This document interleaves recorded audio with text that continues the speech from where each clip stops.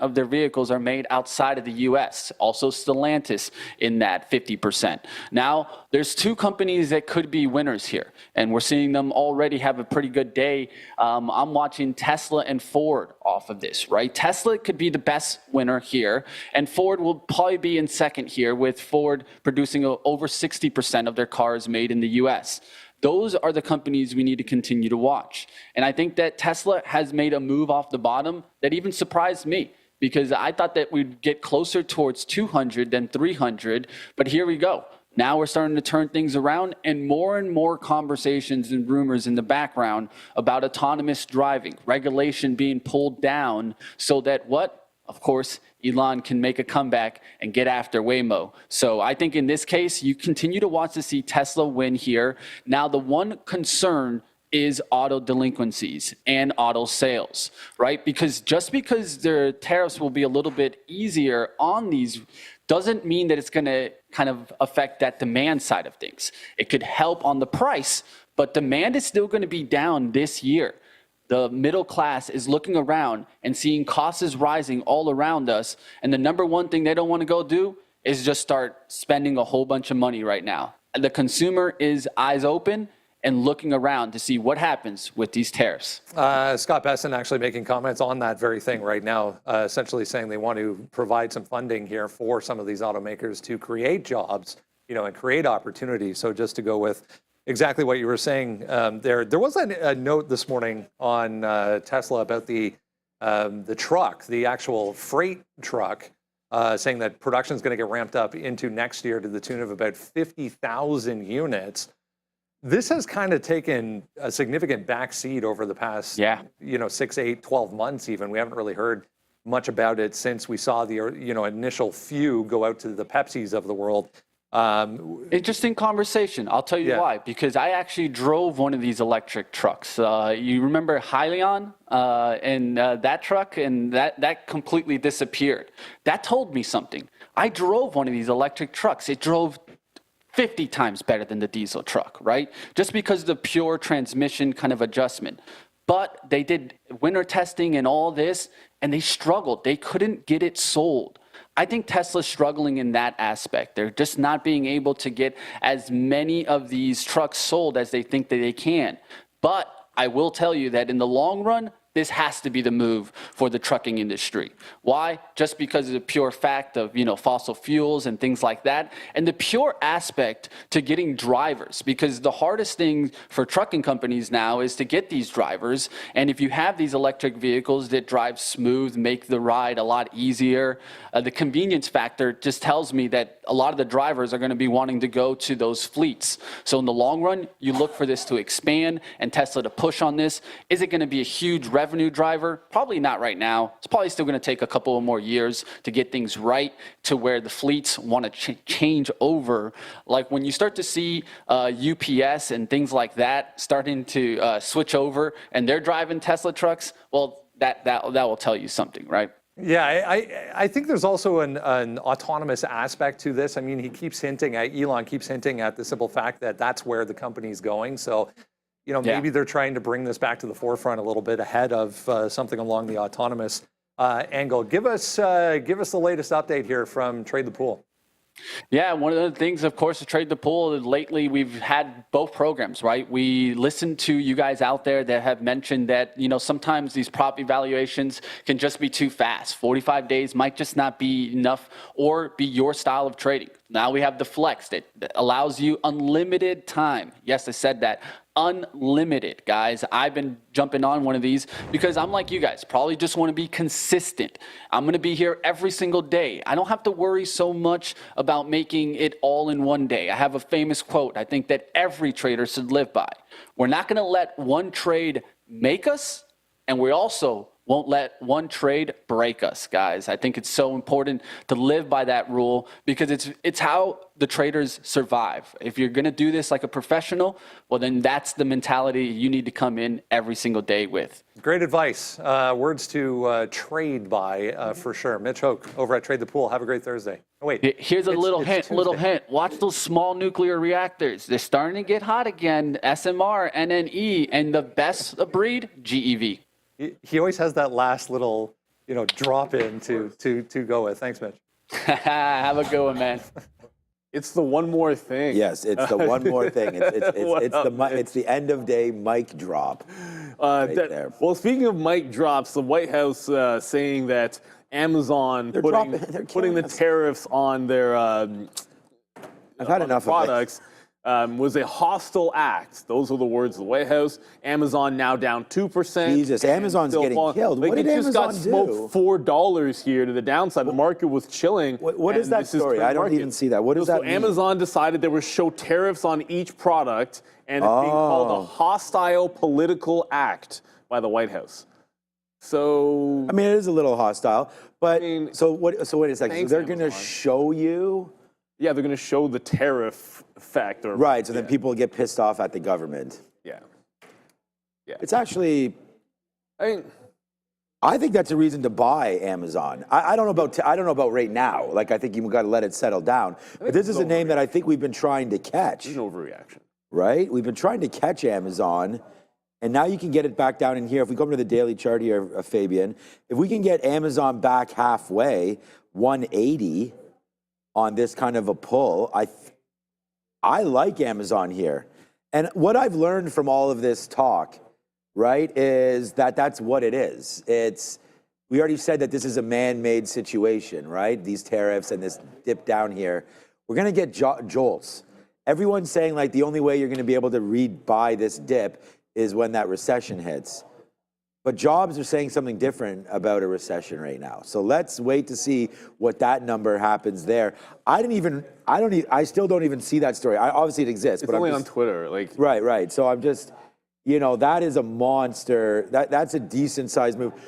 I don't know who owns Temu and all that. Is it PDD? There's we've gotten hit with a very, very similar thing there where I'm not sure if it's PDD or JD or who owns them, but they're pretty Shein or Temu or all that, because we had that idea yesterday. I think it was Brendan or Sharif showed it, where a product was $18 and then it was being sold for 40 something because of the tariffs.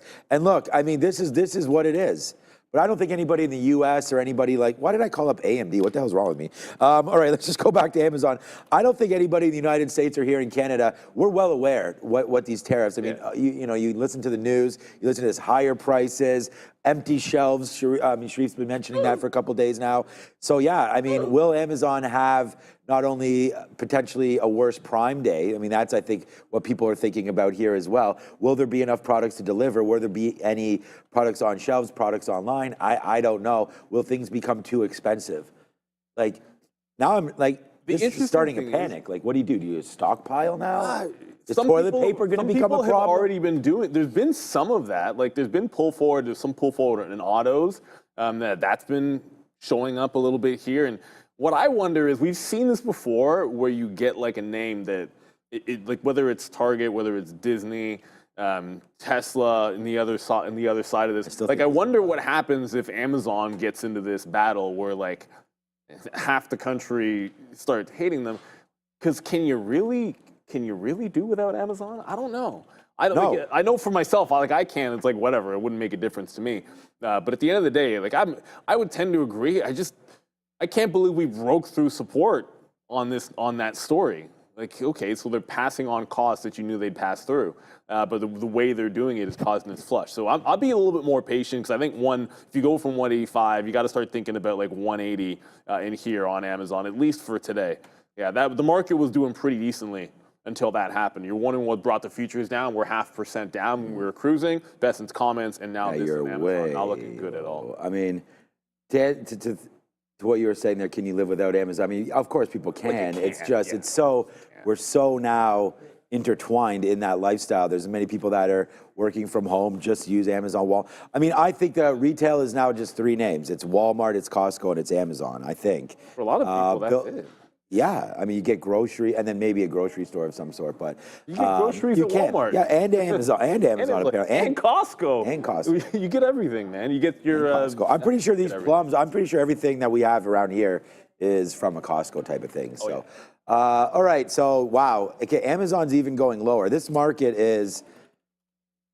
I mean, guys, we need stories ASAP. I mean, I know we're going to get to them on our note here, but this starting to get a little hit here. But is it only Amazon specific? Like, This Benzinga, I don't think is even working in my ear right now. I'm gonna have to read. But everything's down. Apple's down. Apple, yeah. I was gonna try to look at some of these other names. Where was Tesla? Tesla was cruising as well. Pardon the pun there, because it was, and then now you're all the way back down into 284. So yeah, you may have to get into your Tesla Model 3s and Model whatevers now and go shopping if Amazon is going to be a little higher price. But I think there's a buy opportunity for Amazon. I actually want to sit there. I might put an order at 180 and just dip buy it. I didn't dip buy much during this last pullback, and I think Amazon is something that I'm looking at. So, all right. I was just telling Neil how great it is to be back playing baseball again. I think I've spent like maybe 20 hours over the last 3 days, no word of a lie, on a diamond, and it's been great. Seeing everybody again there with the league and just the kids, and it's been great. Like I really feel that. And then tonight is volleyball and basketball, and then we have the women's hockey game. Like nothing ever stops in this household, as it shouldn't. Yeah, gotta stay busy, man. Yeah, you do. No, and that's the thing. Like otherwise, man, they're on their phones, they're eating, they're bothering me. No, we're doing drills in the backyard after school. Bothering. The other good thing about being home is I get to pick my daughter up like when school ends, like 3 o'clock instead of. You have like so 5. much more in the day. Yeah, and then we're outside. We're doing some catching drills. We're practicing. She's 7 or 8. She's 8 now. So what is the bedtime, like 8:39, a little earlier than that? Well, there's like when it should be and there's when it actually happens. Well, what about on a school day? Like what do you try to get? Ideally, we try 9. It ends up like 9:30. Yeah, that's right. Yeah, it's supposed to be 9. Bothering. That's Sometimes why 10. Nick, that's why I was laughing when I said bothering me. You know. What? No, I was like, oh, the kids, it's better that they're playing sports, they're outside, it's nice, so then they're not on their phones, they're not bothering me, things like that. The amount of time that we spend with the kids is ridiculous. So, but it's great, like you said, would have it no other way. All right, it's watch list time. Make sure you do scan that QR code because we got to get back over the desk. These guys got to earn their pay over there. So let's get going there. Sharif, Brendan, I really like that color on my guy over there, Sharif. That's a great little army green. 55.55, guys. That's where we closed out yesterday on the ES June contract. We're below that now, trying to defend 5,500 as the market sells off. As the boys were just talking about there, Scott Bessent still on the mic on the White House press conference. So keep an eye out there. The overnight low, 55.21. We're right there now. So we're going to look for 5,500 as our level of support. If we blow through that, then we're looking at 54.50. If we defend 5,500, we're looking at that overnight high, 55.73 as resistance. If you haven't done so yet, make sure you jump down to the description of this video. Top link there will get you to the sign-up page for the watch list. It's absolutely free. Just go and do it right now. Sign up with your email. You'll get everything you need to know that's moving around in the pre-market delivered right to your inbox daily for absolutely nothing. Let's talk about Spotify. Downside here with the overall market, but downside anyways off an earnings report, and specifically the spend side of things. And even if you want to drill down even more, it was payroll and taxes on payroll that they're going to have to pay more going forward on. That really brought this thing to the downside. So 6.8% right now. It's off the lows, but barely. Still, I mean, 560 trying to hold here for Spotify. And that $1 billion that they spent, Brendo, on podcasts between 2019 and 2021, you got to get it under control. So let's talk about it, guys. Monthly active users, 678 million. That's up 10% year over year, but it missed the estimates of 679. Premium subs, where they make more money, 268 million active users, up 12% year over year. The second best Q1 net additions ever for them. Gross margins slightly ahead of expectations, about 31.5, but down from the last year's print of 32.2, and operating income continued to miss as well. The guidance misses. This is what Brenda was talking about. Q2 monthly active guidance, 689 from 694. That's what the street was expecting. Q2 gross margins, 31.5% versus the 31.6 expected, so another miss there. The strategic moves here, they want to scale back on aggressive podcast investment, as I just mentioned there. They spent about $1 billion between 2019 and 2021, and they also want to focus on higher margin subscription plans. For example, bundles of music, podcasts, audiobooks, but they want to continue their commitment to the creator economy. So they don't want to spend as much as $1 billion, but they definitely want to keep that moving. And the challenges ahead here, Brendo, slower margin expansion after 500 basis point surge last year. new music label deals could significantly pressure margins, and advertising revenue, about 12% of total sales, face risk from a weaker macroeconomic backdrop. I was just reading through this note really quick, just on exactly what you were talking about there, and it doesn't actually say anything specifically about, okay, so they invested X into podcasts specifically. What did they get, from a subscriber base as a result? And that might be, a hard number to actually come up with. But at the end of the day, I mean, this is pointing directly at YouTube's reign, but I mean, Joe Rogan's now back on YouTube. I don't even know where, call her daddy, that girl went somewhere else. I don't even know where she's at this point. She got another deal, I think, with Sirius. What I don't understand, something? Brendo, is if he's getting all that money from Spotify, why the hell is it going on YouTube immediately thereafter? He said that he did it on purpose so that there's no restriction.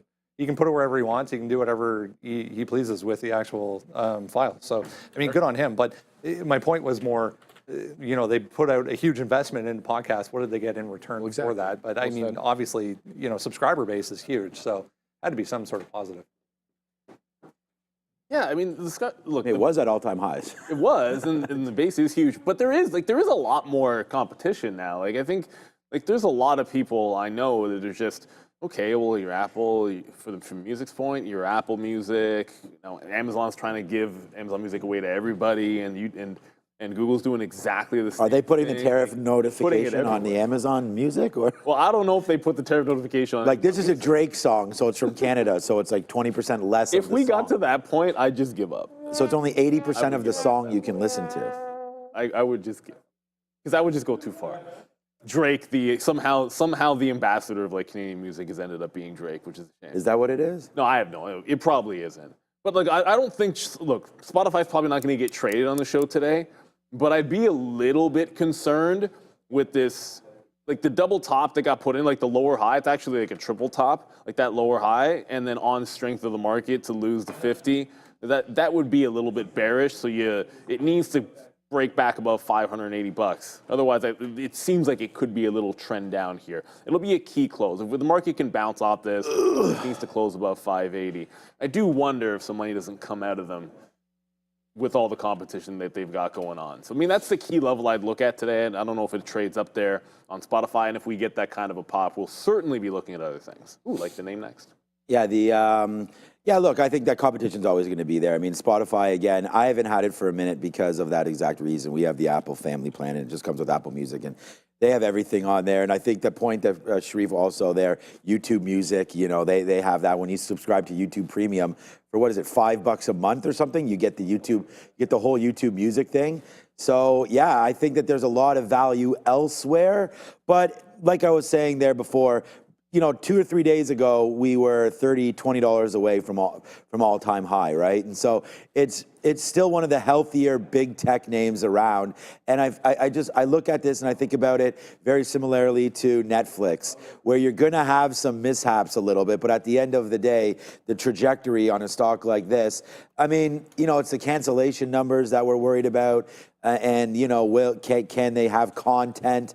And Netflix, had a very similar kind of dip down, and it didn't even really come that close to the 200 period moving average.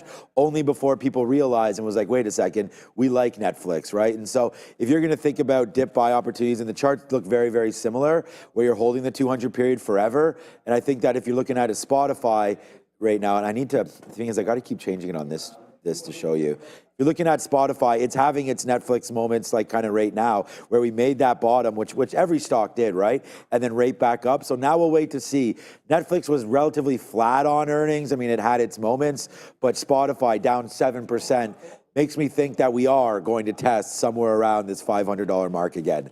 So I know $500 is 10% lower. That might seem decent, but if you can end the day down 7 or 8%, then down 2 or 3 more percent tomorrow, then you're getting closer, right? And so watch out for Spotify here. It's not going to be a heavily traded name. If there is an ETF out there, or something like a PLTG that Hamster told me about on Spotify, maybe that's worth looking at, because right now over $1.50 in spread, if you're looking for 100 shares. So it's a little too spready, as my guy Randy likes to say, on a stock like this. We're just keeping our eye out here for more comments. The press conference has ended. with Besant and the White House press secretary. So Amazon continues to decline here, but no more comments should be coming through at this point. So let's talk about SoFi here. Still trying to holding up better than the rest right now. Just bounced off $14 coming off their earnings report out this morning. If you missed it, there was a crypto note that did cause essentially this secondary move to new highs, saying that they want to get back into crypto markets. Yeah, they exited it, Brendo, back in 2023 to secure the bank charter amid strict federal scrutiny. If you can go to the screen, customers had to liquidate holdings or move them to blockchain.com. That was obviously part of the previous administration and their disdain for the entire crypto market. The regulatory shift, though, is notable here. So new OCC guidance under the Trump administration now allows OCC regulated banks to operate in the crypto business. So we might see a stablecoin regulatory framework progress through Congress. We'll keep an eye out on that. So SoFi's crypto strategy is they're looking at basically investing will return by the end of this year, barring any unforeseen issues. They plan on integrating their blockchain capabilities across all product lines, whether that's lending, saving, investing, spending, insurance, everything. The expansion could also be accelerated through acquisitions. So keep your eye out for SoFi buying maybe some smaller crypto firms, and you'll be able to use your crypto to borrow. So you'll be able to kind of use it to get loans, and then under a different system that they plan on implementing, you'll be able to also use it for payments. So we'll have to wait and see how that ends up working out. Yeah, I mean, overall, great quarter as well. Record revenue on the quarter. This was Q2 sales forward look, 4.5 to 4.39 billion versus estimates. Well, I mean, look, obviously it's good, and you've heard a lot of positive things about SoFi, which I'm a believer. I own shares too. I just remember every single time we get a good report from them, we're gapped up. First move at the open tends to be sell. So in that regard, like the first thing I look at is what's prior support, and that was, or prior resistance, sorry, 370, 375, like in here. I think I threw down 1360 to 1370. That's actually underneath the volume weighted average price. I feel as if we get a dip at the open, that's the target area I want to look at, that prior level on the daily. We did have a bit of a hiccup there. There's also yesterday's highs at 1335 as well. So I think there's a couple of spots I'll be trying to patiently look for that dip by turn on SoFi. So far so good, no question about it. Love the fact that they're going to expand into the expand crypto. I love the revenue. I love the guide. All of it was positive. I just used to SoFi dipping at the open, looking at that 1360 to 1370 area first. I think it can break VWAP. It's got to be patient about buying the dip. Yeah, same thing for me. I mean, I wrote down here on I put this out a little bit here. Morning prep, you know, we have the sticky note, the pen, the Yeti over here. That's our, and shout out to my guy here. Was it Dewey or who posted this here? Yeah, #1 Stream Deck. Yeah, that's the money thing right there. So you nailed that. But yeah, no, the same thing for me here, SoFi. I wrote down 13 to 1375, and then I actually wrote down here $14 now, looking good for support. And then that news hit, right? So the market was really cruising. I thought we could continue. I mean, I like everything that Sharif was throwing down right there as far as using crypto for payments, using it to lever yourself. Now crypto is liquid enough that if SoFi, if you have 10 grand in Bitcoin and you want to buy, a new iPhone or something and use that crypto, they can just quickly turn that over. I mean, sell it into cash and put that transaction on the books for you. So I've always thought that was something that could be done. SoFi just holds a little bit of cash on their balance sheet to show that, get in and out. Then there's going to be some small transaction fee, I assume. And I really like that idea for them. And again, the key for me, 13% short float on SoFi and starting to go beat on top and bottom line and a better guide. Yeah, it's here. Right? We were told to buy the stock market when it was going down. And now earnings season is, forget about, one leader's opinion. Earnings season right now has started to go bump in the night. And there's a lot of stocks that are actually trading quite well off of earnings. So SoFi looks like it's going to be another one of those. And then we get, the big tech coming through this week again. So Intel, obviously a little bit of a disappointment, but that's now above $20 again. So yeah, man, I think crypto is here for a while and here to stay. And if SoFi is going to give some love to that sector, then yeah, I'm a dip buyer, even at 14 right off the open. But I wrote down same levels. 1350 to 1375. So that's where the 200 period moving average is. That's where VWAP is. So I like all of this right now. So that's good. We'll just wait to see what this market wants to do. We know it's a Chinese tariff market, which really doesn't have too much to do with SoFi, but obviously it's also hurting the stock a little bit here early. So let's just see if it wants to work. I like this name. If it does dip, buy. If it does dip, I think it's a buy. HIMS, huge move here this morning on a deal with Novo Nordisk. Came out earlier this morning. This thing smashed through 40. It's back below it right now. But that also came along with a Morgan Stanley note and a TD Cowen note as well on the back of this new deal. So up, 34.5% right now. This thing was flying in the pre-market, Brendo. Neil brought it to our attention. So as you mentioned, Novo Nordisk teaming up with HIMS to offer their Wegovy via a bundled package on the HIMS platform. It starts at $599 US, Brendo, and that's a lot there for weight loss medication, in my opinion. It includes access to all doses and strength of Wegovy plus a HIMS membership, whatever that includes.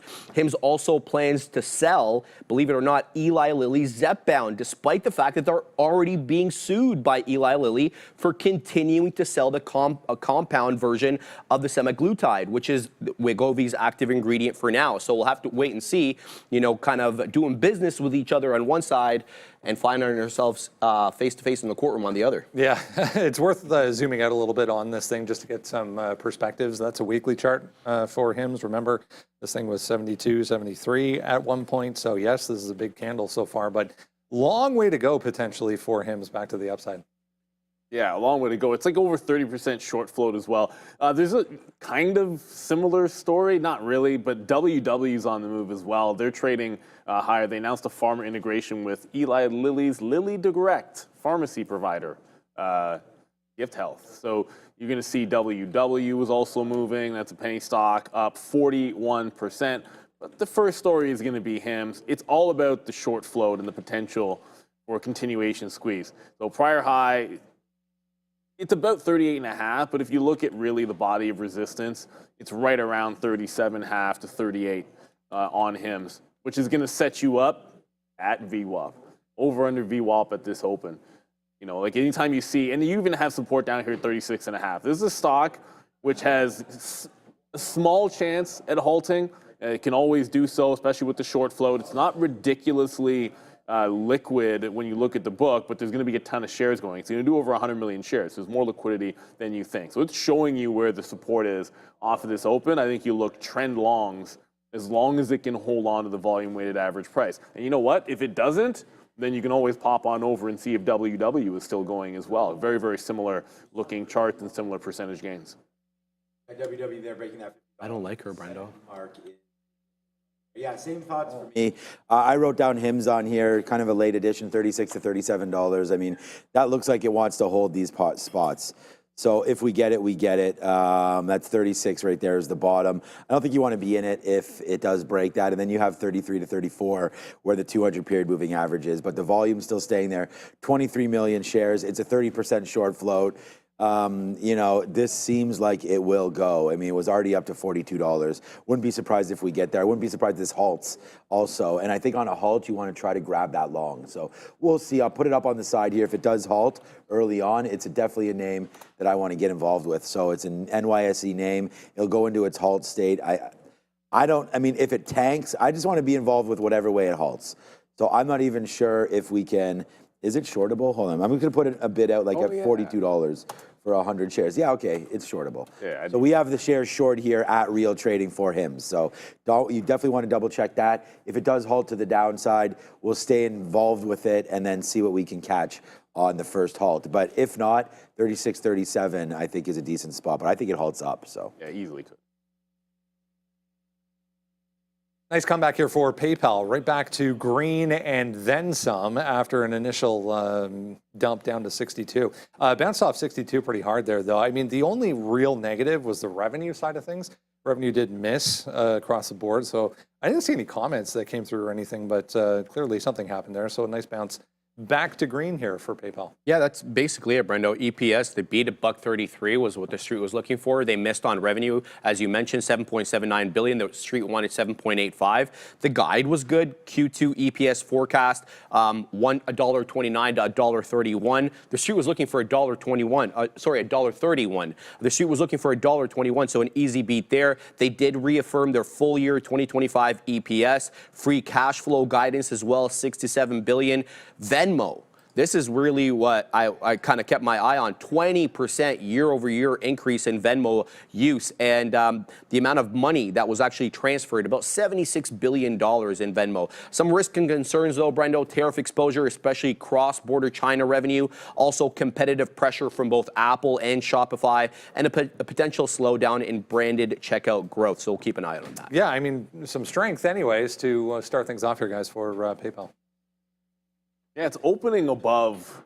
So it's kind of gapping above that prior resistance at like 64, 65. So now that it's chewed through that, I think you're only looking at the 50 period on the daily, the 68 level here for PayPal. It's up slightly, not nearly as strong as, say, a SoFi. Obviously only 2% to the upside, but look, 68 stands out like a sore thumb. It was a gigantic supply zone before. So if it's not going to be underneath, let me go to the 15-minute. If it's not going to be underneath that prior consolidation level and it's over, then I'm waiting until it gets up to that 68 level and looking for a fade on PayPal. Just feel a little bit more like the short the pop situation here. It's already done the recovery off of the lows to try to go green into a red market. So if we get up to about 68, that's where I'd look for the fade on PayPal. Yeah, just until it closes above the 50, which it could today. And then maybe you get that 3-day rule and we get another leg up. But until that happens, kind of standing out resistance 68. Yeah, 2% is nice. I mean, I like the 2% increase in active accounts. You know, I feel like they're fine. It's just we don't really talk too much about PayPal anymore, so maybe it is one of those sleeping giants. There's so many new finance companies. We talked about, you know, Robinhood. Like PayPal was eventually they were into crypto trading. Now there's different platforms that are that as well. But you can see you go all the way back here into last year's time, and it was the same levels. So although we had a huge move, obviously, at the end of 2024 into 2025, and then this happened, but, you know, you're still at a nice little spot here where I could see a pullback off of this number just because we're not above the 50-period moving average. So for me, yeah, you got to get above 68, 69, and then preferably into this 70 little grouping here above the 50-period moving average. But it's been a nice move there for PayPal, and it'll be traded today. I mean, I like to trade PayPal. I think coming back into $64 would be nice where VWAP is. So yeah, pullbacks for PayPal is on board right now. I put a bid in my account lower, about 2% lower than this for Amazon, to see if we can get, you know, I don't know what that 2% would be, but we dropped down into that 180 mark. If we can get anything down there for Amazon, I think this story is overdone a little bit. We just bottomed down there at 183 with only 3 minutes to go. We'll have our eyes on Amazon on open. So I know Mitch was talking a little bit about autos. Let's go find out what's going on with them today. I'm here bouncing around as well. Back about 46, but still downside to the tune of about 2.5% here this morning. Nothing new has come across, but earnings not great for GM. The entire group was under pressure, mostly Ford, the first one back to green here. As a result of that, we'll keep an eye on Tesla as well. Back in the red, they did say, Tesla did come out this morning talking about the freight truck. If you missed it, we were talking to Mitch about that. They're going to ramp up production of that finally to about 50,000 a year. Yeah, can't wait to see how that ends up being. But what he mentioned there about having trouble in cold weather, that's not something I knew, right, which does make sense because we know how these electric vehicles deal in cold weather. Huge batteries in that thing. Huge battery. Gotta be, right? Yeah. Let's talk about how GM did. EPS beat 278. The street was looking for 274. Revenue as well beat by about $1 billion. $44 billion they printed. The street was looking for 4305. But this is where it kind of all falls apart. Net income 2.78. That was down year over year. Adjusted EBIT about 3.49 billion. Foreign exchange impact about $300 million coming from the Mexican peso. Cost increases though about $400 million in more spending from labor, warranty issues, and depreciation. And their guidance, they are quite uncertain, obviously. So GM is reassessing their 2025 financial guidance. Prior guidance, which was issued in January, now considered unreliable as a result of tariffs, obviously. GM suspended additional stock buybacks beyond the current $2 billion accelerated program that they already have. And the tariff pressure, I mean, let's get real. These are autos. 25% imports on, 25% tariffs on imported vehicles, which went into effect April 3rd, is raising costs. And we could also see more tariffs take place on May 3rd. But today, we kind of got word that maybe he might be putting the brakes on auto tariffs, Donald Trump, that is. GM believes it may offset about 30 to 50% of North American tariffs, but awaits further clarity. And some operational challenges here, Brendo. Increased pickup truck production in Indiana. They are canceling the downtime at the Missouri plant, and they're suspending production of large EV delivery vans here in Canada. I saw a video on the weekend of the GMC Sierra, which is essentially the Silverado, the EV, the new electric version of it. Actually, it looks really good. Seeing a lot more Hummers flying around, the electric version of the Hummers as well flying around, but yeah, not great. Under a minute to go here, guys. Could be worse. 3% here for GM. If it doesn't break 48, you got to wait on GM. That's a big level on the daily. So if it gets up there, maybe, but I feel like PayPal could easily get up there. Tesla 290 yesterday. The 200 period moving average stands out like an absolute sore thumb today. It's a big resistance spot. Oh, I forgot to mention AMD double top. That's one thing I'll be looking at right off the highs. Look at the daily chart of AMD. Stands out like a sore thumb. That long line there at 97 into 98. I'm fading into that on advanced micro devices as the chips are in play. Let's ring that bell in 2 and 1. And there we go. We are now open. Let's go. Thank you, Ramin. Yeah, the market can't open unless we get the bell rung. Force. You didn't so see there me we use go. The force? Nice move up. 37.40, 37.50 right now for HIMS. SoFi falling back into $14 right now. So we'll have to let this market settle down just a little bit here as lots of, like SoFi was just 14, now 14.25. Here's HIMS versus hers coming back into 37. So let's wait to see. I have that up to see if there's any halting action going on. We did want to look at Tesla early as well. So a quick little look at Tesla. I wrote down 284 long, so we're coming into that level right now as well. So market underneath view up, underneath the 50. Let's see what we can wind up doing. But that 284 might be something there for Tesla. 284.50 temporary bottom right now. Yeah, Amazon actually doing a nice little bounce. Not bad after we got that headline. And for anyone joining in a little bit late, Amazon to display tariffs on tariff increases on products. The White House calling it a hostile act by Amazon. Amazon down 2% on that. Tesla, as you said, hostile acts. SoFi starting to go. Yeah, that didn't really. It hasn't dipped. Usually you see a bigger dip off the open, but you know what? I think it's about to happen on SoFi here because you just popped and then a fail break of 14.20. I think you might start to come back in. All right, so I'm buying. I mean, we already bought it. We're already long. We're long on Tesla. I mean, this was a stock that we wanted early. Not early, but, you know, it was a name that we wanted. It's on our sticky note right there. So we're long at 285. We've already taken $1 and change on this. Let's see if we get 286.50 and then a little bit of a climb higher here for, there it is. Give me that. We're at 286.50. There it goes. Yes, sir. So a quick little $1.40 in the money right there it goes. Not $2. $2 in the money early right now on our play with Tesla. So yesterday we were, you know, a little rando trading, but today we're Rambo trading as it's starting to go back up to the upside. So 286, 287, 288. Let's just see if it winds up holding. Again, just the open. It's a nice bump up there in the NASDAQ. Who knows if this will hold, though. So let's start to get a little bit more out. Yeah, great look on Tesla. It's holding for sure, but HIMS is not. No, it's 36. HIMS just lost view up. There's no halt off the open, but it did just break the low and accelerating to the downside a little bit here. If it halted down, I I wouldn't participate in a halt down. I don't think that wouldn't be the plan of action. I wanted it to hold on to VWAP in here, so I guess we'll have to wait. Remember, WW also had a positive story. Why is that not in my drop down? There you go. WW, ooh, that just broke back underneath the 70 level. Keep in mind, prior high was 50 yesterday, so that dips back in underneath 60. That can still be a buy. Oh, SoFi, do it. SoFi's gone. Is it? Ah, that was one missed opportunity. Oh, well. SoFi's near the high. It didn't even get close to VWAP, anybody. They got to 14 even, but there was no test back in the volume weighted average price. Still some time to hopefully get into this bad boy. And Amazon, now only 1% down.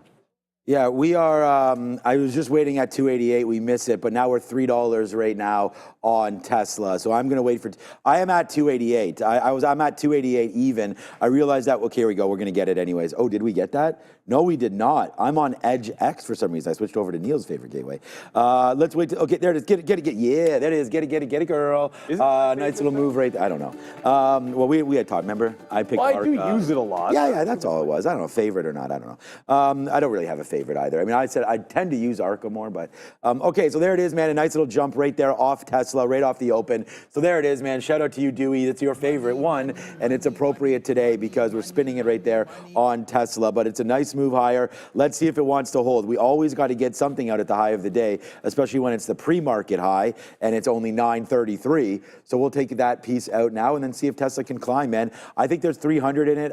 Today would be nice. I don't think so. But if that could happen today, that's great. Let's hold on to Tesla and just see. No more outs. Let's see how far this thing can fly upside right now. It's Tesla, and it's on my mind. HIMS is getting hit right now. Yeah. It could halt down. I mean, I was hoping for the halt long side, so I don't know if I'll take the halt on a downward halt. But it's only falling right now on here. Yeah. There's no bid on the stock, unfortunately. SoFi just broke that high of the day as well. So, well, it's testing it. It broke it by about 2 cents. Let me just cancel the 1370. There we go. Cancel the 1370 bid. Obviously, VWAP's now popped in. It's going to go higher along with the market here, along with the stock here. So I think 14 is going to set up. So double top, still looking for a pullback. Don't want to be buying these tops just yet on that bad boy. PayPal, AMD's not setting up. PayPal's not really doing a heck of a lot either. No. Inside day for PayPal. Really, it's kind of intense. Like, there's really not that much happening in here in terms of the names that I was looking at. Like, I wanted AMD short 98. Might only be able to play this off of lower highs. Tesla just went back in. 96.5. So, yeah, I'm going to get Look at Tesla's move. Wow, Tesla Tesla what the hell happened in Tesla? I don't know. Heck, what the heck happened in Tesla? Big move down there for Tesla. So we got stopped out, but still fine. But we did get stopped out there. Let's go over to Adara. Unsure if this is the reason for the move for Tesla, but it's worth noting the whole market is doing this. This is the NASDAQ here. It's also rejecting off of VWAP, I think is worth noting as well. But we have Charles Gasparino, noted Fox Business contributor, posting on X yet again. This morning he's saying that apparently, according to people close to the White House, the deal with Japan on trade is still not ready to be announced. It's at least a week or so away. Apparently these negotiations are really going to be centering on Japan buying from the Alaska liquefied natural gas pipeline. India is also there, according to sources from Charles Gasparino, noted Fox Business contributor. So again, NASDAQ dropping to the downside. Not sure if this is related, but worth noting that apparently we are seeing the Japan deal with the White House a little bit farther away than we might be expecting. Back to you. All right. I don't want to get too... Go ahead, yeah.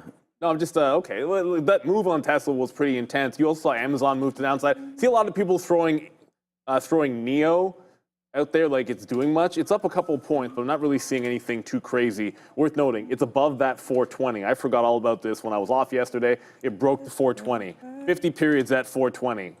That's the level I like there. I'm hearing something. Baby, and we hear Adara's thing every time. Yeah, so Tesla with that big reversal, I want AMD and I'll play lower highs now. If we're not going to get to short the pop at the top, I'm going to play off of the volume weighted average price and the pre-market high. So I'm trying to get 96s for a first look here.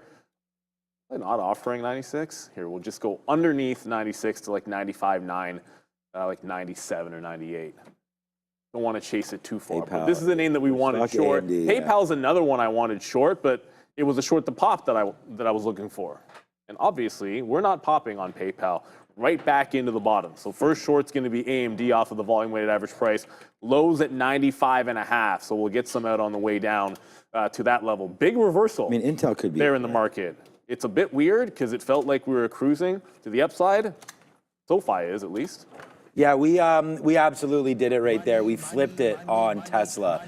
So right now we have $2 the other way, now short. So, you know, I'm just trying to play momentum, you know, every day if we can, and try to find names that are moving in the right direction, then catch a decent move. So, you know, we had gone long at 284. We had talked about that. It was on our sticky note. It was a great trade early, right? We had for $3 we took up there. But sometimes if you don't cover, then this is what could happen. Now, we did hold it back down. I had no choice. It literally just did that. And then once we heard the flip up on the news story there, now we get a little low, and now we're $1 and change in the money the other way here on Tesla. So let's just put a bid down here at, we just got it, 81. Okay, we just got 81s again. So now we're coming to downside. Now $2 the other way right now on Tesla as it continues to go down. But we're not just trading these BetMag 7 names. HIMS is down to $35 right now as well. Intel is a brand new position for me, so we'll hit the sirens.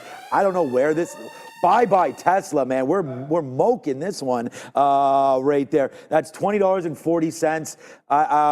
That was the bottom there for Intel. I'm not sure where we're going to go on that. Let's see if we get a little bit lower. We're out if it breaks $20.50. But oh boy, Neil, this is getting hit to the downside. I hope your AMD is going, because definitely Tesla right now is $3 in the money the other way. We had a $3 winner long. Now we have a $3 winner short. Like, this market is absolutely just... The yo-yo market continues. Feels like it's lost its mind. So the only thing going higher is Weight Watchers, as it just broke the highs. I think this is the one we're going to want for VWAP, because you got to pivot. You got to pivot away from HIMS. HIMS is not doing it. AMD is about to break the low of the day. I'm going to reoffer this one at VWAP again. Any pops into the volume weighted average price, we're going to try and grab that. SoFi is at least holding up for now. Its first pullback in the VWAP is happening, so we still want to be long SoFi, although the market is dropping. So let's be a little bit. I'm going to be a little bit more patient with this, allow it to come back in here. But I'm replacing HIMS with WW, because one thing is unlike the other, and WW is it's still at least trying to squeeze. Actually, there goes SoFi bouncing off 14.2 again.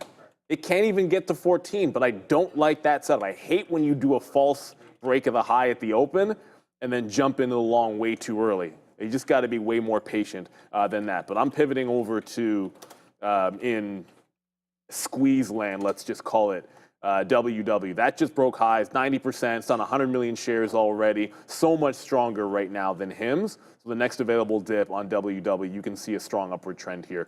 Let's see if we can't get it off of the 68 to 70 area. VWAPs in the low 60s as well. So AMD headed down. We didn't get PayPal. Didn't get to $68 up there to short that. So we'll have to short to 65, or sorry, 66 if we can get it. So I was actually, I read this as $14 on SoFi. I was bidding $14.10. It went to $14.15. So yeah, it's holding VWAP, which is what we were looking at. So I wanted to buy in between VWAP and the 50-period moving average. It looks like the 50-period was what winds up holding for me right there. All right, just a quick little look there. We're trying to find some names that you guys are interested in, right? So there's HIMS holding the 200-period moving average at $35. I mean, you know, if you like the story and you think 33% short float, you know, will hit the stock at some point, then yeah, get ready, because that $35 mark has held now this last 5 minutes, kept on coming back in, testing. Now, boom. You know, we had written down here, okay, Intel's about to come out, and that's fine by me if it does. I was just trying to play that momentum just in the market, and then the market changed itself. So, yeah, if we break through 50, we're out of Intel. But yeah, it was Tesla. Long we liked early. We got out of that one, the TQs, HIMS, and SoFi. So we're going to have to wait to see if there's anything else moving around. We can check out WW for what the heck? It is on 77 cents right now. We talked about this yesterday with Obi, and it just didn't break that $50 level. So without breaking that $50 level, I wasn't there. And it happened at 9 o'clock, but there it goes straight there to the upside. This is why we were looking at this 50-cent level. It's 50, did I say $50? 50 level right there in WW, formerly Weight Watchers, now WW International. Nice move to the upside right there. And apparently they're not going bankrupt after all. And I guess they're trying to catch some of that wave on HIMS there. So yeah, stopped out there on Intel, fine. I mean, honestly, turning. 6 or 7 cents. Market trying to turn a little bit on that one. I don't know if your AMD is doing anything, but we're stopped out of Intel. Probably too early, but I just rather not be in it if I don't have the right read early. So AMD just came right back into, whoops, there you go. AMD being a NASDAQ stock. Robinhood up and down. AMD right back into the volume weighted average price. I picked it up again at 96 or underneath 96, I should say. This time I might respect this bottom a little bit better at 95.4. But HIMS is making a bit of a move. It's trying. So going to reload off VWAP as long as it holds. But if I put in a higher low, if this puts in a higher low with the same top, got to wait for the quarters on AMD.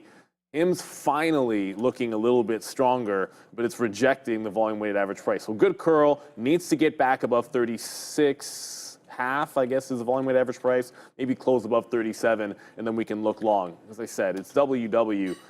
It's not even dipping at this point. Like, it just challenged 80 cents here. I think there's going to be one of those hammer like a candle like this, like at the open, or one of these 10% pullback candles. I think that's the chance to get into WW. Nothing else at this point. Amazon still looking kind of weak.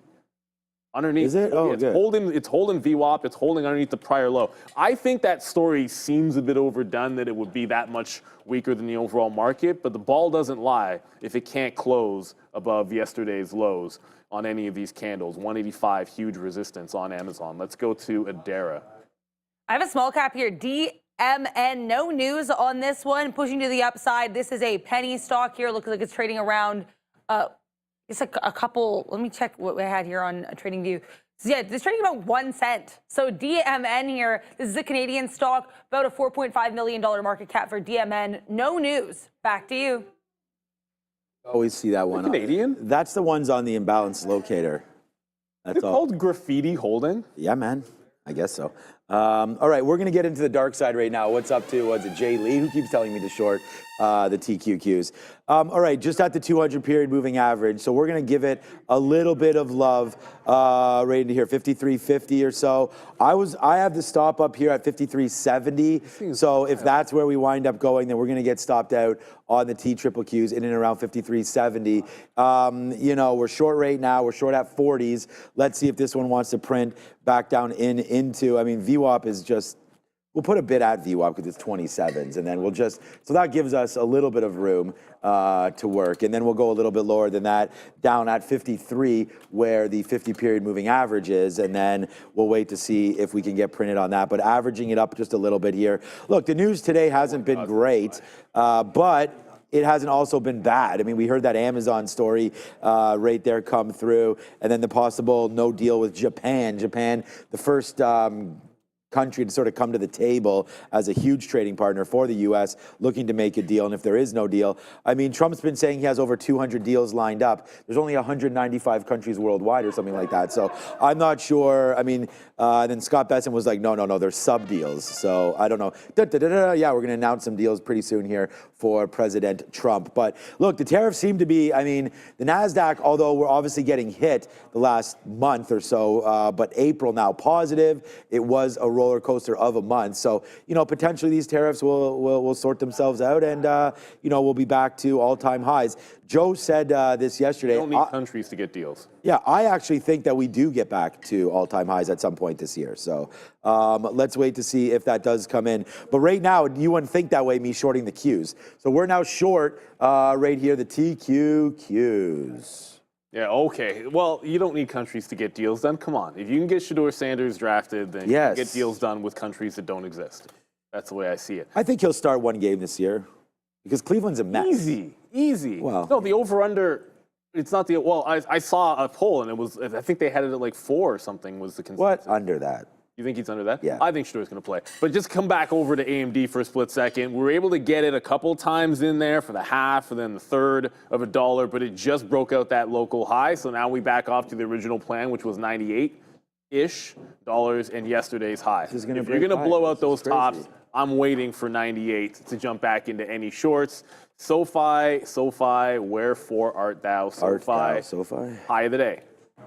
Yeah. So it's still holding. There's size at $14.50, but it's not the amount of size that I think should matter. When stock's done over 40 million shares, It was, I think I saw maybe a mil tops on the Whoa. offer there. So it can blow through that, but this dip off the 14.5 could be the only one we get. I want VWAP, but you look at these wicks, it's rejecting close to VWAP. So it might be a situation where if it gets to the volume weighted average price, it does so and breaks everybody's stops underneath. Well, the buy might be at 14.20 instead, just out in front of that. Strong day for SoFi, obviously, on those earnings, and absolutely cruising at this point. All right, so first shot on the TQs is a fail because it's just going up. As there goes the NASDAQ, now green. So now back to pre-market highs pretty much right now. So there it goes. The trade was fine. It's just, we just kept going up. I mean, I'm happy with, the position, the sizing and all that. Obviously, we never like to take the L there, but it just kept going. So, we'll learn, I don't know, just waiting for jolts maybe could be a play there, but we did get stopped out right there against that level. We initially wrote down 55, but that was for this position. But with that move higher, it's hard to stay in that. That's for sure. We got jolts coming at 10 o'clock, so that's probably worth waiting around for. All right, we did take an average in here. We still like to see what Tesla's going to do today, so we do have some more shares here. We did take that fill right now at 283.50. So now this, okay, let's take a piece out right here as it's coming back in. So there we go. We get some 74s. So this is going to be at least a 50-cent win right there, or sorry, 40-cent win, as now we're dancing around this 282 area, 283 area for Tesla. So long early was fine. We're up on Tesla. Then we went short through there. So it was like $3 or $4 early. Then we lost $1 on that crazy move. And then we just went short, and we didn't get out of it yet until we break above VWAP or so. So looking to see if Tesla can get to the downside. But we do understand that with this NASDAQ really starting to go, that's going to be a tall ask right now for Tesla. So through 284, and we're going to be out of this one. That's about $1 worth of risk now. I think there's more room to the downside. So we'll put another bid there. I'm bidding 282. Hopefully we can get something down there to justify this kind of a move. But we don't have to go 1-to-1 early. Like, we're trying to see what winds up happening in this market. So like, we're never going to take a $4 loser there, even though we take the winner, right? So different times, different days in the market, we're trying to wait for this. So we'll just continue to watch. But I'm short Tesla, and I'm still thinking about getting back into that TQQ trade, but it did blow to the upside there. And Intel, okay, good thing we got out of that. That's higher. And then here's the NASDAQ trying to make that top maybe right there. But with jolts coming in 10 minutes, that could give the market. That might. I'm not going to.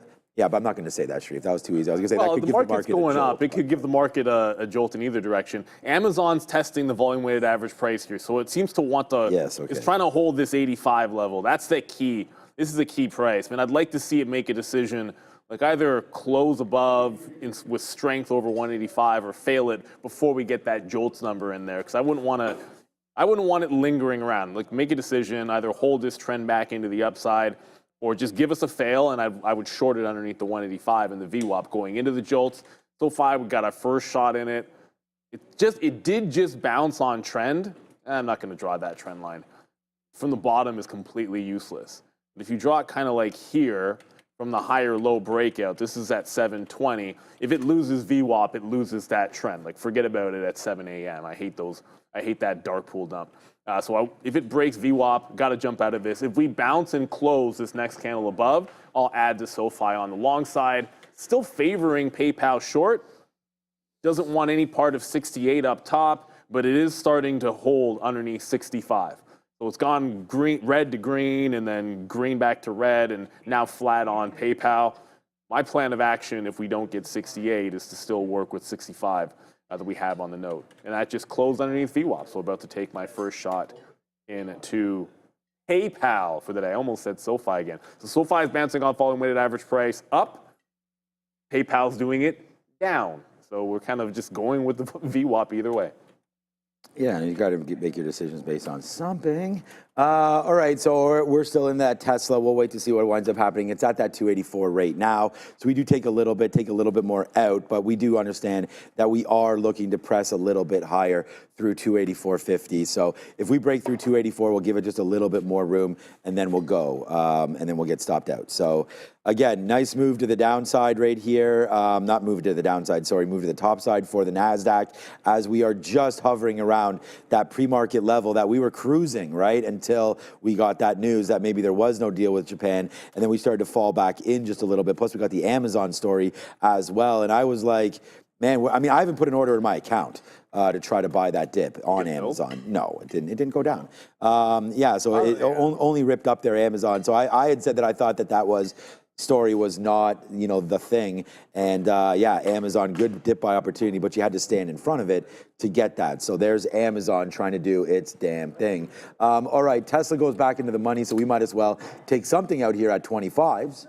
There it is. So we'll take that out. It's actually, we've got a 24 fill. We're also waiting for a little bit lower than that. And there comes SoFi just falling into our lap rate again. So we take VWAP as well. We talked about that price when it was up here at 1440. So let's see if SoFi can hold out on this one, a break through this bottom area of 1390 or something like that would be a take for me on SoFi, and we can be able to get out of that one. What's up, Adara? Be aware here, we do have some reports on tariffs coming through from Reuters. Reuters reporting that China is waiving tariffs on U.S. ethane imports. So keep an eye here on the market as Reuters reports that these ethane imports from the U.S. might have their tariffs waived from China. Back to you. We do have Jolts and CB Consumer Confidence in just 5 minutes. Just getting back and forth here on Tesla. Like, there that story comes out, and then there the market goes a little boom. So we do wind up getting out, but not before we just took a 283 fill again on Tesla. So it's more frustrating than anything else because it's just up and down here today, and we've just traded it to the long side, into the short side, and at the end of it, kind of flat right now. We'll be red on the stock because the last trade didn't work, but it's okay. It's just been a fun day there so far for Tesla. We're only into SoFi right now. I can't believe this WW. Kind of want to. Was it 78 cents? Oh, it's no, it's at 90 cents. Wow. Okay, so like obviously it hasn't dipped into the volume weighted average price. There hasn't been much of an opportunity to get any dips. If it gets to $1, I start thinking about look, I'm not long. I short a fail break of $1. I'll have to go price out some locates because I don't think we have free locates like we do in HIMS, which we can short. So PayPal, I'm trying to reload this at VWAP, which is at 65, kind of 20-ish. So we want to try to get that in the quarters if we can. That's what we're offering. The low 64.5, it doesn't seem to want to break yet. And then SoFi is holding VWAP. All right, HIMS. The planet, like everyone wanted to look at HIMS today on this strength. It's breaking down again. Yeah, it's just done. It's going to be WW. And if I'm not long off VWAP, then I'm looking failed break of $1. I'm going to go pay for shorts on this. Done 150 million. Got to be some executions on WW because clearly it's going to be one of the most active stocks in the market today. All right. This is a disappointment. Yeah, Tesla's just bounced around that 284. Yeah, there's been some disappointments. Here comes another disappointment right now. SoFi just broke 14. SoFi's Tank City right now. I just got stopped out of. Yeah, I'm not getting stopped out yet, but we're right here at 1406 on SoFi. Let's see if we can get something back through 14 now, as we did hit that tank. There it is. So yeah, there's some pressure on SoFi, man. You'd mentioned that this could tank early, but I mean, it's a little late now. It's 9:55. I would have thought that the pressure from earnings maybe was off of it already, but we're just going to try to see because there's the 200 period moving average. If we break that, then that's a trend change right there, and it looks like we're going to do that. So there's pressure on this right now. I don't know why we can't break through. And like, see, it just breaks through 97, and then a 98 comes right the other way. So here we go, 14. We're long at 1406. So obviously here we can get out right now if we were in trouble or we thought we were. So let's just hold on. Maybe that was that whoosh moment. Let's see if we can get back upside, and then just gets hit again. My target at this point, 1420. Like if we can get something up there, then great for that play on SoFi. We're long at 1406. We'll see if it wants to hold out. But 4 more pennies, we're out. A break of 1390 right now, and we are out of SoFi. So not going as according to plan so far here today. Tesla's a little bit too choppy. SoFi making the move down that we didn't expect. HIMS also making the move down, which we expected a move. and it's still holding 35. So I don't think this is out of the realm of being able to be traded. We saw Webull yesterday. I didn't want to see, okay, not doing anything. Well, actually, It's I was going to getting say closer and closer to $10. I'm telling you, the day that Webull gets to $10, I'm buying it. yeah, that's I'm on the bid. I'm on the bid. It's a SPAC, right? So any SPAC, well, I shouldn't say any SPAC. Most of the times if a SPAC gets down there, I'm into it. Look, that 14 went. I'll slap the fail on SoFi because I got, whether or not you could say stop got run, but it's holding underneath 14 for now. If it doesn't reestablish, I got to wait for 60 to 70 here. So we're going to get jolts in about 3 minutes. All right, WW just pulled back in. That was the first dip. It's above VWAP. It's holding 75. I'm going to sneak in here, see if I can't get the long off of 75. So you complain about it and pay for shorts, and then all of a sudden it actually does a bit of a dip on WW. So I want to pick this up in front of VWAP. Again, if it gets to $1, that's a completely different story. I think it can be $1 fade on WW. Zoom it out, dollar's kind of an obvious level. The 200 period sits here at like 95 cents anyways. But for now, still looking to buy dips on WW. Amazon's strong, by the way. Yeah, of course. Yeah, Amazon. Amazon should have never had that move down, I don't think. All right, so 1390, just too much of a move, that's all. So it didn't hold. So we got stopped out there. We got 89, so we got a good fill. It's just a matter of getting stopped out at the end of the day. So that sucks because now we're not in it. So if there is a move higher now, we are not in SoFi. And maybe we got stopped out at the very bottom. I don't know, but that has to be, I have to try to follow those rules because if you hold things for too long, then they become nasty. All right, so, which is fine. Tesla, you know, we were short. There's the stop out at 284. It goes all the way to 285 and change, and now right back down in again. But we are now 1.5 minutes away from the jobs number. So I do want to get involved in that number. Like, we'll hear to see what it's doing. TQs is at the spot that we got stopped out at. Looks like it did make that top in and around day's high.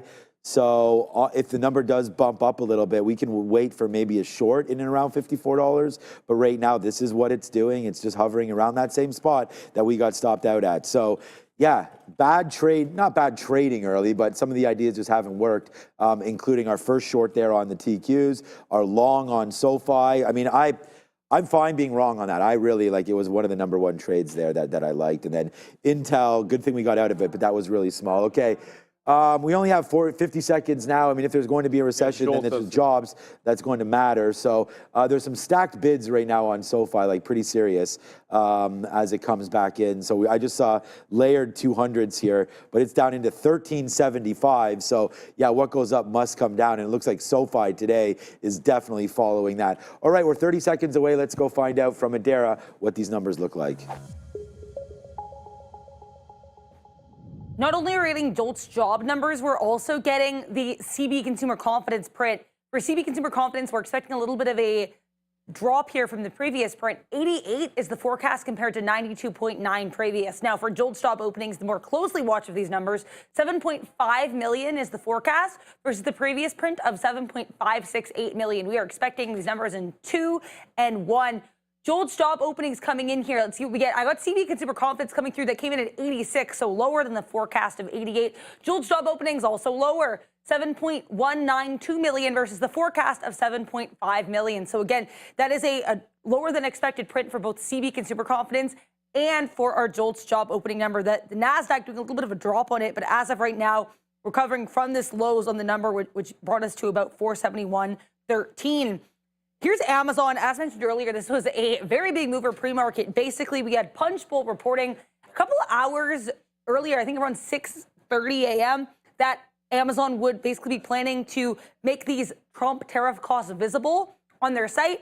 Then Caroline Leavitt, White House press secretary, was asked about this during a briefing this morning, and she called it a hostile and political act. So Amazon's reported plans with regards to tariff visibility get panned by the White House, and AMZN drops pretty heavily here.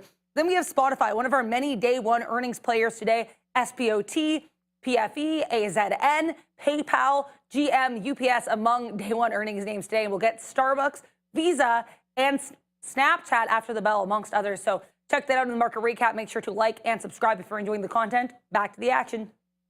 I pity the fool that doesn't hit the like and subscribe button. I almost wore that shirt today. I was very, very close. Very close, but I don't know. I still want to shoot a new one, Fabian, if we can. Everyone got a new one except for myself. We should have shorted Amazon. Obviously, that goes without saying now, but it's holding VWAP. It's resisted 185.8, call it 186 in here, but it's holding the volume-weighted average price. And the other thing that's going on right now is look at this market. Oh my God. Like the NASDAQ, it's all green candles off the open running higher. So yeah, you would have made money if you shorted that top on Amazon or a bunch of other things. I mean, I look over at SoFi, like that's a disappointment. We lost VWAP in there. We're still heading lower. 13.7 was the first level I wanted to look at underneath VWAP, and that's where we're at now, 13.6 and 13.7. I need a trend break on SoFi, or we're just not going to be touching this one until maybe even the prior day high at 13.4. So trend down, market going, got to make sure it reverses that trend. PayPal, I have not been able to get an added VWAP. It's trying to break 64.5. Big gap on this thing, down to where it was when the earnings were reported, 62, sort of an obvious level, but that's so far away at this point that I want to be able to add first before we get there. Tesla ripping, market ripping. We haven't talked too much about the chips, well, this particular chip name, but Nvidia is breaking out high of day. This looks pretty strong, but there's a ton of overhead resistance above 110 on Nvidia. So market's going. Looks like it wants to drag some things with it. WW's trying to get off VWAP. And HIMS, for everyone out there that was like, HIMS is going to be the squeeze today. LLY is ripping? Lily's ripping, is it? Oh, no, I just saw someone in the chat. Oops. HIMS, oh, yeah, that HIMS, still languishing underneath the volume-weighted average price. Needs to close above. I still think it could go, but it needs to close above and maybe stop out some shorts that have been winning from the pre-market.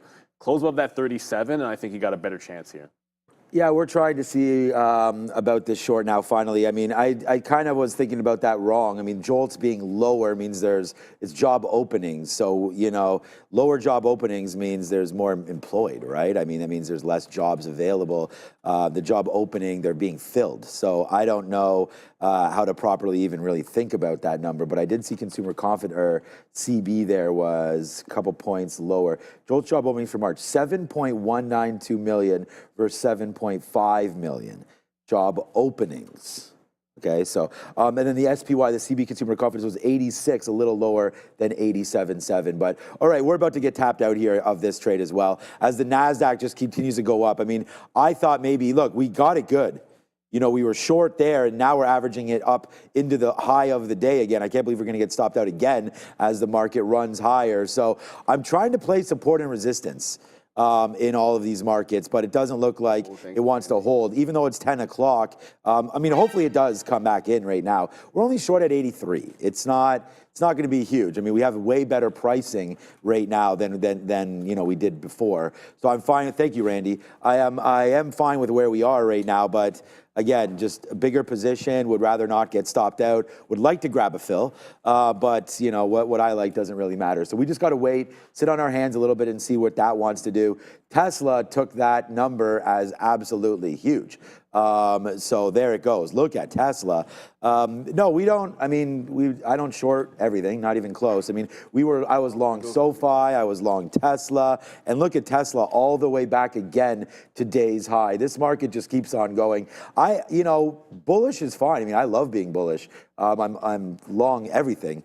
In the personal, I don't go short, but right here today, there it goes again. So we slapped the last fail as the market just taking out eyes. I was not expecting this, and there we go. Huge move up right now as Tesla taking out 290 right now. Yeah, of course it is. But guess what does not hold? WW doesn't hold. We had it first off 75 to 80, and we reloaded off VWAP, and it just broke VWAP. Look, I liked VWAP more than I liked this 78 level, so while that was kind of a good scalp, VWAP's going to lose. But you got to get out when this thing loses a bit, because when I dropped out here at 70 and a half, and in the same candle, it was at 65. Oh, I want to take. So you got to jump out of this pretty quickly, because that's like 10% very fast. Right? You want to keep the loss small. Always a chance like HIMS that it could go again, but if you're underneath the volume-weighted average price, then I don't want to be involved if it's a small capper or a gapper. It's kind of like, yeah, HIMS is doing absolutely nothing. That's disappointing on HIMS, to be honest with you. I thought there'd be a little bit more action there. SoFi just broke trend, so I'm back into the long here. We dipped into VWAP, which stunk because we're loading into the volume-weighted average price, and then it broke 14. Now you're breaking trend line and holding 1370. So I'm in the break of the trend and stop underneath 1370 on SoFi. We're back into SoFi. We're 0 for 1 on that bad boy. And if we get to, man, I'm completely shocked about this.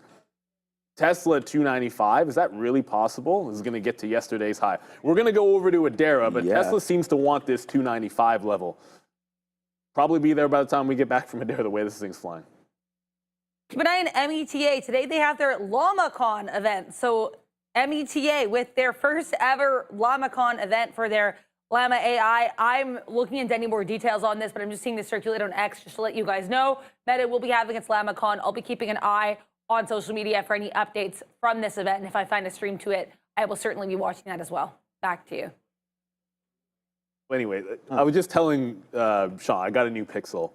And what I was doing, it's an easy conversion. Right. I've never had any issues when you go from one phone to another. Especially with apps. But I am missing like at least 3 weeks on a bunch of my WhatsApp data, which it was synced, it was backed up, everything, and I'm just missing it. And any contact that's a recent one, a couple of contacts aren't even there anymore. I'm like, what the heck happened?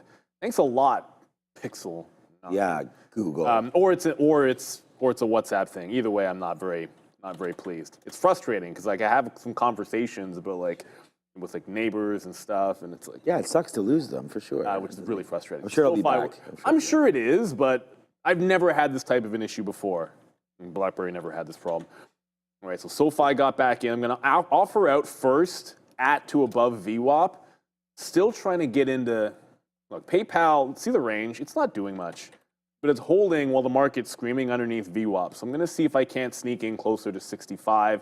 I cannot seem to get more shares in here, so I'll go with the lower high and try to nibble in to SoFi. Or sorry, into PayPal, which is looking incredibly weak. We've already shown you how strong Tesla is, and HIM's still a tremendous disappointment, but now trying to get back above VWAP. If you're going to squeeze, if you're going to be a momentum small cap gapper, then you want it, to me, you want it above the volume weighted average price. It's trying to do that battle now. If it can close above, I'll take my first shot at HIM's, but I'm willing to sit this one out half a day, all day, if it doesn't show me a little bit more strength. So come on, HIM's. I want to be long this stock today. It's not really giving you too much reason to be. And SoFi can't even get to VWAP. I was thinking about oh yeah, SoFi. I mean, did you just look at that? Oh, okay, so it's back at least. Yeah, a little bit. Little bit. Yeah, I mean, I liked 14. Maybe we Mark Haley, you must be a politician. We could maybe try it. 211.50. So the top here on Apple is right here, and we've broken through it. So I was sort of thinking of a pullback into this level right there maybe gets me a little excited, and then maybe we drop it out if it gets to 211. Again, the market is trying to pull back just a little bit. Maybe this is another takeoff zone as we really try to get green for the month here on the NASDAQ. And if we can go up a percent today, percent tomorrow, like the market is trying to rally up. There's no doubt about that, and it's definitely doing it. So yeah, congratulations on the longs today for everybody. We were long on Tesla, now we're out of it. SoFi is interesting here at 14. I definitely think that's an issue there. WW, you talked about that already. Anything else that's really, really moving around that you guys want to talk about? Robinhood is 40. Yeah, it's 49 and change. Oh, it's not moving? Not doing too much. If anything, maybe Amazon, having a look there, up to 186. That could be maybe a pullback in right now. But I'm thinking about Apple. Apple's, more aggressive than the market. It is trying to go. Tesla's coming back in again here, so there could be a trade there. We were waiting for TQQs to get to 55 because that's actually what we wrote down. But since then, it's been like a nice little turnaround there. It got to 54.50 and then turned. So I don't want to short that level. I'd rather wait for that top of the week. So that's what we're trying to do right there. Tesla is pulling back just a little bit. What reported? We had Coke today. That penny stock is actually a DCM or whatever it was? DMN. DMN, yeah, okay. 100%. Coke 32 right now, not doing too much. Some of the banks just checking in on that 243 for JP Morgan, so not going much. And then yeah, Robinhood hanging around 49 bucks. So Robinhood still a good stock to trade, that is for sure. But just today, like really choppy. Like I don't think I win on a market that looks like this. So yeah, here comes the market pulling back in. So a little bit of frustration there because we didn't short the top. We've been shorting all of these plays, and then now we just wait for pullbacks. And I don't know, the market yesterday, man, at 3 o'clock was right where it was at 9:30, and we had gone up and down again. So I feel like that could be what's happening right now. Pullback into VWAP 19,500 is only 50 handles away. So maybe we do get a pullback into VWAP for the futures. Damn, I wish I was short. Yeah, we're right into overnight highs. Right into the overnight trigger. high and pulling back in. But it's still upward trending at least. So if it holds, like if you pull back, you can hold on to 19.5 and still very much maintain a lot of the strength that we saw. You got to keep in mind, the market was somewhat cruising until that Amazon headline. Like the NASDAQ was looking pretty good. So I don't wonder if that's going to be a big one. Like if Amazon can take out this top, maybe that's what we need to get the market going. And as long as it's underneath, some things I still think are going to be shorts, one of which I just finally got a little PayPal in there off of VWAP. So it tried to go up after the earnings, and since the market opened up, it's holding underneath VWAP. I got my stop at the half. We'll see if we can't get the $0.50 to the downside at that 1-to-1. So that's at least holding trend. SoFi, kind of opposite. Finally broke trend, bought the dip, couldn't break the volume weighted average price. Next offer is not till 14.20, and I'm not adding until it shows me that it's holding this higher low. So I want a little more respect out of SoFi bids before I add back into this position what we just took off. This also DMN, I see a lot of people have been talking about it. So it's going to do billions of shares today. When I first pulled it up, it's like sometimes it doesn't immediately register. It's not 7 cents. It's 0.7 cents. This stock. So it's actually like a fraction of 1 cent to trade. So I'm like, what? Look at all the size on this bit. I'm like, it's because it's a fraction of a cent. So you have to adjust your brain to move the decimal place over, which can be a pain in the butt for some people. But it is trading decently enough, I suppose. Like, look at it, respect the uptrend and VWAP and all that good stuff. I think you just have to be a little bit, just be careful with that. Because the liquidity is really good, but I've never really seen what this looks like any day but today. AMD, after we got out under the pre-market high, it's now held that high, but I'm still thinking short $7 to $98. I just wanted to actually make the move into 98. It's a multi-day high. As you can see here, look at the brick wall at 98 for the last couple of weeks here on advanced micro devices. So I still think we got overhead resistance. I'm buying just Apple wait for it here to get up there. We just bought Apple, and I'm buying the break. I just want to tell everybody that you're going to see this come in right now. 2 days, May 1st, Thursday. The evening of May 1st earnings for Apple. So we talked about that 1150 area. I stepped up and bought some 65s or whatever, 67s right there.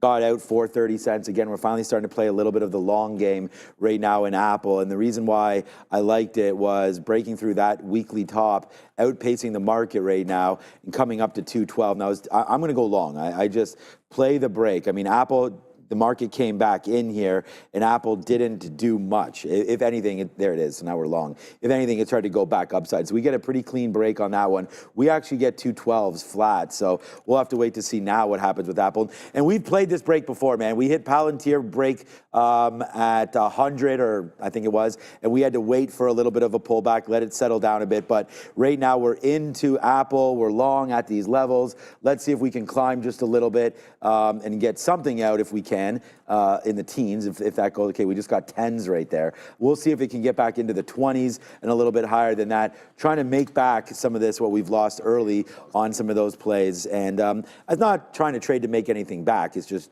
flipping it up, going over to a new name, seeing the strength here in Apple. The only problem that I see with Apple right now is liquidity. It's not very liquid. I don't know where all the size has gone here on Apple. It's almost like my settings aren't right. There we go. As soon as I say that, someone shows up with 5,000 shares. But it just looks very, very light right now on the level twos. I mean, even if you look at an Nvidia or something like that, at least you're seeing teens everywhere. A stock like an Amazon, a little bit more. Well, no, I guess Amazon's things not very liquid at all. Yeah, things aren't that liquid. But even though, so I don't know. It just seems off.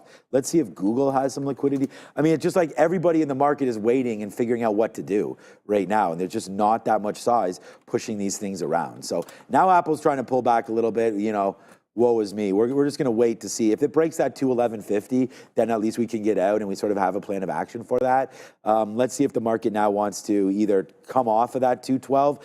And the reason why we bought it, I sort of had said this. It was a nice move. We have earnings right there. This high, I can see that wick went to 213.20. That's not going to stop me. And if we get to 213, that'd be great. So we'll take that. But it is fading back in right now. 211.50, 211.70 for Apple. Nice dip buy there. So if you like the long, you're getting a 40-cent haircut right now. So sucky for me, but we'll wait to see what winds up happening. They're looking to break sort of below some of these prior bar lows. And if we do that, then we're not on a heater. We're on the opposite right now because TQs didn't work for us. Tesla worked and then didn't again. And then the other trade that we had was SoFi, which actually SoFi is not really doing anything, so I'm okay with that one. But here's the TQs trade where we had gone short there and then short again. We're not down that much on all these names. It's just they're not like they're not working for us. We're getting in and we're having to battle these all the time. So yeah, the market's fading pretty good now as well. But there goes Apple. There goes Apple. Nice little move. We just got a good fill on Apple. 212.20 right there. That was a crazy volume spike. Yeah, some sort of news just hit right there on Apple for sure. So I heard. Or the market, I guess. No, I just heard we might be going to Adair in a second for some Amazon news. Let's go to Adair. Amazon, okay. So Washington Post reporter clarifying on X here that there is a statement from Amazon on this whole Trump tariff costs, White House back and forth. In case you missed it, basically there was reports suggesting that Amazon was going to be showing the costs from Trump tariffs on the website as a response. We had Caroline Levitt, who's the White House press secretary, calling this reported action political and hostile. Now we have Amazon responding via a spokesperson. Again, this is just a report from a Washington Post reporter, but apparently the spokesperson said that Amazon Whole, which is one of Amazon's, I guess, subsidiaries, it's kind of their version of Temu or Shein. Amazon Whole had reportedly considered listing tariff costs in select items, but apparently Amazon, the company itself, has never planned to show import duty breakdowns. So just some updates there on the Amazon tariff story, guys. So that's what I was saying. That's why I was trying to buy that dip in Amazon. We talked about sort of, that I thought that was basically just whatever. Amazon could do what they want to do. Yeah, well, I even said it and I was talking about this is a man-made issue that can just be like, oh no, it's either not right or whatever, man. I mean, the misreporting that keeps on happening here, whether or not it's a misreport or not, we're jumping the gun on, the reports are fine. It's jumping the gun on some of the it's reports, the responses are just overblown to everything. We're getting too excited about all these different things when there's really not much going on there. But Apple's dancing, man, and jubilation, I think maybe is a good word for all these news stories every day. But we're glad to have Adara here to sort of help us clarify. Okay, Apple is just see, I can't win here today for some reason. Apple was just at 211.90, and now we're going to lose on this trade. Well, there Amazon was just breaking out the high a second ago. I don't even. I don't mean for a second, because the second I was listening to the whole thing, and the second I heard Adara mention, hey, they're not necessarily doing this, I'm like, let's buy the dip in front of the prior high. It was right at the high of the day. Now the market and I just gotten filled. I mean, the high since the open. And then the second we get filled up here out in front of 186.8, we're getting right back in on the bid in front of 186. So it's very, very, whipsaw action is real. But the only thing that's been steady, it's weird. If we lose this prior bar low, forget this. I'm just going to jump out. The idea is I'm playing that news break. If we lose this prior bar bottom, I'm jumping out of Amazon at 185, 70, about 75-ish, let's just call it. It's just kind of crazy. To me, I thought we should be flying off that headline, and we're not. So I'll just respect the fact that we're not. PayPal goes into VWAP again, and at least this is boringly holding on to VWAP to the downside. So the play of just shorting it in front is continuing to just loosely work. I'll bid the 64.5 again, see if we can't pick that up. All right, Amazon's getting some life in it one more time here. So we're still in PayPal, but Amazon just dipped. Oh gosh, but can't Apple's seem not getting life. Well, I mean, it's no longer threatening to stop out. Oh, that's no. I mean, it's not really flying the way I would expect. I would expect if you drop $5 on that headline and there's any pullback on that headline, then why aren't we kind of flying to the upside? Part of it's the market's looking a little bit weak here, and we're pulling back. So I'm going to get more out in front of that high, try and hold to see if we can't break it out. Because it was a huge dip on Amazon, man. We were at the close, you were at 188.5. Before the close, 188.5, and then this level, 187.20. You'd think we'd at least be able to test into here on Amazon. strong. I'd love to see it go green today on that headline. The Piper, Intel up consistently-ish. Why? That makes no sense. Intel has no reason to be up. Oh, just let it get to 21, everybody. Yeah. When Intel's trying to go to like an obvious short level, just let it get there. And then it'll do that thing that it does where it just drops. All right, well, I thought Apple would be strong off 211, so we're long at 211.20 right now, and it looks like it wants to get going through it, and there it goes again. So again, like trying to buy some of these dips, just not working. The market's now at VWAP, so that could be a play that we're looking to execute with here. I mean, there goes Apple. It breaks it, then it comes right back. I don't know, just up and down, right? We thought Apple was relatively strong against the market. Now the market comes back in. I mean, do we even want to go long this market right now? I mean, back into VWAP, it would look like a decent long. I did have a bid on the TQQs, but right now, like questioning whether or not we even want that one down here at 53.50. So we're coming in right now into this 200 period moving average. Thought the market could potentially have been strong there. It looks like it's going to turn weak. It's funny, we get that Amazon story the other way, and the market kind of goes the other way off of that as well. So yeah, not much going on. We'll try a little bit of a dip buy opportunity here for this, and then we'll go the other way, hopefully on the TQs, and see about making some kind of a bottom down here now on that one. It does look like that Apple trade, we might have just got like, I don't know, that's just sucky, man, because there it is again, we got the other way on this trade. Like, we get stopped out, then it bumps up to higher than where we were in before. So just frustrating right now on the board for me. And here it goes now. Come on, Apple. At least make us a winner here. We'll get something out at 37 if we can. Okay, finally. Nice pullback here as we get ready to go to Adara. Futures starting to crank just a little bit more, as is Apple. But we've already lost our way here on AAPL as it's broken through 211 a couple times. So we'll try the long. Maybe we are getting a bounce off VWAP, but so far not the greatest. I like the Apple long. We might have just got stopped out, so we're back in to Apple. All right, I think that was a call for Adara, so let's go over and see what she's up to.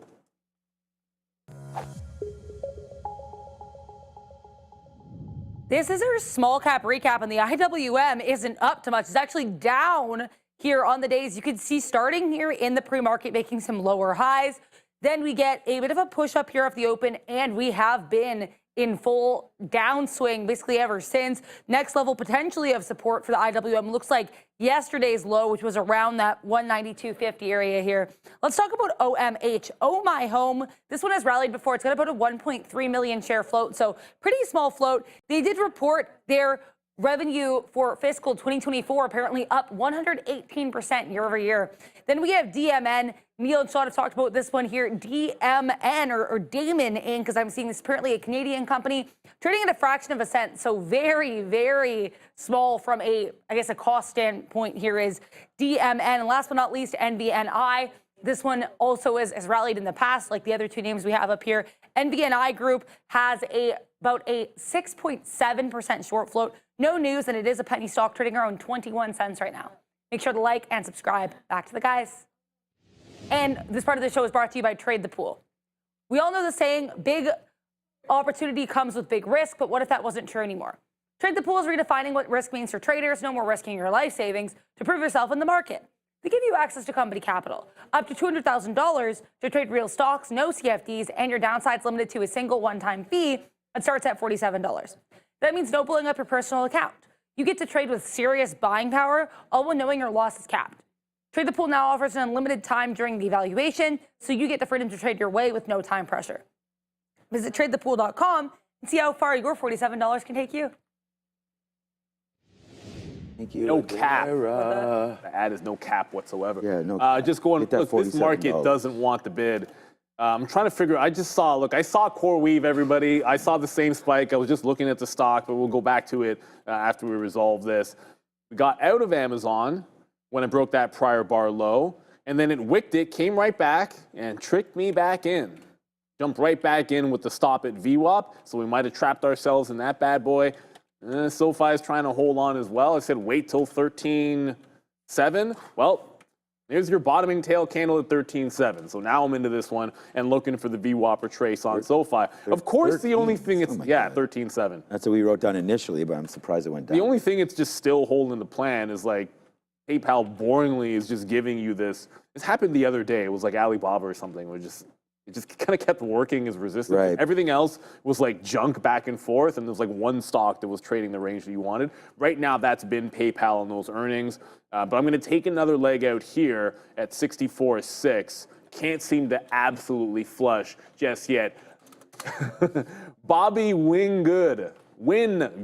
Oh, Bobby Thoughts Wingood. on Intel breakout? So I went over to Intel like a couple of minutes ago, and my thought is short 21, but I think that's a little bit obvious. Look at 21 in there, big flush on earnings, but 21 and 21. So I'm thinking this is a fade off of that level as opposed to a breakout. Unless there's a catalyst about Intel that I'm unaware of.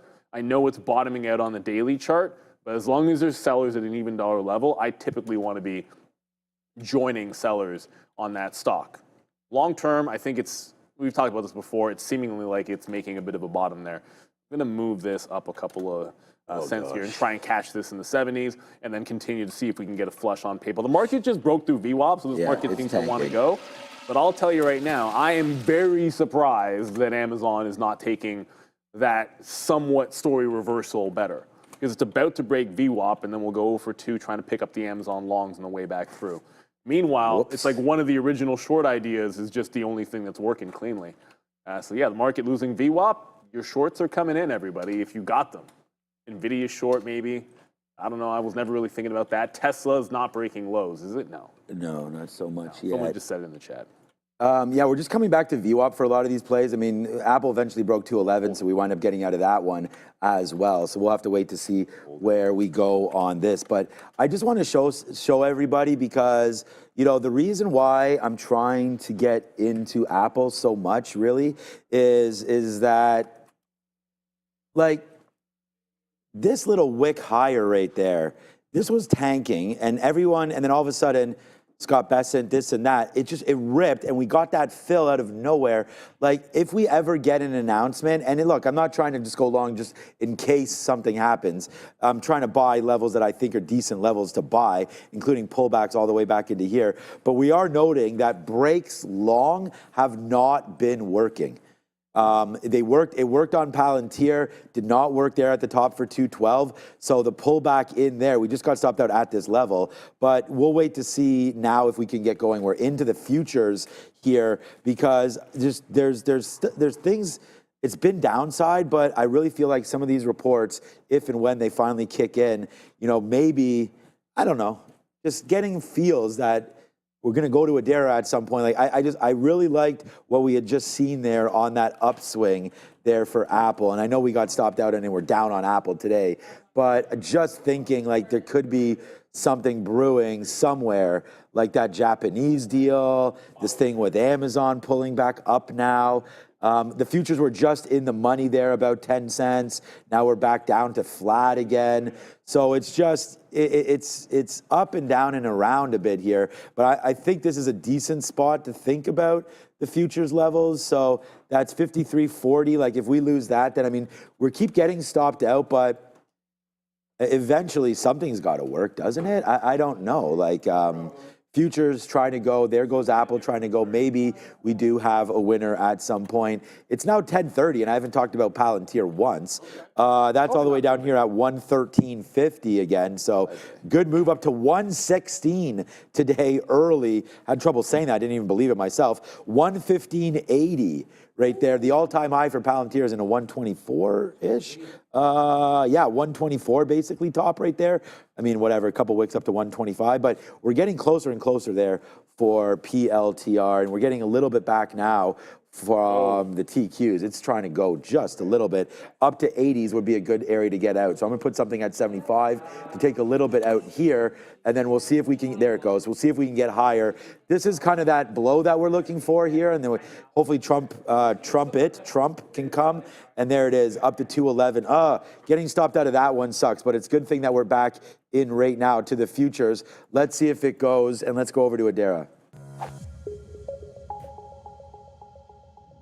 news, but also crypto. So I'm seeing here, apparently, I'm seeing some reports that Donald Trump is going to be signing an executive order on auto tariffs. It'll involve a destacking of tariffs for auto companies. So they're only paying the 25% auto tariff and no other tariffs. There's also apparently going to be a rebate applied upfront to auto companies based on the retail value of the car and the percent that is American made. And the rebate would be 3.75% in the first year, 2.5% in the second year, and then phase out.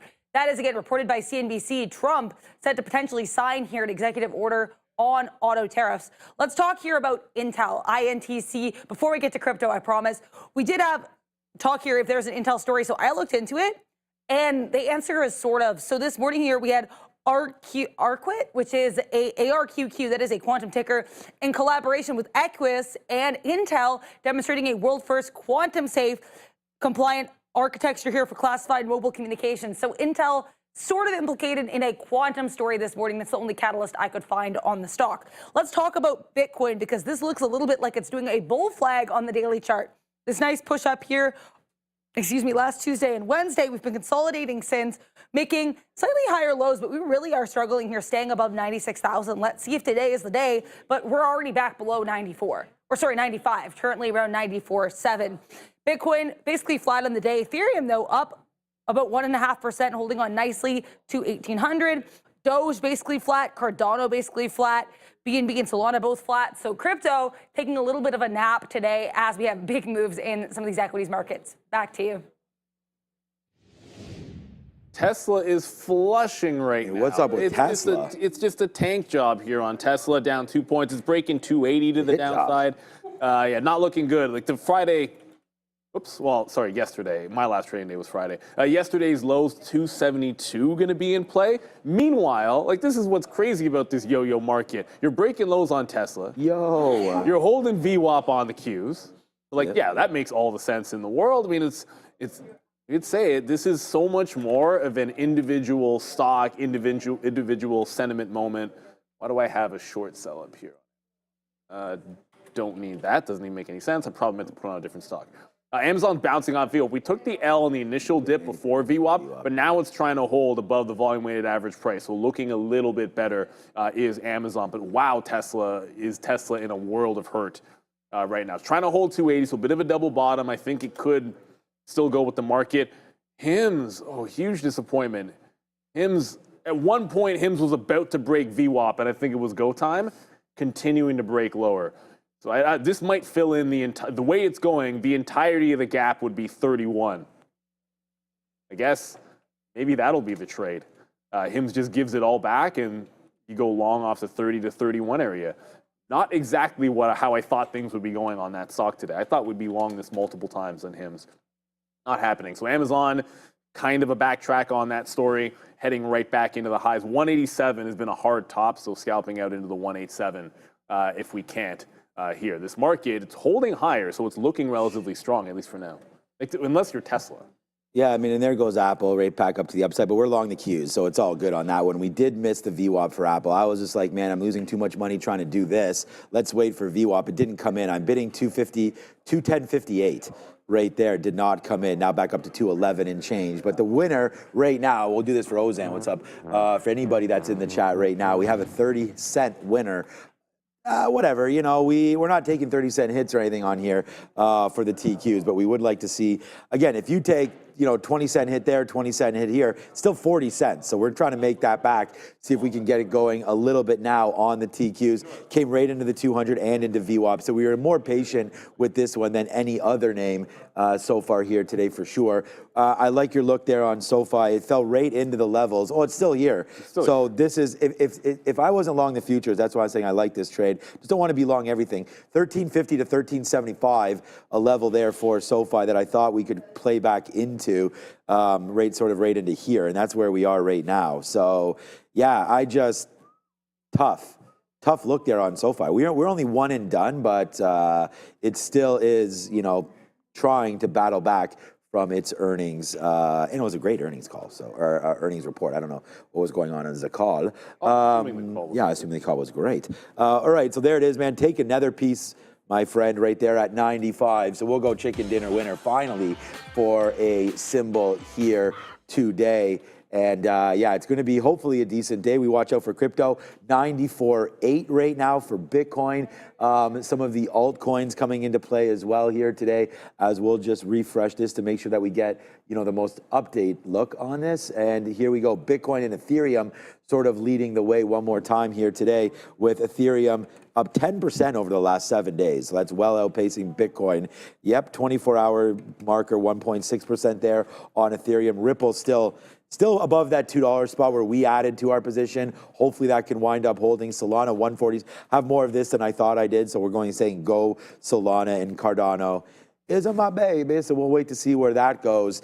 There goes the TQQs. But, one opportunity that we don't want anybody to pass up is that one with eSignal. So make sure you do scan that QR code that's right in front of you there. And listen up, the first month is free. That's right, we're waiving fees. Trade smarter, not harder. Upgrade to the best Go TQQ charting platform that is available. And especially as we start talking about some of these tariffs being lifted throughout the days, you can get movement after hours as well. Connect to any market in the world with eSignal. Simply put, it's an entitlement-based program. You can, it can get expensive, right, if you entitle them all, but you guys know what you're doing. Predict it with back testing, reliable charting, all in one platform. Also grab those scanners. Neil and I will pull those up for you every once in a while, and it's pretty cool to see how some of those look. So it gives you some good trade ideas. That's Nvidia and Tesla have been top of the list all morning. Yeah, we're starting to really get going. Yeah, Nvidia and Tesla. Yeah, so we'll show the hot list. But here goes right now the TQs. I'm going to get out one more piece at 22,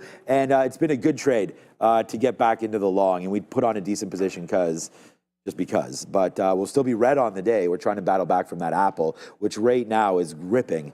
Not ripping, but still slowly, I guess, going. Ripping to slowly? Yeah, a little confusion there. Slowly starting to go back up. I thought ripping because I had like 700, 800, 900 shares or something. So like if that was 50 cents in the money, it would have been a good trade. Instead, it's 50 cents out of the money, and we wind up losing that money back there. So we just like talk about bad luck and things not going your way. This is like an 800 share position right here. We get stopped at the very bottom right there, and then it rips higher. So, some days this is going to happen to you. We talked about that yesterday, but then we at least went back in, and I was like, let's just play the market here, because the market actually came into VWAP. So that was a much, much better look for me down there, because we actually followed some of our plans. So let's get back going. We have a similar position on the TQs, taking some out. Let's see if we can get going back there to the upside. I still love Amazon for the long term. I put the bid in my account and did not get filled. So we'll have to wait to see if that can continue to go a bit higher. Amazon and any negative news, I like that. And it looks like, oh, you're still in it, so that's good. It's going. It's trying to go. It's at that high that it's been resisting. But for the first time, we're out of PayPal here. It broke through VWAP. Thank goodness we actually took more out in front of the 64 and a half zone. So basically 65.25 and about 64.5. And now you're breaking back out on PayPal, almost at Palantir. 68 was the only other level that I wanted resistance on this bad boy. So PayPal, it's green. It went red to green and then back to red on earnings. Kind of consolidated lower, but now it's just going with the market. So we jump away from it. No reload the last time through, which was a good decision. And Amazon's at that 187 and trying to break back out again. So it does bounce off VWAP. It does hold. That's actually a pretty clean trend line all the way from the story bottom. Oops, that's not a forever. It doesn't really matter. But holding that trend line, I'll redraw it in a second. But if it holds the trend line, it doesn't get back to VWAP. So I'm open to the idea of longing this not at VWAP again on any kind of a pullback here in Amazon. And this just had to do with the second there was any walk back on that story about them posting the tariff prices on all their products that are coming in, I wanted to be able to go for the long. After that, I'm like, yeah, whatever. The stock was at $188 and chilling out. Why wouldn't it go back there? So let's see if it can do it. The market breaks out the high. Would make no sense in the world if Amazon didn't get green, in my opinion, off of that. SoFi is trying to bounce off VWAP. But remember, this one has been trending down since the open. The only thing different now for me is you actually have 2 points. You have this top and then the VWAP top. So it becomes like a trend line break instead of trying to buy off support, which has not worked. So it's a trend line break in which I'm playing it to VWAP and then a break of VWAP. But Amazon looking much, much better than SoFi has at any point. I still like AMD short, but with the market at the high, my thought is, why wouldn't I let AMD, either I'm shorting it off of the pre-market levels or waiting for it to get to yesterday's tops. So still no trade again for me in advanced micro devices because it's not setting up at the level that I want. And if the market's strong, I don't compromise on where I short something. You short it at the price that you're supposed to when in a strong market. We got a little bit of a new position on right now as we've got Google in now. I mean, breaking through that 160, I like that level. We'll see if it wants to continue to climb higher. The futures are doing it. Let's see if Google wants to do it. This time we have our 160 marker right there on the 200 period, and it's actually lining up. Like, if some of these plays don't work, then, I mean, I'm just playing my playbook, and it's just really too bad that we missed out on that Apple, got stopped out at that low of a bigger position, so that's going to turn us red today. But let's see what Google can do. We just got a nice little, it wasn't that big, it was 51 there. So we'll just take out quickly on Google that 10 cents as we always do, trying to see a playback into 160 there on Google. And maybe the Qs do fall back in just a little bit. So we've been taking some out at these levels of 54.30, 54.20, and now you're starting to get a little bit of a pullback. So let's put something else again in that 25 or so area and offer that out. My next stop is a lot. I mean, I have my next offers up here. It's not, I was going to say it's a ways away, but not really. We almost got back up there, 2 highs a day of 54.40. So we'll see if we can catch something out there, cash me outside. And then you can also catch me dip buying some Google into 160. We lose that, then we're gone again on Google. So yeah, man, so far, I don't know. People are talking about CoreWeave. Is going ham, and I don't know why. 44 and change. Maybe there's potentially a story there on CoreWeave. Yeah, up 6% right there today. Maybe today is IPO day as you know, some of these plays start to go. But there goes CoreWeave. Yeah, maybe they announced when they report. I mean, that should already be there. $43 there for CoreWeave. And again, it just had a great bottom. We had sort of talked about that down there, that 34, 35, 36, 37, 38, 39, where we IPO'd at. So we did that bottom 34, climbed the very next day to IPO price, now 44.50. So, all right, things starting to fade back just a little bit. We do have a bigger Google position now as that's come in. We did take that average bid. We will try again near 160, but let's see if Google wants to wake up a bit. We're long at 160.25s. Yeah, I'm telling you, the boring stocks have, what was that?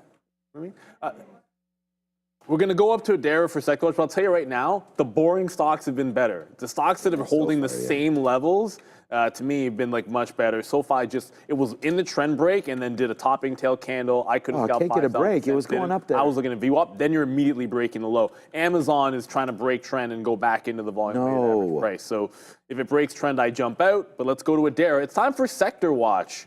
And let's see what's holding this market beneath resistance. This is an interesting day in that the market looks pretty much flat, but I do want to mention Wells Fargo authorizing a $40 billion stock buyback program. Also, I looked into CoreWeave. I couldn't find any news, and it's certainly not them announcing when their earnings are because they announced that back on Friday. So CRWV, no news that I could find on this stock. Let's take a look here at the heat map, which is, as I mentioned earlier, pretty flat. Tesla and these consumer durables, a little bit weaker. Energy minerals, a little bit weaker. Health services, UNH to the downside once again here. Producer manufacturing a bit weaker. Retail trade a bit mixed. Amazon still to the downside amidst some confusion with regards to whether or not it will be putting these Trump tariff costs visually displayed on its site. A spokesperson for the company said they're not going through with that. And industrial services a bit weaker as well. Now, in terms of strength, Honeywell bringing up distribution services with its earnings. Process industry is looking pretty good. Commercial services, health technology, consumer non-durables. Finance has a couple strong names here, including AMT on day one earnings. But Microsoft and Apple both holding up reasonably well in otherwise flat or mixed technology sectors. So it is really worth noting this board is pretty flat. It's a little bit hard to find outside strength or weakness aside from the odd earnings play. Back to you. Yeah, it's a weird board, and obviously with earnings being such a big deal this week, it only gets bigger starting tomorrow. There's some good ones tonight, but there's even bigger tomorrow. Look, Amazon is now testing that trend line. I just saw in the chat, Jay Lee was like, that 187 on Amazon. They're just, they just keep selling 187 here. And there was a bit of barcode action, I guess, in the aftermarket yesterday, just underneath. But if it can bounce the trend line, I think you get, obviously, at that point, see the uptrend. If it holds the trend line, you're breaking out the top. But if it breaks this trend, I'm jumping out and then reevaluating at VWAP on this name. I might have to move. Oh, no, I don't have to move it at all. We're just underneath the 186 or the 186 level for that trend. So I'm holding for a break of this high, and then we can continue from there. But as we showed you right before the break, like SoFi, there's your wick. It did a wick top, 13.8, and then it does a wick bottom. So I'm not jumping back into this long until I see a distinct break of trend. Amazon's holding well for now, at least, I will say, but SoFi is still very much in a downward trend. AMD, no need to jump back into this for me. The only place I wanted to short this was either underneath the volume weighted average price in 96.25, like the prior day close was 96.4. So when it's red, I want to short it, or I'm shorting it closer to the 98 level.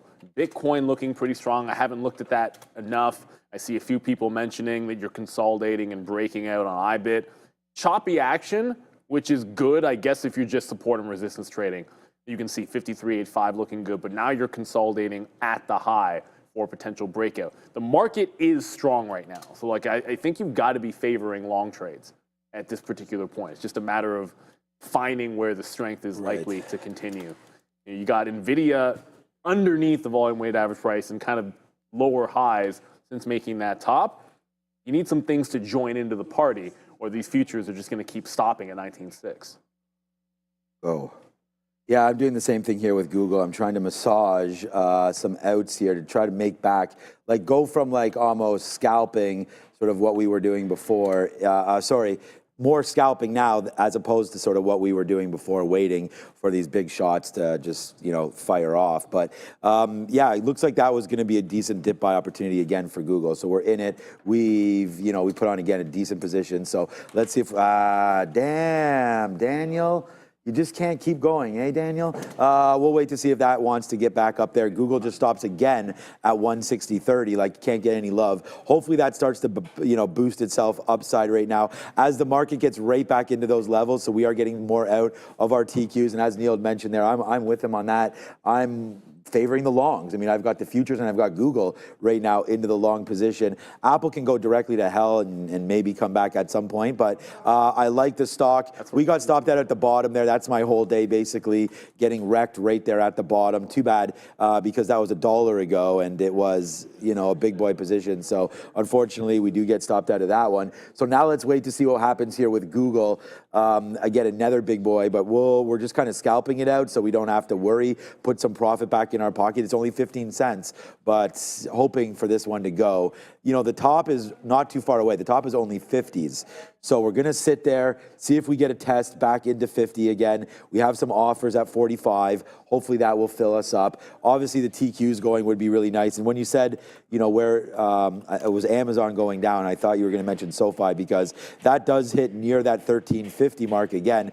This name's only been downside since we started. So nice upside move, I guess, in the first 10 minutes. And then as soon as we broke sort of trend and started to fade back down in, SoFi really hasn't been able to catch a bid. So kind of glad that we didn't do too much damage or anything with SoFi.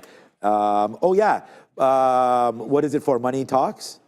Okay, well then we will go for what for lunch. So let's wait to see here what is going on for lunch here today. As Neil mentioned earlier, man, egg and cheese sandwiches. They were very good. This morning. So that's a definite popular take right there. What's up, Adam? Adam is back. English muffins. Saw some of those pictures, Adam. Good job there today. Last week. All right, it is a winner chicken dinner if you're down with chicken today. And it is of the South Asian format with butter chicken. So we get some nice butter chicken right there with vegetable biryani. This should be good.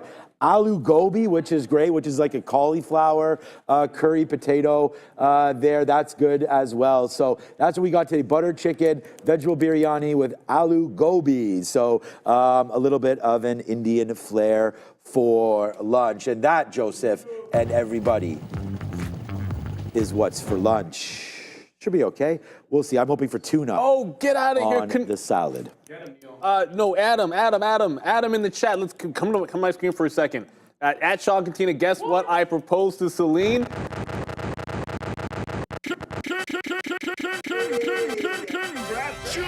All right, I'll take the other side of that. Man, you should have asked, man, because no, Celine's a great girl, and congratulations to that. I of course went out. We had dinner.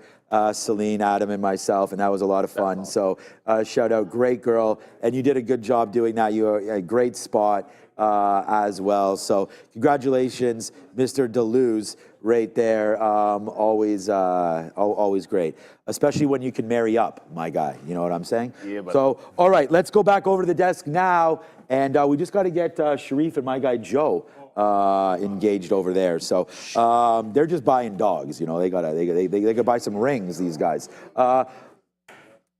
We got what? Okay, sure. Let's go. I mean, if Jeff wants to stay on, maybe he should come on the midday for a little bit longer, but he can do whatever he wants. All right, 10:51. Let's go over to Adara. Huh? You said money talks. Money talks. Let's go. Get your shit together. I thought There was also news here, as I was trying to get to earlier. So Pfizer pushing to the upside right now, giving back a little bit of that push.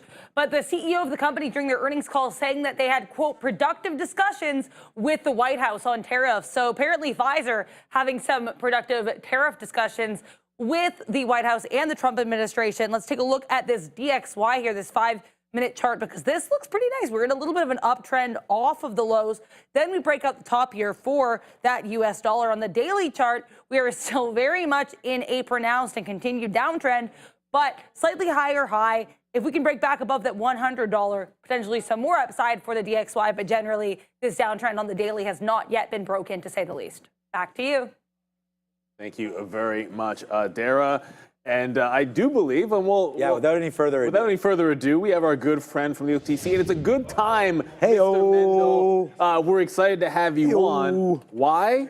Because we always talk about the aftermarket being huge, and this is going to be I'm predicting it now. It's going to be a big week for you guys at OTC Moon because earnings is going to be gigantic. The headlines are coming through. The tariff headlines are coming through. So welcome. It's got to be a busy one for you. We don't even need to wait until like the aftermarket, man. During the daytime, I mean, it's crazy. Everything's crazy. But when I first dialed in, I heard you guys talking about marrying up, and it didn't matter who Sean was going to marry. He was marrying. Exactly. And, See, and she is amazing. I did as well too. Neil, I'm sure you did, but anyway though, guys, I mean, like, you know, talking about dogs and everything else like that too, like kids, everything, like, oh my God. Like, I will tell you this, the past 6 months have been absolutely amazing for me. And it's actually kind of fitting because now that I get no sleep with my 6-month-old at home, for Moon, trading at nighttime is just super easy, right?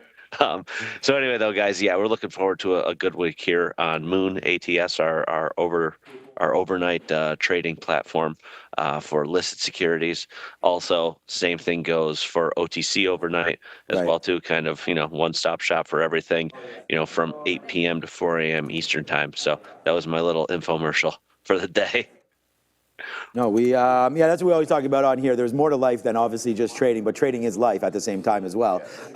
So congratulations on your newborn, of course. We've talked about that a couple times here on the show. So I just want to bring everybody's attention to a tab that I have on my screen every day, and it's this current market tab. I sort it by trades, and there you can see it's always Luckin Coffee. There's BYD, so if we talk about some Chinese names as well, some plays Tencent in there, Didi, Fannie Mae, we're waiting for that to, you know, get more news on that one. But yeah, I really enjoy trading and looking at some of the OTC markets. And again, a great spot, TCEHY. Tencent always, Jeff, seems to be at the forefront of trading, does a lot of volume. And again, look at the liquidity. Lots of liquidity here on the level 2, a good looking chart as we see Tencent right now. Good move, a lot of names there. Any specific things happening on the market today that you see? I really like all the Chinese exposure over there on your exchange. Yeah, I mean, you just look at the top names on there, right? Chinese, then also Nintendo, Japanese name. They also have Fannie Mae as well too, right? Domestic name tied to the U.S. here, right? And then right after that, it's all the European ADRs. So you know, it's Roche and a few others as well too. So really international list of names there, kind of covering the globe. You know, you mentioned BYD. It's like, you know, maybe a lot of people don't know. Probably more people do now. Over the past few months, I don't know if it surpassed Tesla as the largest electric vehicle car maker in the world. Most sold. Most sold last year. Yeah, I mean, it's, you know, that trades on OTC markets, BY, have it up. DDY. It's the ADR, right? So it's actually down around 3% today. Yep. Right, it's trading at around $96. Another, a great name to look at intraday. Also, a name that's available to trade overnight as well too.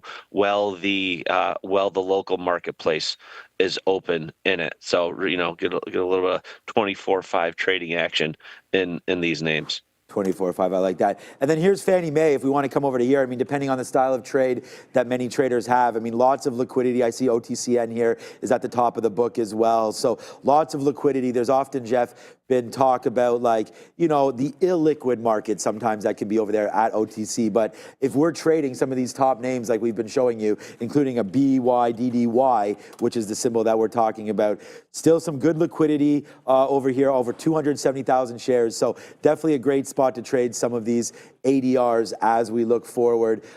Anything you want to talk about? Volumes picking up a little bit more on Moon. How has the last couple weeks been? Are you seeing a big increase over there? Ramping up slowly, I imagine, just to make sure the tech is good and we get the right accounts trading over there. But how is it looking so far on Moon with the volumes over the last week and a half?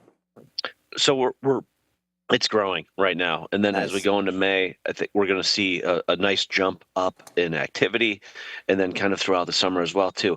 It takes a lot to get people's infrastructure connected to a new time zone, or to a new time frame, right? They've been trading for the past few years, but on Blue Ocean, and now it's just adding a second venue. A lot of changes that go into that, and we've had a ton of success getting trading platforms connected, getting our market data out there. It's really starting to come together, and so, like I said, we have a decent amount of activity in there today, and then really as we go into May, I think we're going to start seeing things take off. It's good to hear. Including access for you guys as well too. I think that's coming up very soon as well too. So that'll be awesome to see it. Well, good, because Sean hit everything, and that was the only thing I was going to talk about. It's like, hey man, we'd like to be able to put in on Moon every now and then. So with the market trying to break out these highs right now for everyone that's watching, we only have a couple of minutes left. You know what I got to ask you? You know what's coming here.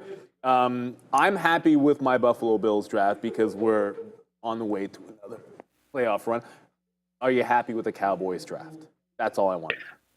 Listen, I mean, we could have taken Shador, like in the fifth round. Like, listen, we got to shake things up a little bit. I don't know if that was the play. We'll see what happens this year. But overall, I'm not too optimistic on the Cowboys season next year because we still have Dak Prescott. But he can play the position better than I can, but that's not saying much. Well, that's debatable. I've seen Dak play quarterback. I've never seen you play quarterback. So it's entirely possible, Jeff, that you are a better quarterback. But what I love about that is the honesty. That's what it's all about. Your team is going to struggle. We probably won't even have a bet this year, obviously, because they've been the Bills versus the Cowboys, better season. They're not going to play each other. There isn't even a bet to be had, but you're always a fantastic sport. I just want to point out to everybody, there's one thing that you mentioned with OTC Moon and building it out and getting people adapted to it. When more venues come to the over market, it's like a compounding factor, right? Like once you guys start to build a little bit, it's like everybody wins and the volume can increase exponentially, not just by like a little bit, because that access to more liquidity gives people more confidence. And I think that's why we're eager to get onto it ourselves as well. So congratulations and thank you for bringing more trading opportunities to everybody, because the overnight market is huge. Yeah, thank you guys. And also, I saw you brought up the page there, Moon ATS, right? Yeah. So nice little quick rundown on what we're doing. Also, it shows you what securities are eligible to trade up there. It's all listed securities. We're also going to add the OTC overnight eligible list to a page on the website as well soon too. And so, we'll get you guys connected. We'll get the word out there a little bit more. But yeah, it's really about just getting more participants in there. It's about getting people more accustomed to trading on it everywhere in the world, not just here in North America. But like I said, it's a global platform for global names and also all the U.S. stuff as well too. Exactly, worldwide. Worldwide, our good friend. As always, Jeff Mendel. Can't wait to Worldwide. have you back here. Maybe we'll go out for a drink next time you're up. And you could be our first guest on Trader TV Live after dark, you know, and then we'll start trading some moon together right there. Yeah. Have some bourbon. Let's do it. We'll figure that out. Thank you, Jeff. Enjoy the week. It's been great weather, and get on that links ASAP. This guy's an incredible golfer. Thank you, Jeff Mendel from the OTC Markets. Ciao, my friend. All right. I mean, meanwhile, I was like, let's just keep Jeff on, because right there, we had the same as happened to us there, where we got stopped out of Google, and I was like, nah, not again.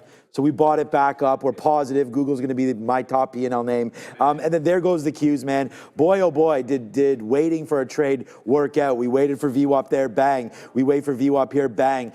There it goes, now the high of the day in the market. Let's ride right now, man, to that upside as we continue to hopefully climb a little further. We are going to still stop out if it does come back. We have half of this position on. All right, it's 11:01. Anything you want? Yeah, get to that. Well, okay, so I'm just moving the trail on Amazon, because we're not going to get a dip buy on VWAP because it only bounced there once. But I got it before we go over. Got to shout you out, Marty. Appreciate you and thank you for the super chat. And as much as we love all of our viewers and we appreciate the super chat, you're not getting me in a Broncos hat. No, eh? Because Marty, the only reason I will wear a Broncos hat is if you come up with a bet that we agree on and I lose.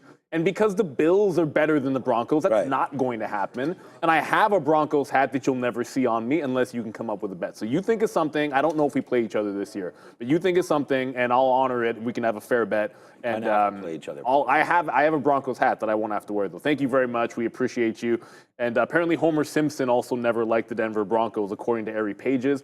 I don't remember that Simpsons reference, but I feel like I should. Do you know that one? Why doesn't Homer like Denver? I don't know. I remember there was a Simpson episode where they drafted, they got Springfield got a team and everything like that. Maybe there was something there about the Broncos, but maybe there is, and I just am not a big enough Simpsons fan. But thank you, Eric Pages. Thank you, Marty. Let's send you on over to Joey Options. The professor will be back at 2 o'clock. For now, keep going, market. Ciao.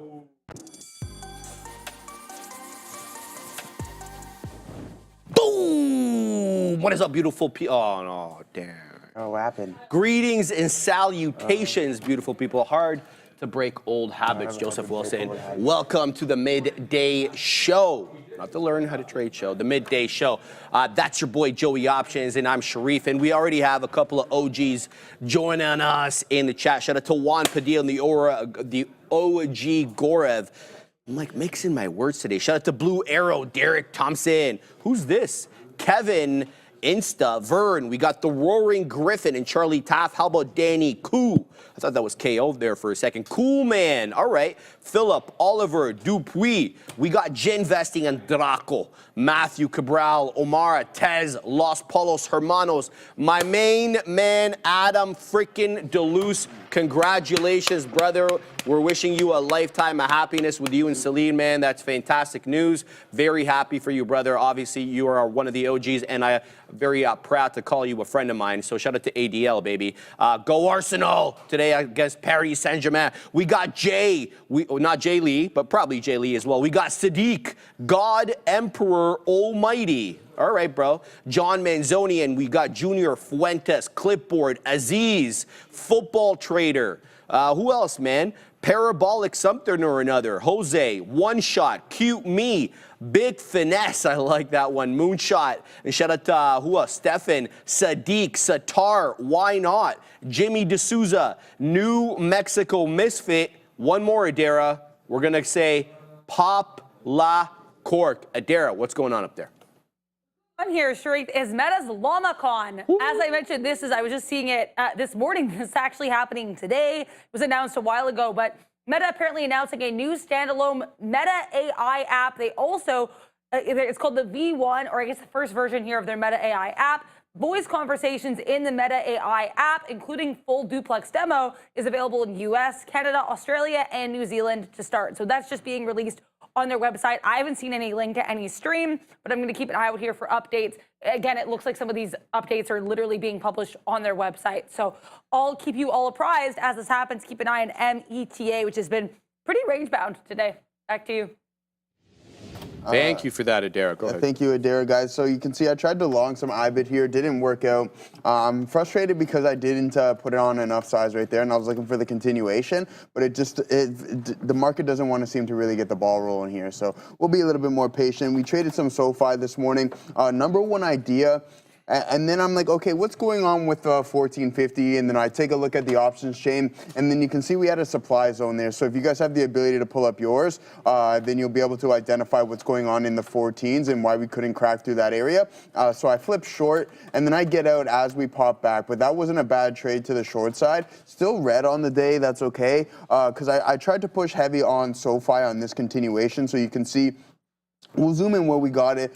Started decent, got the move up, then stopped out break even. And then I pushed pretty heavy right here, trying to get that break of 14.5. And then once we hit this, I had to pull up the chain and be like, okay, what's going on here? Get a better in-depth look. And then as soon as we rejected, I decided to hop out of that position. And then that's when I was like, okay, time for us to flip short in this market. And there you go. You see we get that little move to the downside there on SoFi. But IBIT, again, I was trying to push heavy on this name, looking for the continuation of the trend. I'm not saying that the opportunity isn't there right now. We might be able to get back in, but choppy price action on the 5-minute here, guys. So just be cautious on what's going on. I'm surprised the Qs are moving how they are with the likes of Nvidia and Tesla not trading so well, but we'll take it. I mean, any up move is positive, and Nvidia did touch into that 109.50 area, a little bit north of that. So we'll continue to watch that stock. If it's going to be strong, I have a definitive plan on it. If we can sit on the backside of this channel, which would put us north of 110, then I believe we can continue to climb higher. But yeah, going to look for names that are orderly. Bitcoin not looking the best, but I'm going to take another shot at it here, Sharif. All right, man. We wish you the best on that one. Print up a storm, as we always hope. So I just weaseled into a new trade. Well, the first trade of the day. OMH, a volume-weighted average price retracement. Anything below 3, I'm gonzino. It's zigging. It's zagging. It's awfully volatile on the day. It's up 54%, 398 high a day. It's coming back into test 3. I've got my stop below 3. I'm long 17s. I'm already 4 pennies at 5, 6, 7 pennies out of the money now. It keeps dropping. It's going to have to hold that $3 area. Let's throw out some orders because I already put my stop. So if we do trigger to the high side, I'd like to be able to get some stuff. And that's the situation. So we're going to either get stopped out of this or we're going to take some prints. So let's talk exactly about what we want to talk about right now. Shout out to my man, Jedi. Already dropping cash in the chat super quick. 250 Dominican pesos. Really do appreciate that, Jedi. I know, man. Not a bad look there. So he wants to know about Amazon. Hello. Please, your opinion on Amazon for tomorrow. So you're talking about earnings, right? Amazon reports earnings tomorrow. Impossible for me to tell you what to expect from earnings. All I can tell you is there's a tariff headwind in multiple ways for Amazon. Let's talk about the first one, the de minimis principle. They bring in a lot of packages through their third-party sellers from China. Those all skirt tariffs because they come in under the de minimis exemption, which exempts all packages or all goods coming in under $880 US. So that on its face is going to add, I don't know what kind of percentage to the price. Now, that's first headwind. Second headwind, obviously, general tariffs for everything that doesn't qualify under the de minimis principle. That's going to be a tough look. Now, does the consumer stop spending as much? So we're talking about the retail side here, all right? Let's talk about the heavier side, AWS, Amazon Web Services. It's a big moneymaker for them, the biggest moneymaker for them. It's also where they have the best margins. That's more related to B2B, business to business, rather than B2C, business to consumer or to customer. So AWS is going to have to continue to keep going and growing at a good rate. Now, we saw their earnings report last time.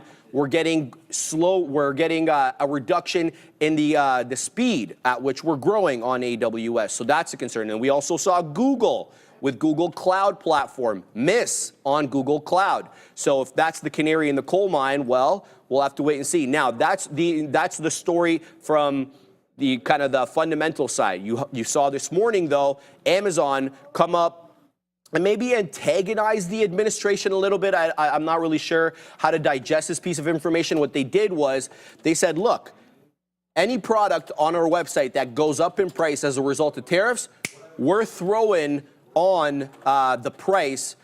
We're going to put like, oh, it went up by $4 as a result of tariffs. So all the tariff-related price increases are going to be disclosed on their website. That pissed off the administration. And then you had Scott Bessent and what's her name, Caroline Leavitt, do a really early presser this morning at the White House and basically just, you know, make the case and say that this wasn't good and they didn't like it. And Amazon sold off aggressively. Now, whether that's a continued thing or a quick market reaction, we'll have to wait and see. But Amazon will be interesting. I don't know, man. I just feel they are very tariff sensitive. That's just my opinion. Let's look at the technicals. So we're gonna look at the technicals in a second because we have to go to Adara. I just want to clarify here, in case anyone missed it, there was an update on this Amazon story. We did have a spokesperson for the company comment and clarify this was never considered for Amazon's main website. However, it is still an active consideration for Amazon Haul, which is their Shein Temu kind of comparison product there. To quote the spokesperson, the team that runs our ultra low-cost Amazon Haul store has considered listing import charges on certain products. This was never a consideration for the main Amazon site, and nothing has been implemented on any Amazon properties. So Amazon spokesperson coming out to run a little bit of damage control with regards to this story ahead of their earnings report coming through on Thursday. Back to you.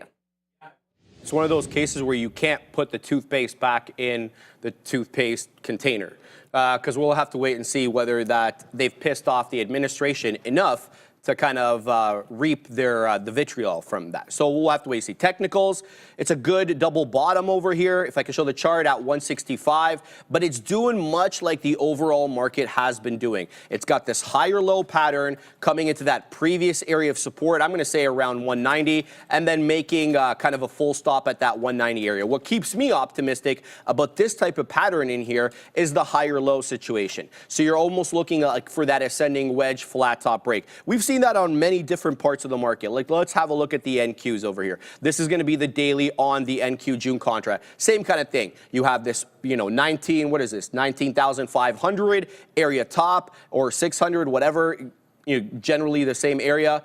And we defended it from basically March 10th all the way when we gave up the ghost on a decisive basis to April 3rd. And now we're putting in those higher lows inching up there. You're seeing that on a lot of these different Mag 7 names. There's Apple, same look. You'll see that on MSFT as well. They're all, well, MSFT not really, to be quite honest. Let's see who else. Would be Nvidia. Let's see. No, Nvidia not looking like that either. So the point is, we've got that higher low situation with that flat top. Let's see if we can break through it. I think we might get a nice tailwind if the earnings are better than expected, but it's always a wild card, man. Going into earnings, you never really know what to expect. But, you know, I'm a little bit concerned about this one for the tariff situation, Joseph. Yeah, good point. I like some of the comments in the chat there as well because I agree with this. So Guardian Angel says, I mean, how are they going to explain 125% increase on certain products? I mean, Amazon didn't ask for these tariffs, so if they want to display how much it costs with those tariffs, I think they have the right to do so. And if for Caroline Leavitt to call it hostile and political, well, Amazon didn't ask for that, so I think they have every right to do so to see the price increase, and that's just my personal opinion on that one. But let's see what we got going on here on IBIT. It looks like we want to break down. I was looking for that crack of the high day, and we're just not getting it. I added aggressively once again for that crack, but it seems to be with the ebbs and flows of the market are just going to trade eastward here today. So once we crack and hold, or break and hold the volume weighted average price here, then I'm going to get out of this position. So yeah, got to be patient and wait to see what's going on as the Qs are starting to pull in as well too. Gaurav was asking me, do I think the SPY can crack the high a day? Possibly, but if the big names don't want to participate, then I think it's going to have trouble doing so. Breadth is really, really tough. So yeah. Let's go. We're still positive. I mean, Bitcoin's still positive, up 0.25% on the session. And I was taking a look at the chain. I'll take another stab at to see what's going on. But we do have some overhead resistance. I mentioned this in the 40s and sorry, 54.50 is where I've seen that high level of open interest. I don't know if that's changed, and I doubt that it has in that quick of a time. So May 2nd, this week's expiration cycle, and I mean, it's nothing outstandish, right? So we can see at 55 we got 10,000 open contracts, and 54.5 we have 3,000, but then right at 54 is when we have that 17,000 current open contracts, and then we have to go all the way up to 57 to see where that possible max pain will be on the other side of this trade here, guys, with 30,000 open contracts at that $57 strike price. So yeah, let's be patient. Hopefully we can get the ball rolling. This is going to be my second stab at it. I told you I was putting on some size here, so I'm looking for that big move up to about 54.30, sorry, and crack of some of these pre-market levels. So I'll be patient and hold on for as long as I can, but with the market starting to pull back in and the Qs were trading relatively strong this morning, if we get any form of a pullback, I think this trade might be in trouble. So we'll just have to be patient and wait for things that are going to work out. I was expecting SoFi to continue this morning, and we didn't get that. We got the short on it after we realized that supply zone through the 14 halves. And then that's when we're like, okay, it's time to flip this bias to see what we can get going here. And it's unfortunate that I let go of it too early, but I would have liked to have been in a little bit more size here. From what I entered here and here, it's like a fraction of that size, but that's okay. Waiting for these trades to work out, and then I'm most definitely going to add into this IBIT position as well too, guys. Let's take a look at some of the top performing sectors this morning. So real estate is at the top of its class, up about 0.75%. Consumer staples sitting in second place, up about 0.6, and then materials about 0.6 as well too, guys. So you can see slightly more defensive and a rotation going on here. We'll go from the bottom three to the last there. Communication services in third last, only up about 0.2%. Energy sector in second last, same thing, down about 0.2 there, guys. And consumer discretionary, Sharif, down about 0.4% in last place there, my friend. Nice. Here's what we're looking at for the small cap gappers on the day. Here are the 8 that I've got lined up. ULY was a good mover up. It has multiple, well, I think multiple halts, maybe one halt over here. Let's double check on the one, make sure we're accurate on that. Yes, it is just one halt over here. So it's that halt that took place, I believe. Is that accurate? Yeah, at 10:20. This was just no trading. The volume started coming in super late at around 10:30 or so. We'll keep an eye on that one. It is kind of spready, though, for a cheaper name, 955. So be careful with this one, okay? ULY is the one I'm talking about. Then you have OMH. I just got stopped out of that. It did break VWAP, so we'll go 0 for 1 to start the day. It's losing the volume-weighted average price, so I'm not chasing it down here. End of story on OMH. It's got to reclaim that 3.25 for me to get interested. It's not going to be enough just to get back above that 310. It's got to stay above there. It had a good support level at 3 that it couldn't hold. So my thinking here is, you know, if it just gets back above 3, it's probably a specialist breakout and then, you know, get everybody offside. ABVE, though, this one is setting up like it may want to bull flag and then break through that $1.18, $1.17. The wicks go up a $1.18. The closing prints more around the $1.15. So we'll see if this one can catch some volume. But as you can see on the volume profile on the bottom there, it's down and to the right. So the volume's really drying up here on ABV, which isn't the look if you're looking for something to go up. Maybe it's not that bad for the volume profile to decline when you're dropping, but it's got to be going up for you guys for it to take it long. IBIO. This one, I had my reservations about this because it kind of felt like IBIO was hugging the volume-weighted average price from the south side. And that's what it's been doing essentially since double topping at that $1.40. It drops all the way quick as you like, back down into 117. That what's keeping me interested in this and what's keeping this on the side chart is the umpteen amount of higher lows that we've got here on every successive pullback, and then this flat top. Mostly at that $1.27, but ranging between a $1.27 and a $1.30. So what I like about this pattern is a possible ascending wedge. You can see how it's trading. It's got a 2 or 3 penny spread, which is quite wide for a dollar name, believe it or not, right? So we'll keep an eye out on this one. It's got to set up a little bit better for me to get involved. As you saw there, ULY is breaking out. It's almost at $10. The high of the day is 10.32. I'll submit to you guys, though, the real level to look for closing print above is that $10 area. As you can see, both closing prints are south of 10 on ULY, despite the fact that it's 10 1/3 high a day. Let's keep going on. So we've covered those 4. HSAI, not a big percentage winner on the day. It's up 8.5, a little bit more, but we'll see. This one's giving you dollars at a time. It opened up at like 15 1/3, weaseled up to 17 1/4, quick as you like. It's at VWAP right now. Another spready small cap gapper that, displeases me. But this one was running a few days ago, so maybe we'll keep an eye on that if it sets up in the right way. Let's keep going here. RZLV. Got a whole bunch of resistance here at 250, and it's not just a level from today. This was the opening print high from yesterday, right at 9:30. We popped up all the way to 250, then all hell broke loose to the downside, dipping down into that 203. So it's trying to make yet another attempt to break that 250 area. I'm talking about $2.50. It's once, twice, OB thrice, and then a fourth time over here. Four attempts at that 250 area, all have been said no to. However, you know exactly what I'm going to say if you've been watching the show. The higher low situation with that flat top is an ascending wedge, a highly reliable pattern most of the time, at least intraday. We'll keep an eye on this one for that 250 flat top break. CRWV CoreWeave. This one was an IPO from a few weeks ago. You probably remember this one. It's got a great move under its belt today. Not really exactly sure why. Let me just double check to see if there's a headline of note. CRWV. Not really looking there. Nothing from today. So yeah, nothing from today. Doesn't matter though. It's breaking out. More expensive, obviously. Small cap gapper kind of name. Here comes the volume weighted average price at around 44.50, a little bit lower than 44.50, maybe 44.40. Again, another spready ticker. It's trying to find support at this. Dare, you're killing me, bro. It's trying to find support at this level over here, 44.70. That's basically the implied balance high from 10.15. It wicks up into about 44 1/3, 44 1/2, and then drops back down to 43. It's right at that level again. So if you want to get in here, you might have to front run the volume weighted average price to take advantage of previous area support now acting as resistance. We'll have to see how this one works. And last but not least guys, this one's given up the ghost. We're talking about HIMS. This was moving all sorts of crazy in the pre-market right at 7:30 when we got the headline that they were going to make a deal with Novo Nordisk, as well as their competitor, or not competitor, but kind of frenemy right now, Eli Lilly.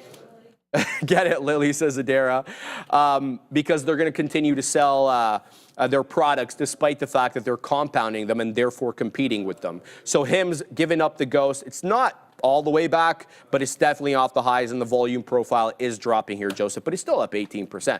Not a bad look, guys, for HIMS. Yeah, HIMS, that was a good one earlier in the pre-market. For sure. So yeah, guys, we got out of this IBIT trade. It wasn't working out for us. We just have to follow these trend lines. You can see that it broke through some key support levels here. And we were just constructing lower highs. So again, we got out of that one, pushing heavy on these trades. So yeah, I got to be really, really patient. I'm going to be frank with you guys. I don't love this price action here today. If we take a look at Nvidia, we're just going east, right? Like this is literally eastward movement, good condor stuff. But I'm going to be patient and wait for some things. I want to see that volume really start to pick up. And my game plan is I want this to sit on top of 110 on the backside of that channel and then hold that channel so I can add some contracts into my swing position and just make it as heavy as I possibly can, because it's exactly how I'm feeling. But like we can take a look at the cues as well too, guys.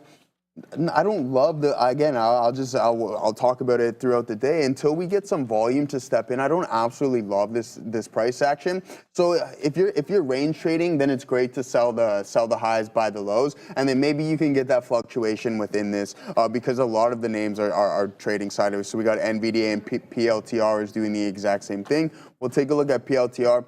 I mean, this name is really strong, so I wouldn't mind taking it for a breakout, but I need that volume by time profile to tell me, hey, we're ready to break through all of this mess and go a little bit north of this. But I like it from a daily standpoint. It's just the continuation on this name is absolutely insane, Sharif. Once it broke 96 and 97s, it hasn't looked back. It hasn't even came back and retested that breakout zone. So that just displays a really, really strong stock. Are we going to head towards this all-time high of 124? Maybe, possibly. I think eventually we'll get there, but I just don't know how soon. 47%. We were down at one point, and then now we're only down, I would say, less than 10%, 8% off of that all-time high. So a beautiful, beautiful recovery here in PLTR, one of the stronger names. Katina Man's got that on his pick for the year, and it's most definitely outperforming a lot of names. So holding up really, really strong is PLTR.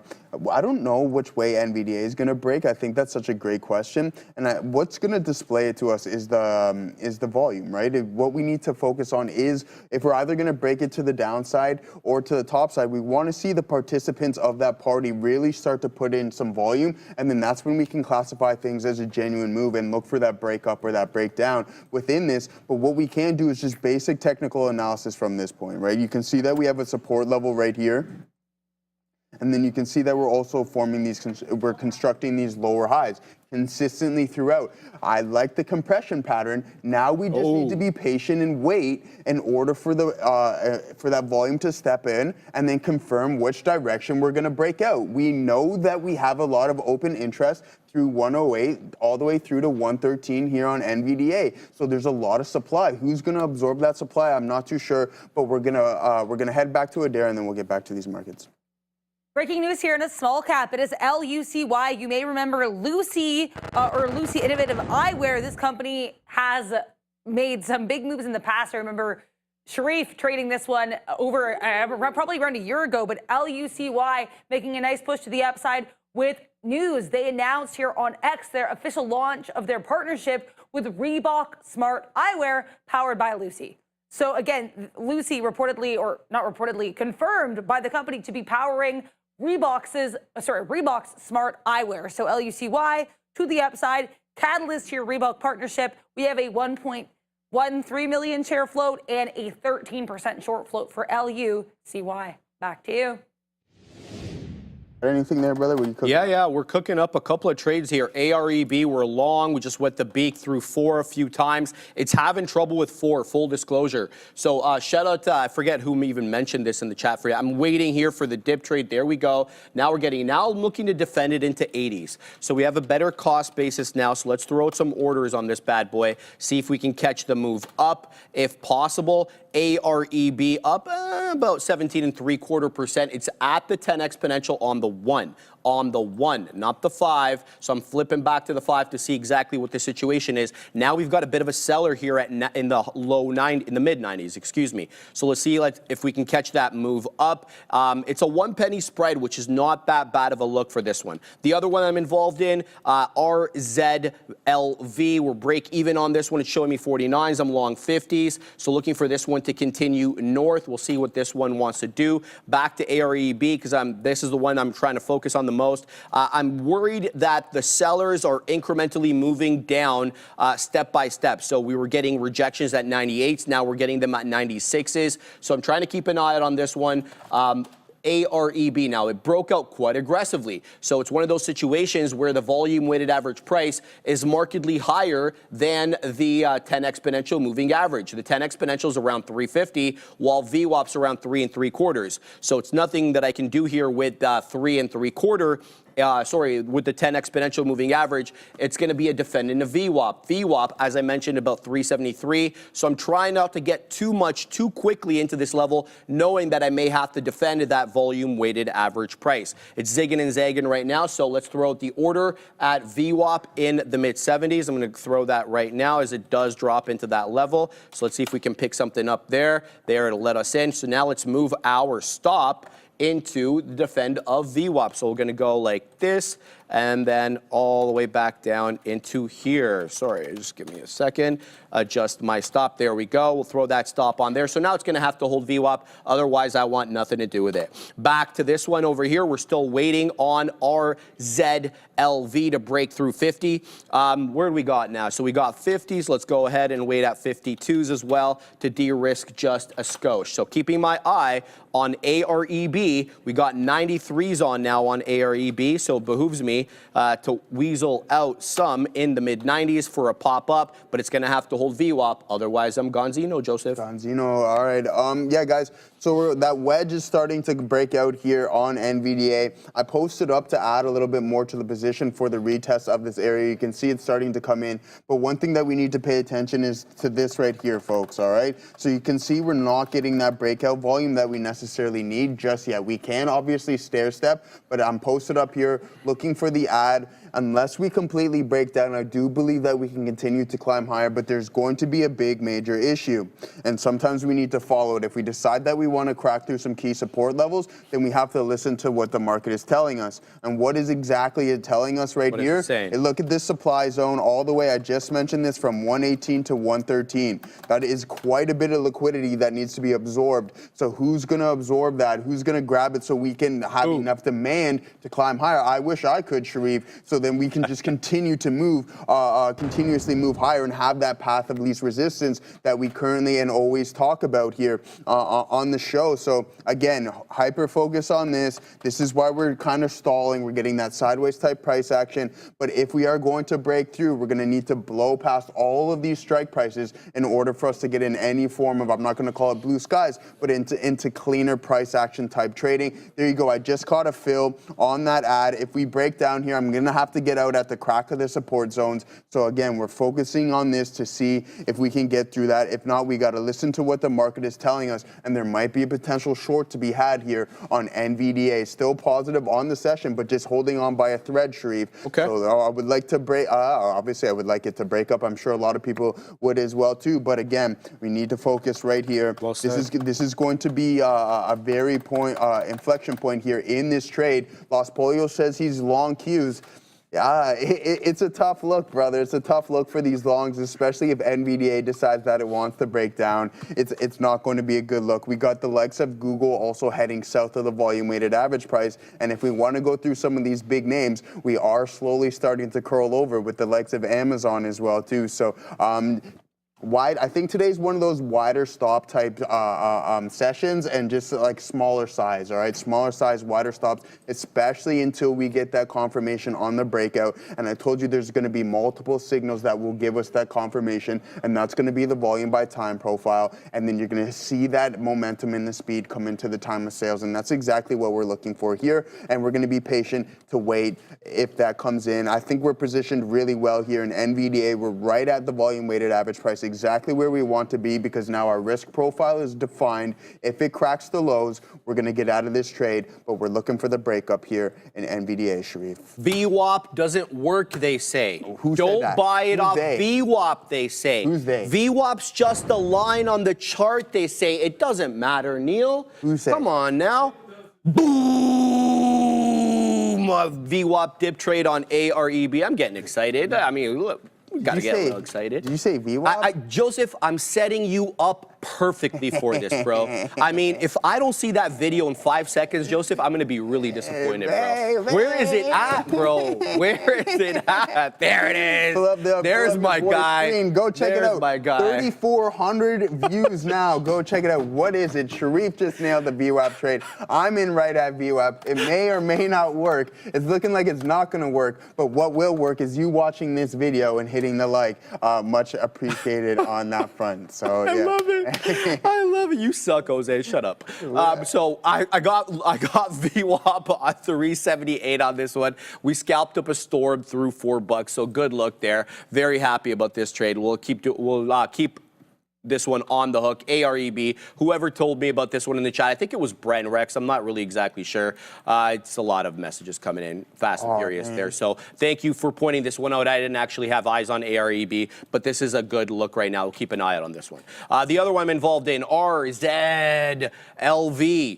This one continues to put in those higher lows, but we continue to have trouble with that $0.50. I'm still kept quite optimistic about this one because of the ascending wedge pattern at 250 with that flat top being at $2.50. So we'll see exactly what we get there. There is a seller of note. You can obviously see that at the 50 level exactly and in the low 50s. I'm talking about 51s, 52s, et cetera, something in and around there. So we'll keep tabs on that. I've got one piece left here on AREB. I'm going to let this one print at either 4.25 or I get stopped out. Simple as that. It's one or the other. So we're going to pack our patience and see which one comes first. Back to RZLV, excuse me. Looking again at this one.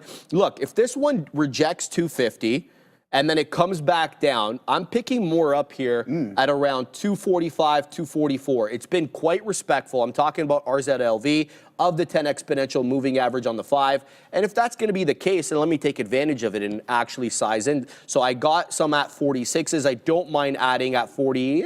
Now that I actually look at that, I may be hesitant to do that. The reason I'd say that now, having looked at it further, is because if I pick it up at 44s, well, then that's another low. So we held up here at 45s. I don't really want to see a lower low. I want to see a higher low, higher low, higher low with a flat top at around 250. So that's what I'm thinking on this one. I'm letting AREB kind of decide what it wants to do, whether it wants to break above 4 or break down. Now that we've de-risked the majority of the position, my focus now will be on RZLV. It's now clearing 50. It's showing me 51s on the ask, but it's so thickly traded. Every time it comes around there, it does end up rejecting. So let me throw out an order, man. I'm going to throw an order at 6s. So we're going to go ahead and wait at 6s, just like we did before. See if we can pick some more up there. I'm more convinced about this trade, so keep an eye out on that one. CRWV is losing the volume-weighted average price quite quickly. So this one, I'm happy I didn't punch into this one at VWAP. It didn't hold up at 45. That area crested the implied balance high at around 44 2/3. And now it's like almost $2 below that at 43.5. So CoreWeave losing the bid quite quickly over here.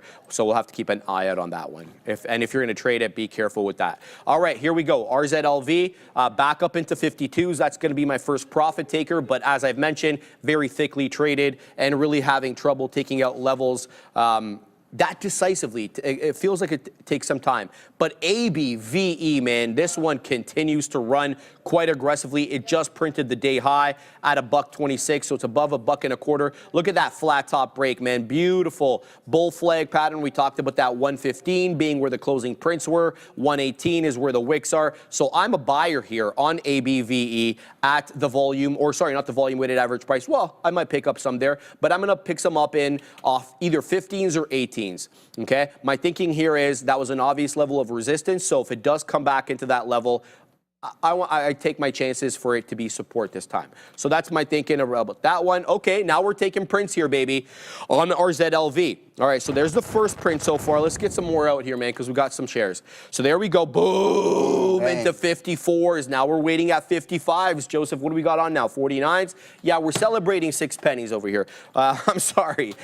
I apologize. All right, 55s. We'll throw it in order there. So we'll take out as many shares as we can on the pop-up. But I really want to focus on ABVE, guys, because it is worth our respect here. It is breaking out. $1.27 high day right now. It's printed in 26s, so clearly this one hanging out at day's high. Let's go ahead and throw that dip trade that we talked about at 18s and 15s. So I'm going to throw out two, 118 and 115. Let's see if we can get something on this bad boy, 115. Let's throw that on there. Now we got both on there and they're both active, so we don't need to manage that. Let's go back to RZLV. How we doing? More prints, baby. Just took out 55, so another beak wetter there. Looking for this one to continue to clear. Sadly, though, your friend AREB, it doesn't like that. It doesn't like that $4. We need that ARAB money. Come on, bro. Let's clear 4 so we can get that 4.25. Adara, what's up? Auto names, because Howard Lutnick, Commerce Secretary of the U.S., making some comments here, bless you, on these auto tariffs. It is worth noting he's supposed to speak on CNBC at 2 p.m., so unclear if this is a replacement for that interview or just additional comments, but either way, keep it out for Lutnick at 2 p.m. Currently, though, I'm seeing that he's saying that adjustments to these auto tariffs, which reported earlier today, these are being reported here. He said these adjustments are aimed at allowing domestic automakers time to grow U.S. plants and employment. We've long understood that the goal of these Trump tariffs, at least according to him and his administration, is to boost U.S. production and U.S. jobs. So Howard Lutnick basically said that these executive orders are designed to do that, and that's why they want to give the automakers a little bit more time. The EOs grew from detailed conversations with domestic car makers, so talking to people in the industry and coming to this decision. That's what I'm seeing here. Also, some other comments here coming from the U.S. Interior State Department, but Lutnick here on Watch making comments on these U.S. auto tariffs. Furthermore, once again, we are expecting comments from him at 2 p.m. on CNBC. Back to you. Howard, yeah. Did I tell you about that data point that they had on the all-in the other on the weekend? No, I don't think so. So on days where Bessent talks, well, this morning he talked. I don't know how well we're going to do. Actually, we're up on the market, Joseph. Bessent, the call, Lutnick, the put. Yeah? Essentially. Lutnick That's what you put, just just bring it from the end without giving you all the data. Do you have that? Do you have the thing? The data? Yeah. No, Oh, they had it on the seen pod. Yeah. Okay, yeah. It's so, interesting. So there you go. Let's see. Just buy the call and buy the put, man. If only it were that easy, my I know, God, right? Sharif. The Lutnick put. I like that. It has a little bit of has a little ring to it. The but lunatic put. Yeah, the lunatic put, guys. If we can I don't even pull- dislike him. I just like saying lunatic. Yeah, because it goes. I just with don't want it anyone to right get the there. wrong idea. Yeah, no, absolutely not. I mean, hey, we didn't really talk too much about the Canadian election, but yeah, Mr. Mark Carney, taking the W yesterday. So here we go, guys. I'm looking to add into this position. We're starting to break out through some of these. We're sitting on the backside of this trend here now, so that can be a positive sign. If it can be sustained, and we can hold these levels, then maybe we can get this long to continue here. So that price compression pattern coming into full effect. Now sitting on the backside of this trend. If we can hold up there, then I think we'll be okay. I just got added into this position once again. So looking for the crack of some of these key resistance zones. But Los Polio said a very valid point. He said we got to watch out for those walls through those specific strikes that we were talking about. So again, we'll be patient, but we're going to see what it dares up to, guys. We're going to get right back into NVDA. MP here, really strong. This is MP Materials Corp is the name of this company. So basically what happened here is we are seeing comments from Interior State Department member Burgum saying that the U.S. is considering taking an equity stake in minerals companies. So keep an eye on all minerals companies here. MP, I believe TMC is also in this space, but MP really popping on this. Once again, Interior State Department spokesperson or leader here, Burgum, saying that the U.S. is considering taking an equity stake in minerals companies, so they are understandably moving to the upside on this. We also have more comments from Lutnick, who's saying that the manufacturers of U.S.-built autos are going to get a 15% offset for the value of those vehicles against the parts imports. Back to you. What happened? Let's go, NVDAs. Just start to break out. We need that volume to still start to pick up for us guys there. Enter the position. Triple it up. Add some more out here at the breakout. Like let's go here. Let's go. Yeah, let's go. Let's get this breakout. I have to cut now at the breach of the volume weighted average price. So this is kind of even though we don't see that momentum stepping in right now, this is one of those plays where we need to either squeeze or we're going to just break right down. But let's go, guys. You see the aggression in the ads here, and that's exactly what I'm aiming to do. So let's break out. Let's get this ball rolling. Let's get into that 110 strike where we get it, Joe. And we're gonna hold on to this for as long as we can. You guys are seeing that I did this live. I posted those orders. I showed you what we were doing. So yeah, Steve Day, we're getting spicy up in here. There's no doubt about it. IBIT's continuing to climb higher. Let's get some order into this market. And NVDA, sit on the backside of this trend, and then best believe your boy's gonna be grabbing more contracts. Watch out, because it's gonna be a monster trade. I think that we can continue to climb into the mid 120s here on NVDA, and here we go. That volume is starting to pick up on the lower time frame. I was referring to those price compression patterns. We talk about it with you guys all the time. You're seeing us doing it right here. We love it. Are you doing it live though? We're doing it live, Sharif. And make sure that you go and watch the VWAP video. Otherwise, you wouldn't have known how to put on this trade. I love this. This is going to be a running gag forever, bro. Yeah, if you didn't watch it, you would have no idea why Sharif was trading at VWAP, why I'm in at the volume weighted average price, and the chances are my guy Gorv and Los Polios are in at VWAP as well too. Why? Because they watched the video. So go and check it out and see what we got cooking up here. Nvidia positive now on the day. 0.4%, Sharif. Let's see if we can continue to climb and sustain this breakout. All right, guys, we're doing it freaking live here on RZLV. We're taking multiple prints to the top side. Now we're waiting at 57. Let's go ahead and wait at 59. I usually do that for 69. I feel bad doing that.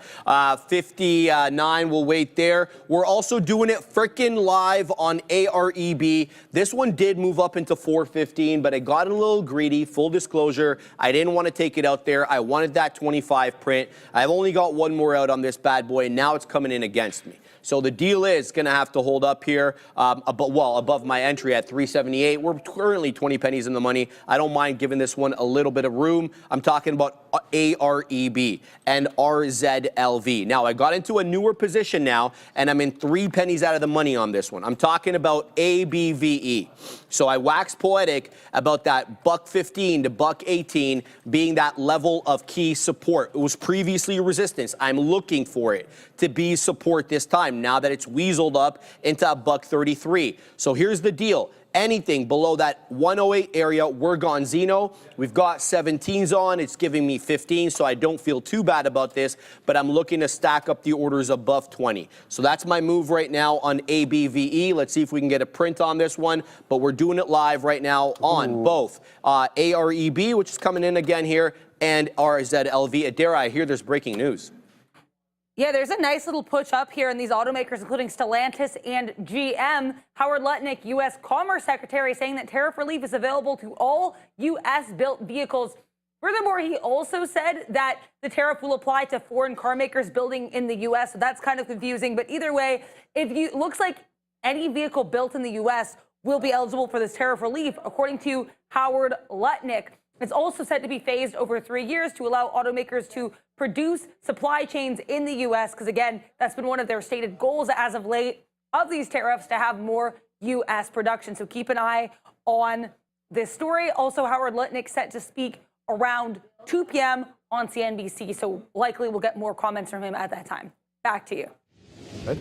Yeah, let's see what we got going on here, guys. One thing I will note is that I don't love the 5-minute time frame volume by time profile right here. We need to crack through this, and with that, we need the volume to be sustained and continue to the top side. I mean, on the 1 minute, it looks like a fantastic trade, but we're holding on to this position until 109.50, so another 50 cents until we look to start to take some profit here, guys, because we're looking for a break of some key specific levels. In order for us to do so, we need that volume to really, really step in. So, Stevenson, my guys. What happened? VUAP for the win. Shout out Joseph and Shreve. Thank you for that $2 super chat. I know you've been killing it, man. You've been telling me the numbers that you've been putting up. And he's been frank, too. He's like, Joe, listen, my journal, it's one of the truest, roughest spots there. I'm glad that he goes over that. He goes over his journal, whether it be personal or data-dependent journal. But then he's also like, Joe, listen, I was on a bad streak. It wasn't working out for me. Any suggestions? I'm like, do this. Next day, the guy comes up to me, bang, $2,000 day or something Easy. like that. Like that. So it's just like, bam, okay, good work there, Stevenson. Keep up that stuff. And I know a lot of traders in the chat have been doing so. So let's be patient. We don't want to get too ahead of ourselves. I know seeing that breakout here was nice, but we need the continuation, and most definitely we need the volume by time profile to confirm that we are going to have this sustained breakout, and that's what I'm looking for. Once we get closer to that 110, because that's where we have the highest levels of open interest, is when we're going to start to peace out, all right? So, sorry, 113 might even be in the works today, guys. If we can get through 110 and 111, then we might be able to get up into those 113 areas, and that's going to be absolutely fantastic, but we need to take one step at a time. Let's see what Adara's up to. The Trump administration is very chatty today, to put it lightly, on Trump's 100th day in office for a second term. Howard Lutnick saying that they actually have discussed specific plans with automakers with regards to this tariff relief, but he's going to leave it up to them to announce. So we'll have to wait and see what happens there. Furthermore, he said that this tariff relief plan is, and I quote, finish your cars in America and you win. So really continuing to emphasize their goal of increasing U.S. production with regards to this U.S. auto tariff relief. Now for a very interesting update on the Amazon story. So in case you missed it earlier, we had some reports that Amazon was going to be adding tariff costs labels here on their website. Then Caroline Leavitt in the White House came out to say that they found the move to be hostile and political. The stock dropped. Then we have an Amazon spokesperson saying that A, this only was apparently in consideration for Amazon Haul, which is their Temu or Shein equivalent, and B, that nothing's actually gone into effect yet. So with all that context in mind, we have another update on this story. CNN reporting that apparently President Donald Trump called Jeff Bezos, who is the former CEO of Amazon, to complain about the tariff label reports. So just an interesting update here with regards to that. You may see an infographic in the near future tracking the stock's movements today on these tariff moves. So check out X at TTV Research. And with that, I send you back to the Bash Brothers. Thank you for that one. And 15 shekels here, Sharif, from Ruby. Joseph, you the best. SoFi is flying towards the volume-weighted average price. No, Ruby, you're the best. And Sue, because they have Cristiano Ronaldo in their profile picture there. So much appreciated. I mean, I don't know if I'm a CR7 fan or a Messi fan, to be honest with you. That's a tough one. Yeah, I don't know. Sharif would definitely know who is actually the better one. I think Messi's the better scorer, right? That could cause a riot. Right. Okay, we don't want to get into it. Yeah. It's just like going to a comic book store and asking who's the best superhero. Ooh. You'll cause a riot. You know what I mean? Who needs that? Start a riot. All right, guys, put it in the chat. Messi or Ronaldo? That's all that matters right now. Put 10 or 7. 10 or 7. There you go. 10 or 7. Let's go. Is it 10 put or it in 7? The chat. 10 or 7. Oh, we like pick that. neither. R9. Neil is dropping hot lines in the chat. I don't even know who R9 is, but that's okay. The old Ronaldo. Oh, you know the Brazilian Ronaldo? Oh, the guy with that. Remember that? Oh yeah, I remember hair? that guy. We got 10. Ooh, we got 10. What? My boy wouldn't like this. Oh, I thought you were looking at me. I'm like, what did I do? Me? What? He's looking at Joe.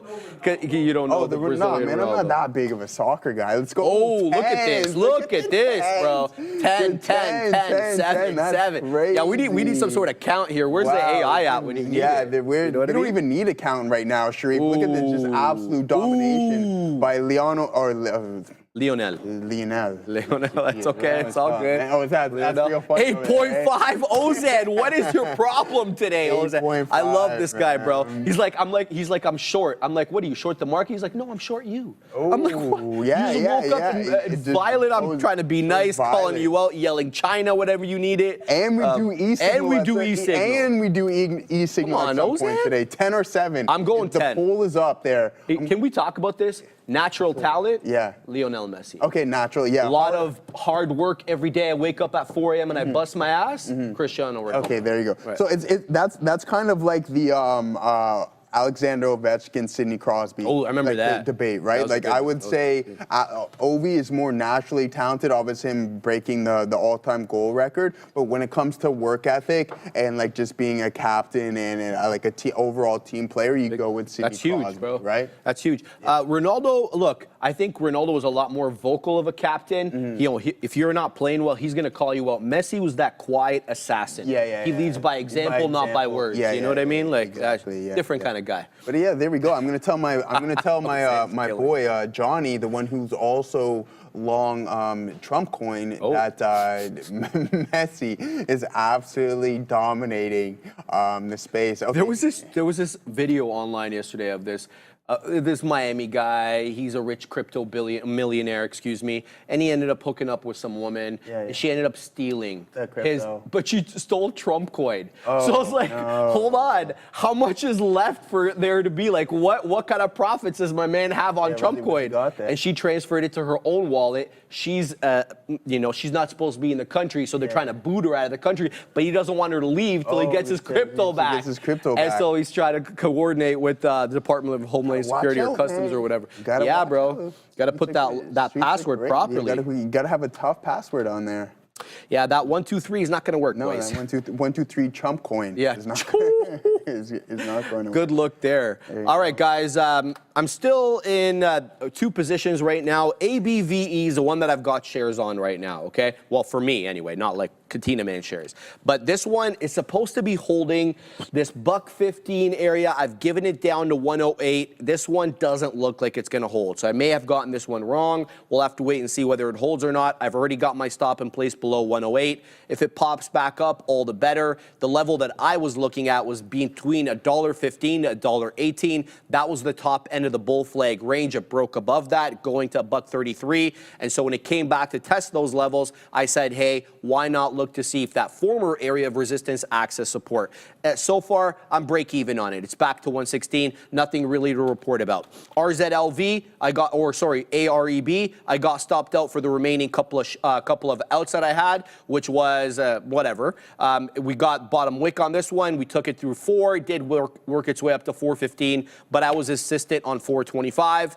And my stubbornness maybe kind of left some profits on the table over here. RZLV, this one, we still got a couple of outs left on this one, and I'm trying to decide whether this is the appropriate area to add into this position, okay? It's yet another 10 exponential moving average on the 5-minute chart pullback, and it's holding up at the area. But I hate when the 10 exponential or a key technical indicator overlaps with a psychological area of support or resistance. I'm talking about that 50 penny level because that's where we're at right now on RZLV. We're having a lot of trouble closing and staying above 50, even though you can see we wicked well above 50, but not on a closing basis. I was able to get those prints because I had resting orders waiting there if the price popped up above 50 to take the order. So I'm unsure how to proceed right now on RZLV, whether it's the appropriate area to add or whether just to kind of take the profits and run. My thinking, I'm more inclined to want to add here and then move up my stop a little bit tighter. So currently my stop is below 42. I can move, if I add here at 48, I can just move it to 45s or 46s below the area I added into. So that's exactly what I'm going to do actually. So I'm going to do just that. I don't know, Joseph. This current candle that just closed on the 5 has me re-guessing that whole analysis. So I'm going to go ahead and add, whatever. We'll do it. All right, so that we're adding here. We're doing it live. So now it gives us a bit of a worse cost basis, but that's fine. So let's go ahead and put a profit taker at 53s and see what we can get in and around there. So the only 2 trades I've got on are ZLV. We got the majority of this position out, but we just added a little bit right now. And this one, ABVE, it's not boring me. That's not the word I want to use, but it's so indecisive. It's at that critical level. It's neither failing it nor moving above it. So we're going to have to see which way this cookie crumbles, baby. Absolutely. We got some good questions in the chat. Like, Joseph, what is the expected move here on Hood for tomorrow's report? I like that. So we're going to break down some of these EMs, guys. So what we got is Hood tomorrow. We're going to go over Visa, Starbucks, and Snapchat as well, too, but we're going to take some time on that front. It's not looking too good on Nvidia right now, so we'll touch back on that momentarily. Hopefully this is just a pullback, and then we can continue this breakout. But here we go. We're looking at a just under 12% expected move on Robinhood, so that can put us at a high of around 54.62 and a low of 42.96. Now let's go over Visa and see what Visa's got in store for us this evening. So yeah, we're looking at roughly about a 4% expected move as well, too, guys. Could put us at a high of 352 and a low of 325. Starbucks, I don't know. Last time, I'm glad Selena doesn't like going there anymore. 'Cause that place is expensive. SPX Starbucks. So here we go, guys. 7% expected move can put us at a high of around 89.97 and a low of 78.13. And then we will do Snapchat because I think that one's going to be interesting as well, too. So we will see what Snap has got in store for us this week, guys. About a 17% expected move here can put us at a high of 1061 or a low of 750. So there's that one. And here we go. We're not getting that sustained breakout here on NVDA. Hopefully this is just going to be a pullback into the breakout zone. We can hold that and continue to the north side. But with the overall market looking like this, odds are not necessarily in our favor, I believe. Could I be wrong? Absolutely. Hopefully I am wrong. But when the market looks like it wants to break down and we're looking for these long trades, it may not be the best idea because I know SoFi is no market mover, but that's around the lower days. Palantir is about to crack some key support levels and head toward the lower day. NVDA is at that test of that breakout zone there. We didn't take any off. I told you guys the specific target, but we will get out so we don't take any significant form of a loss on that front. Now let's see what Amazon is up to because we had that news and I told you guys my opinion on that one and how I feel on that. So you can see we're still hovering to above the volume weighted average price. That's a positive sign. Let's see if we can continue in this strength and start to recover here in AMZN. What is Meta up to? Meta is right around the volume weighted average price as well too. And we'll take a look at Google to see what Goggles is cooking up on the day. It was below VWAP last time I checked. Okay, so now we got a little bit of a bounce hovering above it. So some choppy sideways price action here in the morning. You can see the ebbs and flows within some of these bigger names. Let's see if we can get Nvidia to sustain this breakout. Hopefully that was just a liquidity grab, and then we can take that additional leg higher and run into those 110, 111 strike prices. But I mentioned that overhead resistance. This is going to be a factor. We are actually fighting what the options chain is telling us, and we don't always want to do that. We went and we followed the options chain with SoFi because we've seen that supply zone at 1450. That's eventually when we found the setup for the short, and that's exactly what I believe what we should be doing. Price compression pattern. If we can't sustain the breakout, then there might be a short here on NVDA, Sharif. Boom! There we go. Finally, ABVE. Give me a print, man. Yeah, it's a little subdued though, man. I was looking for a bigger move up. Just get a quick, and that's it. That's all I'm getting, ABV. That's all they're giving you, man? Fine. Come on, man. Guys, ULY. Wowzers. So this one, it did hold up. It did hold up at the 10 exponential after reclaiming the volume weighted average price, and by extension of that, obviously the 10 exponential around 11.15. It's been quite respectful of that level since getting above there, but it's very spready. The range per candle. I know, it's okay. The range per candle is quite wide as well. You can kind of just keep an eye on how much notional it's moving per candle, and it's quite wide. So be ready for aggressive retracements if you get it on the wrong level. My suggestion to you guys, if you're going to trade ULY, is to pick it up off key levels. Wait for that dip trade to come in. It spends a lot of time there sometimes. Like, look at this over here. When it dropped down at 11.20, it ended up holding the 10 exponential for 5, 10, 15, 20, 25 minutes.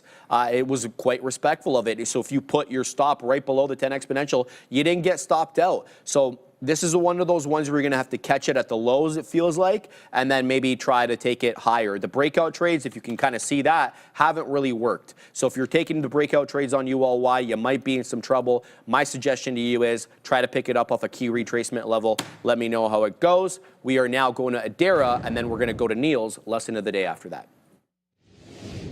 This happening now is maybe more of a what's happening with regards to talks from the Trump administration on tariffs, because that is going to be the main story here today. We have more comments from Howard Lutnick that I want to break down, but let's talk here first about the NASDAQ. Slightly positive on the day, up 0.11%. S&P 500 about 0.18%, so slightly stronger than the NASDAQ on a percentage basis, but these charts look almost identical. Not a ton of economic data for the rest of the day. We did get slightly lower than expected JOLTS job openings and CB consumer confidence at 10 a.m. But until that point, we're going to get comments from Commerce Secretary Lutnick on CNBC at 2 p.m., then Trump speaking at 6:10 p.m. So let's talk about these auto tariffs, because we know that Howard Lutnick has been talking about these auto tariffs for quite some time. And we have some more, admittedly kind of confusing comments coming through from Lutnick ahead of his CNBC appearance at 2 p.m. He said basically that with regards to this auto tariff relief that some auto manufacturers will be able to get if they build in the U.S., he's saying that the auto manufacturers will basically be picking the highest tariff that comes with their goods, and they will only pay one. So they'll pay either the steel or the auto tariff, whichever is higher. Bit of an odd system, but then again, Howard Lutnick also said the automakers themselves, it's up to them when they want to announce this. So we're not really going to get a lot of details as to individual automakers and how they're impacted by this until they choose to announce it themselves, according to Lutnick.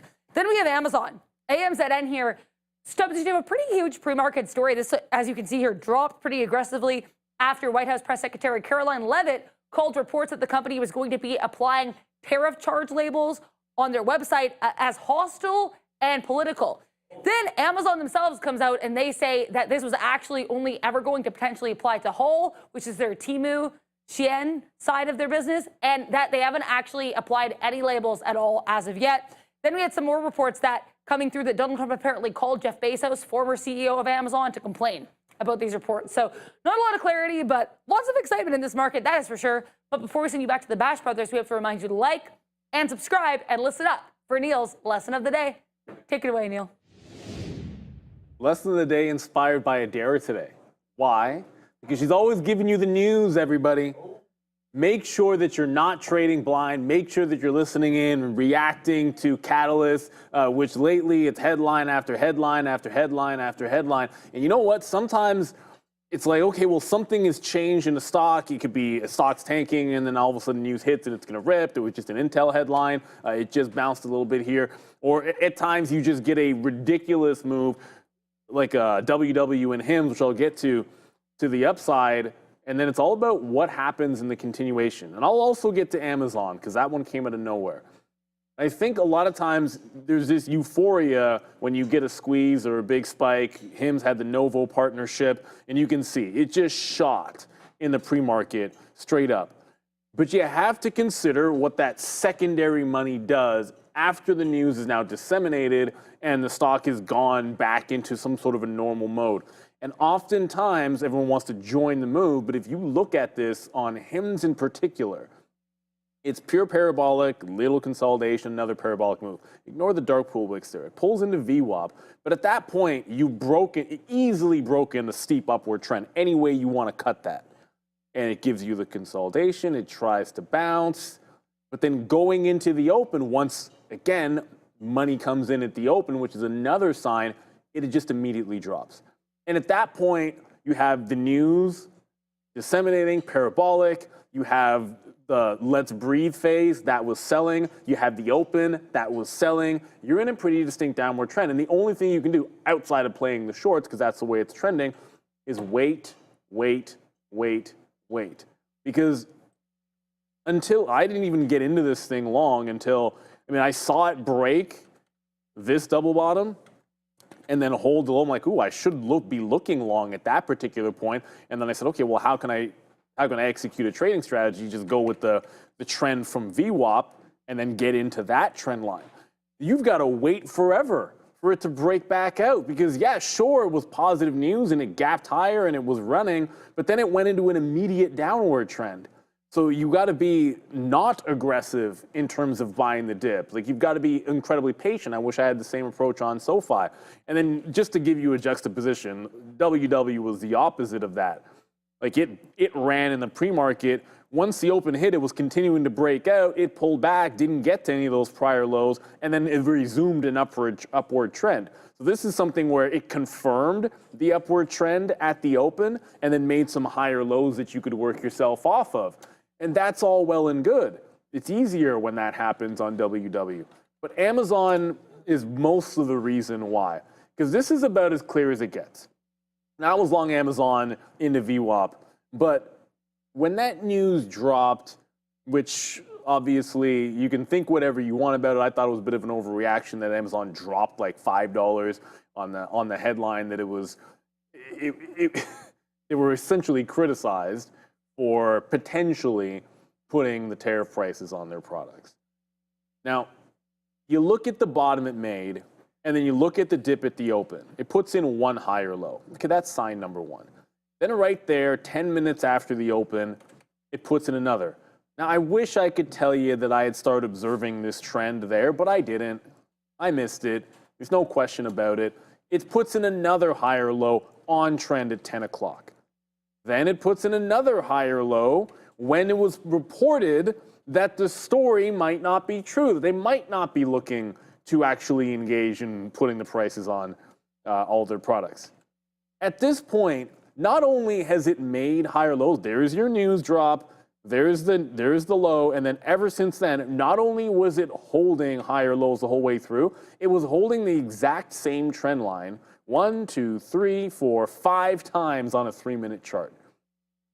5 times you could have gone dip buy hunting. If you only needed confirmation 3 times, then you had 2 longs before you were just taking it long, admittedly myself, because they said that the story was kind of bogus.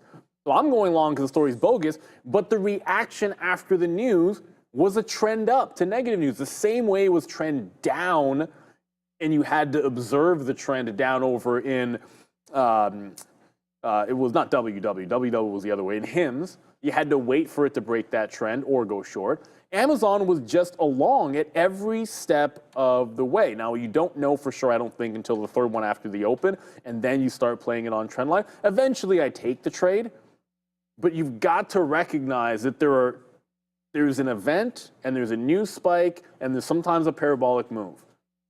When liquidity comes back into the stock, a new trend is highly likely to come in.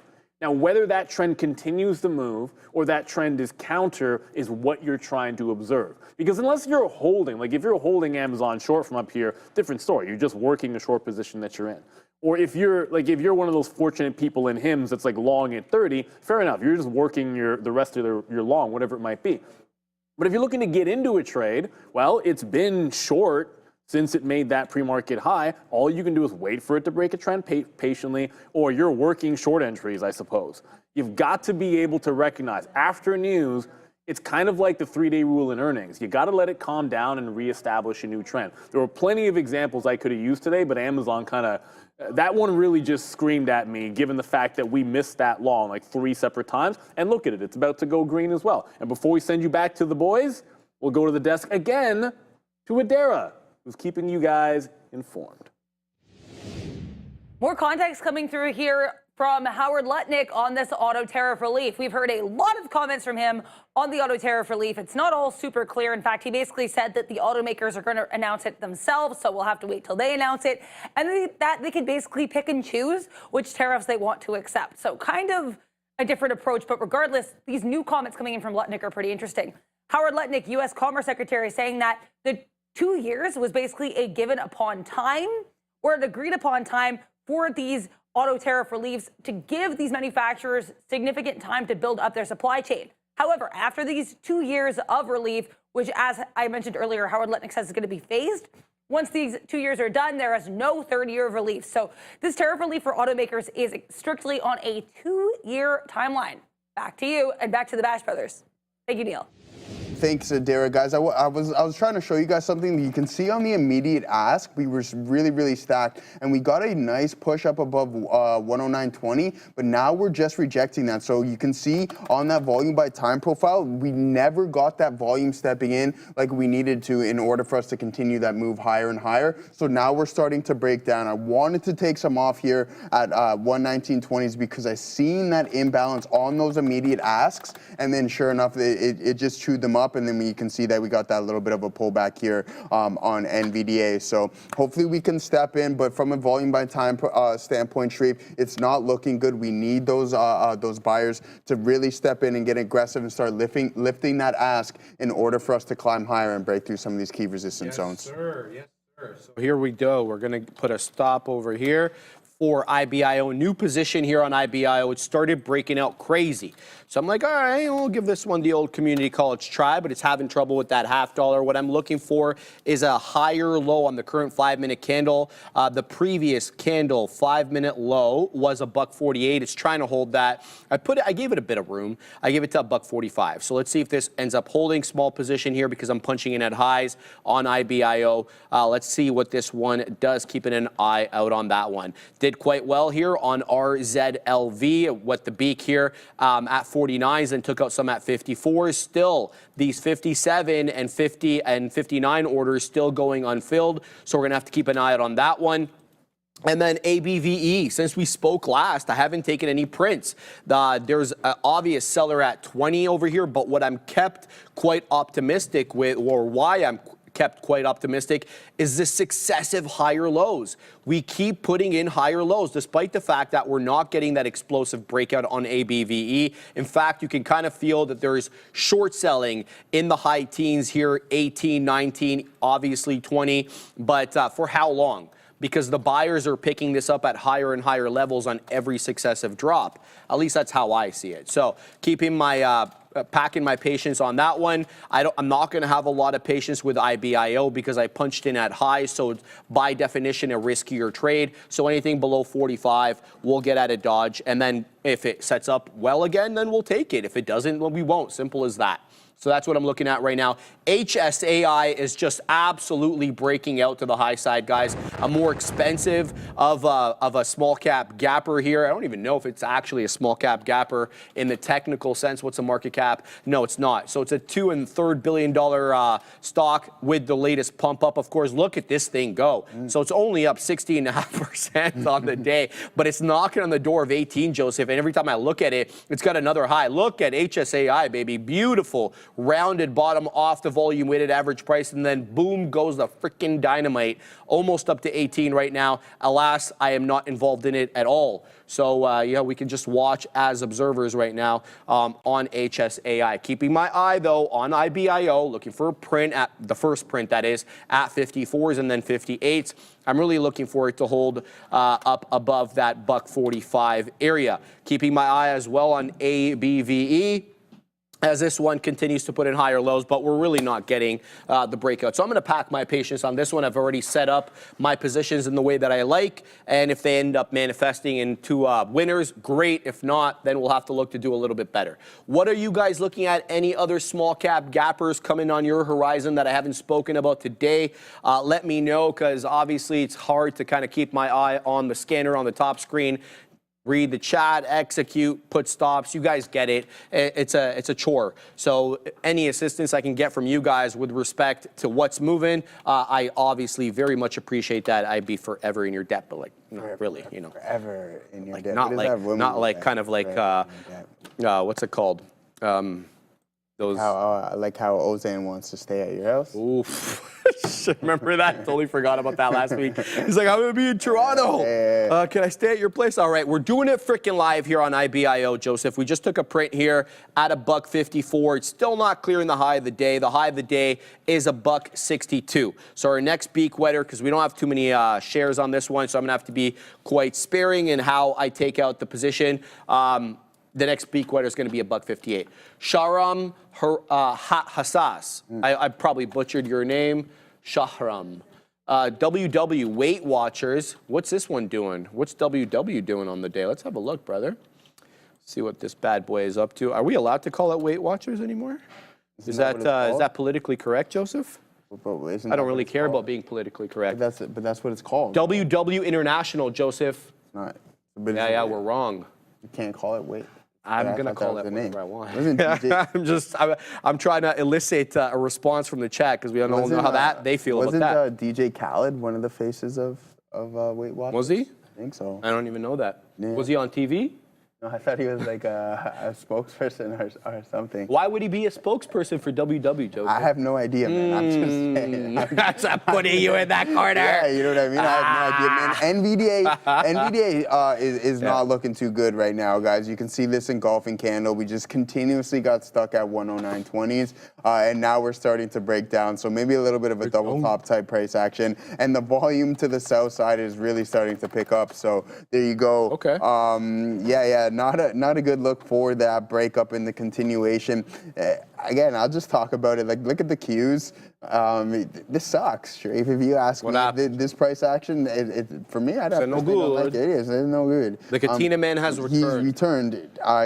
Day 2 of the flippers. Oh, yeah? Yeah, you got that. Yeah, he's attaboy, good, man. He's crushing the paddles, yeah. Well, I'm figuring that's what they were for. More Yeah, resistance. good look there, Katina man. Yeah, exactly. So there you go. That's what I said to him. More resistance, but now you can technically go faster and farther. Oh. So yeah, so we need. I know you're doing an average of 1, so you got to bump that up to 1.5 maybe, and we'll Bro, I monitor. smashed the best morning workout. I don't want to hear it, man. Well, you're gonna hear it, so might as well just listen up. Can I tell you, like, this was like one of my best morning ones. Not like best workout ever, but my morning routine. Yeah. So listen to this. Wide grip pull-ups, 10 bangers. So not too many, but I went wide for the lats, right? Not in. Yeah. And then right into goblet squats. Yeah. 50, with your light. with your kettle. No, with the weights, because I've got the weights on the Oh, stand yeah. now, right? With the, Ooh, okay. All right. with the dumbbells. Goblet squats into push-ups. No rest. Right back into the pull-up bar. 7 sets. Yeah. 7 sets around 25 minutes. I'm done. What? What? That's not bad, cool. huh? Yeah, man. That was my best hefty, one man. ever in the morning. I was quite That's proud of it. crazy, man. Yeah. Now I gotta make sure I gotta run 15K today and 200 push-ups. I'm telling you, you're gonna like the more push-ups. I would guarantee you. Yeah. If you start hitting like, what are you doing them in? Are you doing them in blocks, or are you just going to failure every time? Yeah. 20. Well, I do 5 sets of 20, right? There you go. Yeah. So I'll go Pump it up 5 every time. But I gotta pump it up 5 every time. I Yeah. told you. So what I'll do is it's 5 from 5 kilometers from my place to the outdoor workout gym at Jameson. Calisthenics, Yeah, beauty. and then I'm in it right away. We start with the leg raises right off the jump. I gotta hop out of this. So 20 of those, and then we're 20 of we're 20 of those, and then 20 push-ups, and then 20 dips. Just continuously. That's then I'll sick. throw in a rope climb once in a while. Okay. Yeah. You throw in a rope climb? Yeah. Can I tell you, I still don't know how to do that well because I don't set my feet. You know how the CrossFitters set their feet? Yeah, I don't know how to do that. It's not long enough to do that. Okay. The rope that you know, the ones at the old workout gym. yeah, It's not long enough to. And you can use your arm strength on it, even though I know you're supposed to use your legs and get that curl over. Well, it depends on what you want to do. Yeah, it depends what you want to do. Yeah. So what you do is I'll sit down on the ground, grab it, and then pop to the top. Couple up there and then repeat the system. But yeah, we got stopped out break even here on Nvidia. I'm glad that I took a little bit off right here, guys, to be honest with you, because just the multiple rejections, I had to get out in. When the market is telling you something, as much as you want it to do something else, you have to listen to it, all right? So it sucks at times because you can see how aggressive we got on this trade, looking for that continuation into 110, but there's just too much supply on this underlying asset for us to continue to move in the northeast direction. But let's take a look at it from a daily standpoint. I do believe once we have the ability to sit on top of this range and the backside of this channel, then we can continue to slowly grind here. And if we can catch a tailwind on NVDA, we know that we got a lot of news going on with Huawei, the H20 chip, and now that they need a license to sell it to China. So if you get a couple positive tailwinds in this, I do believe we can sit in that realm of the backside of this channel and then continue to climb higher. But until then, we got to listen to what the market is telling us. And as frustrating as it may be, you'll thank yourself at the end of the day, because that's why we took some off right here. We weren't breaking through, talked about the hefty supply zones through those specific strike prices, and then sure enough, we get stopped out just before we hit that break even there, Sharif. Hypercube, my lat's making it too hard to punch in trades on my keyboard. Can I get some tips on how to slim down? Well, I mean, Hims is selling a subscription for $600 a month. If you want to do that, if you want that Ozempic neck, go have at it, baby. I mean, I'm just kidding, of course, but yeah, you don't want to do that, man. Muscle is more important because it creates longevity. Guys, IBIO, I don't know about this trade. There we go. Just as I say that, I get stopped out, but it's at the 10 exponential. So I can get back in here. Let me have a look at what this one does. I don't mind jumping back into this one, but it does have that topping tail candle prior to it, and then 3 negative red candles in a row. All the while, that's the bad side of the equation. The good side is above VWAP, but above the 10 exponential. So if I had my stop placement wrong, fine. But I want to watch this for a little bit more because this is a good mover. It's shown its propensity to really explode when it does catch a bid. So I'm keeping my eye on this one. It's not a bad look at the moment, and it's kind of holding up at the 10 exponential. I think I'm going to get back in over here. Yeah, that's exactly what I'm going to do. And we're going to put our stop below the volume weighted average price this time. So let's go ahead and do that. And that's exactly what we'll do there. We'll set up some beak wetters at key levels, and then we'll see what happens from there. Back to ABVE. Okay, so this is continuing to do the same thing, putting in those higher lows. Now it's taking out the seller that was there at 20 and at 21, because now we got 22s on the level, on the ask side of the level 2. I'm actually waiting at 122. So we'll see if we can get that, Phil, quick as you like, or what the situation is. This one's shown it has a kind of a tendency to explode through a level and then retrace back down. So what I'm trying to do is take advantage of that by throwing out my orders ahead of time so that I can, number one, be first in priority, for having posted my order before everybody else. And number two, if I'm not looking at it or if I'm not quick enough, I don't have to respond that quickly. The order's there and it'll get filled quick as you like. So that's what we're going to keep an eye on right now. I'm still involved as I got back into IBIO, but anything below that $1.40, which is the volume weighted average price, I'm gone. Wow. We continue to hold here RZLV. It's holding the 10 exponential. So there's really no reason for me to get out here. It's holding that level. It's not giving up that level. So I'm going to pack my patience on this one and see what we get. Yeah, that's basically what I've got at the moment. I think somebody asked me to look at Weight Watchers. So let's go ahead and do that, because I think we got to digressed a little bit from that and didn't look at it. So this is WW, not a bad look at all. A big move up. Now it's a sub $1 name, so I don't like trading these because, well, there's a whole bunch of reasons. But anyway, nice move up. It does lose VWAP over here at around 10 o'clock.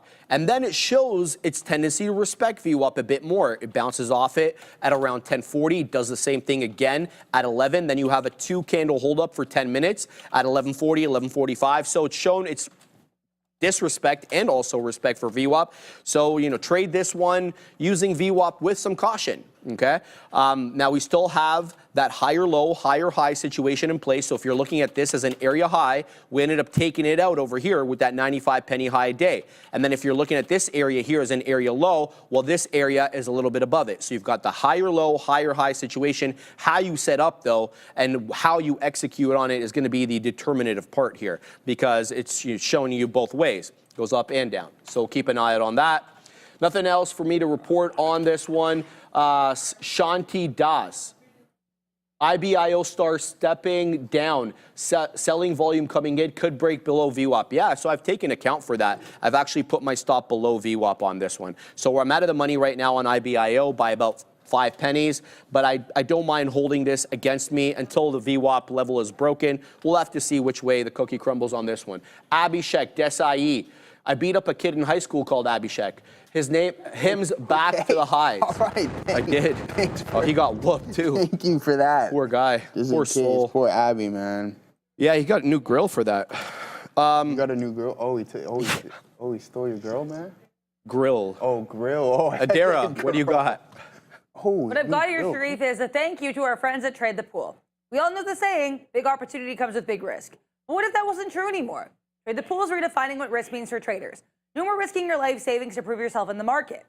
They give you access to company capital up to $200,000 to trade real stocks, no CFDs, and your downside is limited to just a single one-time fee that starts at just $47. That means no blowing up your personal account. You get to trade with serious buying power, all while knowing your losses are capped. Trade the Pool offers an unlimited time during the evaluation, so you now get the freedom to trade your way with no time pressure. Visit tradethepool.com and see how far your $47 can take you. Back to you. Thanks for that, guys. I was just looking at IBIT. You can see that we had these multiple tests of the volume-weighted average price, and then we slowly started to curl over. See, the thing is, though, guys, you can see how aggressive I was. Entry, add. This ad I usually never do. I only add into winners, and then I get stopped out there, and then I enter again, add aggressively, and then we get stopped out. So again, just from collecting data and knowing my playbook, it's usually within the first couple of entries I'm correct. So the third one is just like, do I really want to take it, even though sometimes it's good to? So that's kind of where I'm sitting on the fence. You can see how strong it can be at times. I'm going to kind of filter out this tape a little bit more to see if we can get a better picture here, guys, of what imbalances we possibly have on the level 2. But I do like this, I like this price action printing here on the 5-minute time frame. You can see those consistent higher lows throughout this trading, and then we do have somewhat of a flat top. But if we're going to just go by this right here, you can see that we're holding that relatively well. But I don't want to chase it so far from VWAP. I need to wait for another additional pullback, and then maybe we can get that breakout. But it looks like that ship might have sailed already for us there, guys. Charlie Taff, 300, you're absolutely right. You know what I mean? When we look at those whole dollar kind of strike prices, that's where we're going to see the highest levels of open interest. And on the likes of Tesla, you nailed that one on the head. 34,000 currently open contracts on this week's expiration cycle. So we're having some trouble getting through those levels. But IBIT becoming an absolute monster and finding some order within this choppy mess of a session here, guys. So that's a positive sign. I really like IBIT, but it's unfortunate that I believe that this ship has sailed for that potential breakout here, Sharif. Yes, sir. My man Abhishek in the chat. Obviously, guys, I'm just, you know, we're chuckling along here. Obviously, I don't mean any ill will to my friend Abhishek Desai in the chat. Oh, I thought you said your friend. I thought he was your friend after, but the one in the chat. Yeah, in the chat. So Abhishek was calling out Hims over here, and it's a good look, good bottom there at 33 bucks, technically 32.95. Abhishek, what I'm seeing here though, brother, is a still lower high situation. So if we're looking at those pre-market highs at 8 a.m., double topping at around 42.50, 42.75. We have another lower high here at 39.50, where we also double topped initially there at 9 a.m. and then again at 9:20. That's all before the open, and then the open came, and then we haven't cleared the pre-market high. That's one of my prerequisites to trade these small cap gapper style. I'm not saying Hims is a small cap gapper. Style stocks that are these gappers sort of that are moving on the day. We need that pre-market high taken. Also, I don't like the lower high situation. And we're only a couple of shekels above VWAP. And we're also below the high. Technically, Abhishek, the high is 37.94. That was the print that opened up at 9:30. And then we went down into the right since then. So Hims, it's still on the side chart, brother, but it's not really a glowing endorsement for me to get long on it right now. I'm going to steer clear of that one. But OMH had a good move up, but now it's straddling VWAP from the downside. What I'm looking for here is something to take off. I'm going to take off CoreWeave. I'm unlikely to trade it given the price, and I'm going to put WW. The reason I want to put WW, even though I don't like these sub $1 stocks, is while it's close enough to that dollar with a 95 penny high that we could have a different trade north of $1. Also, I still perceive it as having some sort of respect for the volume weighted average price. I outlined this area over here where it breached it, but on the other occasions it was using VWAP as a level of support. If that's going to be the case going into the afternoon, then I could possibly set up a trade on it. So keeping Weight Watchers here, removing CoreWeave, but this is the one that, you know, I mean, I can't believe I didn't execute on this. HSAI, beautiful look. I mean, it holds VWAP. It's explosive to the high side. It's respectful of the 10. I mean, like, what the hell else do I need to punch into something? It's not the biggest percentage mover on the day, but so what? It's printing.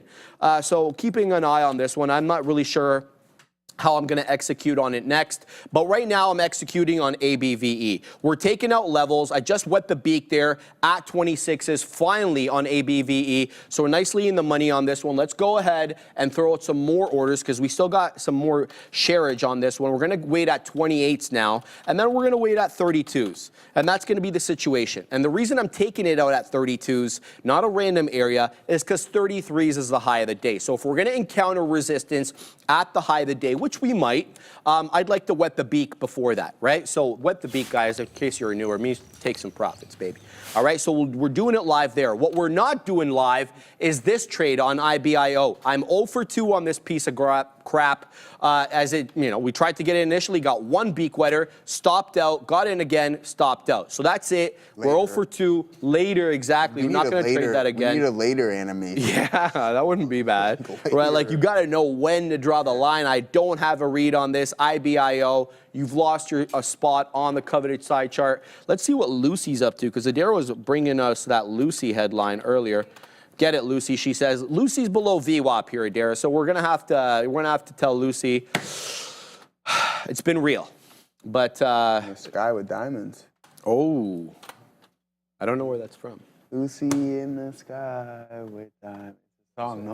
Where's that from? I don't know what song it is. I don't know. You're asking the wrong guy, bro. Yeah, I know what song it is. I know the boys. You do? Know. Well, I don't, but someone in the chat might. Well, the chat will fact check us immediately. I think Neil and Katina Man might know that song as well, too. They know that song. Yeah. So who is it? Who's that? Oh, but you know the song, yes. You know the song. The Beatles? Is it the Andre Beatles? is like the. How do we not know that? Because he's an OG, bro. Shout out to Andre. Later with the rocket power graphic. Yeah, I'm going to call Andre the silent assassin. Yeah, he said the Beatles. I like that. Because he doesn't talk that much, But he comes in with fire. When he says something, it's of importance. It's of importance. Exactly. You know what I mean? Andre has been nicknamed the silent assassin. I like silent assassin. But here we go with Bitcoin, guys. We're getting that breakout here, and I like that Sharif pointed this out the other day as well too. It's correlation with the Nasdaq and with gold. Right, so you can see it's more heavily correlated with gold than it is with the Nasdaq, and you can see us slowly start to climb here as the Nas is pulling back. You can see that we're starting to climb higher here in IBIT and approaching some of the day's highs. So let's see if we can crack through some of these key levels. I mentioned that this ship has sailed on this trade, and I don't want to trace it all the way up here, so we'll be a little bit more patient. And there it is. You can see the strength in the time of sales. And it's continuing to go, oh, that one, I need the emotional damage one, but we'll throw a siren up because we had that breakout. We just didn't want to chase it all the way up here, but it's looking like that one's really going to want to work out here today, Sharif, up about just under a 0.5% on the day. And Nvidia just continuing to move eastbound and unfortunately looking like it wants to move down on that one. So shout out Kenny Powers and company. But yeah, let's see if we can get that breakout here in NVDA and see if this is...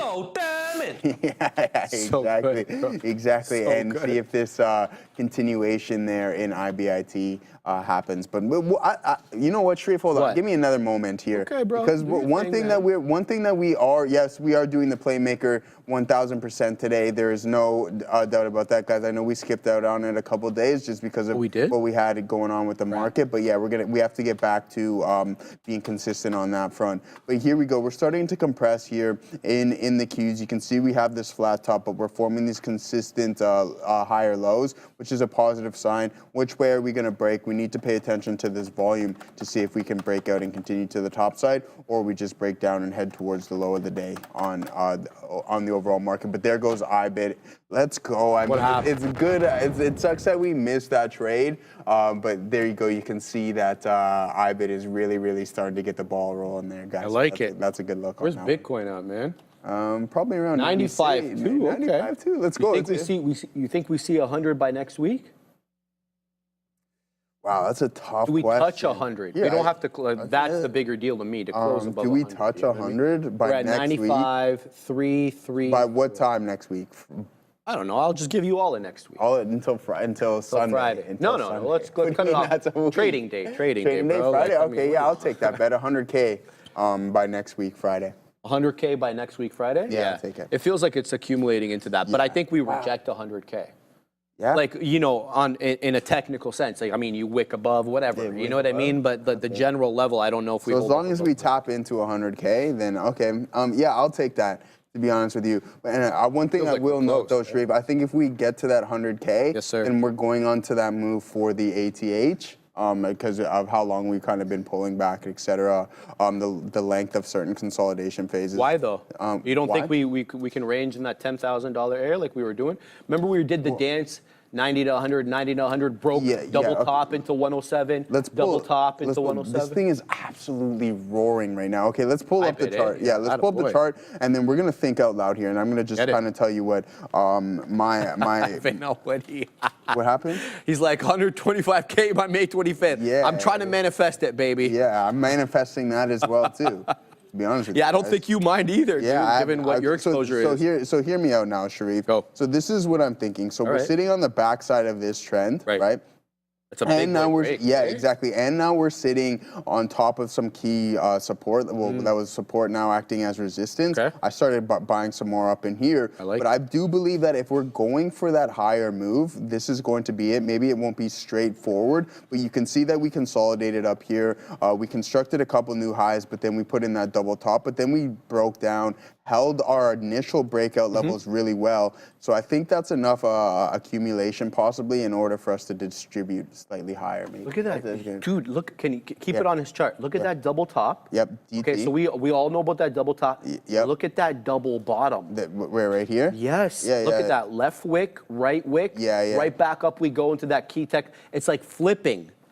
From the double top into the double bottom, and now we're kind of at the midpoint. So, and I mean, like we're only 5% away from 100K, right? So, I mean, by all means, I do believe that we can get into there. We're through some key resistance levels right now, and to be honest with you, it could get there if we break up and form this ABCD type pattern. So go A, B, C, and then D. We could definitely be north of 100K. I'd have to agree with that. Yeah. So. Well, we'll have to wait and see how this all breaks. But yeah, there it is, guys. Bitcoin broke out. I told you guys that it was looking, and Sharif pointed out why I was thinking a little bit more to the long side on this is because Sharif compared the correlation between the NASDAQ and gold, and you can see the strength in it right there. The NASDAQ not that strong, but BTC kind of just traveling on its own. Yeah, I'm hoping for that big move. I'm just lamenting not having added into my IBIT position. That was a mistake. I think there's still room to add, dude. I think you got plenty of time to add here, especially if this is going to be a genuine breakout. Then that means if we're actually going to test these,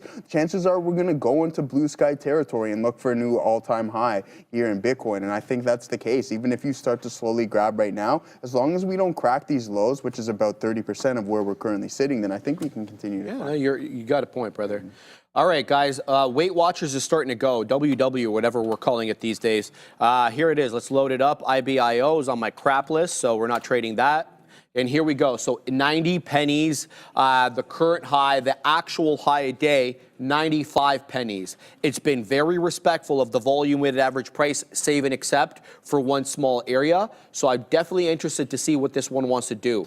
I'd rather trade this above a buck so that we can, and for it to get substantially far away from that dollar or off the volume weighted average price. I don't want to punch in no man's land over here. 90 pennies is a technical resistance level, even though 95 pennies is the high of the day. The closing prints are at 90 pennies. So we're at 89 essentially. So I don't really want to punching in at highs. I'm going to keep my eye on this one. I'm quite interested in trading it. It's got a great looking chart. My only annoyance, if I can call it that, is the fact that it's trading below a buck. A lot of algos won't trade these south of $1. And there's also a more chop and churn, more thickly traded, more levels at which to post sell orders. So that makes it sometimes a bit of a harder trade. This is what I'm trying to say over here. So Weight Watchers in focus right now as it comes into that 90 penny area. Let's see how this cookie crumbles. We're at 90 pennies. There's all sorts of lottage right now at that 90 penny area. It looks like to be about 2,000 lots from what we can see. It's what we can't see usually that bamboozles us, the hidden orders, the iceberg orders, so to speak. So we're rejecting 90 for now, underline that for now, but for how long? We're putting in those higher lows, and if we break above 95, you bet your bottom dollar that's going to be a higher high, and we just took out 90 now. So what's the situation, Weight Watchers? You're gonna continue to move up, or what's the deal here? Now, if we were to punch in here, what's my move? Where do I get out? Where am I wrong? Well, I'm wrong at the area low. That area low, though, is like 15 pennies lower than where we're currently trading. So realistically, given how much I expect to make, I can't put my stop loss 15 pennies below. I don't expect to make 15 pennies on this as like for the entirety of my trade. So I don't think that that would be sound trade or risk management. So I need a better level off which to get in here on Weight Watchers. I'm just thinking out loud at the moment. So that's my thinking here with WW. I'm going to wait either for a break of $1 on a closing basis or a retracement into 80 pennies. The volume weighted average price on Weight Watchers or WW is 76.5. I don't mind front running that at 80. At all. It's shown its intentions on the day to respect VWAP, and if that's going to be the case, allow me to use it. I'm going to throw in that order now. So let's go ahead and sit with that order right now at 80. I'm going to go 81 pennies, okay? I'm going to front run it a little bit. We're going to go 81 penny dip trade, and that takes us above this area kind of consolidation over here. We'll see which way this cookie crumbles. If it ends up giving us an L, so be it. That's the nature of the beast. RZLV, we're continuing to put in those higher lows with that flat top now at 254. What's operative here, in my humble opinion, is that flat top and the higher lows. Again, I've talked a lot about this lately, this ascending wedge pattern. Let's see how this ends up doing. We already got a break of that level, and I had profit takers there to take advantage. The only mistake I've made on RZLV is not added when it came back into break even. So that's a look on RZLV. We'll see which way this does.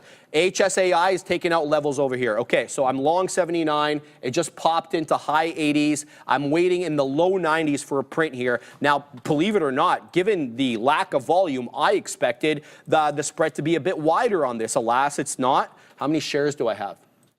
Allow me to look over here. I don't want to take anything out here. I'm going to pack my patience. Let's see if it can take out my level. 94s is the high day. We're at 88s. Here we go. 92s.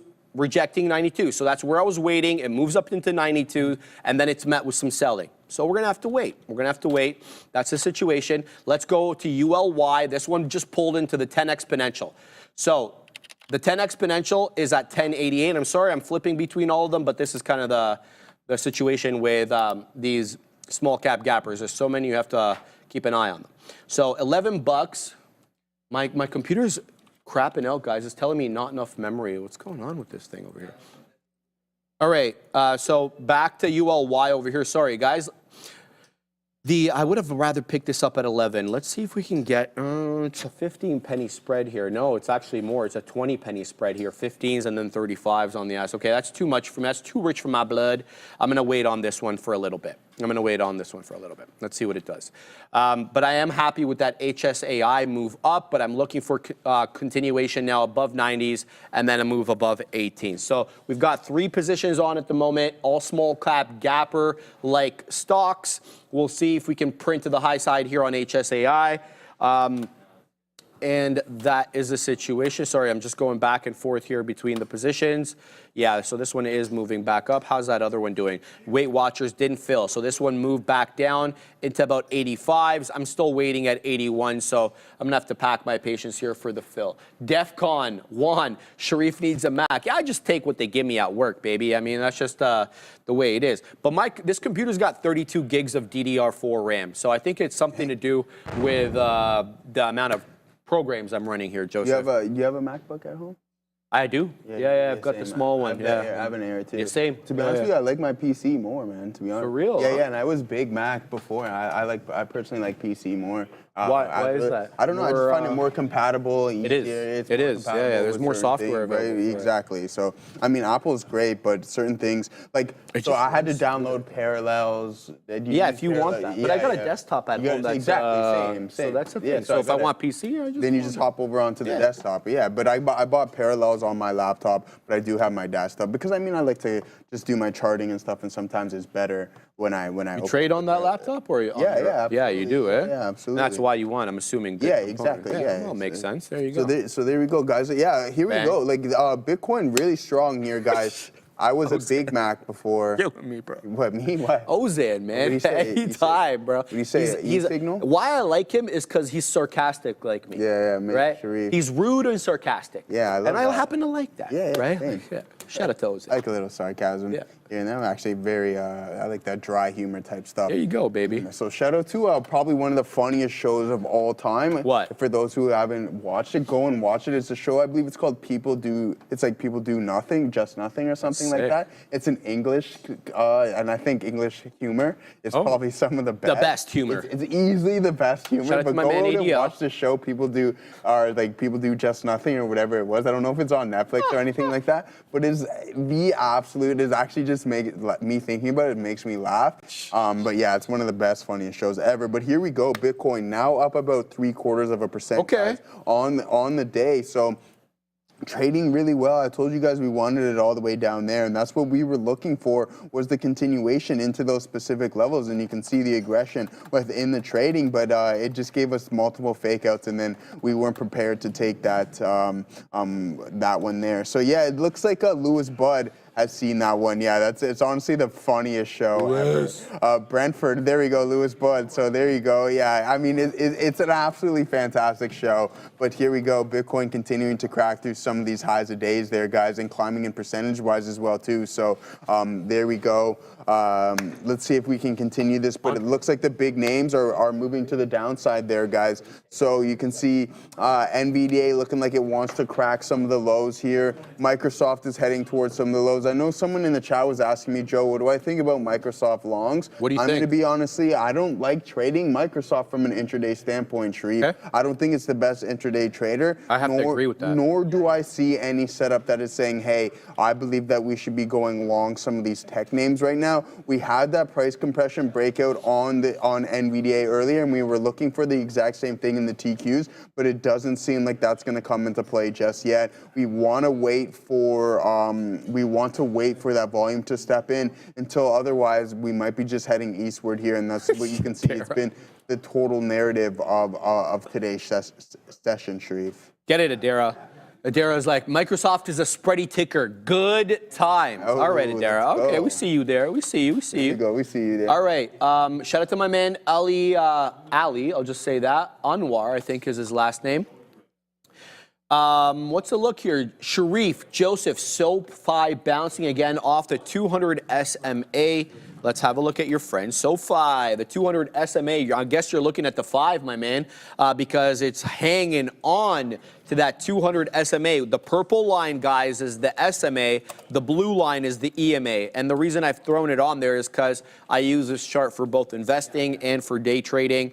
So the EMA, as I've mentioned, more day trading focused as it more heavily weights the recent price action. The SMA just gives each data point equal weight, right? So a nice gnarly double top here at 14.5 off SoFi, and then down we go below the volume weighted average price. We're barely break even, guys, and this was a good report for SoFi. 13 1/5 is the break even point. We're at 13 1/3. We're literally at the low of day now, so this ain't for me. It's gonna have to bounce back up for me to get involved on this one. But we're doing it freaking live here, Joseph, on ABVE. Finally, this one, gives us that higher low, get it, higher low situation with that flat top. Have those resting orders there, guys, because had it not been for the resting order, I wouldn't have seen this trigger. I've got to manage these other trades. So keep your eye here on ABVE. It's up 40%. It's $1, so you can size in substantially into this one. You don't have to have a big account. And I'll submit to you that the real, the good way to trade these small cap gappers, very large size, very small price movements. That's the move here. You can't be in these for that long. They bamboozle the hell out of you. They're going one way 1 second, and they're going the other way the other. So, just get in and get out quickly for small profits and big size. That's the move with these small cap gappers, in my humble submission. Trade them as you like, though. Okay, so we just got the print there at 29s. Let's see exactly what we can get. I've now set up at 38s. This is obviously assuming we take out the high of the day, which is still $1.33. Keeping an eye there. HSAI is continuing to bull flag. It's obviously got sellers in the low 90s, high 80s. It's been trending there for a while. I've been holding 79s for a hot minute. Nothing has gone printed over here. So let's go ahead and get another beak wetter there if it does allow me. So that's the situation. Now RZLV, I may not be in this trade for much longer. Now we are 1 penny in the money on this. I don't want any part of this to go against me, RZLV. I've only got a couple of outs left on this one, so I won't feel too bad if I do get stopped out. Now, where's my stop at on RZLV? Allow me to look over here for a second. I have it here at 43s. Yeah, okay, I can leave it there. I can stomach that kind of drop. That's fine. RZLV, okay. Let's look at ULY. ULY just tanked, okay, from the high there. Now, I did cancel my order. Huge topping tail candle on ULY, and it ended up closing as a hammer candle at the low. I'm talking about ULY, guys, up 44%, breaks into 11.85. Now it's down to 10.81. It dropped $1 in like a hot second. That's really what I mean. They're around for a good time, not a long time. Don't hold the trade. Most of the time that it will be sound advice. Obviously, some other times they'll continue to run, and then you'll be like, oh, well, you made me leave money on the table. Well, how many times does that happen? What are the odds here, right? So keep that in mind. Now, do we get a defend of 11? Generally, we're in the 10 high 8s right now, but there was resistance initially at $11. Does it act as support right now on ULY? If we get a move above 11 and a closing for, wow, what a rocket up above 11 into 11.25. This is too spready for me, man. 11.25 on the ask, 10.96 on the bid. Yeah, I'm gonna have to steer clear of that one. It's just way too wide of a spread on a small cap gapper, despite the fact it's done about a 1.3 million. That's not that many shares, 1.3 million shares. Okay, I thought it did a bit more than that. All right, so that's the situation, guys. We didn't get the entry on WW, so the dip trade at 81 is not filling.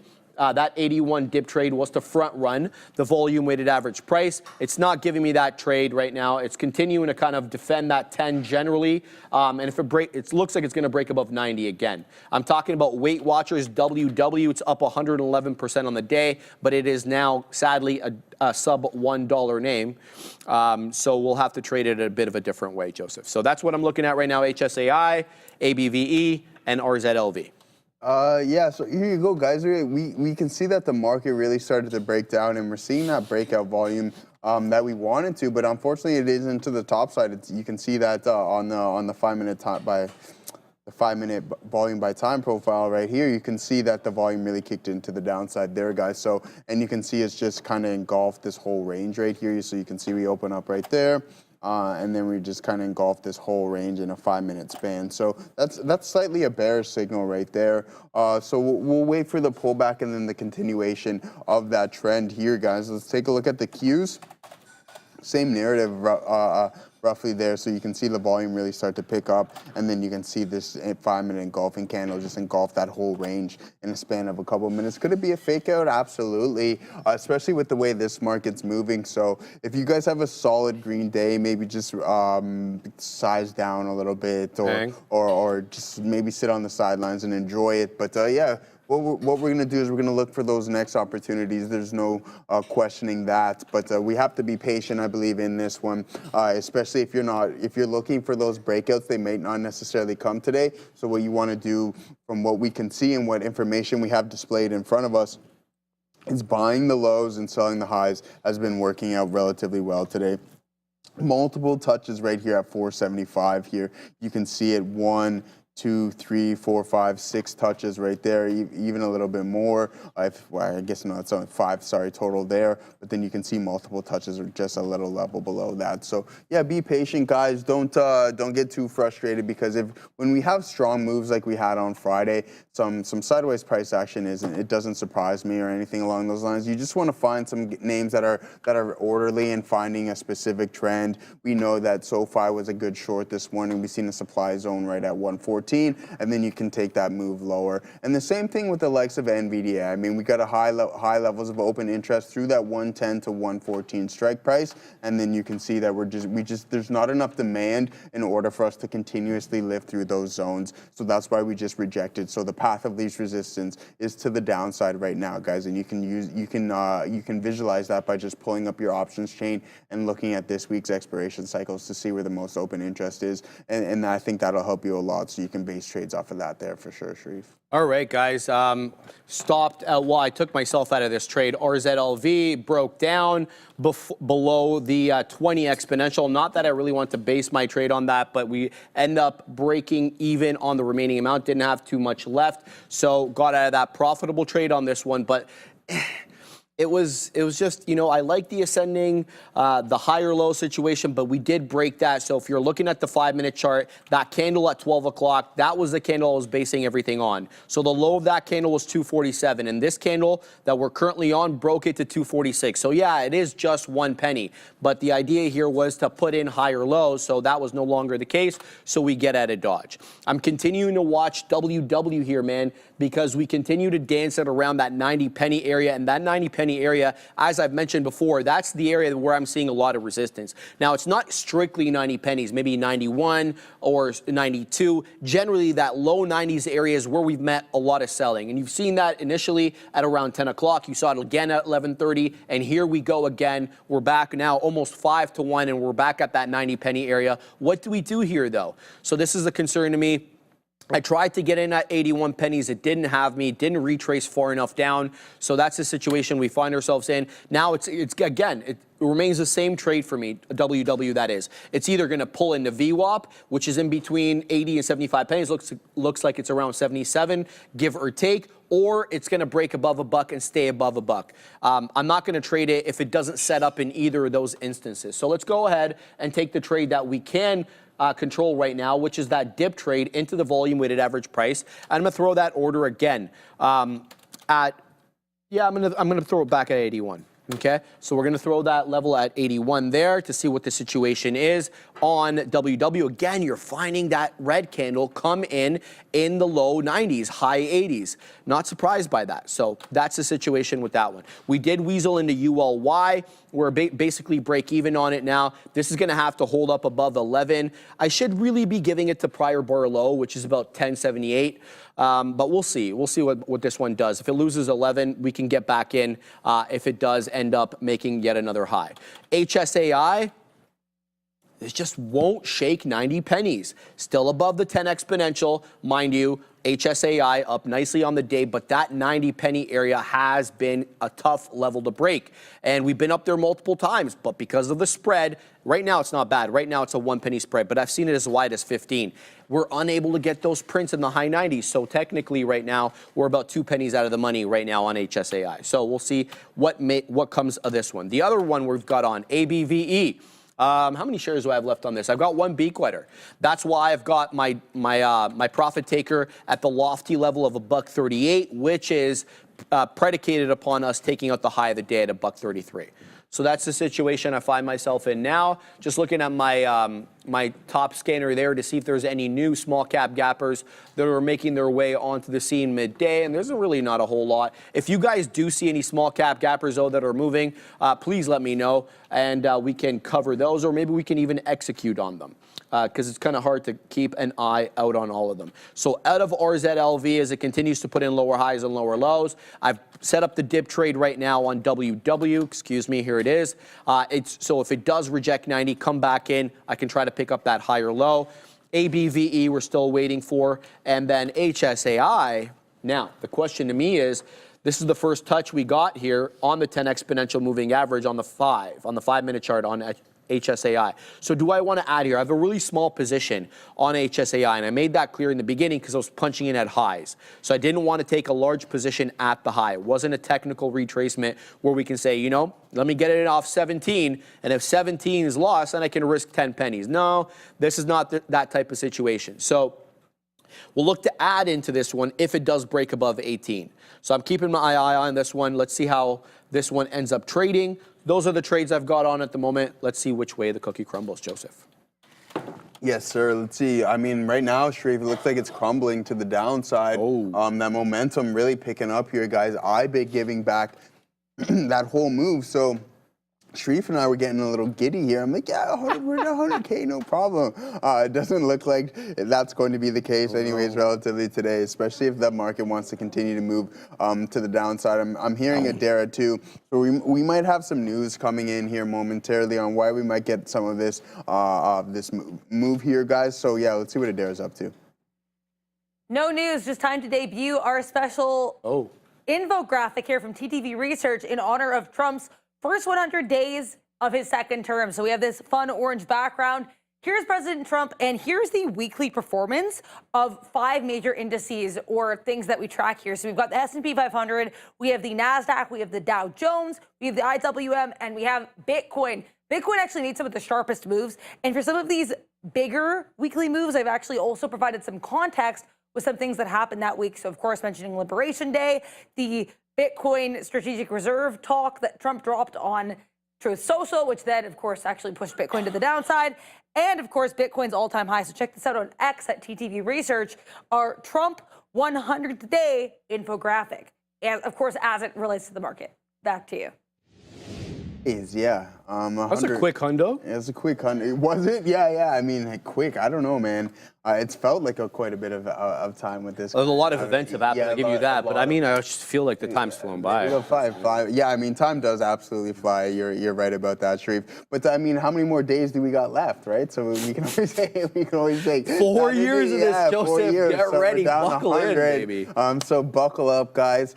Get prepared for some of this. I mean, I think at some point it will cool down, especially when the tariff talk starts to cool off. But I do believe we'll get a second spike of volatility just regarding the tariffs and everything along those lines. So yeah, buckle up, enjoy the ride, and hopefully you can grab some of these names at a discount here. But Bitcoin really, really weak here, Sharif. Not a good look on that front, but we'll be patient to see if we can somewhat recover and hold some of these lows in this name. But Nvidia is starting to head towards some key support levels and looking like it might want to crack here, guys. Let me get rid of that dark pool wick here. You can see it a little bit better on this front, but you can see that we had those consistent higher lows, but now we're kind of breaking through the base of this level and looking like we might head towards the opening drive here. You can see that our 5-minute opening range from 107 all the way to about 108, excluding the wick. So we'll be patient to see what's going on. Hopefully we can hold the opening range, and I think that'll be somewhat of a symbol of strength. But one thing that I did want to point out is that I'm just preparing for this trade on Tesla. Let's take a look at it from a daily standpoint, guys. If this name does want to sit on top of this range, I will be looking for that long. So you can see we did open up, but I think there will be a point within this underlying that we just like break up, right? I mean, we were down at half the amount in Tesla, and I told you that I'm completely out of this name, and I feel zero ways about it because I think I would rather be in the likes of Robinhood. Hopefully that works out really well for us tomorrow, or we might be eating our words, but we're still down roughly 42% off of those all-time highs here in Tesla. So I don't think you missed much of the move, and I think there's going to be another opportunity to get involved in this name there. But once we do sit on top of this level here, I will be looking for that breakout. 58% voted long. Mike Simmons, BG futures have gapped up 91%. It may retest that level next. Yeah, for sure. Fill that gap. I see what you're saying there, Mike Simmons. But my guy Sharif just stepped away, so maybe we'll do the playmaker poll. We don't like doing it without him, but we want to document this one, especially because the past couple of days we have been slacking as a collective unit. Well, actually, collective, it's been me, myself, to be honest with you. Ramin has been informing me to do so, and I said, we're a little busy today, but we'll get right back into some of these things right now. Guys, let's type it in. What are we doing? Are we going long here? Or what, folks? Someone tell me in the chat. Yeah, maybe it's probably a little faster if I just pull it up and see what we got going on. Oh, we don't got that there. Maybe I could just look at the poll itself. That's a good idea, Joseph. What do you think? Okay, 58% to the long side. So we're going to type it in right now. For those who are not, and Bear Rose Bulls, you guys remind me, trust me, don't forget it. It's more or less been me, to be honest with you. But yeah, here we go. Better late than never, guys. Let's see what the SPY is up to. We are going long today, 58% to the long side. We are currently trading at 51.19, 551.19, 551.19. We are looking for a profit target of 553.19, and then we are going to get stopped out at 550.19, taking Sharif's job. There we go. We're going long. What time is it? 1:03 to be exact. And what is the date today, guys? The 29th. April 29th. Anything of significance on today? I'm not too sure because you guys know I am not good with dates. So if there was, I had to be reminded what day my anniversary is. You obviously know how that conversation went. It didn't go over too well. For I wonder, hello, Joe, get your stuff together there. But now I remember, because I'm a big Star Wars fan, May the 4th be with you. Just give me something to go along with it, and then I'll remember it much better, all right? So here we go. That is documented. Here is our equity curve on that front as well, too, guys. So here you go, from 0 to over 100, not necessarily real quick, but we got there, and that's all that matters. Sharif, I don't know if you got that reference. There's definitely Adara did. Shout out Adara, who just bought the new 1900 Rugrat album, which I will be listening to at the gym. But I hear Adara coming up momentarily, so we'll wait for that call, and there we go. We're off to Adara, guys. So here is American Battery. This might be a new small capper for you, Sharif. So this headline is not necessarily new. I think I saw it come out here around 11 or 12. But American Battery Technology really pushing higher to the upside right now. A couple hours after this catalyst was released, finding some resistance at $1.40. Basically, ABAT with an 81 million share float and a $100 million market cap, trading higher here after announcing it's received a letter of intent from Exim Bank for $900 million in financing. So again, that $900 million in financing is significant when you consider the $100 million market cap. They also have a 7% short float. So good look here for AP, AT. Back to you. Here we go.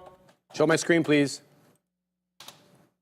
Boom! I was waiting for that. There we go. HS freaking AI. Okay, very happy with this trade. Very bull flag-esque. It gives you a cleaner bull flag this time around. Last time you had to deal with breaches through 17 and then retracements back into 16 and a third. This time it was a bit of a tighter range. So we bull flagged up, much like we did into 17. We're bull flagging into 18, but the range was a little bit below 18. As you can see, 17, I want to say 60 at the lows, but mostly 70, and then basically 1790 to the high side. So I'm happy with this trade. We're done this trade. It's all over for this one. I want to tell you, when I show you my winners, I'm going to show you my losers as well. Okay. ULY didn't do well on this one. I could have taken some prints there into the 40s. I was long 25s. It wicked into the 40s multiple times. I didn't take any prints. I was looking for the bigger move into the high 12 or into the high 11s, low 12s. I didn't get it. I got stopped out. I had a tighter stop below 11. Maybe not a good idea on this one because it's a bit spready, but I had to manage risk. So that's a look right now on ULY. We'll give back a little bit there. Smaller position, but I'm happy with this trade. I had a bigger position on this one because I added in twice. So this one ends up being a bit more of a winner than that one was a loser. Let's have a look right now on ABVE, continuing to put in those higher lows. This is a beautiful chart. It's not a beautiful move if you're looking for those quick moves, wham, bam, I'm in and I'm out, and it's all over. This one, you're gonna have to pack your patience, really keep your eye on the higher lows. The only thing I can say I really did wrong with ABV here is because I'm not aggressive enough. I need to be adding on these dips. If I'm waxing poetic a zillion times about this trade having higher lows, why the hell am I not adding on the actual pullbacks? So that's my thinking here. I look to improve every day, and that's something I can certainly improve on. If the higher low situation is in, I should be adding on the retracements. Alas, I did not there, so we'll look to do a little bit better next time. But ABVE, good look, continuing to move up. It's got a $1.33 high. I'm waiting for that $1.33 to get taken out. Vis-a-vis my order there at a $1.38. So that's what I'm looking at right now. ABV, I've only got one trade on at the moment, guys. So we'll keep an eye out there. Nothing really doing for me here. I know Adara brought us ABAT. It is at the day high right now, but it is a little light on volume. It's printed a little bit less than 4 million, 3.91 million shares, but it is $1.40. So that's not exactly a lot of shares, but it's a good look. It's a good steady state up. I don't think that's right. Stair stepping up, that's what I meant. At that $1.40. I'm talking about ABAT, guys. But I want to mention here LFMD. I forget who was asking me in the chat, but I promised I'd look at this one. And it's not a bad looking chart, man. This is the 5-minute here on LFMD. Let me throw in the ticker so we can all follow along. Has a nice bull flag there at 8 a.m. It looks like maybe that's when the news catalyst came in. Let me just check my blotter. Yes, it is. That's exactly when the news catalyst came in. It came in at 8:05 exactly. And LifeMD, LifeMD announces plans to expand affordable access to Wegovy for cash pay patients. I don't know what affordable means here, but HIMS, the plans at HIMS and HERS starts at $5.99 US. I don't know if that's affordable. I mean, how many people can say, let me pick up another $600 a month bill to lose some weight? To me, that's crazy. So this one looks like a little bit less, excuse me. This one starts at $4.99.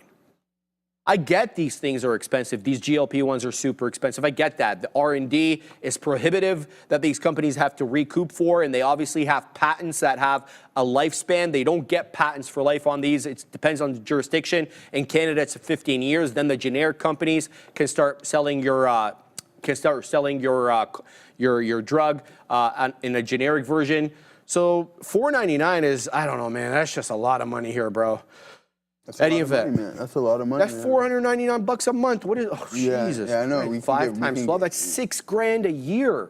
Yeah. And how long do they take to start working? Do you know? I actually don't know. I'm pretty sure it's like immediate. Like you don't lose all the weight that quickly. No. And I don't want to disrespect these drugs, man. There's a lot more application to these that meets the eye. Alcoholism is a big problem in society. Apparently, this could be good for alcoholism. Oh, really? Yeah. It just makes Cessation you of lose it. smoking as well. Yeah? Yeah, so there's So a lot it of just it. eliminates the, I guess, the appetite or that little voice in the back. Not the appetite per se, but like the desire for whatever the hell you want to do. You know what I mean? Yeah. So that's interesting though, because if it's dulling all these emotions, is it going to dull you at the end of the day? It's the thing. Right? And so that's a very good question. Right. My observation from people who are my family that are on it, it really hasn't. Oh, okay. But like I'm not inside them, man. Yeah, I you're don't not know. inside- I'm you don't just know. telling you I like guess what they I would see know. on the outside. Yeah. I mean, But that's a really good question. A lot of people ask that. And in any event, let's get back to the technicals here on LFMD. I kind of digressed there a little bit, sorry. We've got a double top here, both in the pre-market. I believe this one 805 and this candle here at 920, so both technically in the pre-market. It's an 830 high there. We got an 825 technical high a day. That's an after the bell high a day. So we are working our way up steadily here. It's been very respectful of the 10 exponential, so whichever individual in the chat was asking me about this, this is a good look. Pick it up off the 10. Try to put the odds on your side by getting the money fill. The money fill is at the 10 or sometimes a little bit below, like this candle over here at 1 o'clock. It dipped a little bit below the 10, but look how quickly it was able to retrace and close above its open. The open price of a green candle, we know, for looking at these Japanese candlesticks, the open is the bottom part of the box and the close is the top. So it was able to close above its open price there. So not a bad look there on LFMD, continuing to zig and zag to the high side. I'm going to throw this one on the side chart here. Lucy's absolute hard garbage. So we'll throw LFMD on that side chart, and if it sets up in the right way, we'll take it. I'd like to see what it does at that 830 area high, because that's the area we rejected in the pre-market. So if we end up breaking that high, then I won't be breaking my rule about trading these ones south of the pre-market high. That is one of my rules. If it traded in the pre-market and has a discernible pre-market high, I'd like that level to get cleared before I get involved, so I'm not really dealing with any of the bag holders. That's what I'm thinking about there. Adair. So here's Amazon, because we have once again another update on this tariff-related issue. In case you missed it, of course, Amazon was reportedly, as of this morning, considering adding some tariff charge labels to items on its website. This idea was panned by White House Press Secretary Caroline Leavitt, at which point an Amazon spokesperson came out and said that they were only considering adding this to their Amazon Haul website, so their less expensive products, and nothing had happened yet. Then we had reports that Donald Trump had actually called Jeff Bezos, former CEO of Amazon, to complain or share his views there. Now we have comments coming out from White House Deputy Chief of Staff Miller saying that the White House can, quote, take heart in knowing Amazon rejected the idea to add these labels, and also basically saying that all they could do as of right now is take that statement at face value. So another update in this saga. Back to you. Thank you. And there's another update. Yeah, man, LFMD is going here. So it's taking out highs. Here it is, guys. So there's that 830 level. Again, sorry for forgetting your name. I really should be giving you credit for this, but I didn't save. I don't remember your name that you called it out. But this is a good look. LFMD, man, very respectful of the 10. It started off ziggy zaggy, right? I mean, like, look at this kind of compression pattern that looked like a bull pennant to start here at 8 a.m. We pop up, we fail, we pop again, we fail even more, and then everything calms down, everything becomes hunky-dory, whatever, at this $7 area. It found support, and then off we went, and now we're at $1.35 higher. So LFMD, good look there. I'm going to have to wait for a better setup. I'm not going to be punching in at highs. I could be persuaded, certainly, to get in off the 10 exponential. I just finished saying that. So maybe we'll set up a dip trade on the 10 exponential. But guys, keep in mind that the 10 exponential obviously is a dynamic level. It's constantly changing as the price evolves. So if you're setting up an order at that level, it behooves you to make sure that it's in the right area. Because if the 10 exponential was at 81 pennies and you throw in your order at 81, well, then the price action develops and now 10 exponential is at 83, you're gonna have to move it up. So I wish there was a way we could do that. I personally don't know of a way to peg an order to a technical indicator. You guys know what I mean? Like if I want VWAP if I want to put an order at VWAP for a retracement into VWAP. VWAP also a dynamic level. So be nice just to be able to peg that order to that technical indicator so that you're not constantly having to change it. That's kind of my thinking there. HSAI continues to go up. Good look there. Definitely got out near the highs. I don't feel too bad about this trade. But your friend, WW, getting a little deep over here. Now we're at the 20 exponential. So this one doesn't look like it wants to give me VWAP. And if it doesn't, that's fine. What I'm looking for here on your friend WW is the first green candle to make a new high on a closing basis. Currently, the previous 5-minute candle has a 95 high and an 80, let's say 84 low. This candle right now has got an 87 high, 88 high, and an 84 low. So what I'm looking for is the next candle coming in at 120. What does that candle do? Does it close above this current candle from 115 to 120? That's what I'm going to be looking for on WW. Either that or it triggers me for a VWAP retracement. Currently, I'm hanging out at around 81 pennies. It's coming down into 85, so we're not that far away from that level. If I do get triggered here, I'm good with this. I will take this trade on WW. It's up a respectable, very respectable, Joseph, 105% on the day. So if it comes into the volume-weighted average price, you better bet I'm a buyer, baby. Hey, man, VWAP, you know we're buying around. Oh, show them the video, Joe. Show them the video. We can't show them the video anymore, man. We gotta go check out the video. We showed you guys it. Maybe tomorrow we'll bring it up just in case you missed what we were talking about. Here we go on IBIT, though. We took that entry here again, Sharif. Looking for the continuation. Let's go. That volatility is really stepping in. One issue, guys, you know what I'm gonna say. Wow, and here we go. We need to put more size on. Okay, I wasn't expecting a move like that right off the jump here, guys, on IBIT, but holding up relatively strong. We like this name a whole lot here, guys, but we need that volume to really start to kick up here. We're still positive up a 0.5% on the day, but yeah, I literally need to go 10 times heavier than what I am right now. So maybe not 10, but 5 to 6 times. So we'll wait for that pullback and wait for the potential setup to come in on IBIT. And I also posted up on NVDA too, but it looks like we're slowly starting to climb higher. Just trying to catch the bottom of the range, right? Like I told you guys, seems like a range-bound day. If you have the ability to buy the lows and sell the tops, then just continue to do so because it's been working out like in full display here today. And I mean, the thing is though, for my style, I'm a breakout trader. So for me, it's my style, man. I'm a breakout trader in the opening drives. That's when you see me trading in the mornings and stuff like that. That's my best strength. That's the name of the game. If you're playing breakouts, it might be a little bit of a struggle. But if you're just selling tops and buying bottoms, then you should be okay. But let's go off to Adara here, guys. Here is BOX. Box, a little bit of a pop here. So it's given up some of this move already. BOX, $4.5 billion market cap, but pretty decent short float, about 10%.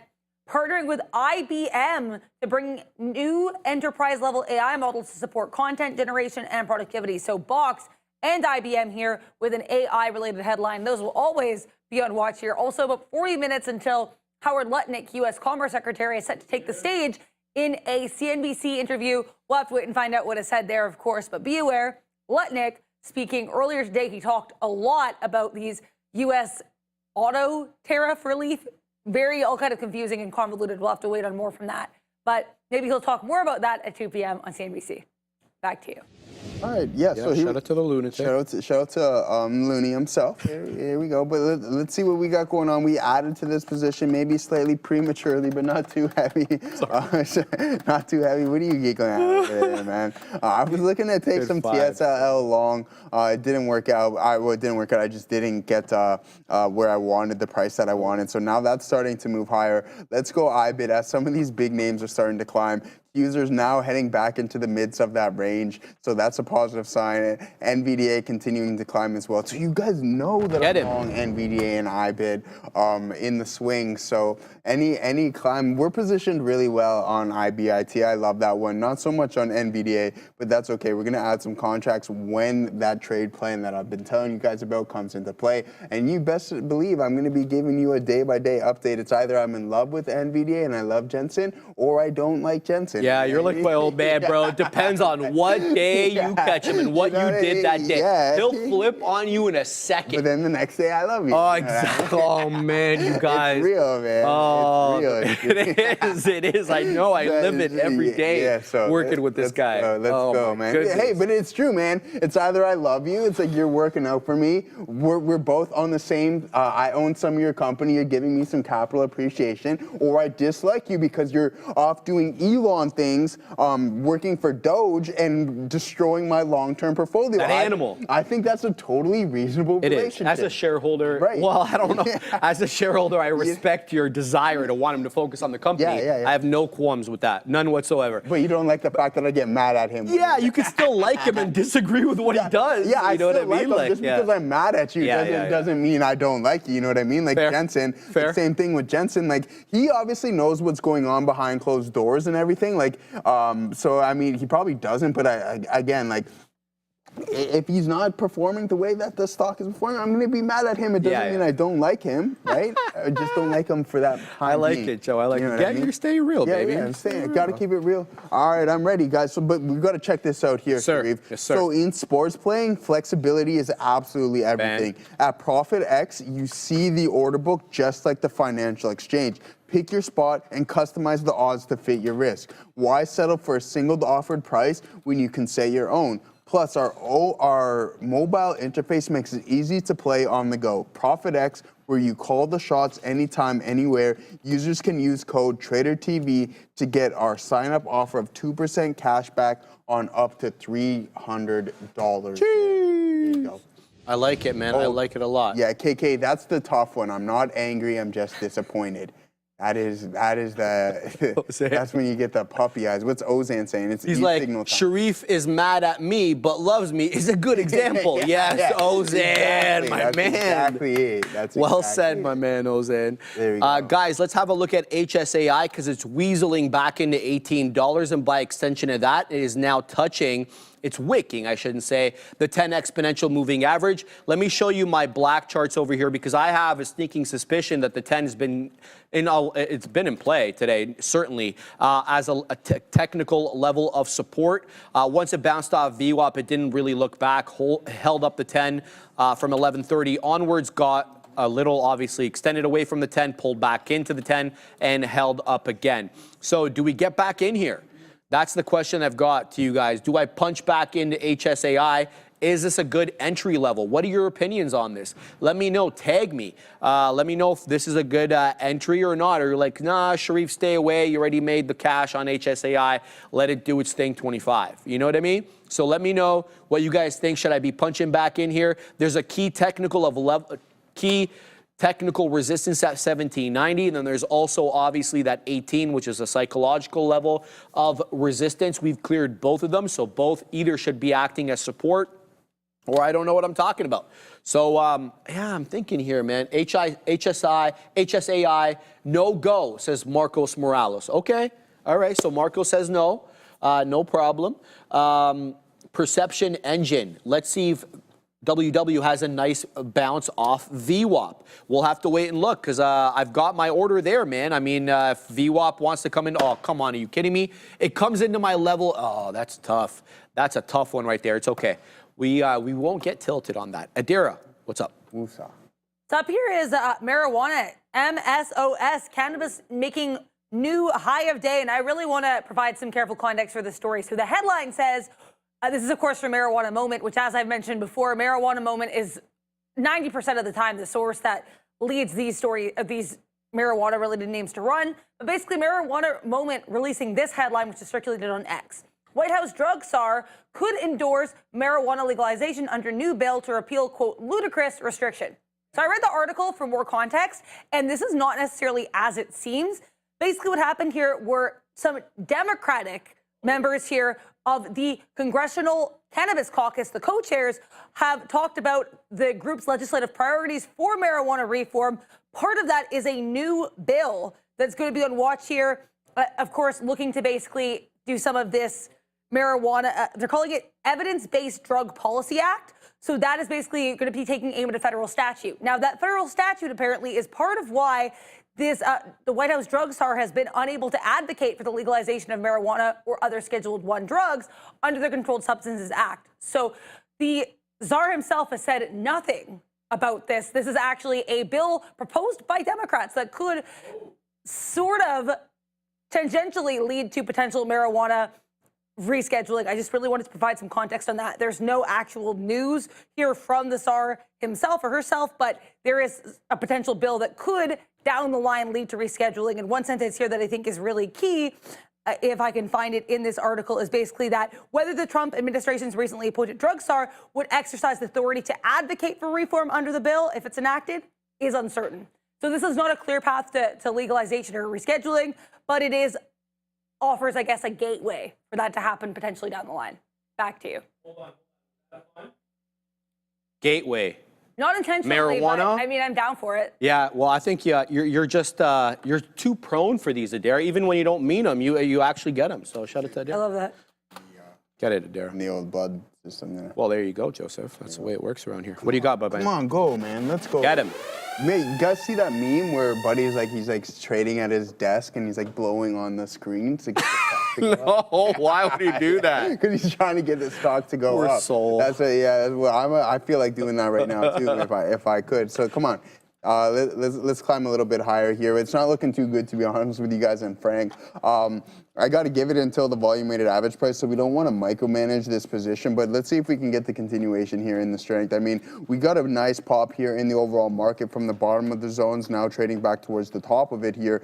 So let's see if we can go and test the high day here on IBIT. I believe this is going to be the move. If it's going to do so today, then it's going to be this move, I believe. So we added slightly aggressively to this position, and if we can get the continuation break through this key zone, I'll add a little bit more here too. Why not, right? Because we want to try to make these winning trades as big as possible, but also stay within our risk measures. I told you guys I'm red on the day just because of how heavy I was pushing on certain names. So we'll go over my trades actually here briefly before we send it back to Sharif. So we had did I have the long here on SoFi? Yeah, so we had the initial long here on SoFi. Really good stuff, right? Like this was a nice long, decent size. And then we were looking for the continuation. So I was actually significantly heavier right here, and then I got stopped out. And then we tried the shorts, what ended up working out for us on that front. But let's see what Adair's up to right now, guys.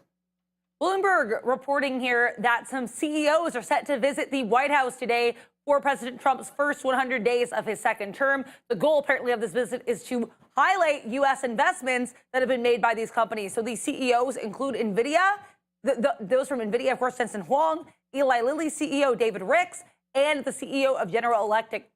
There's, I think, some more CEOs visiting as well. But those are going to be three of the highest profile CEOs set to visit the White House today to celebrate Trump's first 100 days and the investments they've made in the U.S. That's reported by Bloomberg. Back to you. Thank you. The first 100 days. Yeah, It's an interesting one for sure. But then, okay, so then here we go with Bitcoin as well, guys. You can just see the aggression here on this trade, which is great. It's pretty interesting in my point. So I'll have to journal these here just to be like, what am I actually thinking? I mean, this isn't a horrible ad, but once we break down, no need for this ad right here because we're looking for the continuation of the trend. And then we just go really heavy right here as well, too. And then we eventually get stopped out. See, the thing is, 53.94, we could give that another 6 cents, right? And not take as hefty of a hit on that trade if we just get out at the crack of the volume weighted average price. But that's really tightening up our risk profile right there. And sometimes you need to give underlyings room to breathe there, Sharif. All right, we got into CGC over here. Took one quick beak wetter. We're taking pennies here, guys. We're waiting next at 47, 8, 9. We're going to layer the orders over here. There's a seller at 7. We were at 7 before, rejected aggressively. So people lining up here at 7, but we're taking some of these orders off. Let's see if we're able to get the print at 7. And by extension of that, we're able to take out 48s as well. It's a hard trade right now. We're up almost 10%, 9.7%. Still not getting the fill despite it. Oh, there we go. Now we got the fill. Okay, so let's see if we can weasel up to 48s. Now we're at 48s, but it's going to have to cross to get that print. So as people jump into this trade, maybe we'll get some more volume to the upside. Boom! Bang. All right, so we've taken 3 beak wetters. Now we're waiting at 49. Can we get the 49 print? We're gonna have to wait. Down into 46 it goes. So it drops back down. Keeping an eye on my ULY trade as well. Waiting at 15s is showing me 14s. Okay, fine, no worries there. We'll pack our patience back to CGC, back up to 47s. But now we're waiting for a 49, clear and take.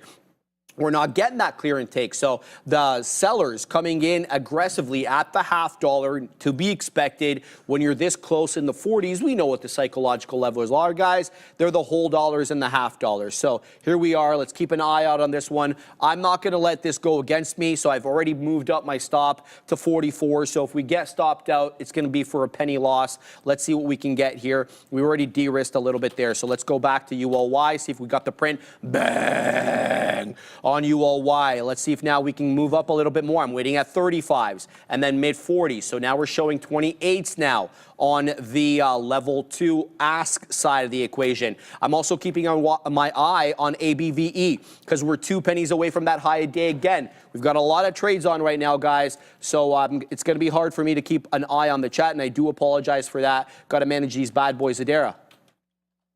Keep an eye on Meta, META. Of course, they have their LlamaCon event right now happening just one day before their Q1 2025 earnings report. Meta basically, they're reporting tomorrow. Meta basically saying here, their chief product officer saying that Llama, their LLM thing here, has 1.2 billion downloads, up from 1 billion 10 weeks ago. So CPO of Meta highlighting their quick adoption of Llama. Back to you. Good look. Yeah, good look there. I got a fill here, guys. I'm going to probably have to hop out of this trade immediately. I added there, and we got that fill. And you can see that we kind of just forming this cliff, and now we're coming back in towards the volume-weighted average price. So that's it. This is going to be it for me. I mean, we got a half hour left in the show. Unless something A++ sets up, then that's it. I'll sit on my hands. You guys can see what I got displayed here. No need to just dig yourself a deeper hole. Sometimes when the market doesn't want to move in the direction, just accept the fact that that's what's happening, and that's the reality of trading. That's a professional trader right there, bro. That's a professional trader right there. Yeah, that's the reality of it. So you guys can see once I get stopped out of this position, that's it, gone. Done for the day there on that one. All right, man. I don't mean to celebrate but we did good on this trade over here. Celebrate all you want, just because I'm like. Yeah, but you know, right? I don't live in a vacuum, dog. You know what I mean? Like, that's the thing. No. So here we go, guys. ULY, we're doing it freaking live. Where do we have here? We got 97s. Now we're showing 51s. Next level, you know where I'm waiting if we're in the 60s, ladies and gentlemen, and everybody else. Now we're in the 60s, waiting for that 69 print on ULY. I did add into this one. So the initial entry, guys, was at that $0.25. It did come in to that 20 exponential, and I did add there not double the position, the same position that I got into initially. I'm talking about ULY. It's up 52%. We've taken out the majority of the position so far to the top side. Let's see if we can get 69s, and then by extension of that, we're going to look for 88s, which necessitates a high of day break, because the high day right now is 85. But so what? I'm going to continue to pack my patience. Look at ABVE. So I'm waiting at 38s. It just got into 37s. I'm waiting for a print on this one. Let's see if we can weasel up. This one is also up 50%. You got 50% on ULY. You got 50% on ABVE. It's not the biggest we've ever seen, man. We haven't even had a triple-digit winner, I don't think, in the last week or so. I don't remember there being too many triple-digit winners last week. But I'm keeping my eye on these ones. I'm happy with this trade. I had good shares here on ULY, larger than I typically take, and I don't take big shares. Full disclosure, not going to pretend like I'm something I'm not. So we're going to see exactly whether or not we can get that 69 print, and then by extension of that, we'll get 88. So that's my look right now on ABVE and ULY, excuse me. Let's go back over here to my friend Weight Watchers. WW, I did add into this one. We're absolutely break even right now on WW, having not gotten that 81 dip that I was waiting for. So let's see if we hold up. We have higher lows on the 5-minute chart right now. I'm talking about WW right now. So the previous candle, or the 120 candle, excuse me, had a low there of, what was the low there? It was 81.30. And then this current candle has a low of 82.50. So you get it. We got higher lows over here. We're waiting for a print initially at 87s, and I'm layering every couple of shekels there. So that's my move right now on WW, looking for that spike up. And this one's shown you its intention to have those price spikes up, but does the same thing down as well. So what goes up must come down. This one, no different. We'll keep an eye on it, see if we can continue to extract profits. Back to ABVE, waiting for that high daybreak, thinking maybe I should flatten out here. Just take it and run so it doesn't turn against me, which has happened before, let me tell you. So that's what I'm doing right now. We're doing it live on all these. I forgot about CGC, dude. Holy cow. This one's going against me, Joseph. Oh, I got too excited. I only have one out left, though. That's all right, though. Yeah. So I only one out left, so What's we'll flatten out. the ACB up to? We have good like question. 1,100 yet, or? ACB, let's... Doc, you're killing me. It's doing the same thing CGC's doing. Not quite. Popped up, back down. Quite Yeah. at 1,100. Not quite. Not quite, there. brother. It's coming. It's coming. Don't worry. Those Bitcoin buys will make up plenty for that. So we'll keep an eye out on that, Joseph. Guys, back to WW. What the hell, bro? How come you're going to spike up there and not print me? This thing spiked up to 90. Did you guys get that on your chart? Because I'm seeing a spike up there into 90, but I didn't get any of the prints on that one. So I'm feeling like this might be just a false wick there. Didn't actually happen in real life. Go ahead, Joseph. Trader Joe. All right, new traders, listen up. First month free. That's right. We're waiving fees. Trade smarter, not harder. Upgrade to Elite. Analyze, strategize, capitalize. Ooh. Our platform, it's everything infinite. Data, instant trading, lightning fast market insights. Listen up, Ozan. Game-changing charts, predict with backtesting, reliable real-time data, global markets at your fingertips, all in one platform. Don't miss out. Execute your best trades now. Ready to elevate your trading? Scan the QR code or check the link in the description there. There we go. NVDA breaking out? Yeah, there we go, Los Polios. I'm glad that you're still in that trade there, my friend Jameson. Okay, so Jameson, you're gonna buy the 45s.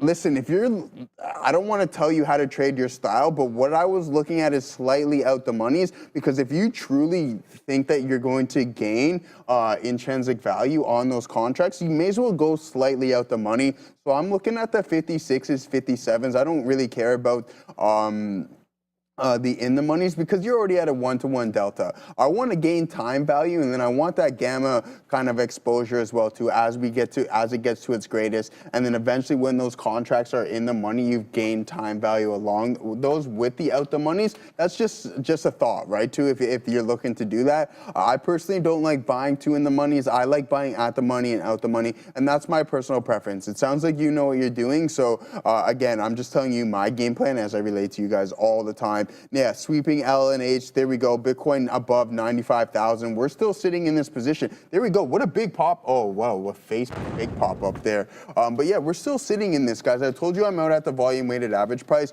On the blockchain says, yeah, Joe, I like the way that you show no emotions. No, I feel the emotions, right? But what I like to think about it as, and trust me, there's days where you've seen me frustrated, but from a day-to-day basis, the stock market doesn't care about me, so why am I going to care about it too much? Exactly. Obviously, it's frustrating, but unfortunately, it's the reality of the game, right? And the quicker that you realize that what these charts are displaying you and what's on the other side of it actually could have no idea of whether you go broke or you become rich. To be honest with you, Well so said, they don't really care. They do not care about you whatsoever. No. In fact, they're probably looking at taking your money. Well, that's what they want, right? They Exactly. want to take your money. So matter of fact, it's negative care about you. They care less about it. They just want your money. Straight up. There you go, a negative. Back down that one. Is Joe related to Blake Griffin? I'm sure you've gotten that plenty of Yeah, remember when they used to do the thing there on Blake Griffin? Trader Joe Live. Great question, to New York Cents. I want to read this question out because it's a great question. Sharif, I have a question. I hear you mention VWAP a lot.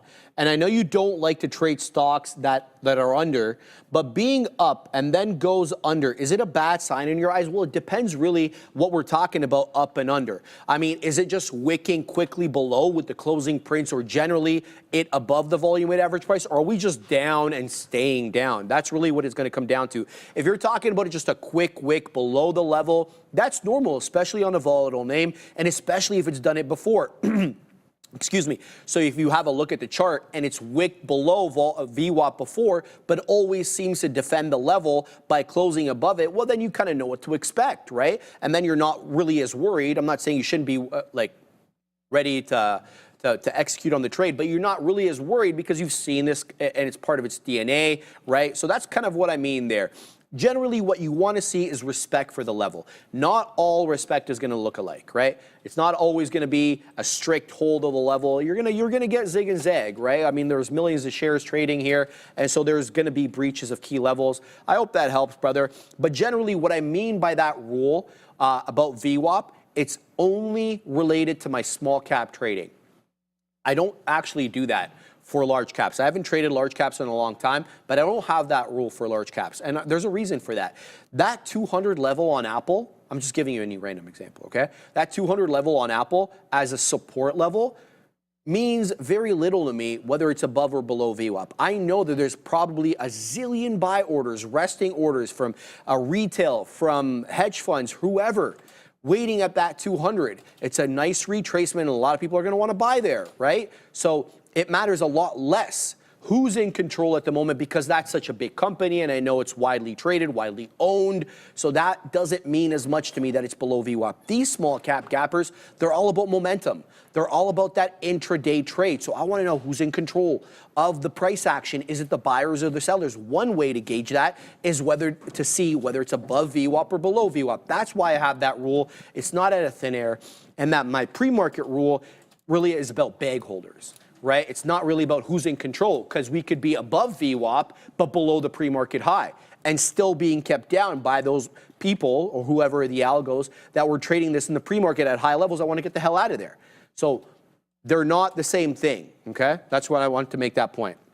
I hope I didn't butcher that explanation. If I did, I do apologize, but I hope you understood what I had to say by that. Guys, ABVE is continuing to work up here into that $136. I'm going to maintain that insistence that it come into $138. We're close to taking out the sellers. It feels like, I don't know, I don't want to jinx it, at 37s. If we do, fantastic. If we don't, well, then that's just the way the cookie crumbles. Let's have a look back at WW. Okay, so we did get a print there at 88s, and now I'm waiting at 89s. So we'll see with this one if it wants to catch another move back up. It's been quite respectful of the higher low situation. It doesn't have to stay forever and ever more, right? I mean, it can absolutely turn on a dime. We know how these ones work. 2 New York cents, thank you. You always help me out. Looking for support is key, and avoid the falling knife helps a lot. Absolutely agree with you, Jay. 2 New York cents, and I do appreciate the comment there. My man, Jay Lee. Sharif, CFO Chris Lapointe stated revenue grew 33% year over year to a record $771 million and emphasized the $210 million in adjusted EBITDA, marking a 40% increase from the prior year. I'm assuming that you've tagged me before, Jay, because I don't know which name you're talking about, Jay. We'll find out who this CFO guy is by just searching Chris Lapointe, and then I'll know exactly who you're talking about there. So allow me a second. Who is this guy? Let's find out. Oh, this is this individual over here. Hello. Who are you, though, Mr. Person? Reload. There. Why is this showing me images? All? Oh, that's why. SoFi, I got you. I'm sorry about that. Let's have a look at SoFi. Sorry, Jay. Didn't know who you're talking about there. Let's pull up SOFI. Good look. We didn't do the news today, Joseph, but that's okay. We had a bunch of trades on, so it's kind of tough to do. SOFI, yeah. Oh, bang. What's up? We hit the 2-to-1 in the playmaker. We did it while you went to the washroom. If we're hitting any 2-to-1s today, guys, it's on the playmaker. Let's pull it up here. Are we still in the money? Yeah, oh yeah, large. We were in a bit of a downtrend. Yeah, we were in a big time downtrend here. I see higher Yeah, lows, and we though. took a couple more losses right here. One win though, but here let's document that with 53.19. We are now trading at 553.89. Let's go 553.19. We'll document that one here, but we got missing one data point there. That's nothing crazy. We can figure that one out there. Oh, Sharif, sir. Bang. Oh no! That's a 200 spot right there, guys. Okay. So we're gonna wait a little bit. We got to fill this one in here. But there we go. Bang. Put that 2 to 1 Hey. on the playmaker, and let's go Bitcoin. Our friend Lutnick is live, says Dinkelberg. Okay, we'll definitely keep an eye out on that. Adair's at the big desk. She'll be able to keep an eye out on that. Thank you, Dinkelberg, for letting us know, despite the fact that I think you took some liberties with the spelling there, but I happen to like it, my man. Shout out to my man, Jay Lee, confirming that he was talking about SoFi, and in his humble opinion, and he's quite humble, shout out to the OG, Jay Lee, it's going to be $15 soon. Jay, I don't disagree with you. I think these DeFis, these decentralized finance, whether or not it's Robinhood, SoFi, maybe some others, they've got a good tailwind behind them. They're looking at deregulation. Your friend Bessent today was saying in the White House that Q3 and Q4 of this year is when we should expect wide-scale deregulation. I'm assuming that has to do with finance and banks as well. That's why the banks were running at the end of last year, widely anticipated that Trump would have a deregulatory tailwind behind him. So I think that this is a good look. Now, let's see if the technicals agree. So we definitely had a downtrend there, Joseph, and it was a lower high with that lower lows, almost a downward channel. Kind of looks like an Elliott wave correction, and then boom, we take out the channel. In addition to that, we take out the previous area high on a wick basis, not a closing basis. Look at this candle here on SoFi. It's a candle of indecision with huge upper and lower wicks and a very small body. This thing needs to work out a little bit more, Joseph. It looks like some of the dudes at the gym's legs. So we'll keep an eye.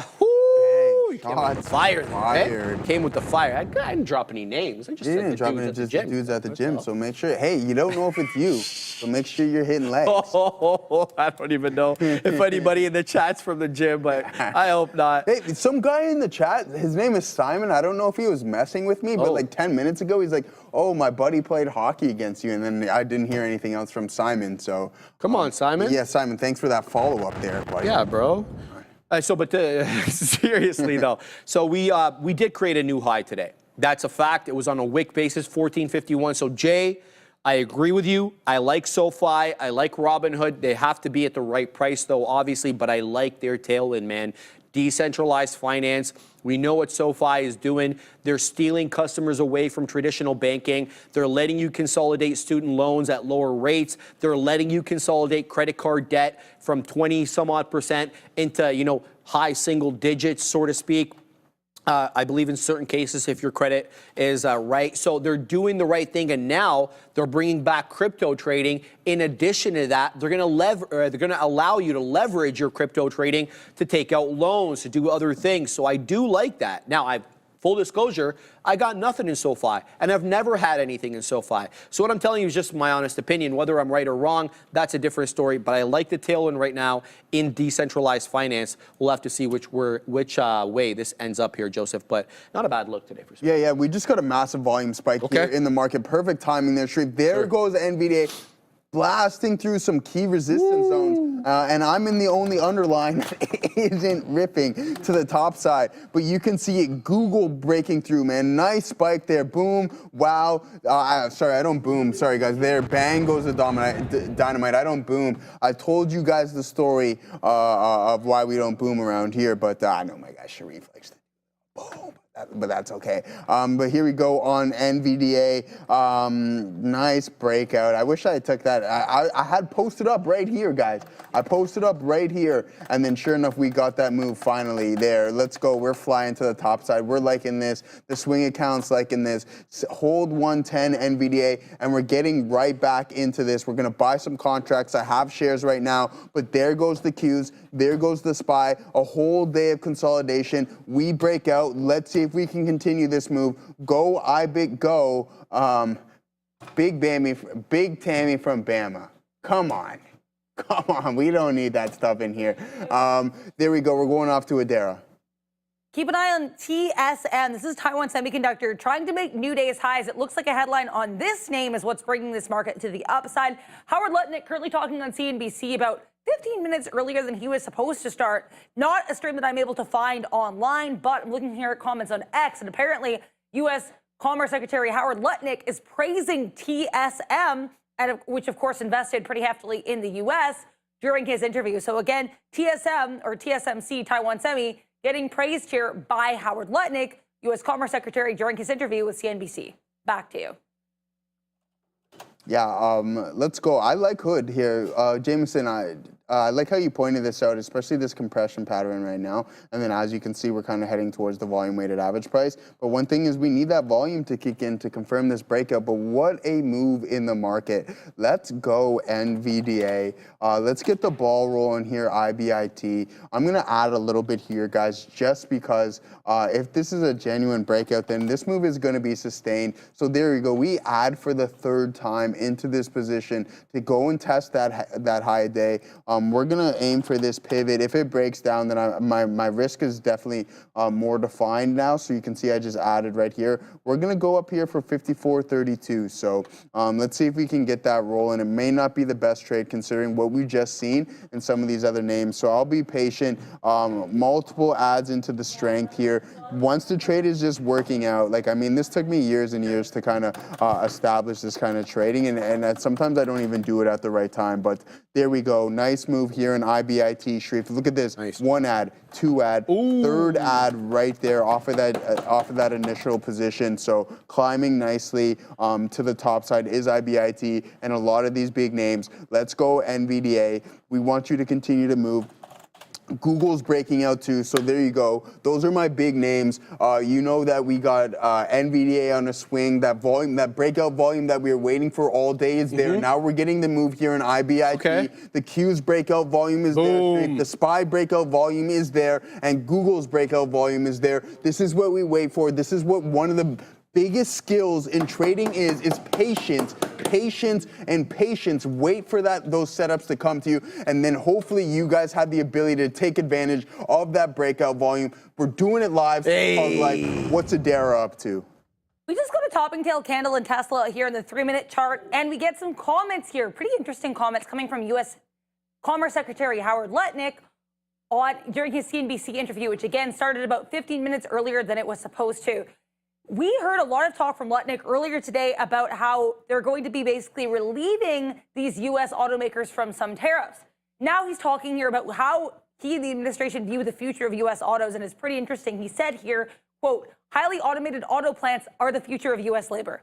Now, this is interesting because we know they really wanted to bring labor and jobs to the U.S. So pretty interesting. Now they're actually saying that the future is going to be in a situation where things are highly automated. Take those comments how you will, but either way, TSLA, bit of a topping tail candle coming through on the 3-minute chart as we have U.S. Commerce Secretary Howard Lutnick talking here about a highly automated auto plant future. Also, separately, he just said that a, quote, 10% tariff is virtually not going to change prices. So Howard Lutnick downplaying the role of tariffs. Now they might impact prices here. Back to you. Shout out to Howard Looney Tunes, baby. Looney Tunes. He's always moving these markets, baby. Guys, keep it clean in the chat. We can give him nicknames, but you can't piss off Streamlabs or Bears versus Bulls. It's not a good look. We want you around to participate, to vote, you know, to engage with us. And, you know, you might get banned there if you start saying some of the nicknames you guys have been calling them. Keep it clean. Keep it clean. Keep it funny, but keep it clean, baby. All right, Joseph, we're doing it live again here on Weight Watchers. We're taking pennies here. I mean, it's an 80 penny stock. Look, what can we do? But that's a look. It's continuing to put in higher lows. It's still having trouble clearing 90, despite the fact that it's basically a 98 penny high a day. Let's see what happens over here. We're still holding a piece. ABVE as well. We're still holding the piece of this bad boy as well. This did wick up to 38. Get it, Joe.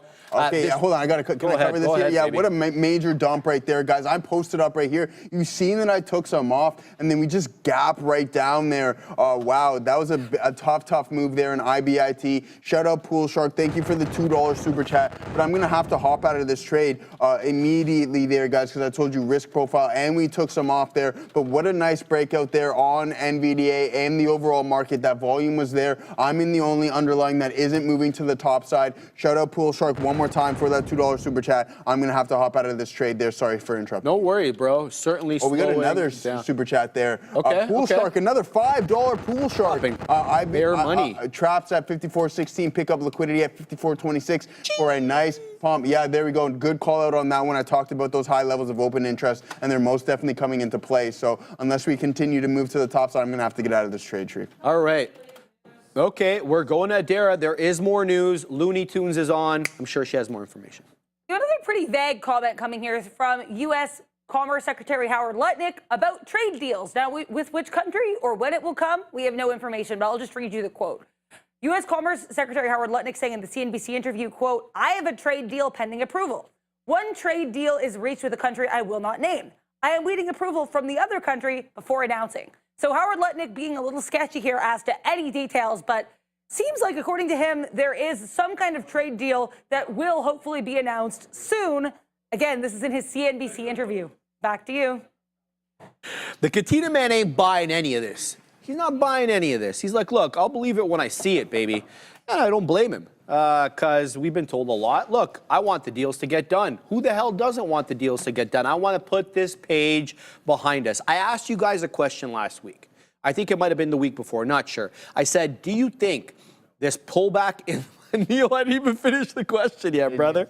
He just said no, flat out. I hadn't even finished the question. I said, do you guys think that this pullback that we've obviously had off highs is just a blip in a larger uptrend, or is this more serious? And it was kind of mixed. Some of you guys said it was a blip. Some of you guys, no, these tariffs are fundamentally going to change the way that, balance sheets look, how countries interact with one another.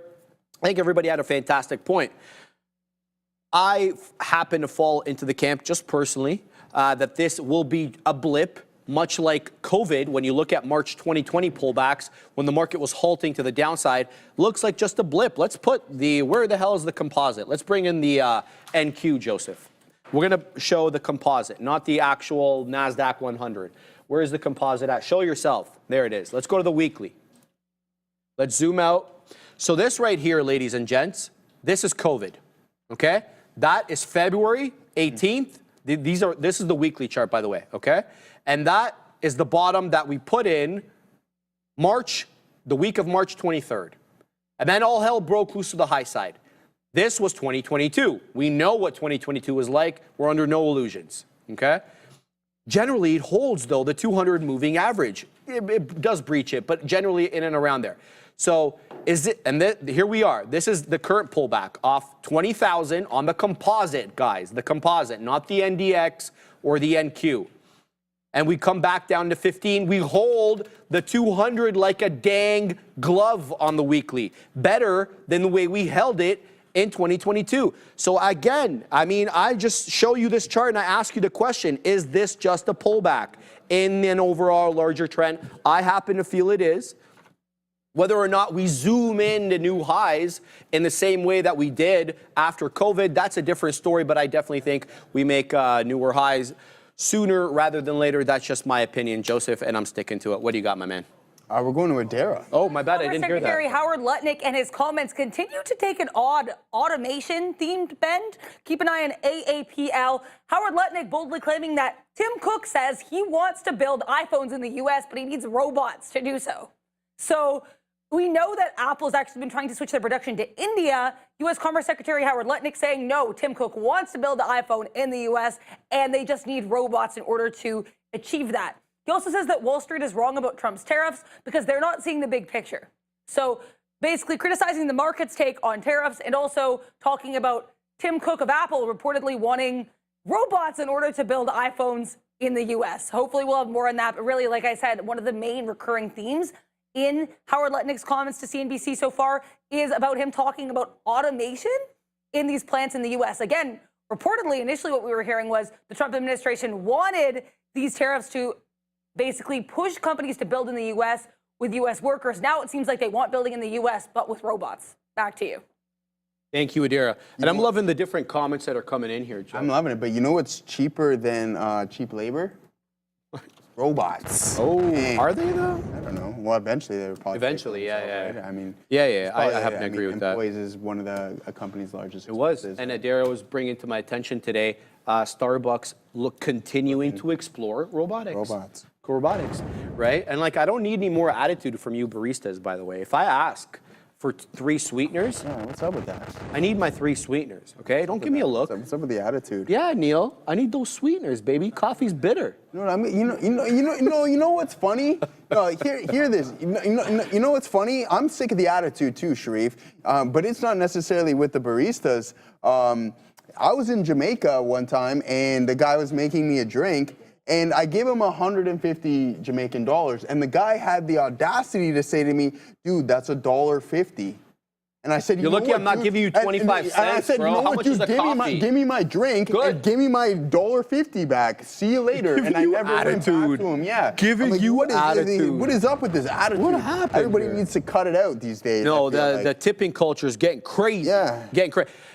Why would I tip if I'm picking up my own food? Someone explain that to me. Who What's up am I with that? tipping here? Is it the give me my cook back there or the machine money that back. made my food? What the hell is going on? So yeah, I definitely don't like aspects of that. I definitely understand, tipping when it is warranted. If I'm sitting down at a table and, there has been good service, I'm going to tip. It's just end of story. But don't force my hand when I'm picking up my own food, and don't give me bad attitude just because I asked for a couple of sweeteners.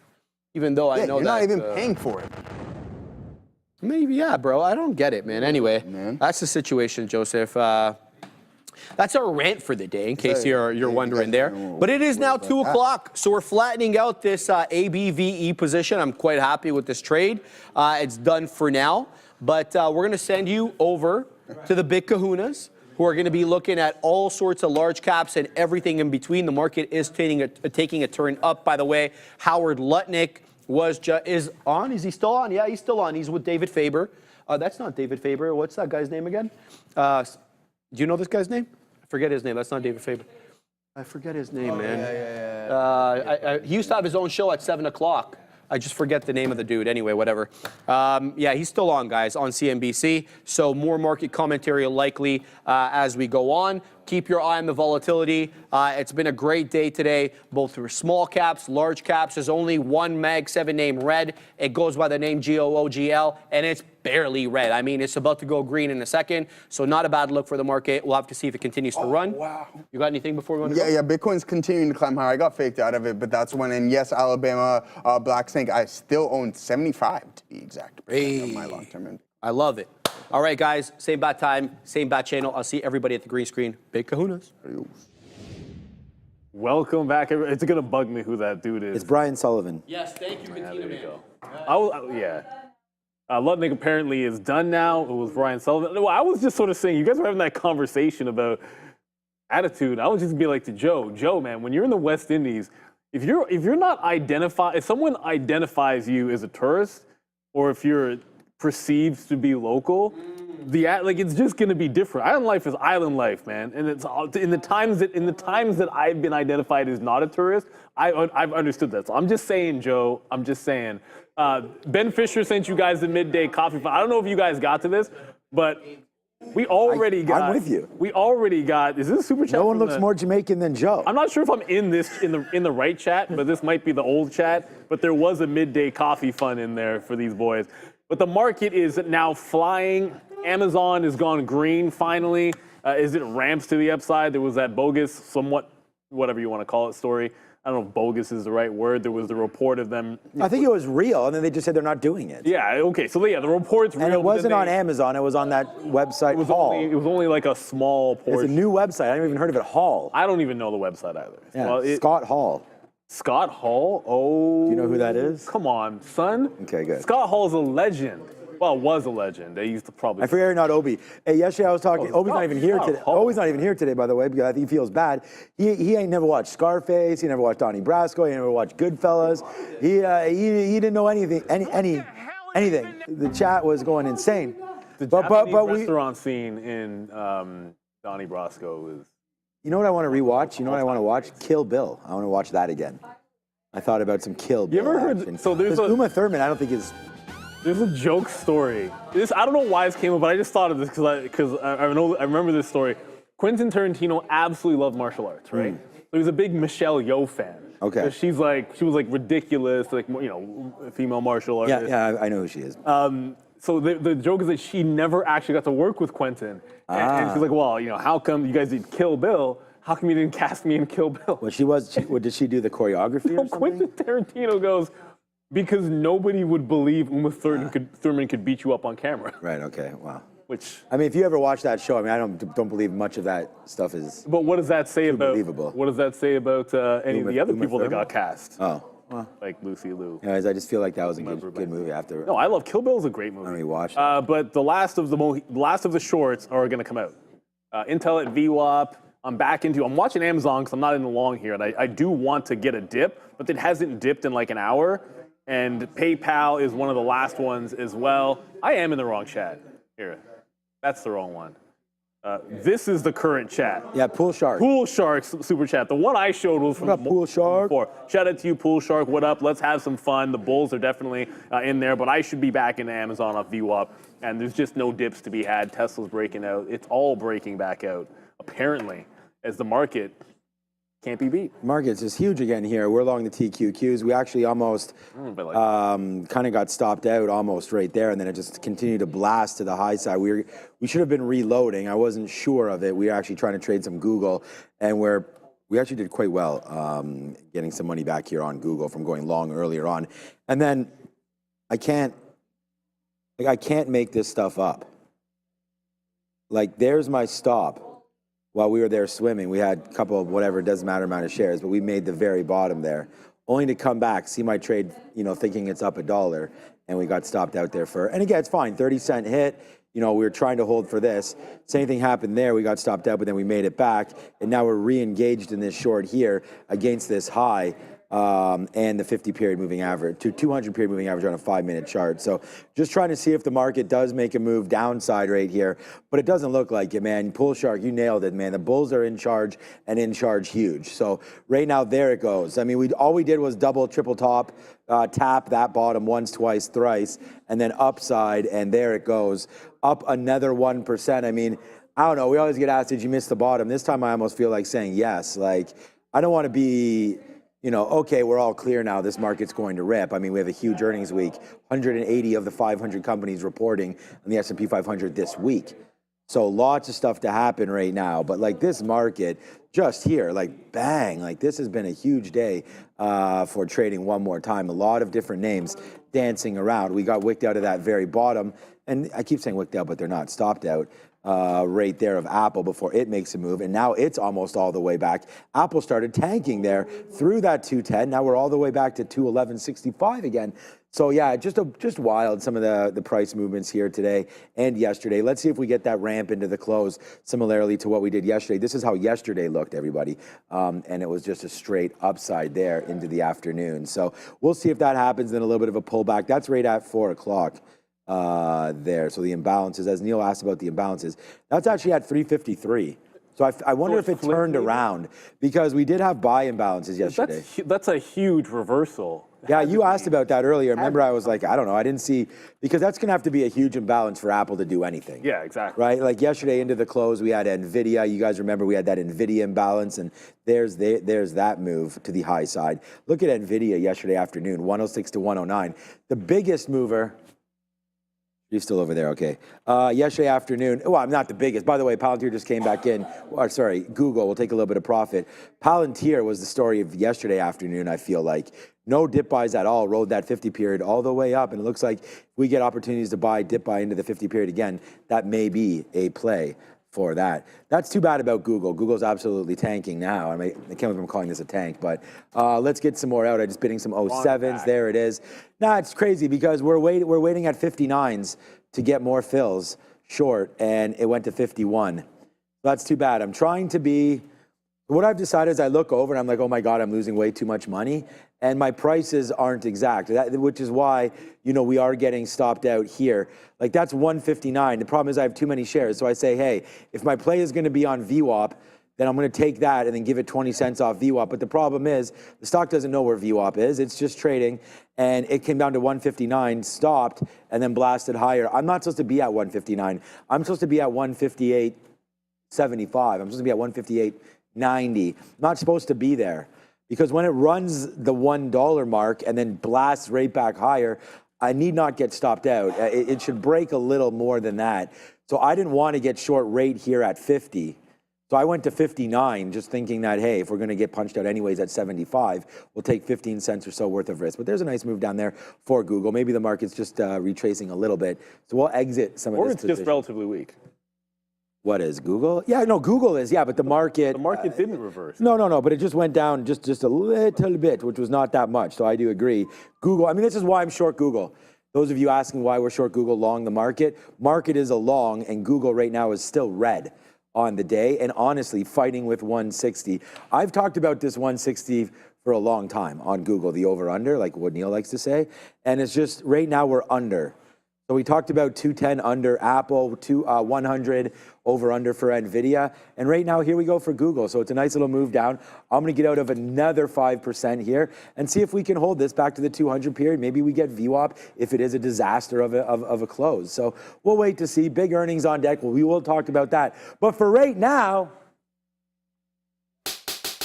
what do the people want? It's our favorite. Yeah, let's see what the people want to look at. Forget about us. Slap our face. Let's go back over there to the big screen And see with what Sharif. Sharif's shoes are looking like. Figure out what Sharif's shoes look like. Are they available, those other ones, by the way, or they're gone now? How come you haven't brought them in? Where are those shoes? I'm not getting to bring them in. Sorry, Neil. Sorry, Neil. That's why I said it. Get back to us. All right. I'm sorry, Neil. That's my bad. I actually remembered when I left the house, but I was just too lazy to walk back. He wants his restitution. He's going to get it. I promise tomorrow. Guys, all four major averages in the green, but welcome to the afternoon rundown, the show where you decide what we talk about every afternoon. Make sure to like and subscribe the video. And in order for you to vote for these tickers, you've got to be a subscriber. And you also have to be a subscriber to engage with Joe and I in the chat. So make sure you're liking, subscribing, and sharing, please and thank you. So here, the NQ, well off the lows, guys, up about 0.75 percentage point. Likewise with the SPY up 0.71. Underperforming though the Russell 2000. So good luck for small caps today as it's up about 0.4%.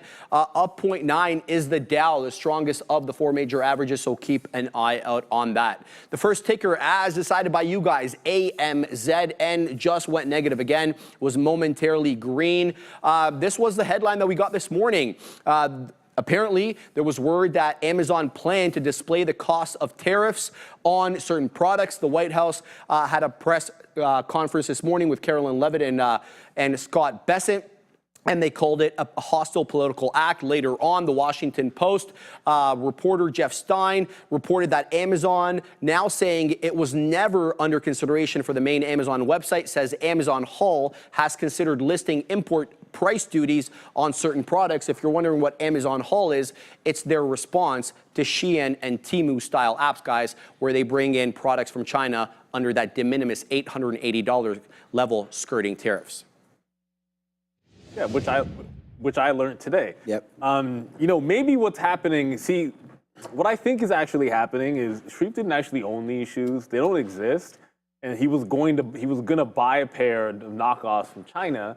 And now it's all tariffed up. Right, he was he thought he was going to pull a fast You were getting one. those Temu Air Maxes or whatever. Exactly, and so that's what's happened, and now they're all tariffed up. But you can't just rely on Amazon for everything. Wow, Sharif. I mean, you can, but you can't. So look, Amazon, VWAP, it's a line in the chart, but it was respected a couple times here. So yeah, when that story turned, not bogus, but obviously not a big deal, it just did higher lows the whole way through. And it still got a bit of a bull flag on it. I get we're in a bit of a pullback, but I'm looking back here at 186.8 or the volume weighted average price to try to jump back into trend on Amazon. You also go to, look at the higher low and wedge that you're forming on the daily. If this can break 191. Oh, and the best part, it just bounced off a death cross. So this death cross, yeah, that's right. Did a death cross. That's definitely an okay way to say it. It did a death cross and has since been just bouncing higher and consolidating higher. What that indicates to me is anybody that took the short on the death cross, if they're not already stopped out, well, they might above 191. So if we break a 191, maybe that's a tomorrow thing. I think you're good to go for today, looking at about 186.8, first step. for a dip buy, and then volume weighted average price. Only actually been, weirdly enough, only been long a couple times here on Amazon, despite the fact of how it started out. But there was no chasing that short once everyone was panicking in the pre-market. You guys know in the pre-market I actually put a bid, and I told you guys I was doing that just in case we got filled down at 180 on Amazon in our own account. That did not fill. So look, as soon as that story was released, you can rewind the tape. 8:57, I was like, no, that's we got to buy this dip, and we didn't do it in the market here today, but we tried to do it in our own account. I just don't think that that's any reason. You know, that's not going to change the trajectory of Amazon. That's not going to change anything that they're doing. So that little move down, you know, well taken back up to the upside. I think that makes a lot of sense. So we'll wait to see. Still red against the market because we had such a paddle back. You know, like if we don't have that down 2% there, then I feel like Amazon would be up 2%. So it's just trying to battle back here from those lows, and it's done quite well to come all the way back up to the day's high. I'm not sure if today's the right day to go long this name because of where it's come from, but I definitely think tomorrow, and as we get into earnings season for Amazon, I feel like they're going to have a decent report, and they may not even guide. Like I'm not sure how strong a lot of these tech names will guide moving forward, or if they'll kind of sandbag the guide, and then we'll have to try to, you know, read through it. But again, I like Amazon. And what day do they report? There it is, Thursday, May 1st, after market. So we've got another day and a half or so of Amazon trading before that number hits. And you know, Google had a good one in as far as their cloud and some of their structuring there and CapEx spend. So we'll have to wait to see if Amazon could do the same thing. Google also initiated, I don't know, it's a $70 billion buyback program again. So there's going to be something here for Amazon and their shareholders. So I you know, I like the stock. It's been really beat up. I think we get over $200 come Thursday morning. So that's their, or after market Thursday is a report. Friday morning, I think we see $200. Or maybe you do, I don't know. Or maybe tomorrow. You know, to be honest with you, if this is up 5% tomorrow, then you're over $200. Yeah, exactly. So we'll see what happens.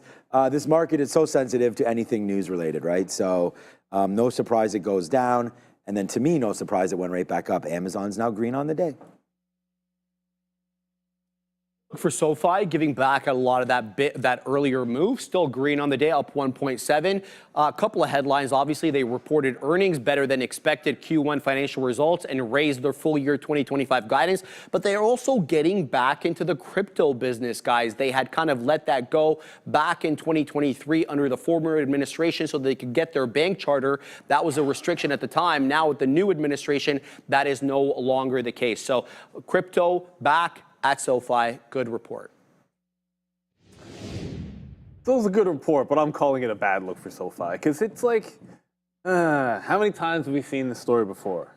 SoFi up on earnings, SoFi trending up in the pre-market on a good report, SoFi dipping and dipping and dipping. And they tried a couple times. Like I don't like the first dip buy. I actually hate it. And then I tried trend reversals, those are better, but they didn't really work any better. Like even when it would start to go, it's like you're starting to scalp out, you're reloading, it breaks the low. Like you take another one, adding into it on the way up, takes them out, try reload, and it just keeps on breaking the low. So there was just never any follow through for SoFi. So I'm calling it a bad look. But as Sharif mentioned, the good news, despite the failure today, it'll be my worst stock, is, well, it's solidly above the 50-period moving average by a long shot. Like it's a dollar, like 7% above that 50 period at 12.5. And even if it were to go red today, it still has a decent chance of holding the $13 level psychologically. So it closed at 13.20. So I guess that's even more important. So it can have a bad day and still look all right. I think you got to wait this one out a couple of days here because that old patented, well, let's have a good report and dump on SoFi has not usually led to continuation to the upside. I need to see, I almost would rather it breaking out above 14 or giving you the dip off the 50 period as opposed to just getting trapped in the middle right now, which is where SoFi is. So I'm calling it a fail in the trade today, but it's more of a wait and see. The chart still looks very good. Nice wipeout bottom, back above both major moving averages. I just think the next buy point needs to settle down for a couple of days because when the market's booming, it's not like anybody was rushing to buy SoFi today. Yeah, that's true. I was very surprised. I thought that SoFi was going to be a decent trade and it just turned out not to even give you a trade, really. I'm just getting some more out of the TQs at the high of the day right now for the NASDAQ. We're sort of double topped up here. So let's take a piece out or more pieces out. We don't have this huge one left, just under about 5% right now, but we've done really well to hold it and get back up. We were nervous clearing out some right here, waiting for that high of the day, let it break, get up there, and now take some more out here on the TQs. Yeah, look, our idea, wherever, here it is, the sticky note today did have SoFi between 1350 and 1375. Well, early on, it just kept on bouncing right here off of 14. So we took the long 14, then we took the long right there before getting out. So we only wind up taking, that's 14, that's 14, sorry, that's 14.15. So on average, we are in about 14.8. And there's a drop through 13.90. So we'll take about a 20-cent hit or so on SoFi. And if we just had waited for our levels, it was 13.50. So we could have got away with it a little bit, but at the, didn't go anywhere. It only went up 20 pennies at most anyways. SoFi looks like it wants to go lower, man, honestly.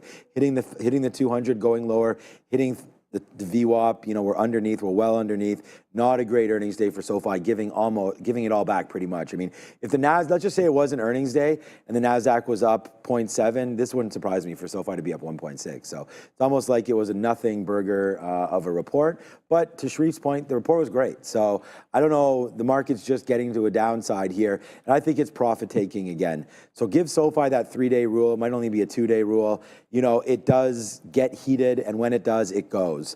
So I still don't think this thing's cooled off. It's just taking a bit of a break. I like SoFi. I think this is a continuation play tomorrow. Look for us to be on this tomorrow for sure.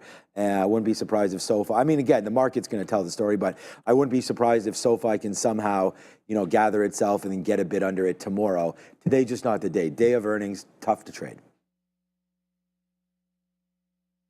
Next on the hopper here, guys, trading near the high day at about $555. Good look, up about 1%. Couple of headlines. This one came to us earlier. Dare report on it. Meta launching an AI app to obviously compete with ChatGPT, Gemini, Grok, and others. But make sure to catch Meta's earnings with us tomorrow on the Market Recap Show. This one reporting, guys, after the bell, going to be very widely anticipated. So you can bet Meta's going to be widely anticipated to hopefully report on time. Haha. Mark, because no one needs to be. No, we have. Look, don't get me wrong. We had fun. It was we had fun in the aftermarket show, staying on till 4:45 that day, moaning and whining and complaining that who hit fail, who pressed that button. Oh, Ramin didn't have. Ramin's fun. like nice. Ramin didn't want to stick around. No, we did. I thought. Whatever. You were having fun. No, I thought we had a little bit of fun. You and Adair were having fun. Adair and I were digging on Mark, like how hard can it be to just report the numbers that you already know that are out there, just get it out to us. But it's anticipated because I think when we talk about advertising, look, Google, I think made people feel a heck of a lot better with their report to a certain extent, but Meta's is bigger for the space, so I think I care a little bit more about what we see out of Meta when it comes to the advertising. So good luck, hopefully tomorrow for them, but today, resistance holds. Like it's 558 to 560 on Meta. Friday's high, you're not really, like you're trying to get into it, you're still failing underneath it. So I think the overhead resistance is winning, is no one's buying it up through that 560 level on the 15. And that's where it's gonna have to, that's what we gotta break. I think you break that, I don't know if you want to call bottom in or whatever, but I think a break of that takes you to the 200 period and the resistance up there, that's the 587. I think it's a tough one to expect it to break out that level before earnings, unless we have one of those 2-3% up days in the market, which it doesn't seem like we're getting right now. Just a quick update. VWAP, Intel, and PayPal's not even on the list. I'm short PayPal off of the local high up here. It never actually got to 68 today. So I traded VWAP, and then I've traded off of this high. I had a trend break that failed, and I'm just trading it off not the day high, but this lower high here at about 66.40. So a couple of shorts as the market's at the top. Meta I'm staying away from, but it's a stock that I am willing to buy higher even if I've missed the dip. Like I'd rather join what I think is a strong move above the major moving averages than have tried to guess that bottom. I wish I could tell you I bought twice in Meta this year, but I only got the one dip in, unfortunately. All right. Meta, okay, so we just covered some more Google down here, close enough to O's. We just made that crack and then came back in. I'm just trying to update some of the positions because I'm getting lighter. I feel like we want to go long. So if I can start to empty out some of the clip down here, I feel like that's going to be a decent idea to do that. Ooh, President Trump says there's great support for tax deal right now. You want to pay less taxes there, Fabian? I think we all do at this point. But of course, we are here. And with the Liberals in charge, we may be paying more tax there, Sharif, sooner rather than later. It definitely ain't going down at all. Taxes go flat, immigration go up right there. So we'll wait to see what winds up happening with our new government right now. But okay, so Meta, yeah, I mean, one of the most hotly anticipated earnings reports. We've seen it. It was up 3 or 4% off of Google's report alone. Google talked about ad spend still being relatively strong. That's great for Meta. That was the read through. They continue to build their large language model. I don't know. I don't use Llama or you were talking about using the WhatsApp one when you're in the WhatsApp. Yeah, it's okay. Yeah, when you're in Instagram. I think when you're in the app itself, then yeah, there's going to be, benefits to that. And I think that, for Meta, I think AI is more about directing the right traffic, showing you, like similarly to the algo that everybody loves. I'm not on TikTok, but the better algo there. So if Meta can use, AI to generate, better information, more relevant information to its end users, then I think that's how they can do that. We still haven't heard anything really about Oculus sales. They're working on the glasses. There's things happening over at Meta rather than just WhatsApp, Instagram, and what is Facebook right now. So, I like the stock. I think it continues to work. It's one of the more beat up names from its highs to where we are right now. And this is another very, very interesting time because if you still like the stock, we had 22 straight days. Okay, so Trump is saying that he thinks they have a deal. Like, I don't know why he thinks they have a deal on tariffs with India. So that would be a very, very big catch for him. So we'll wait to see. I think that's a very great shoe to drop. The Indian market is huge. There's obviously Apple situations there, mass production and whatnot of various electronics. So I think that could be a good sign there if and when, we talked about how many deals that are apparently in the pipeline. Hundreds of them. So we'll wait for that announcement. And the more I look at how the market's rebounded to all of this, I feel like maybe there is some sort of, and maybe this is just me, but maybe some blue skies ahead, considering we're now back to green on the month and we work our way through some understanding here of the tariffs. So, all right, Meta, not a big tariff name, so that's nice. Is Hims and Hers a tariff name? It's dropping right now. Yeah, I mean, it just needs the U.S. market, and we're going to find out the story right here. Then Neil and I will tell you what we think. A collaboration with Novo Nordisk, guys, to sell some of these GLP-1s. Wegovy, Hims and Hers announcing that this morning they'll also be selling Eli Lilly's version of the GLP-1, despite the fact that they're still continuing to sell the compounded version, much to the chagrin of Lilly. They're actually in court right now. So good look up, 23%. There was also this headline here from BofA Securities, maintaining the underperform rating on Hims and Hers, but raising that price target, guys, up to $26. Yeah, no, I just want to say, because I was saying, when I say like Trump thinks he has a deal, I'm just repeating like what the guy's saying, like what we're hearing from that. So I don't know if there is some sort of a deal there, but yeah, you were looking at Hims. What do you think about that stock here? Well, first of all, you're going to raise your price target to the place where everyone's been buying it. It's just like, okay, well, that's interesting. It's been barcoding at $26 where someone's been loading up on the stock for a while. 26. Yeah, on the daily chart. Yeah, but yeah, it's like, so that's your price target? Like, it already got pulled back like 60% to go into this level. Probably more than that now that I look at it. 2/3 it pulled back. But it's in breakout mode, breakout and squeeze mode, over 30% short float. It broke out this local $30.50 level. The problem was it was just in a downtrend all morning, and there's not much you can do. Like, it never really gave us any breakout trades at the open. It immediately failed first resistance at the open, lost VWAP, then trended underneath VWAP. So unless you were looking short, which we weren't, there was one shot. It finally got into like a trend break, like a 3-point. There it broke the trend, kind of take the consolidation and play it into VWAP. And that's it. And it's losing VWAP again. So up 25%. It hasn't been remotely as strong as I would have hoped today. I think there was, to me, one good long trade, and it's not even really setting up another one yet. But maybe it's going to be a day 2, day 3 play. It's got a big enough short float that closing above the 50 period might start to spook some people if it hangs around here a little bit longer. So yeah, I think it had a shot to get like a mean revert. We'll have to wait and see if there's more continuation here for him. It's a long enough consolidation at that bottom that you'd like to think it's more than a one-day pop. That's what I'm hoping for. I'm hoping we can look at some longs again tomorrow, maybe even this afternoon off if it gets back above the volume weighted average price. Underneath it, I'm not that interested. You know, that is a good point from Bizarre World. Like Lutnick and all these other guys saying the deal is done, we're just waiting for approval. What does that even mean? Like, then the deal's not done then. Like, you're waiting for approval. Deal done. Neil, me and you have a deal done. I'm just waiting for you to approve it. You know what that reminds me of? What, people in our pool? That was exactly 100% what I was going to say. There's two dudes who share a team in our fantasy league. And there's the one guy who all he does is talk sports. Right, and then I have to get it approved. And he's constantly making offers. He's constantly engaging with everybody. And the second you get a deal, he's like, yo, I got to go back to my boy to see if the deal's approved. I'm like, so why are you the one talking the trades in the first place? To me, I just think that means there really is no deal. I'll just try to like smooth one over and get one in there because I think Lutnick should be like, we are close to a deal pending approval. Like, when you say the word done.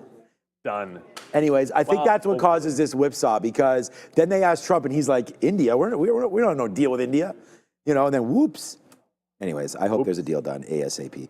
All right, so we both had the same ideas there going long in these mid-30s, but unfortunately they did come out real quick there. I mean, it was battling right here, right off the open. So we were pretty good. These are the, sorry, this is not even the open. It looked like it because there was volume. This is pre-market. So this is why I picked 36, 35. What did I write down on here? Yeah, 36. So, you know, that was this level. That was that bottom right there. You didn't really even have a chance to support it. It came right in, fell right through 36, went right to 35. 35 looked like a jam. You would have got about $1.50 on it before it left it for dead again and started falling down to the downside. Now we've got this good bid there at $33. Look, GLP, and I know I hear Sharif and some of these guys, you know, we're joking about how, you know, going to the gym is obviously a better situation there long term, and that is true. Obviously, it's true. But I'm hoping that this is that wonder drug that helps people with addiction and then fights. So do I, yeah. So that's why I don't think this story is necessarily done. I mean, we get excited right now for what it means. And if it's going to be easily and more readily available to the public, I think that's a W. So for me, Hims, congratulations. I really think this stock could be a double or a triple from here, honestly. If this is what it is, their next quarter is probably going to be huge with all the orders and everything like that. A lot of people don't want to go in and see a physician. And we don't have this, right, we don't really have this kind of a program around here, I do not believe. But I think telehealth is definitely, I mean, we've seen stocks like TDoc and whatnot. I don't even know if TDoc still exists. Yeah, it's still there. It's just, is it? I used to own this name. I haven't heard about it in a while. But I like it. I like the fact that people right now are a little more, cautious about, what they do and health wise and all this kind of stuff as well. So yeah, I think Hims and Hers is a good story, and I think it continues. So congratulations to them for getting the FDA approval on that, and congratulations to shareholders up 25%. Hard to complain, even though it was up 40%. We'll wait for higher highs. I think tomorrow goes higher. So I tend to agree. That's Hims. These guys won't. The next one. Oh. All right, guys, WW International, or as we used to know it as Weight Watcher, shares are trading higher after the company announced pharmacy integration with Eli Lilly's Lilly Direct pharmacy provider, Gift Health. Likely one of those products, guys, you got to assume, given the nature of WW and what Eli Lilly is selling, is weight loss. So likely GLP-1s on their website as well. So, no, I was jokingly sort of saying there, I don't think WW will necessarily be up on this. Look, it went from these guys are going under to now trying to break back out over $1. And as far as I'm concerned, it failed the dollar run today. Got to 98 cents, 200 periods up there. You're going to see a curl. So I like the long on it off of volume weighted average price today. Like, it's worked several times today. I would venture it feels a little different this last one. You were still getting really good volume at the point when it was bouncing, but look how we've tapered off. You've made the dollar fail. I'm not completely sold on taking this one off the volume weighted average price again. I really want HIMS to be the one instead of this, but it's done $500 million in volume. So it is entirely possible it makes another run at this dollar trade. And if you get there a second time today, I think I'd take the break the second time. So before I was like, yeah, get out in front of a dollar. Well, if it can get there on volume, as long as it's not like literally 358 or something like that, then I think it can be a breakout through the buck. Just scalp it for a bit of a win. Pure squeeze type play here for WW. Like, I'm not, I don't think anyone's rushing to own this thing at all. And part of their issue in the first place was the GLP crushing effectively their business to a certain degree. So yeah, I think you're getting a little bit of a squeeze relief rally here for WW. I'd be skeptical if it can, how much staying power it's got. But for now, it's okay. Okay, good. Yeah. We talked about that WW International at 50 cents. So again, definitely like that stock. I'm just going to go over to Big Bear AI. I mean, Neil just talked all about it. So I feel that we don't need to do too much there about former Weight Watchers. So I said this yesterday. We had traded Big Bear AI. It's kind of at the same levels that we were at yesterday. It's not, although it's up 3%, it's still at that 360, 370 level. I don't really want to get excited about this until we break through $4. We got that 50 period is still edging down. I'd like to see us get a little bit more. I think after the next, I think it's about 4 or 5 more days, you should start to see this start to inch up here because we've had a decent run now. So as soon as that starts to curl up again, I do like Big Bear AI. I am buying. I do have a bid at $3. So if that ever one day does come back down, I do want to buy more of Big Bear AI. So this is going to be a play for me moving forward on Big Bear. But right now it's only up 3% and doesn't really have the juice to do anything. If the volumes get going on this name, let's try to pay attention because right now it is a beautiful spike up there today. I mean, it's not huge. It's just I like the momentum here, much more calm than where we were yesterday on Z's stock. So good move there for Big Bear AI. Let's just hope that it winds up holding the rest of the day. So that's it for the rundown. Thank you, everybody. Make sure that, as Sharif had mentioned there, keep hitting that like, hitting the subscribe, because if in order to be a part of that rundown, and it's just a voting process, right? I mean, if enough of you vote for the futures, it'll be on there. If you vote for what at Costco, it's on there. So it could be a small capper too. Like you saw to see WW on there. Hey, it goes to show people are interested in that one. That there was that other penny stock that was going ham. DSM? No. DMN. DMN, yeah, the Canadian one that we weren't sure what the heck it was. Oh shoot, that's halted. Halted. What? Why is this halted? It's maybe done news 3 pending? billion shares of volume. Okay, so it's not a volume issue. No, this is a complete. I had no idea this thing was halted. I didn't even look at my. Man. Yeah, I didn't even look at my halt scanner. So this must be like news pending or something. Oh, that's bad. The tap is 0.5 cent, so it's giving a tap value down here. I hope nobody's caught long in this thing. It must be news pending, but the first thing I do, of course, is please tell me I have it up, because I always say you should have this up so you can check what the halt is. There's NASDAQ Trader. Thank you. Yeah, and there you go. For information requested by the NASDAQ. That seems like it could be potentially worse than news. So here you go. It's halted with information request by the NASDAQ. And the current theoretical auction price is 0.5 cent. It was at 0.7 cents. And it was going to do, it was going to do probably 5-6 billion in volume today.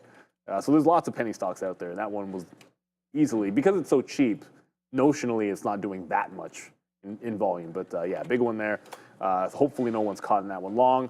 And you're not seeing much of anything. Amazon wanted to go dip buy hunting. It's not really moving much anymore. I got one bid on PayPal when it broke 66. It's now coming back up to retest the highs. I'm sitting in the low 30s, I think, for a better reload in here off that top. So if it gets to the top of the range, short it. Bottom of the range is about 40-50 cents under that. So as long as it stays range bound, I'll trade that one inside the range. And all Swifty in the chat. I just happened to look up and see this because I haven't seen anyone mention this name today. Why did I go short on Netflix? I don't know. I haven't looked at Netflix today. I hope, like, selfishly, because why did you go short, or why did? No, he's asking. He's asking why they went short. Well, I'm guessing you probably just went short because it's a high of the day play, and the market's been staying inside of a range. But the crazy thing is Netflix breaking a high, another green day for Netflix. That's at least half a dozen in a row, and continuing every single day to make these fresh highs. Super strong stock right now. It just has been nothing staying its way. It's not massive moves to the upside on Netflix. It's just been steady Eddie every single day. Blue sky setup. There's really nothing standing in front of this thing for now, other than whatever the current high of the day is. Marissa just sends me this. Look at this. I mean, I got this on my phone too. But here it is. Severe weather watch. Check this out. Significant threat to life or property right now. Development of squalls with wind gusts up to 50 knots. I have a hard time getting just knots out of like hockey skates. Yeah, but and hail. What hail? We're getting hail. It's 25 degrees out. So this is one of the. It's 80 degrees. A line of thunderstorms may cross the waters. Ooh, this afternoon. So Lake Ontario maybe. The main threat is squalls, 50 knots. Hail is also possible. So we got to end the show. I mean, we got to get home, man. Threat of. I wanted to play catch outside again. Thank you, Marissa. Man. Keep sending these every day because now we can get out of here. I thought I was playing catch after work tonight with my daughter again. You are. This is not going to happen. And even if it does, man, it's going to be temporary. Yeah, but hail. Loss of life. Okay, what's up, Adair? Keep an eye on TSLA. Business Insider reporting that the company is adding over 1,000 workers for its semi-truck output. We know we heard earlier today they're trying to get that semi-truck production started by the end of this year. So again, Business Insider reporting that Tesla's adding over 1,000 workers for its semi-truck output. Back to you. Thank you. All right, so on to the weather again. Yeah, there was a small tornado there you mentioned in Brampton. It was years ago. And then we had one in Barrie, just north of us, that tore up many roofs. That was the roof is on fire. Yeah, and I think it's just because it's like it's so warm, and I don't know. Ain't no weatherman, obviously, around here, but that seems to be when the worst storms are, is just when it's like you get all quiet and all, and then bang. I don't mess around. I'm one of those like don't mess around with the weather kind of people. I don't I don't want the ground to shake, and I'll be the first, in a general situation, I'll be the first person to want to evacuate if that's the case. That's why I love where we live, because we don't really have any problems. Like I said, there was like a small touchdown where I live like a few years back. And I remember like there was a friend of mine that I played ball with, and like he got really, really lucky because there was a couple of big down trees in his backyard, and it's like the one that could have hit the house was the one that didn't go down. And what's crazy is in the front city, in the back, you're responsible for everything. So it was like, in terms of like pay, like if it had been the one in the front yard, the city would take care of the damages, but the one in the back, that can be have insurance, but yeah, that's the thing. You've got insurance, but it's still a pain in the butt. They trimmed the tree in our front yard last year. For that reason. Yo, we have a birch in the front that's old as dirt, and like they all got planted in my neighborhood at the same time, and a couple of neighbors have already had to get theirs out. I'm like, yeah, we got to deal with it because it's in front of the house. This summer, for sure, it's happening. Apple triple top high of the day. I see a bunch of people mentioning here. Like yesterday.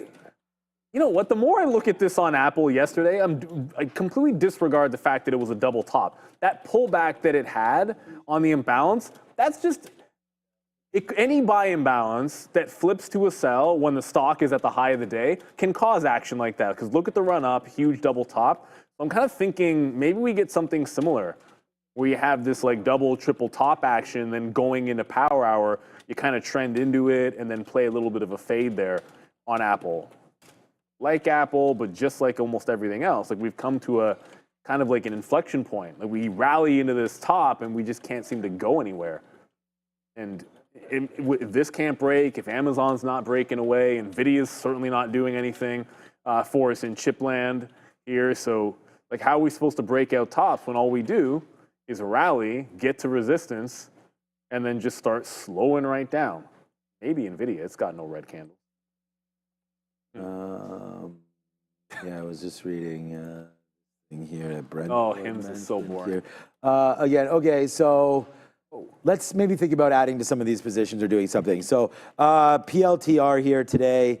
You know, we saw yesterday this huge run up. Now I was thinking to myself, you know, should have we broke through 16? And when we had written down, we're now $8 away from all-time highs, right, of that 124. So, you know, I was just going to. Now, the biggest loss for me today is huge, and it's that Apple trade that it really ripped up there into that 212 area. I'll show it in a minute. And then it false broke and came right back down, right? And unfortunately, I thought that it had that chance to go. It was beating the market. Now it's under the market.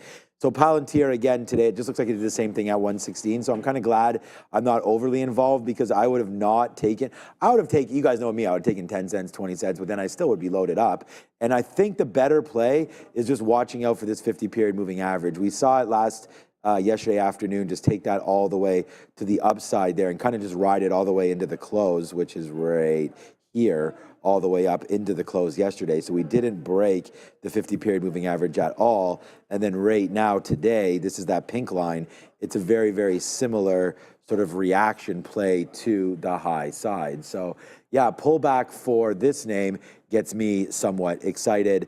We were still waiting for 59, believe it or not, on Google, and the best fill, it goes up to 54 and then back down to 44. I had enough because it ripped up and then stopped. So I did take some at 50. So my price not changing that much, 45 short right now on Google, same trade that we've been working and looking at this whole time. Boeing keeps coming on my scanner here, but I think it's just because it's just bouncing back and forth.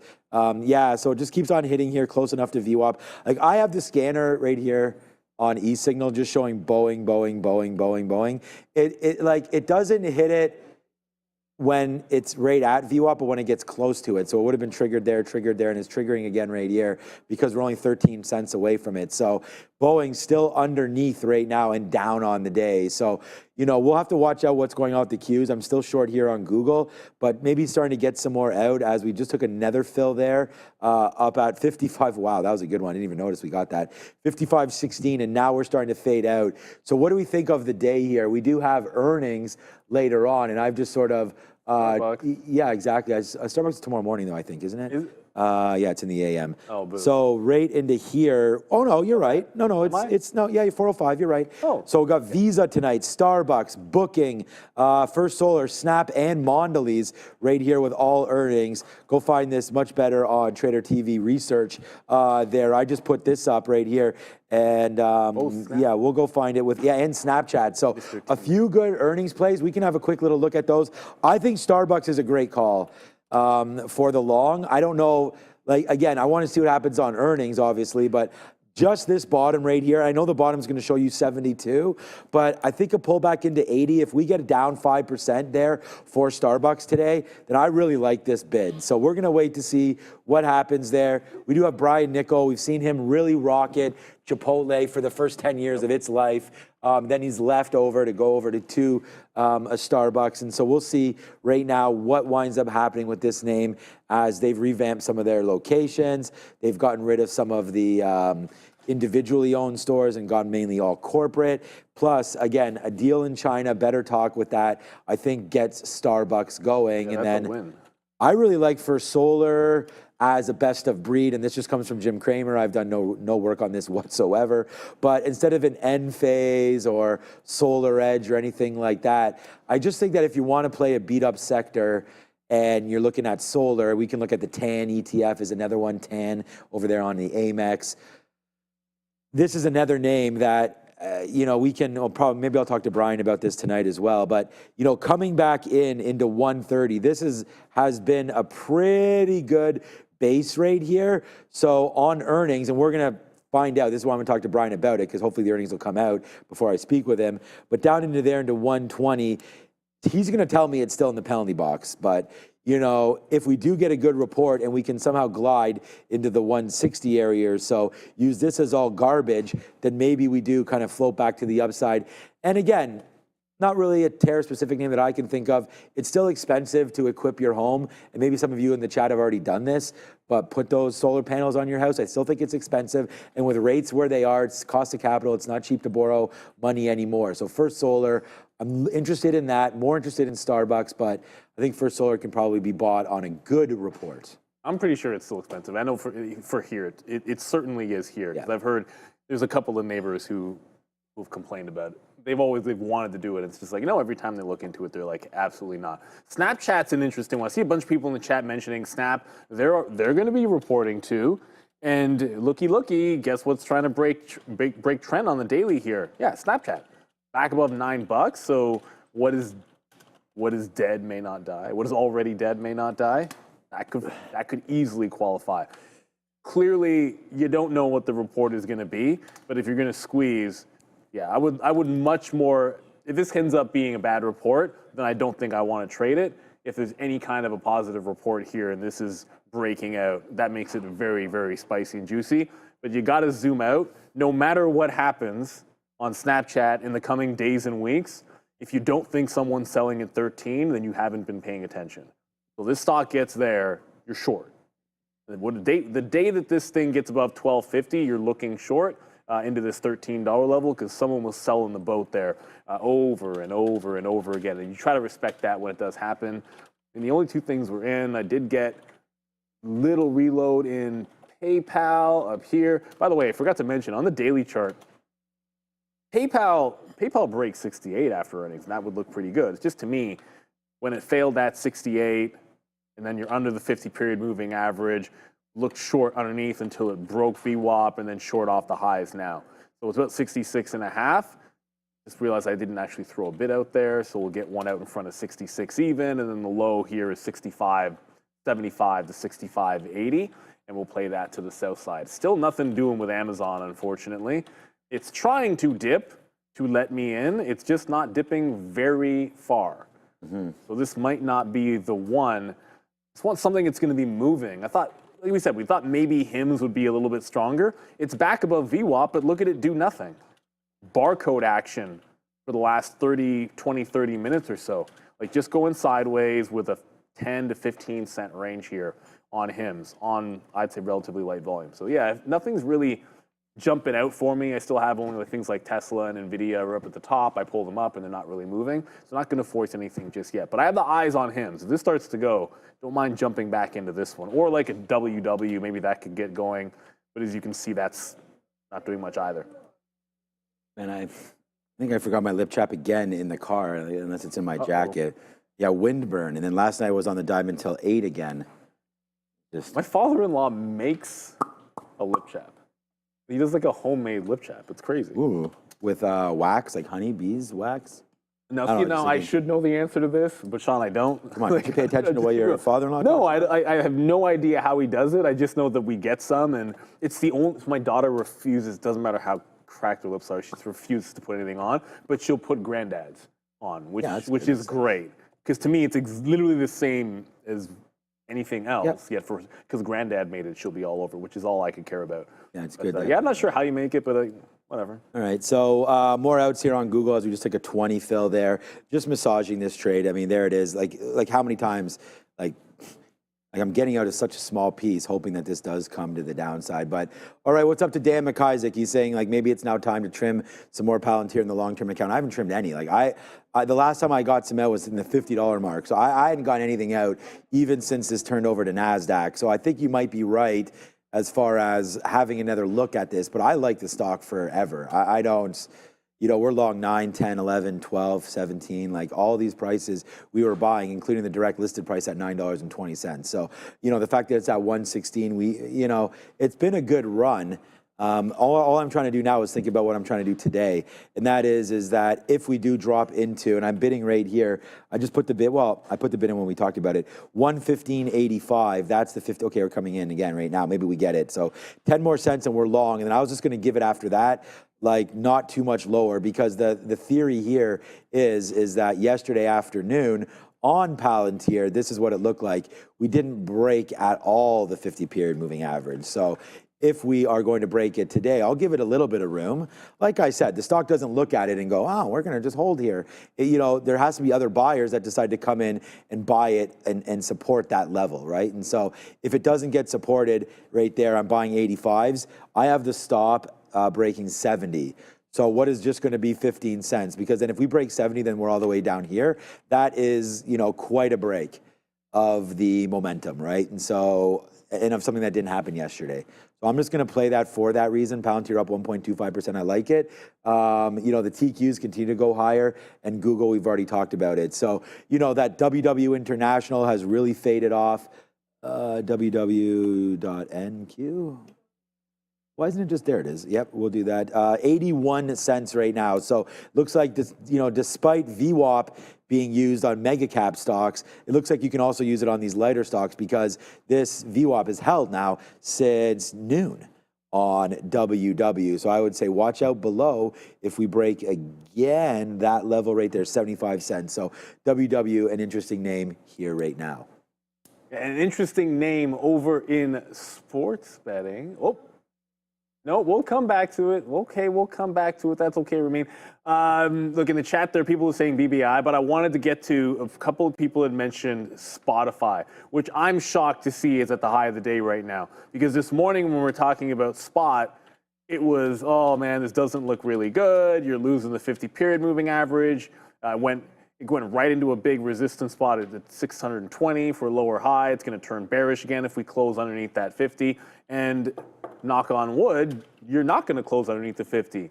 We were talking about the 3-day rule for Spotify to calm itself down. Well, it needed apparently 35 to 40 minutes after the open to decide that everything was A-okay and maybe just an overreaction.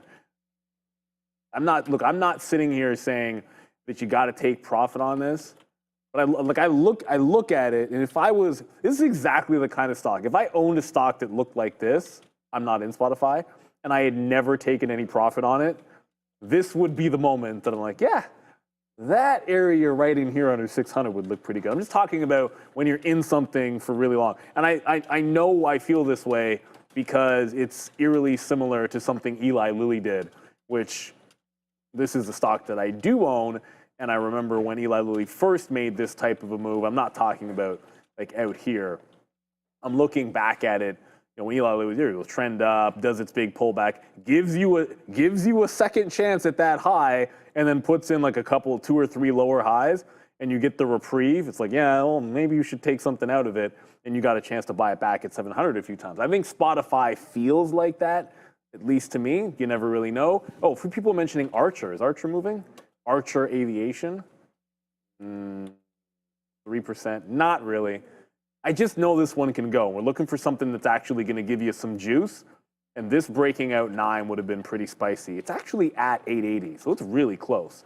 You break 9 on the daily, maybe even just this local high, and this could be something, but where's the volume and where's the reason why we're going to get going? I like the call out because of how it's looking for the setup. I know it's got a decent enough short float that it can rally, but without a catalyst or any volume going into it now, I'm not sure there's going to be a break there in Archer. But thank you. It was a K Hoddle out there in the chat mentioning this one.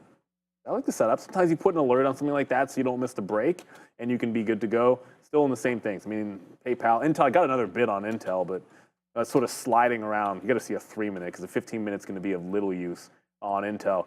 Like local bottom 2040, higher low 2050, VWAP 2060, so kind of like every 5 or 10 cents, Intel's making a little bit of a move. Ken mentions Okta had a good move today. Something going on with Okta.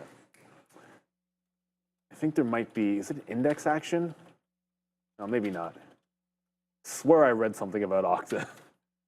But because I don't remember it, then I'm not gonna, until I can find it, don't assume that there is news, but there was something going on with Okta, which has been absolutely flying to the upside. Yeah, this triple top on this, it's been absolutely flying, but you're so close to overhead resistance. I swear there was something happening with the stock. But I could be wrong about that. If there's no news, don't at me. I think we are ready now, because I guarantee you, people probably found the odds interesting betting on Shador over the weekend. And if you want top tier odds in any type of sports betting, then this is it. Because ProfitX, it's like trading within your bets. Place bids, place asks, peer-to-peer picking, OpenAI access, so you're able to sort of do automated trading. It's all in one place too. Like you can see the book the same way you see a book while you're trading. You make the offers, you match the plays, and manage your risk. That's the big thing. You want to be able to exchange in and out, which is fantastic. You can be very active, or you can sit outside of the book and try to get great odds, which if you've ever checked with any other website, you're going to find that the odds are very much in your favor here. It's a smart and fast way to play. You still have the opportunity to use the code TRADERTV to get the sign-up offer of 2% cash back up to $300. And you may or may not want to take that opportunity and throw something on the Leafs to end it all tonight, because that's what's going to happen. I didn't think they'd sweep. It's over tonight. Yeah, I think it's over too. It's been 3 overtimes in a row. I don't. Well, I mean, it's not saying a lot to say it will not be in overtime, because obviously most games don't go to overtime. But this one's not going to overtime. I think the Leafs will going to be in control tonight. Ooh, I like that. I like that a lot. Yeah, I think it'll be like a not stressful for Leafs fans. That's yeah. Well, that would be very nice. Right there. All right, well, the only trade that I've had on right here is this push of Google. We've had it twice since we've been on, and there it goes right now to the downside. So we're going to get out some more and hope that it can push lower. We're still waiting for that fill on Palantir. Still that 10 cents away from that. A quick look at SoFi earnings. Huge move today early, bad move late. Trying to get going now, though, if we're going to talk about late. As we enter in 15 seconds, we'll be entering some kind of hour, and I'm not going to spoil it for you because we have a great visual for that. And on that note, I just put out a little note here, and I've been talking a little bit about Starbucks. And right now, Power Hour. that was all right. I like to see that. Was that quiet, or we just didn't hear it? I like it to be a little loud. Power Hour. I didn't hear it. Or you know what would be cool if you could say it, we are entering the Power Hour.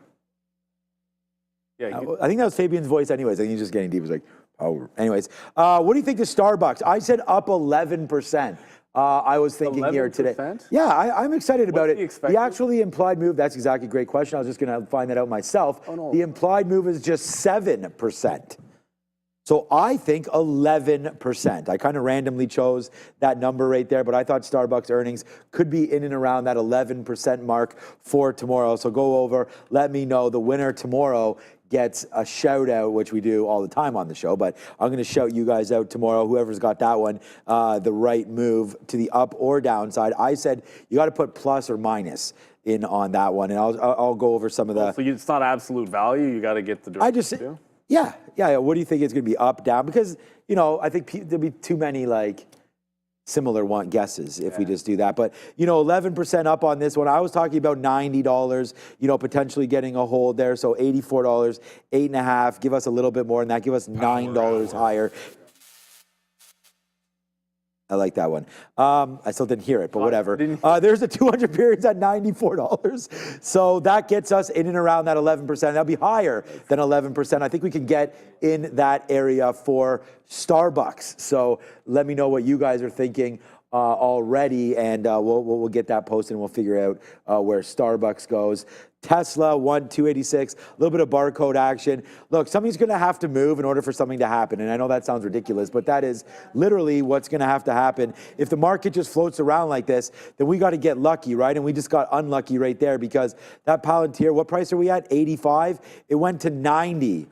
So if we just get that fill, then right now we're 30 cents in the money, and we're happy with it. We can add to sort of the net for the day, but right now we just missed that. So I feel comfortable doing that. We do have a plan of action, but you know what? Actually, I'm going to cancel and regroup, because we did break below that 50-period moving average. That was the only reason I was bidding 85, is because that's where that was. So now we have to rethink about bidding maybe even 116 flat. And I'm not sure I like that too much, but there's that bottom, 115.90. So we can still bid 116 and see what winds up happening.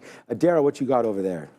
What I've got here, Sean, is our earnings and events calendar for tomorrow, and it's a big one. Meta actually, shockingly, expected to report pretty late tomorrow, 4:40 p.m. But, they reported late last time, and that didn't stop us either. So definitely check out the Mega-sized market recap tomorrow for Microsoft, Meta, Qualcomm, Robinhood, eBay, and Albemarle. Pre-market, if you like these spready tickers, you're in luck because we have a slew of them reporting. Humana, Caterpillar, both set to report earnings before the bell. And in the economic data side of things, gets really spicy tomorrow as well. PCE and GDP both coming at 8:30 tomorrow morning. Then we'll get some other minor prints at 9:45 and 10 a.m. So for all the details, go to X at TTV Research. Check out this infographic. And if you're wondering what the implied moves for tonight's earnings and tomorrow morning's earnings are going to be, there's going to be an infographic out post haste with all of that info for you. Back to you. Yeah, so all they're doing now is telling you that they're going to be out at 440. Right. Which is silly, because last time the expectation was they would be out, I think, at like 415 or 410 it was. Thank you, Adara. Adara doesn't forget anything. It was 410, and then it was 4, and then they came out at 440. So this time they're just going to let you know it's going to be late. So I don't know. I'll work the magic, make sure we get All right, we're in Palantir. get everybody to stick around for that one, because like you're not getting a bigger earnings name this week, I don't think, than Meta. It's just too big of a one tomorrow. Right, Amazon's still not doing much of anything. I mean, the only thing that's happening, right, is like you're sliding, like the Intel short off VWAP is sliding down, but I want 2040. So we just broke to 50, it's heading toward those lows. We're in the power hour now, so you got to figure we're going to start moving. And then don't forget what happened yesterday. I wasn't here yesterday, but pull up any Mag 7 chart, well, all of them except for I think Nvidia, and look at the rally.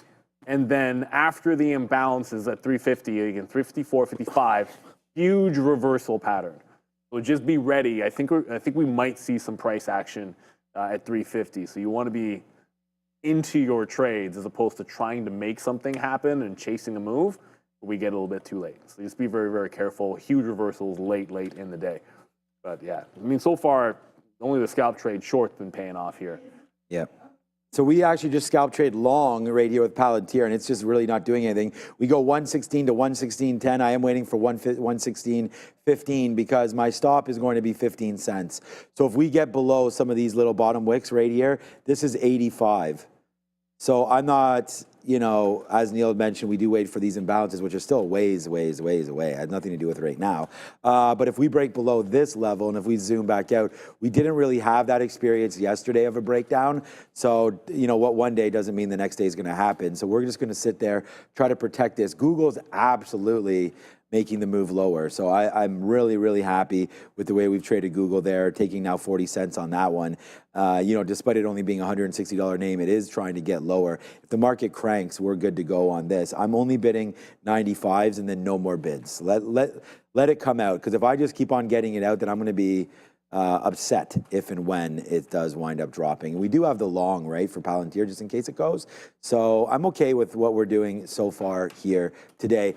Put some stuff in the chat. Like, I'm looking at this hot list right now for trades. We have Palantir, we have Tesla. What the heck is TVGN? This could be one that maybe we've Semper. Right there today, up 10. So nice little move for Semper there today, up 10%. MLGO down 13%. So there goes MLGO right now to the downside, down 13%. Wow, okay. $6? Oh, yeah, that was a really crazy name for a while here. As Micro Algo continues to get beat up, man, that was not good.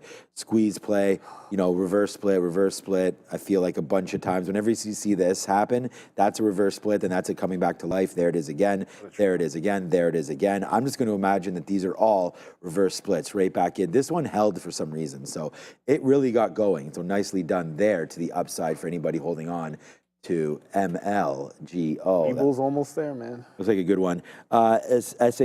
SCHD, that's an ETF, I believe. Yeah, dividend equity ETF, so that's nothing going on there. So if you want to play instead of SPY, you can get dividends and trade SCHD.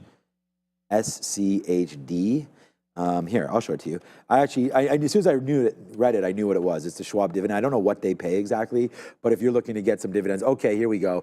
The market's now blasting a little bit. So Intel, I didn't mean to click on Intel. It's Palantir. Here we go. So there is news right now in the market, whether you like it or not. Google's starting to go back up right now. I have my ear to the ground and I don't hear anything, so I'm going to refresh my audio. But yay, Palantir. I mean, you know, this name, let's go. We finally into that. Well, this is a big win for me.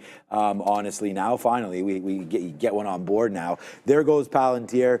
And sometimes it's not about getting lucky. I mean, if you play the trend and you play a stock that you know is strong, then when the market goes up, stock's supposed to go up. This is my frustration over the last couple of days because I feel like we've had some great plays, but I keep dropping the ball a little bit here and not getting the right position. So I'm actually going to cancel. I did have a Google take a little bit higher, but if there is something brewing right now, we've done really well to get out, so I'm going to get some more out there if we do come back in. But let's just empty the clip, man. It's another 40-cent winner for your boy right now, so we'll hit the sirens up there. We cooking one more time. I don't want to interrupt the sirens.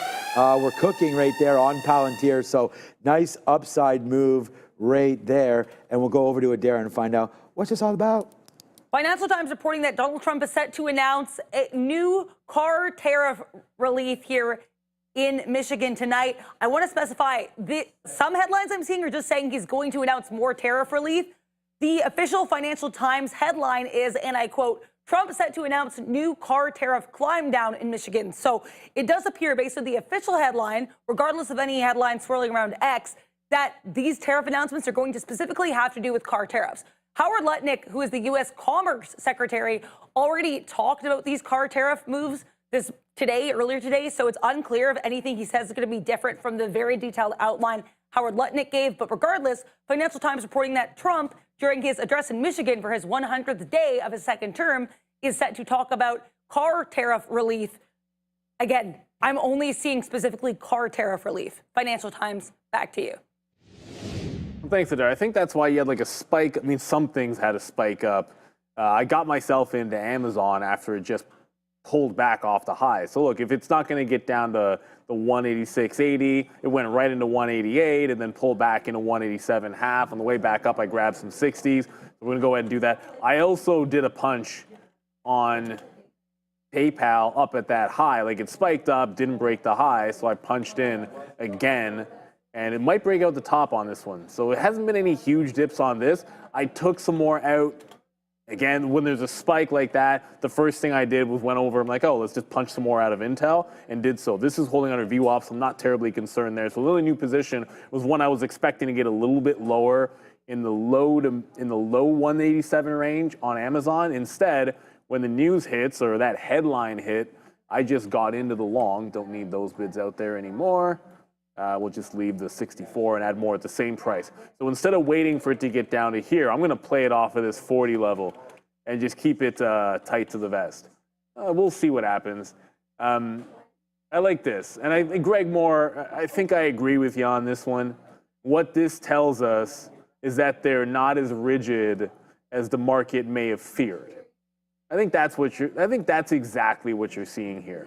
Like everyone's like, well, who's going to blink first and what's going to happen next? I think you're starting to see this. Hopefully behind the scenes, some deals are getting done that you're getting a little more flexibility and it's not going to be all the doom and gloom that everyone was expecting. So I think that's a good sign overall for the market. We still haven't been able to break out the highs, but we're still upward trending. So you take what you can get, and if it's inside the range, like if you got, like I'm staring down like a 40, 50 cent range here on Amazon. So that's what we'll play inside until it decides it wants to break out. And then you can make a run at this, which would be like a buck higher. So the high of the day here would still be a buck. I just want to get something out in front of 188, play it as we happen to see it here. And I'm looking over, like you're even having Tesla break out, hopefully break out this 287 on Tesla. That looks really good. Remember everybody, Tesla's about to squeeze all the death cross traders. When this takes out about 295, all the death cross traders, or a lot of them, are probably getting stopped out for the first stop out, I think, on that technical setup, which is always a good catalyst. Some shorts getting squeezed here in Tesla if we break 95. Let's go back to Adair, more news. Keep an eye on Electronic Arts, or EA. Bloomberg reporting that the company is laying off hundreds of employees, and they're also canceling their Titanfall game. We know EA stock has been rocky. They dropped pretty recently on some weaker than expected preliminary earnings. So EA on watch, so it's not reacting hugely to this story, but keep an eye on the market. I did mention earlier that this Financial Times headline about car tariffs seemed to be a little bit of a rehashing of things we'd already heard from Commerce Secretary Howard Lutnick earlier today. I'm reading this actual article, and it basically seems, like I said, that it's going to be pretty much what Howard Lutnick said in detail. Basically, automakers assembling in the U.S. will get partial rebates up to 3.75% of vehicle value on tariffs through 2026. As Howard Lutnick said earlier, you'll get up to 2 years of relief, but you will not be getting a third year of tariff relief. So this also comes a couple days before a 25% tariff on imported parts was set to kick in. And then steel and aluminum tariffs are going to be waived for parts makers, but China parts still have a 20% levy. That's according to Financial Times. Again, we're reportedly expected to get more details from President Trump himself at around 6 p.m. here in Michigan. Back to you. Thank you, Adara. You want to know what it looks like in a chart when like a firm or two has control of it on the daily? Pull up EA. That's what control of a stock looks like at $146 to $147. Like if you're in this chop zone, what are your options for trade? Your only option lately has been to sit short it, and this is wild. Like you don't usually see stuff like this. So I don't care what your catalyst is. Right now, someone's in wild control of this stock and not letting it break out. And just look at how that's been happening. Like every time it gets into 147, look at the 15-minute chart. Sellers, over and over and over again. It's exactly the kind of thing, if it breaks the dollar higher, maybe you look for breakout trades. But there goes PayPal. So we got our reload. Only the first trade actually ended up working and giving us our 40 cents. So this one just broke out the top. I'm not fighting it. I'm going to stay away. I might get the dip buy again on Amazon, however. That came in, try to tag 188, pulling right back in. This time I want some 50s if we can get them. We're going to play inside the range on Amazon as long as it holds. And hey, Intel doesn't want to go. They can't even get to VWAP. So this is a hold, but I'm going to get out in front of 2040, that local bottom here on Intel. And lo and behold, I guess maybe it did start going. Not on good volume, but WW did make the bounce off VWAP. It's just the volume is so bad on this stock right now. Usually you want it screaming, doing at least, you don't have to be doing more volume or the same kind of volume you were doing in the morning, but what I'd like to see at least is increasing volume, right? Like not like spike and then maintain levels or at least be increasing. You're not getting any of that out there in WW. It's something I want to be in again because I don't necessarily think it's completely done. It's just not giving me any signs of any continuation. And I feel the same thing about HIMS. Like HIMS trying to hold VWAP, but look at it go sideways. Volume is more sideways than anything else. Just doesn't seem to want to go. Airy Pages, come on, that's not what it is. What just happened on Nvidia? Yeah, let's go to Adara. What just happened? More reports about Trump and the U.S. administration coming through. Reuters reporting that the Trump admin is working on changes to a Biden-era rule that would limit most countries' access to U.S.-designed AI chips. So apparently, the administration is considering removing tiered system and replacing it with government-to-government agreements.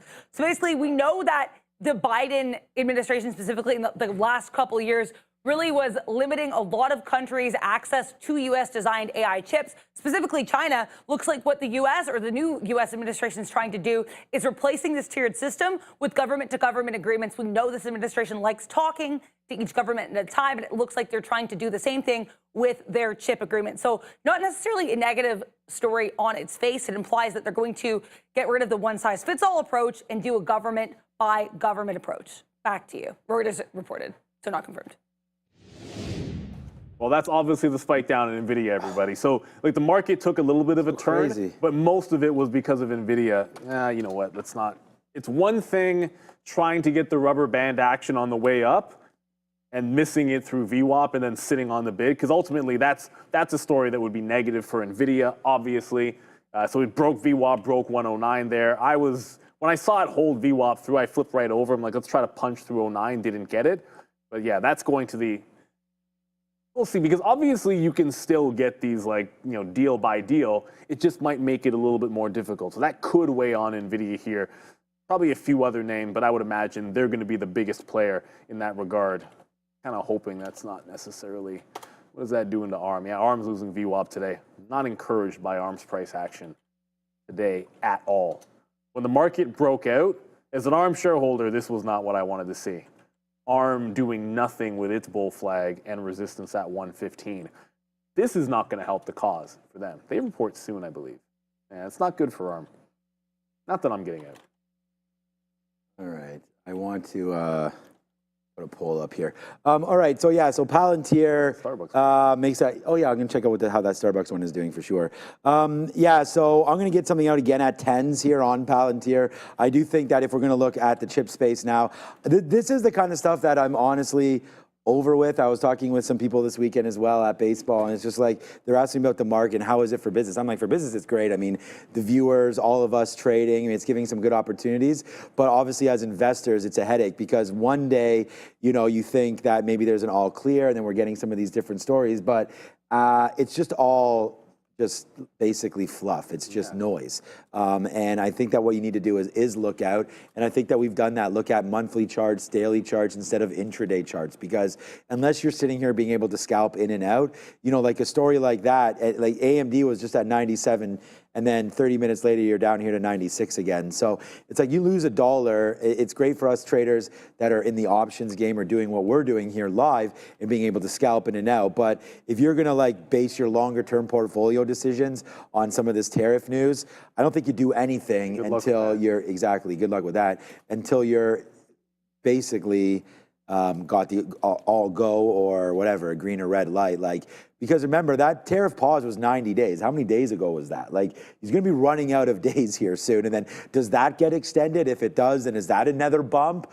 you know, to the market? If that 90-day comes and we still don't have a deal with China, Canada, so on and so forth, I can clearly see that we're doing it now with tariff specific on different industries, right? Like right now, if he's going to all of a sudden remove the auto tariffs or whatever that story was there, then yeah, sure, that's going to affect Tesla, General Motors, and so on and so forth. But is that, it's not an overall blanket saying it's okay now for Canada. This is just very specific. So, you know, we still have the power issues, steel, aluminum, lumber, dairy. Like there's this whole overhang here, and it seems like we're just addressing one specific industry at a time, and that's not really solving any of these problems. It makes me think that there is no deals in place at all. This is just like, oh, us as the United States have decided to go back on this or to change that. So it's just a very interesting time, and we're going to wait to see what winds up happening. It looks like Palantir will come out. We got out of half of that trade, pretty much. Actually, we're a little less than half right now. So that was a great move up. And as soon as that moved into the 40s, and we got some 45s, like again, on that auto story that has nothing to do with Palantir, this stock shoots up. You know, and we're right back into this level. So we're now underneath the 50-period moving average. I've tried it on Palantir. I can see my net. We've only made one trade on it. So this will be a good positive stock for me today, even if we lose that bottom area where we're going to get stopped out. And here it comes right back up. And you know what? I'm going to take another piece out right here, this time at 9s, or did I put 10s? We're at 9s right now. Hopefully it can move another back up there. There it is, we get it. Now, that's the 50-period moving average. Now let's fly. We have this trade into the close. Let's see if it can do something right there for PLTR. Yeah, Tesla today was a small little hit for me early. You guys want to talk about it, that makes sense. I do think, though, with all this news, what about a 287 break right here for Tesla? It's been barcoding all afternoon. That seems like it's the top of the day. Let's go long here at 287 on Tesla. That break looks like it may work out. We do have the 50 period as a spot, but look how choppy this is. This looks to me like you're just waiting to get stopped out. You know, like you go long through there, haha, you know, you guys thought it was ripping. Instead, we use that liquidity to get short. Then it comes all the way down here, and I say, well, my stop is down here at 285. Boom, run that stop, and then right back up. We've already showed you examples today. Okay, now goes Palantir, go boom a little bit here. Let's get another piece out at 20s here. There it is. Yes, sir. All right. All right, all right, all right. Right now, let's get some pieces out right now. On that one, we'll get some pieces out right here. What's up to Matthew? We'll get some pieces. There it is. Yes, 160.27. So Google go downside, Palantir go upside. Finally, we thinking properly there. Play the names that are showing us the support, play off those levels, let it come back in. It's not like it's tanking, but we'll take the profit on that, right? We're short 46s, we'll take a 30 fill. And then there goes Palantir. We said we'd let this thing ride, so let's let it ride, Russell Wilson style. We just hope not to get benched. Here it goes, 116.30. We'll take some out. I'm actually at 32s. Let's see if we can climb a little bit there. Wouldn't surprise me if Palantir hits a little bit of a Hail Mary. Yeah, I was gonna say, and I was trying to use a baseball term. Like I was gonna say, maybe a double here. A home run would be this thing just rips into the close. I'd take a double if we can get to 117. We'll take $1 on it. I think that's pretty good. And then anything higher than that would be fantastic. Remember, we're just risking 15 cents on this trade since we've had it now for about a half hour. Very close to being stopped out a couple times. Did not get stopped out, so let's take advantage. And I'm offering 30s right now on Palantir. See if we can get that level. Nice upside play there. And the TQQs, man, just hovering around. We had less than 5. We had about 4% left of this. Just doing real small work here on the triple Qs. Starbucks, oh yeah. We'll check in on that in a minute. I wanted to see SMCI just to see if there's anything moving. I was looking at the other chip names, and nothing really stood out when I looked at essentially what was going on after that. I'm going to get to Amazon in just a quick second because I was looking. I did go over to SMCI. I did not drop the same way Nvidia is, but you're getting some continuation in the chips. Like that last bounce up, the things that didn't participate were all chip names. You're under VWAP. You were already weak on SMCI. It was in the Intel bucket where it just couldn't get anything going in here today. But it's not a hefty drop, but this does not look healthy at all on SMCI. Market, bull flag up. SMCI, bear flag obviously down. I just realized when I say that it sounds ridiculous to say bear flag down, but you know what I mean. This doesn't look good. Like I said, I put this in the Intel bucket. And Nvidia, which was holding up pretty well after that headline, a little bit of a topping tail candle. If Nvidia loses VWAP, I think all bets are going to be off. Yeah, Amazon just went back to flat after popping up. Well, yeah, can't seem to get to the top end of the range at 188. And now back to just about break even. I'm still looking to buy dips at better prices if I can, and I'm holding on to the Intel short. Like the chip names, that's been a source of weakness for some of the chip names for sure. I had to check in on Micron. Micron down 1.5 today. This is another one which cannot seem to get going. That $80 level, the prior support.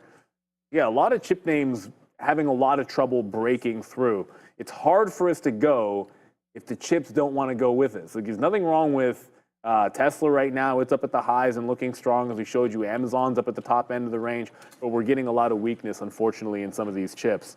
That's holding the overall market, I would say, down. Nothing much on the early look. But AMCR, by the way, is gigantic. It's supposed to be a huge buy tomorrow. So I'm expecting to see some imbalances on AMCR. And I believe this BERY is coming out of one of the indexes. So there are some index actions the next couple of days. These are probably legit size on the early look. AMCR, it comes out of a big buy a day early. Sometimes we'll still take it. All right, good work there, Phil from MD. Palantir long, $50. Yeah, good job on that one. I mean, that's a double up. We definitely like that. Get Starbucks earnings right here. So I put it on here. Edimus says down 11 on the close, on the release, then bounce up 9 from the close in the aftermarket. So net 2, it looks like you're thinking down 2%. Maniac Zach says 19%. I like that one. Up 12, says Edison there as well. And then down, Bigfoot 3, down 7%. I just did another one here because it's Trump's 100 days. We do have an infographic for that. Yeah. So right here, how about this? We only have 38 votes, but where are we ranking this? You know, his approval poll, his approval rating is the lowest of any president after its first 100 days. I don't want to hold him. I mean, he's going to be responsible for that, but obviously when you're doing such dramatic moves as Doge and things like that, I'm not sure any other president has actually signed as many declarations or any of these things as much as President Trump has. So he is going to pee off people, that is for sure. So right now, we still got, I mean, it's pretty funny that F is 42%. The next highest is A. So you want to talk about splitting the aisle right there. ABC, I don't know why you see, I should have done ABF right there, but it looks like F right now getting it. So go over there. Bears versus Bulls, will put that in the chat. Make sure you go and vote for that one. I think that's going to be pretty interesting there with Donald Trump and his first 100 days in office. Can't say it hasn't been eventful. There's no question it's been ridiculous. I think we got to go to Adair and then we'll talk back. Go to Adair. Here are the implied moves for earnings that you're going to be trading for day one tomorrow. So on this side, we've got tonight's reports. On the other side of the bench, we're going to be having the names that are reporting tomorrow morning. Tomorrow morning, bit of a lighter day in terms of implied moves, though Etsy expected to move 11%, and then kind of a shocker, Humana, we're having a 9% expected move, almost 10%. But tonight, without a doubt, the largest expected move comes for Snapchat or SNAP. Almost 20% expected move for Snap. Starbucks here coming in around 7.4%. For Solar, around 8.8%. So you can check out all these expected moves on X at TTV Research. Furthermore, because we just talked about Trump's first 100 days, there's an infographic for that, as there are for a lot of things here on X at TTV Research with this lovely orange background. What I did was I looked at the weekly percentage moves for the S&P 500, the NASDAQ, the Dow Jones, the IWM, and Bitcoin against the US dollar for every single week since Trump's inauguration on January 20th. So if you want to take a look at some of these weekly moves and some of the context behind said moves, you can just go on X at TTV Research to do that. Half an hour through Power Hour, only half an hour until we get that market recap show. Like, subscribe, and join us there at 4 p.m. Back to you. Weren't there supposed to be XRP? Was there? Were we supposed to get XRP ETF approvals? There hasn't been anything. I'm not sure. Weren't there some? I thought I read something over the weekend that they might be coming soon, but $2.30. yeah, maybe not. I swear I heard something. You guys let me know. Is that we getting that anytime soon? I feel like that's been. We get rumors about what's the next crypto ETF coming, and I know XRP is supposed to be there, but you guys let me know in the chat, because the chat's going to be way more informed than I am. So basically, look, the same thing here. We're getting bounces. I just got a nice little bounce here off the 30s on Amazon, but it's still very much inside the same range. What I don't like is in this range, it's like a descending wedge, so you're getting lower lows, but you're also on the pops, you're getting lower highs. So you're able to take the scalp trade, but you're descending as you do it. And if this 20 breaks, I'm jumping away, because it is now 330s. You're getting into that final throws, and I'm reminded of kind of the dipsy-do that we did in the last end of the day here on, I guess, would have been imbalanced flips. All the Mag 7 names did a big reversal. I'd be a little bit cautious about that. Remember, in the last, I believe it's 10 minutes of the day, companies that are doing buybacks can't actually buy their own stock back in the final 10 minutes. That can create some weakness every now and then when there's program buying in the afternoon. I want to make sure we get this profit now. I think we're going back to the desk. Adair's got more.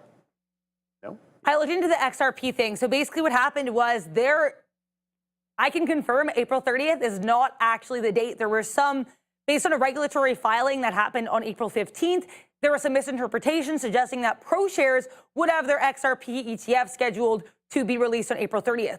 ProShares came out and said, hey, that is not real. We have no updates for the time being, and we certainly do not have an XRP ETF coming out April 30th. Some commentators expecting we're probably going to get one in the near term, or near to midterm, but we don't actually have any concrete update either from speculators or from ProShares itself on the timing of an XRP ETF at this time.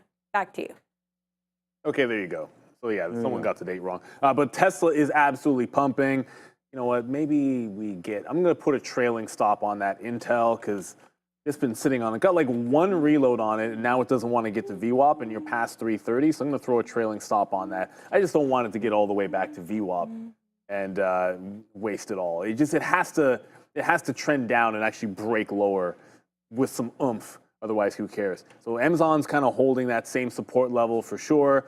Tesla just broke out 287. Remember Tesla got up here a couple times and really sold it when it got above 288. Maybe this is that late day rally we're looking for. Let me just double check. I wasn't here yesterday. Did Tesla participate in that pullback at the end of the day? It did not. There wasn't much of a pullback. It was just that Apple, I think. Yeah, Apple was. I said we would take 287. Apple was the biggest one. Apple at 350, Apple was by far the biggest drop. Amazon's was solid. Tesla didn't really do it. This was just all buy program in the afternoon. Maybe it'll dip back to 87. Slide in. I don't know. I mean, What's this? Oh, I gotta rewind the time. I was saying. I mean, we liked that 287 break. I said I'm going long Tesla breaking 287. I mean, we didn't do it, so just forgot to put the order in. We got up to the desk to do the. All right, I think everyone probably heard that. So we will be going to Adara very soon, and no rush on that as well. But yeah, there's that 287 break on good tariff news or auto news, right, about tariffs. So there goes Tesla right there. Nice look at the volume there. Oh man, why didn't we? I was trying to participate in it and I forgot to put it up. So, okay, that doesn't matter. It's what we did. We did that. So, Google making that move. I'm going to put another bid. And I'm just talking my book here because we only have 30 minutes left. We will go over some, implied moves here and earnings and whatnot. Thank you everybody for participating in that poll as well. But yeah, Palantir 18 cents, the TQs are $1.40, and Google right now is 23 cents. We're going to end the day on a good foot here as we watch these markets kind of bounce around a little bit. But let's go over to Darren and see what she's up to. Speaking of tariffs here and automated vehicles, I actually have a bit of an interesting report here. We know we've heard about Boeing trying to get someone to purchase these planes that China has now said they're not going to accept due to some tariff and trade concerns. Air India, or Indian Airlines in general, were one of the names we heard in the mix. Now I'm seeing this come through on X. Apparently, Air India is looking to take deliveries of Boeing planes that China rejected, but that would basically be a quid pro quo move with regards to tariffs. So reports I'm seeing are suggesting that Boeing could actually be, interestingly enough, a bit of an interim player in this Trump tariff situation. Air India reportedly looking to take these planes in a quid pro quo or tit for tat move with regards to Trump's reciprocal tariffs. Unclear exactly what the exchange would entail, but seeing those reports circulate, I think it's worth noting here, BA not moving. This is kind of rumors we've heard before, but I think worth restating nonetheless as the market continues to digest headline after headline about tariffs. Back to you. I feel like we dip on us. Yeah. We dip. Get something on the dip, and then we go back to a Dara, and then the market pops up a little again. Anyone notice that pattern like the last 3 times here? It just feels like that's true. But for Boeing specifically, it feels trappish here in the mid 180s to 190, because it's been trying to get through this price for a very, very long time. Like the last time we were holding above 200, you got to go all the way back. In a year? Oh goodness. Yeah, it's over a year ago. That was March. And look what's been happening whenever it gets into the low 190s. Every single time. You know what's up. We break 200. I think this one has a chance to go. You missed the dip buy on this, but this level here might give you a second chance on Boeing. They haven't had too many horrible headlines in a while, and that's, I think, all it really needed. The downward trend is effectively broken. You're in a consolidated phase now. All you got to do is break that out. You got the 200 and the 50 holding out for both of you. They're flattening out, which is good. The downward 200 sloping is flattening out. The 50 period is flattening out. Those are all generally good signs that you can potentially break out here soon for Boeing. Yeah, we'd love to see it, but it's at major, major resistance. I'm on the offer in front of 188. If we're not going to break it, I guess we'll just float back and forth to $0.50. We only got up there once, and then we're buying lower every single time. I have got the trail out. Oh, wow, Tesla is going to break. Shoot. Why am I not long? Forget about the 87. Yeah, forget about it. It's not going back to 87. Tesla's just gone. Looks like we're headed down to, or up to 289 is the top. Sheesh. We could have made our whole day right there just by buying what we said we would, and we did get distracted doing that. Palantir, though, straight upside. And how you can view most of these upside moves is with any charting platform, really. But if you do want to back test, I feel like we found the best one for you. eSignal will give you everything you need all in one place. The back testing, the reliability of the quotes, even those imbalance locators that we talked about are available there on eSignal as well. And yeah, just all the scanners, the easy to use trading platform. The fact that it can connect over 50 plus brokers is obviously really important as well. Option chain, whatever kind of trader you are, eSignal has something for you. So it's 1 month for free. Scan that QR code. You want to thank eSignal. I don't know, guys, how long that promotion's going to last for. I mean, it may not even be there in May. So if you haven't done it yet, make sure you do scan that ASAP and get part of that promotion now. And then, hey, if you don't like it, then, leave it alone. And, but it is worth, I think anyways, that small attempt to do that. So yeah, that's a mistake, man. I mean, I know if those of you in the chat that do follow some of the trades that I mentioned, I hope that you had that break. And again, when it's barcoding with news, boom. It's the barcoding without the news. And when we had talked about that, you know, we had said if it does break that level, that was looking half decent. But, you know, to talk about something is one thing, to take the trade is another. So respect anybody that did wind up doing exactly that by taking that trade. So good look there. Now, I was looking at it and I'm like, all right, are we going to miss it again? Well, this is the thing. I don't think right now we want to take 290. So 289 could be a trade. These top wicks, we've only gone to 289.40s. That's a little risky for sure. A pullback could be $3 or $4. And then once you get into 290, then you have some air, right? This is from 2 days ago where we made that move up to 293 and then absolutely cranked lower. So I think tomorrow, this is going to be another trade. It was on the watch list today. It was on the sticky note today. We like Tesla. I like the long. I talked about it down there at 231 there before earnings. And I feel same ways about many of these Mag 7 names that have been so beat up, like in Amazon, that their report is probably going to be half decent. You know, we know these companies are making money. Tesla's a little different. They did not have a great report, but yet still the momentum and, you know, the love of this stock creates this. So on that news, it looks like see what I'm saying? It looks like it's pulling back. So I think the 50 period would be in play for that as well. Just check back here. We do have Starbucks earnings later on today. We have almost 100 votes right now. A or F is the answer right now. B and C will just be kind of like middle of the road. You know, it's like my kid goes, No one's gonna. Dad, I got a B in math class. Not good enough. So, you know, you got to get A's, and I told him that. He knows that. And then he went out and I don't think he got decent mark his last one out. But he's like, oh, I'm not really going to try until high school. All right, I mean, that's fine, whatever. Whatever these guys want to do. Is there an E on there? F that guy, that's funny, short stalker. First vote you got, so thank you so much. Before. To Laguna as well. And then I have so many of these fake followers, it's absolutely crazy. So I try to block them all. See, I stumbled upon this trader, and if you ever see any of this, do not accept any sort of scam from anybody on any of our platforms. You know, we're not selling crypto, we're not doing anything like that, and it does happen nobody wants to get quite often. No, whether it's like someone saying, "Hey, come buy my free stock watch list or crypto, or buy my shoes," like whatever it might be. You just don't want to get wrapped up in some kind of especially scam, the shoes. Especially if you have made a deal to purchase a pair of shoes. If some Egyptian guy tells you he has shoes for sale, you just can't get them because maybe they don't even exist anymore. Sharif. No, I'm joking around. He said, I mean, I wear the shoes. John, thank you for the super chat here, John. 10 minutes to go to the imbalances. What do you think of Grab? This is for you. I haven't looked at Grab in a hot minute, like forever. And then a couple of people are saying WW with exclamation marks. I don't know what your thoughts are on Grab, but I'm actually going to get out at this local lower high here on Amazon.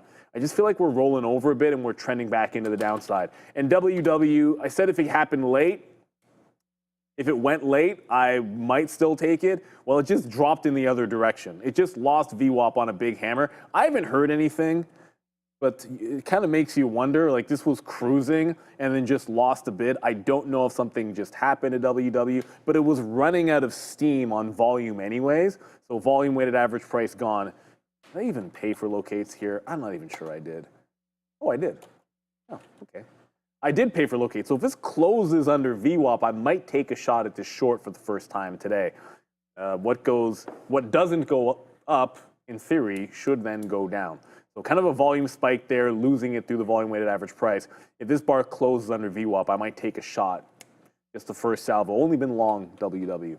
And Charlie Card, yes, my VWAP settings are default, and my data starts at, I believe, 6 a.m. So like the volume weighted average price on my chart just starts from 6 a.m., which is that's the bigger factor. Because some people might have their data starting at different times. Obviously, pre-market volume is not going to be huge on most things, so it doesn't matter too much there. I have VWAP as about 78.5 cents here. Okay. There goes Tesla again, 289. So there's the break. It did have that little dip down, and now it's just absolutely Rip City one more time, upside there for Tesla. Everything else is working well for us. 50 cents in the money for Google. Palantir, we've actually really emptied it out now. It looks like we'll probably get stopped out. I'm not sure. As the market goes one way and Google comes back in. Oh, we got another fill. Oh, no, this is just coming down all right. Let's put this stopped out right now. We're not... I hope that, a lot of you have sort of taken what I've been saying here and that we're not really heavy. We are down to 4% left of this trade. So 54.50, we're still, this is where we're long from right here. So getting stopped out right here is fine by moi. 54.50, my stop on this one's 53.29. So I'm canceling my current stop from this fill, 53.29. So this was, again, about 20 cents worth of risk to make about $2. So we got to do better at holding, obviously, but actually we did pretty good this time. 54.50. So I'm just going to put that stop. I'm going to cancel my current stop and then put this in 54.50. Not 34.50. 54.50. Nice. Yep, nice upside move there. So we'll see if we get stopped out. Palantir and Google, we already have those plans of action as well.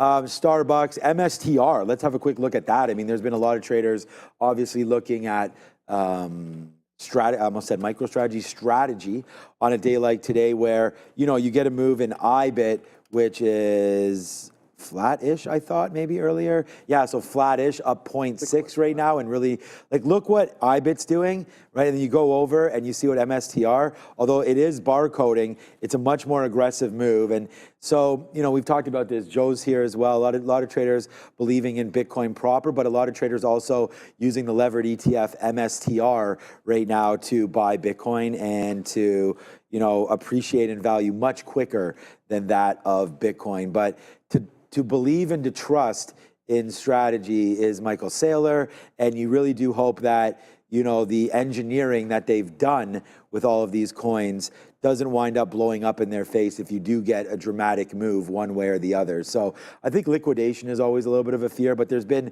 much research done on, what would happen. And he said they're not selling anything until basically the cows come home, which is sub 50,000, even they're ways away from anything. Yeah, so they don't need to worry about that capital raise or anything, because when you're borrowing money at 3% a year, let's just say, and getting this kind of a return in one day, as long as the crypto story stays intact, then strategy should continue to work. And with more companies like a Tesla and all that, they own this on their ledger. Crypto. So plus we have the Bitcoin reserve is another key factor here. So yeah, I mean, especially if Donald Trump runs, of course, for a third term, then that Bitcoin reserve probably still keeps pumping a little bit, right? So it could happen. That is for sure. Well, no, I don't think it could happen, but it is possible. It requires a 2/3. It's very unlikely because you're not getting 2/3 of Congress, so it would. He's not even getting 1/3, maybe. But right into there, 195. Well, just because people might want to change after 3 more years, but we'll see. And plus, then he would be also 82 years old, which. The oldest president. Right, so he's already, as Adara just mentioned there, the oldest there. So there goes Google. Google 65 cents in the money. And Palantir, what happened, man? It didn't stop out? Palantir should have stopped out. Oh, 115.70 stop out. We did change our stop out because we're light on that. So 115.70, new stop out for Palantir, well under the 50-period moving average. We only have 20% left of this position, so we did change it a little bit lower because of these ebbs and flows. But what we lose here in Palantir, we making in spades here on Google. So a little bit of a long and short hedge there, not necessarily working out the greatest. Our TQs did not break, so that's nice as we hold out for this. Response about imbalances, sure. Let me have a quick look here. Neil mentioned AMCR, some sort of an imbalance happening the next couple of days. DMN, the halted name today. 3 billion shares not reopening. BAC bids, more bids than sells here. And yesterday we did get an upside move. IonQ. What's with this quantum name? What's with the gorilla talk in the chat? Someone explain why. Harambe? Somebody asked if 100. First they said, would 100 men take 1 gorilla? Then someone said 25 Sean's, 10 Neils, 5 Adaras, 30 Sharifs, and 30 Josephs would take 10 gorillas. No. I mean, You have any idea?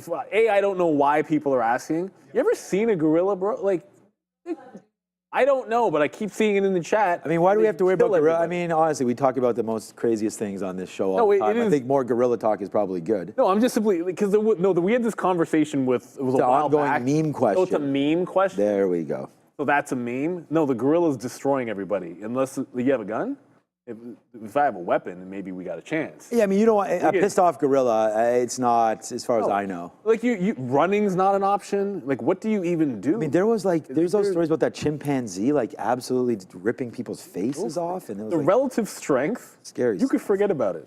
Like, it's one of those situations where you just better pray that you're not the slowest person in the group. You know what I mean? Which I'm glad to say I'm healed enough that that wouldn't be a problem. That wouldn't be a problem for me anymore. But so I am. The gorilla will catch Joe. Sharif would try to play with the gorilla because he's into that. He's into the whole 100 men wildlife. I'll walk with a lion and all that nonsense. I did take WW in here and it did hold underneath VWAP. It kind of tagged 70. I have 76 short. Kind of tagged 77 and then tagged 74, which I took some out, and then now is catching a bit of a bid. So I got a couple of pennies on it, but I don't want to risk more than like 2 cents on this thing, or maybe 2.5, 3. It'll break out. Sebastian, no, Sharif can't take a gorilla, okay? Like, it's nobody's doing Sharif? No, it doesn't matter how big or strong you are. It says in a direct fight with no weapons, 100, this is from ChatGPT, 100 unarmed men could likely defeat a gorilla, but at a serious cost. So it says an average silverback will weigh about 400 pounds. Their body strength is estimated to be about 9 times stronger than a human. He will tear off limbs and bite with 1,300 pounds per square inch, which is crazy, with surprising agility. So there will be serious injuries and deaths, but the verdict is 100 men could defeat a gorilla, but it would be brutal, chaotic, and costly. It would take out many men before being overwhelmed. You know what my problem with that is? If it's 100 dudes, but like they're all like crazy and willing to fight. Oh, right. There's 100 UFC guys. Yes. But if it's just 100 regular people, get out of here with this nonsense. Because most of them are going to be too timid to do anything and just curl up and die. Because that's the natural response to a 400-pound killer. Let's go to Adara. Just hearing in my ear, apparently Trump is signing that auto-related executive order with regards to auto tariffs. Also, apparently Donald Trump has basically said that he would veto a bipartisan Senate resolution that would end the tariffs if it passes Congress. Apparently, according to a U.S. aide, the Senate is set to vote on this resolution on Wednesday. So again, just to recap, tomorrow we're set to have the Senate vote on a resolution to the Trump tariff situation. Donald Trump's already said that he's going to veto this resolution, which is actually bipartisan, but the resolution would actually end up ending the April 2nd tariffs. Trump going to veto it anyway, though, but worth noting either way, that's happening. Imbalances are also happening. I'm going to have that in my ear and watch out for the Senate vote tomorrow. 291 Tesla. Tesla is off. You know what thing is that the real question should be, though, how many gorillas does it take to defeat one Chuck Norris? I mean, that would be really the question that we'd all need to ask. I think gorillas run the other way. The gorillas see Chuck Norris. They gone. I don't even care if they're gorillas in the wild. Ain't no man standing up to Chuck Norris. But there it goes, man. Palantir, nice upside move. Good thing we didn't get stopped out, and we did increase that just a little bit. And there we go, man. There she blows. The missed opportunity of the day. So I'm going to stop a fail, and another fail, and another fail, and another fail on myself, because I had meant to take that 287 break long, and I just didn't put the trade in. So, you know, whatever. We'll talk about it, but that was a good trade. We got the news. There goes Tesla, and there it's a huge move upside through that 287, and there's 291. This opens up greater than $300 tomorrow. I'm almost certain of that. Let's wait to see, though. It's not even taking that big of a move to get over 300. This thing touches 3 bills tomorrow. Mark my word on that. We might not even be able to trade 300 long. This thing could be over $300, by the way, tomorrow happens. It just takes one upgrade or something crazy like that. There's a lot of traders that are short this right now against $300, and trust me, this level right here on a daily, trust me, bro, you know, this name is going to run once we're above that $300. It'll get squeezed higher. You could see 320 tomorrow by end of week. What day is tomorrow? Wednesday, end of week for sure. That's how positive I want to feel on Tesla. Google, thank you so much, man. It was created such a great trading experience here this afternoon. Traded it real well. I didn't look at any of the imbalances, to be honest with you. Look, Nvidia is a small buy. There was nothing worth saying. Nvidia is Okay. a small buy of 1.8 million. This AMC, just so AMCR is it's big, 23 million shares to sell. I'm going to look just to double check for myself because I'm 99% sure that this is a share increase tomorrow on the MSCI USA, and it's supposed to be like 40 million. So it's a gigantic, buy imbalance. Buy imbalance, Yes, right. the share increase. It's supposed to be a big buy imbalance tomorrow. So you'd think this might have a chance of getting paired off and an opportunity to do it today, as there's 22 million to sell. I did pull it up to see if there was maybe an obvious trade on a flip. I don't know if it gets to the low, the New York stock. If it gets to the low of the day and then that flips or pairs down to almost nothing, I might take a long off the bottom on this. But 22 million to the sell side. I just punched out of Intel when there was no imbalances and it was no longer moving. So I got like 20.48 or something on the VWAP short. And then Weight Watchers, or WW we're supposed to be calling it, just kind of hanging out at 75. So I'm just going to scalp out of this.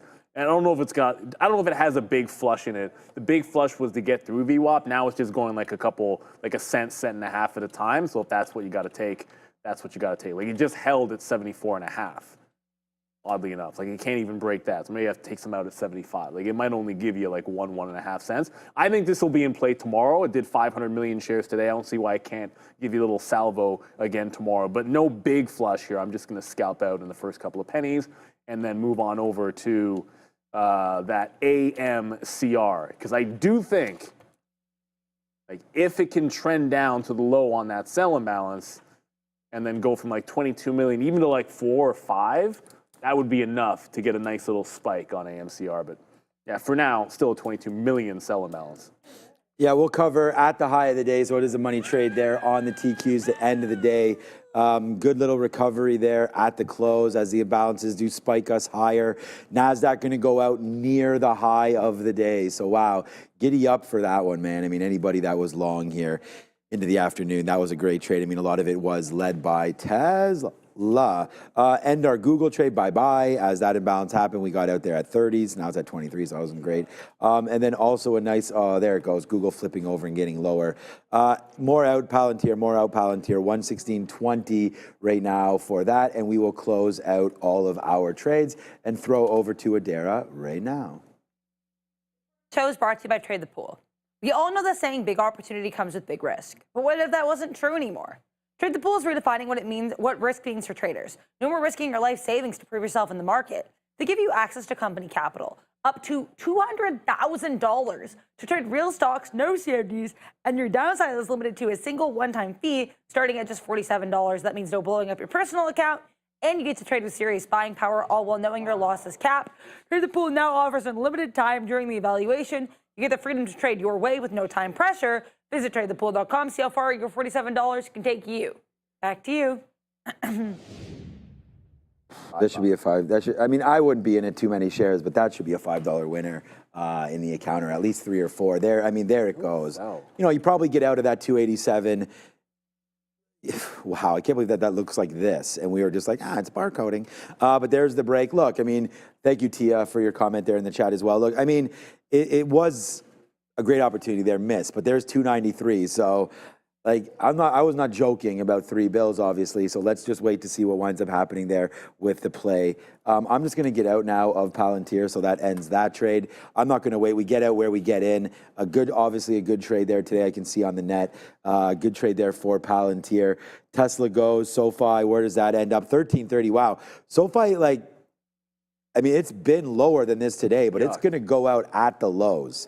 So that is yucky there for SoFi because, you know, it being up 7 or 8% early and then giving it all back, you know, we can't be very happy as investors as that comes all the way back in for SoFi there today. So bad earnings, good earnings, bad day one. Earnings. Now, I said I think SoFi gets bought up tomorrow, so I'm going to stick. It's done this before. Yeah, I'm going to stick with that thought as well. And then look, man, not that I called anything. I just think Starbucks, interesting. It's going to be an interesting report. I want to see that pin action on that. I want 5.7 up. Okay, so Neil's got 5. Okay, so 5.7 for Neil. I'm at 11. Want to be specific. Yeah, that's okay. We're going to see. And I'm just going to take it for basically where it. The close? Tomorrow's close? No, I was going to say today's close to tomorrow's close. Is that No, I don't want to do the Today's close. I close gotta to see the what tomorrow. open? Yeah, tomorrow's open. Today's close. Because SoFi, like, if you guessed 7 or 8% on SoFi, you would have been right. It's just like the day is what the day is. So, yeah, all right. So nice movement there at the end of the day. There's been some good trades, including Tesla today, with a top to bottom of 279 to 293. So when you look at it, it doesn't look huge, but it's that last end of day $10 push there on Tesla that created some action. So 405 is Visa, 405 is Starbucks, 405 is Booking, 405 is FSLR for solar today. 410 is Snap, 410 is Mondelez. Quarter after 4 is Brian Shannon. So we'll have him coming on as well, and we'll talk all about that. So 2 minutes left. Let's see what winds up happening here. Palo Alto gets a deal with AT&T, so I have no idea what that is. No, it's not. Just see it now. Must have been today earlier, up 3%. That's nice to see for Palo Alto. Again, another best of breed name in the cybersecurity space. That has to be respected, man. I like that space a lot. CrowdStrike, another name. Crowd's held up really well. Relatively speaking. Yeah. Decently well. That thing is not pairing off. CrowdStrike is actually stone's throw from the highs. 52-week highs. Yeah. Like stone's throw, meaning like a couple of percentage points. I can't believe this imbalance isn't pairing on AMCR. Like it's still 18 million to the sell side. It's only done 95 million a day. The only reason, like the crazy thing is I'm looking to go long if it flips. It's not flipping. I should just take my hands off the keys before I hit the buy on the stock with a 17 million sell imbalance. So yeah, it's supposed to be a buy tomorrow, but you can see the reason this is not dropping is because I think they're pairing it off. But if there's no flip, I'm not taking a flip in the last minute. That's a little bit too crazy, unfortunately. A lot of people have been asking about SMCI in particular. I just cancel my Weight Watchers stop because I don't need it because we got profit on it. SMCI, low of day. I said this before. If the market's at the high at the end of the day, bull flag, and you're at the low, something's a little bit broken, and it's not good. Down 3% on SMCI. Well, it's down 3%. It has resistance at $38, and it's a small move, but exactly what you got to look for. We have a key that I haven't hit in a long time. Yeah, SMCI is a flat bottom break at 35. It's about 35.40 tomorrow. This kind of relative weakness, overhead resistance. It's down when the market's up.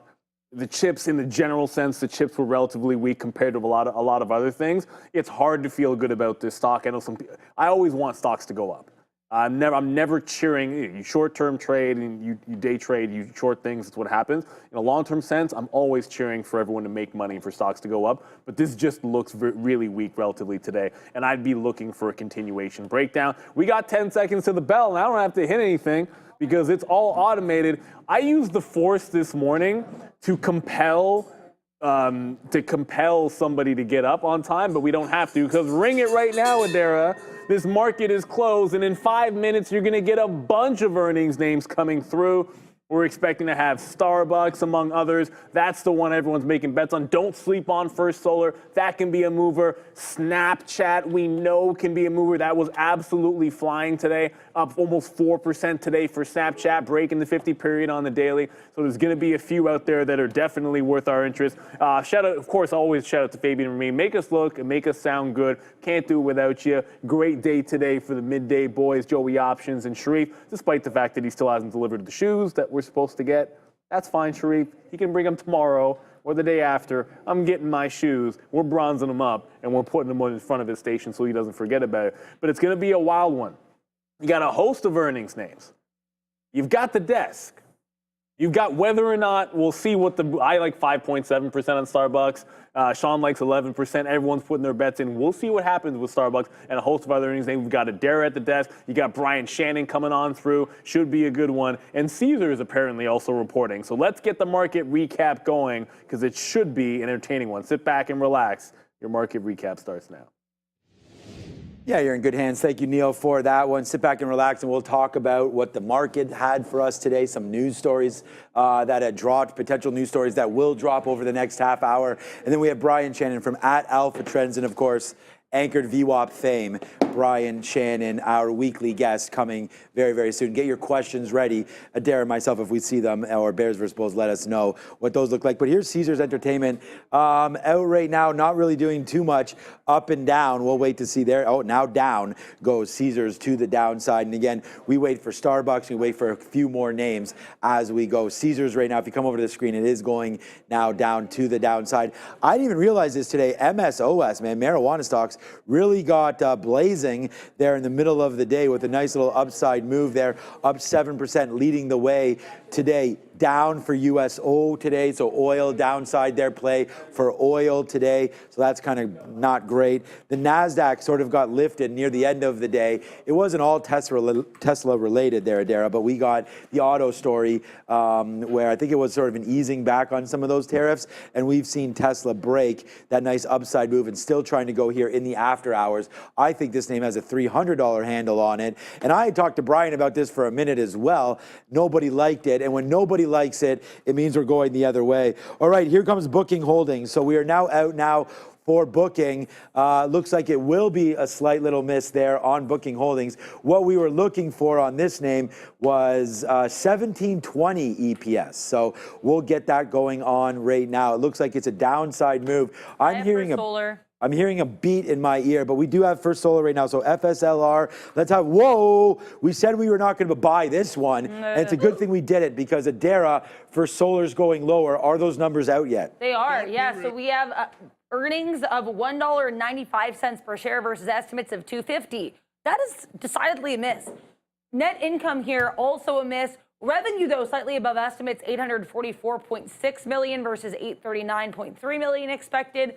Operating income below estimates, pre-tax profit coming in here as well. Let's talk about their guidance. So here we are.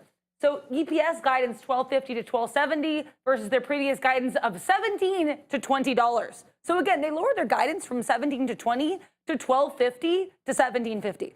So the low end, or the high end of their new guidance used to be the old end of their old guidance. That's never a great look. The market reacting in kind. I'm not seeing anything on BKNG yet. All right. We're also looking for Starbucks and Visa at any time.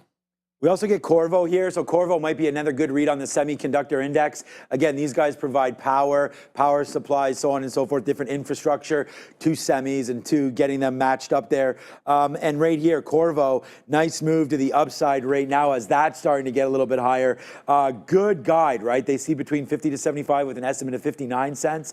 So that's really good. Also increasing their guide for revenues. So that's so far so good there for Corvo. A nice move higher right now as we get going. So just quickly, Booking Holdings. I mean, I'm just trying to do all the names that have decent market cap. So right there, Corvo, $6.23 billion. BKNG tonight. Oops. BKNG, there it is. Booking Holdings, small, actually $153 billion market cap. Okay, that's huge. There goes Booking right now to the downside. Remember, this is a $4,000 stock. So it's not that we're, going to be trading it, but it's interesting to see about the travel space, exactly that as well. I mean, looking at names like Carnival Cruise Lines and so on and so forth, we'll be able to figure out where that one goes. Trump tariff, China. Oh, Trump tariff, China. Okay, what does that mean exactly? He said China will probably eat those tariffs. So I guess he's expecting China to pay for the tariffs.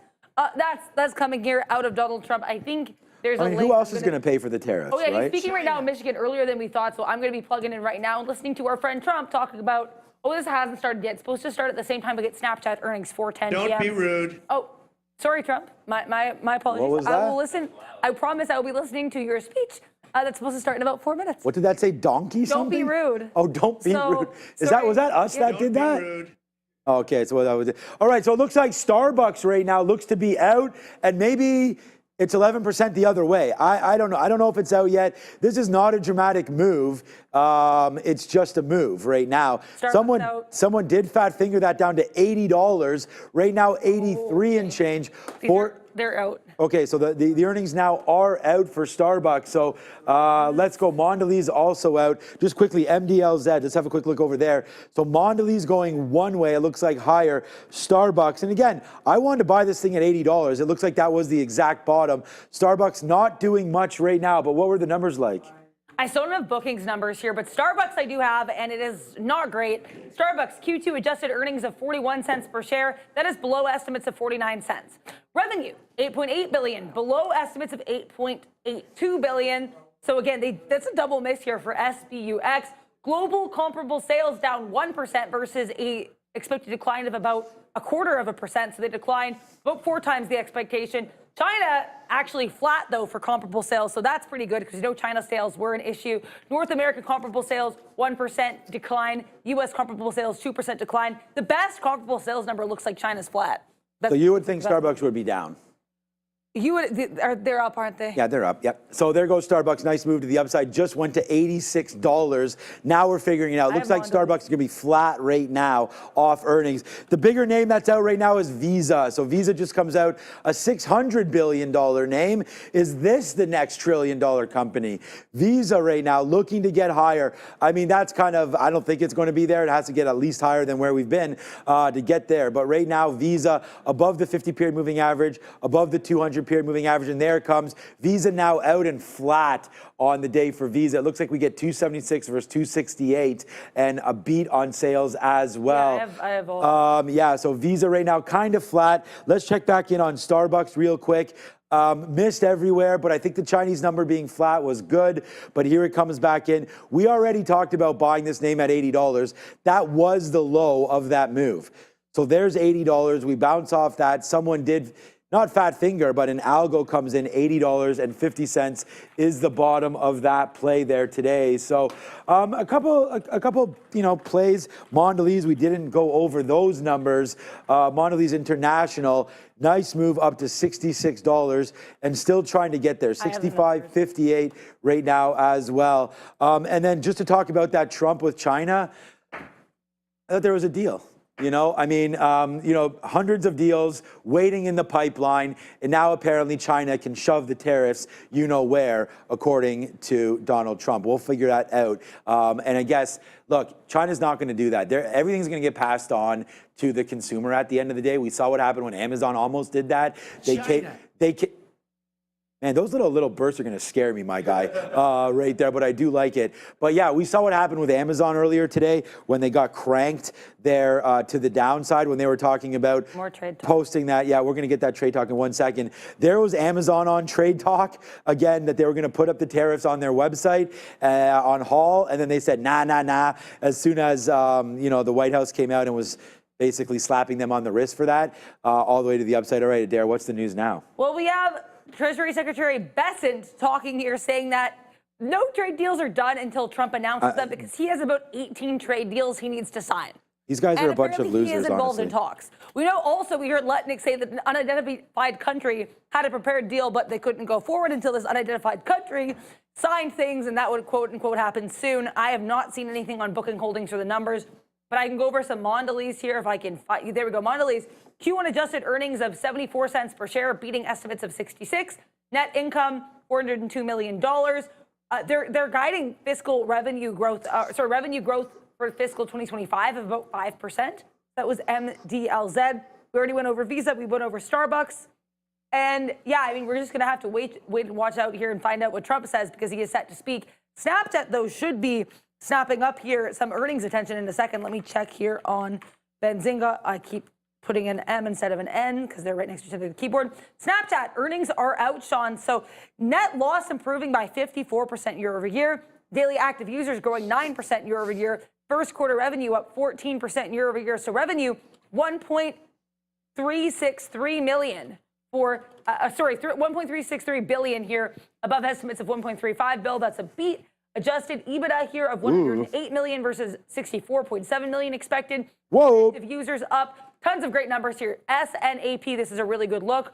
And then we have Scott Bessent also saying that there's a plan for changes to auto tariffs. We keep hearing about this auto tariff exective order. So what a surprise. I don't think anyone knows really what's happening here with the auto tariffs. Yeah, it's bad when nobody knows, including the people that are pretending to know. That's what I was saying when I was talking about that. It's a clown show right now. It's just there's all this reporting, and we're lucky to have Adara here. So the thing is, she's reporting everything that she's hearing, whether or not, it's actually making mainstream or not. At some point, these things are going to come to fruition. And look, I've already said said this. I think, regrouping here, what Trump's been doing as far as the tariffs are concerned, I don't think it's that bad. It's just how it's being managed, how the public is finding out about all of this. There's nothing wrong with saying, hey, look, we've been getting taken advantage of as a country as far as trade is concerned. If that's what you believe, that's fine. I mean, I'd be fine if our prime minister wound up saying that and wanted to address it. It's just in the matter of how it's going. We have a deal, we don't. We have 18, we have 17. We have all of the deals, but yet not signing any of them. So it's just like, when's it going to come to an end? And it's all over the place right now. It just adds frustrations, but it gives great trading opportunities. So let's not count our chickens before they hatch here. I think we've all taken advantage of the volatility, and it's been a great time to trade. Just frustrating trying to trade off of these reports because it just keeps going back and forth. You either should release something or not. All this back and forth seems to be a little frustrating. But, snap, crackle, and temporary pop. I mean, we went up there to 989 as Adara was releasing those numbers as soon as we came in, and then boom, now we've come in all the way, and now we're creating lows. So I'm actually going to zoom back out into a 3-minute chart just to give us a little bit of a better look on the daily. On after today, because we had some decent moves today. There goes Snapchat completely turning on a dime right now, getting up to $10, now falling back and getting absolutely crushed right now. Downside goes Snapchat. We have booking. Okay, yeah, you have the booking numbers. Okay, but again, another $4,000 name. But there goes Snapchat, 850 and looking lower on the daily. Snapchat 850. Again, we'll have to review those numbers, but not looking great as we continue to make a little lower there on Snapchat. All right, why don't we go over booking, because right now it is a pretty decent move to the downside. Although this is a $5,000 name, you're down to 4,700. So you're giving back about 5 or 6% here on booking holdings. What does it look like? It took a while for booking to come out. I also want to mention SNAP. The numbers were actually pretty solid across the board, but they said they're quote, don't intend to share formal guidance for fiscal Q2 due to uncertainty of macroeconomic conditions. So them deciding not to share guidance is the one kind of negative or mixed thing I'm seeing in this report. Booking holdings, this is actually really solid. 22% year-over-year increase in adjusted earnings per share, $24.81. We were expecting $17.50. So BKNG blew it out of the water. Revenue, $4.76 billion versus estimates of $4.59 billion. That's up at 8% year-over-year. Gross bookings, 7% year-over-year. Adjusted EBITDA up 21% year-over-year. Room nights booked, 319 million. So 319 million room nights were booked versus estimates of 316 million. That's up 7% year-over-year. I contributed at least a couple of those nights. Shout out to BKNG. Nice. Free cash flow up 23% year-over-year. Net cash from operating activities, 21% year-over-year increase. Adjusted fixed operating expenses down about 3% year-over-year. Their gross agency bookings are also down 13% year-over-year. But generally, like the top and bottom line numbers are stellar. If we're parsing through to find minutia to criticize here, it's a pretty good report for BKNG. Yeah, good one there. A little down 3-4%, but decent report there as we'll wait to see where it goes from here. Seagate Technologies, again, data storage, right? It's nice to see that some of these tech names, we can look for Micron and some of these sort of secondary names. It looks like Seagate right now with a nice report. I'm surprised we didn't have this one. Again, when we go through some of the reviews, we just take the top market cap names, but I do know that Seagate is an interesting one. 18.3 billion market cap right now with a nice move up 5 and a bit percent as STX right now beating on the top and the bottom, 220 versus 260 with the forward guide and guiding more sales. So that's going to be a good number for STX coming out today. Can we go for Visa again as well? Sure. Actually, just before I do that. So Seagate Technologies actually EPS 190, missing 209. Sales 2.16, missing 2.31. So the quarter, this just goes to that point. We could talk to Brian about this, but all of you guys that trade around earnings, when you release earnings, we saw it with Tesla. The numbers don't really matter. That is in the rear view. Seagate goes higher moving forward. So they miss top and bottom, but still get a 6% bump due to, again, the forward guide. Okay, so what were those numbers you wanted to go over again? So what happened here is Visa. Yeah, Visa. We did have Sean mention it, but I'll go over it in case anybody missed it. There was a double beat for V. So they had adjusted earnings of $22.76 per share, above estimates of 268. Sales, 9.59 billion versus estimates of 9.55 billion. I put that in the chat as well. But yeah, Scott Bassett still looks like talking some more as well. They have to take into account China's failure to keep commitments in Trump's first term phase 1 trade agreement. So I guess now they're considering these trade agreements to be a larger part from Trump's first administration. So lots of talk on tariffs as always. But I'd love to pause because I believe we have time for a special guest right now. Yeah, we do. We have. We've been waiting this for a week. Every Tuesday, we are joined by Mr. Brian Chen. Let's bring him in. It's Trader Talk.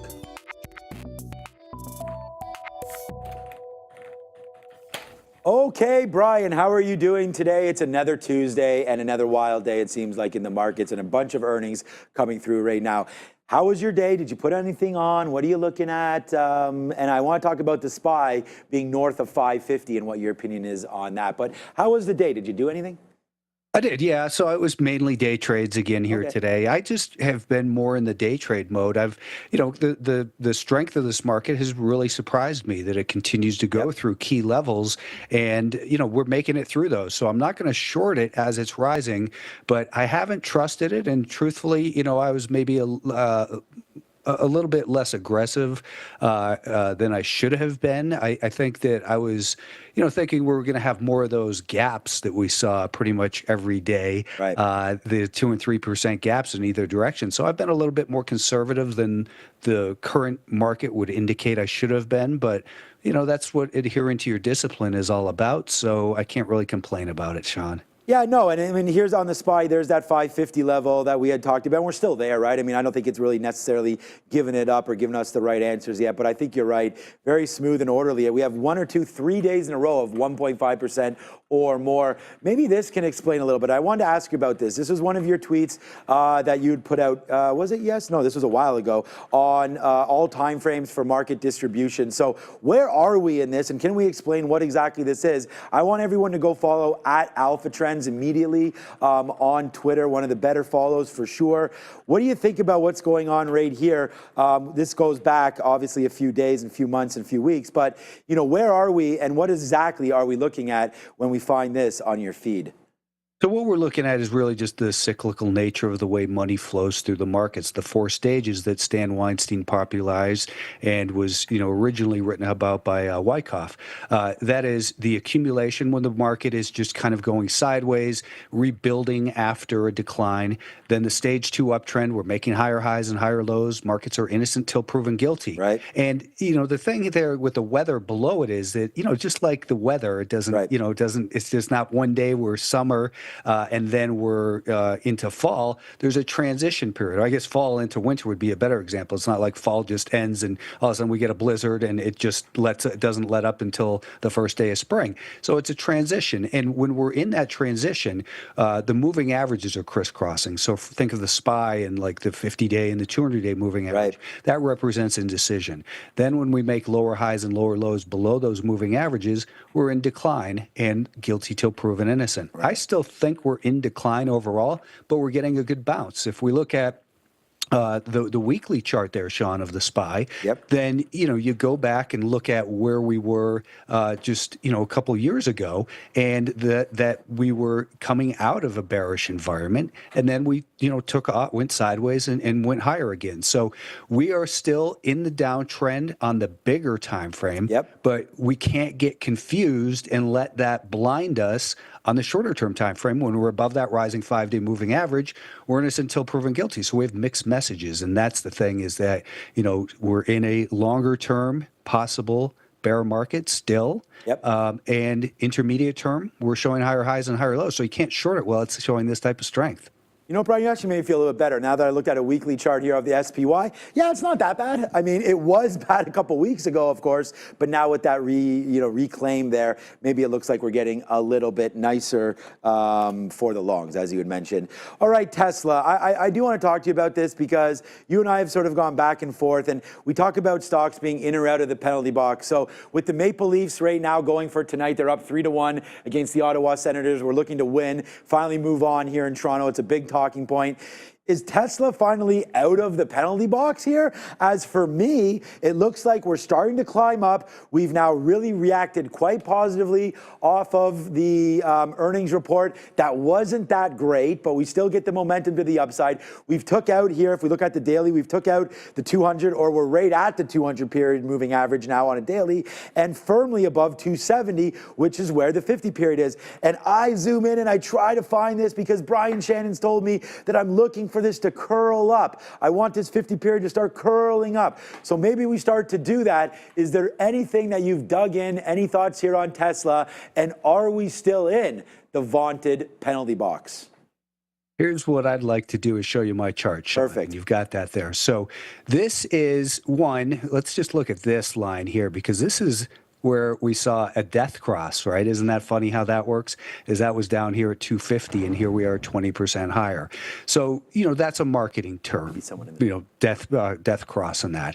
But what we have here, Sean, you mentioned, the direction of the 50-day moving average is declining.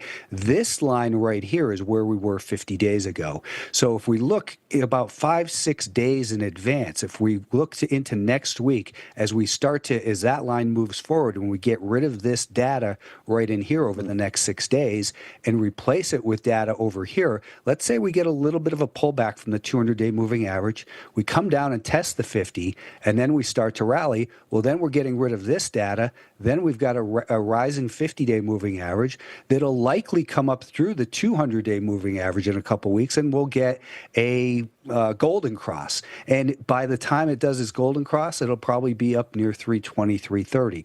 So what I'd really like to see here is we had a great run off of earnings from 2.25 to 300 basically. So if we pull back in the next 5 to 6 days, that 50-day moving average flattens out, we make a higher low, and then you buy it for the next move higher up in towards that 320-ish or so.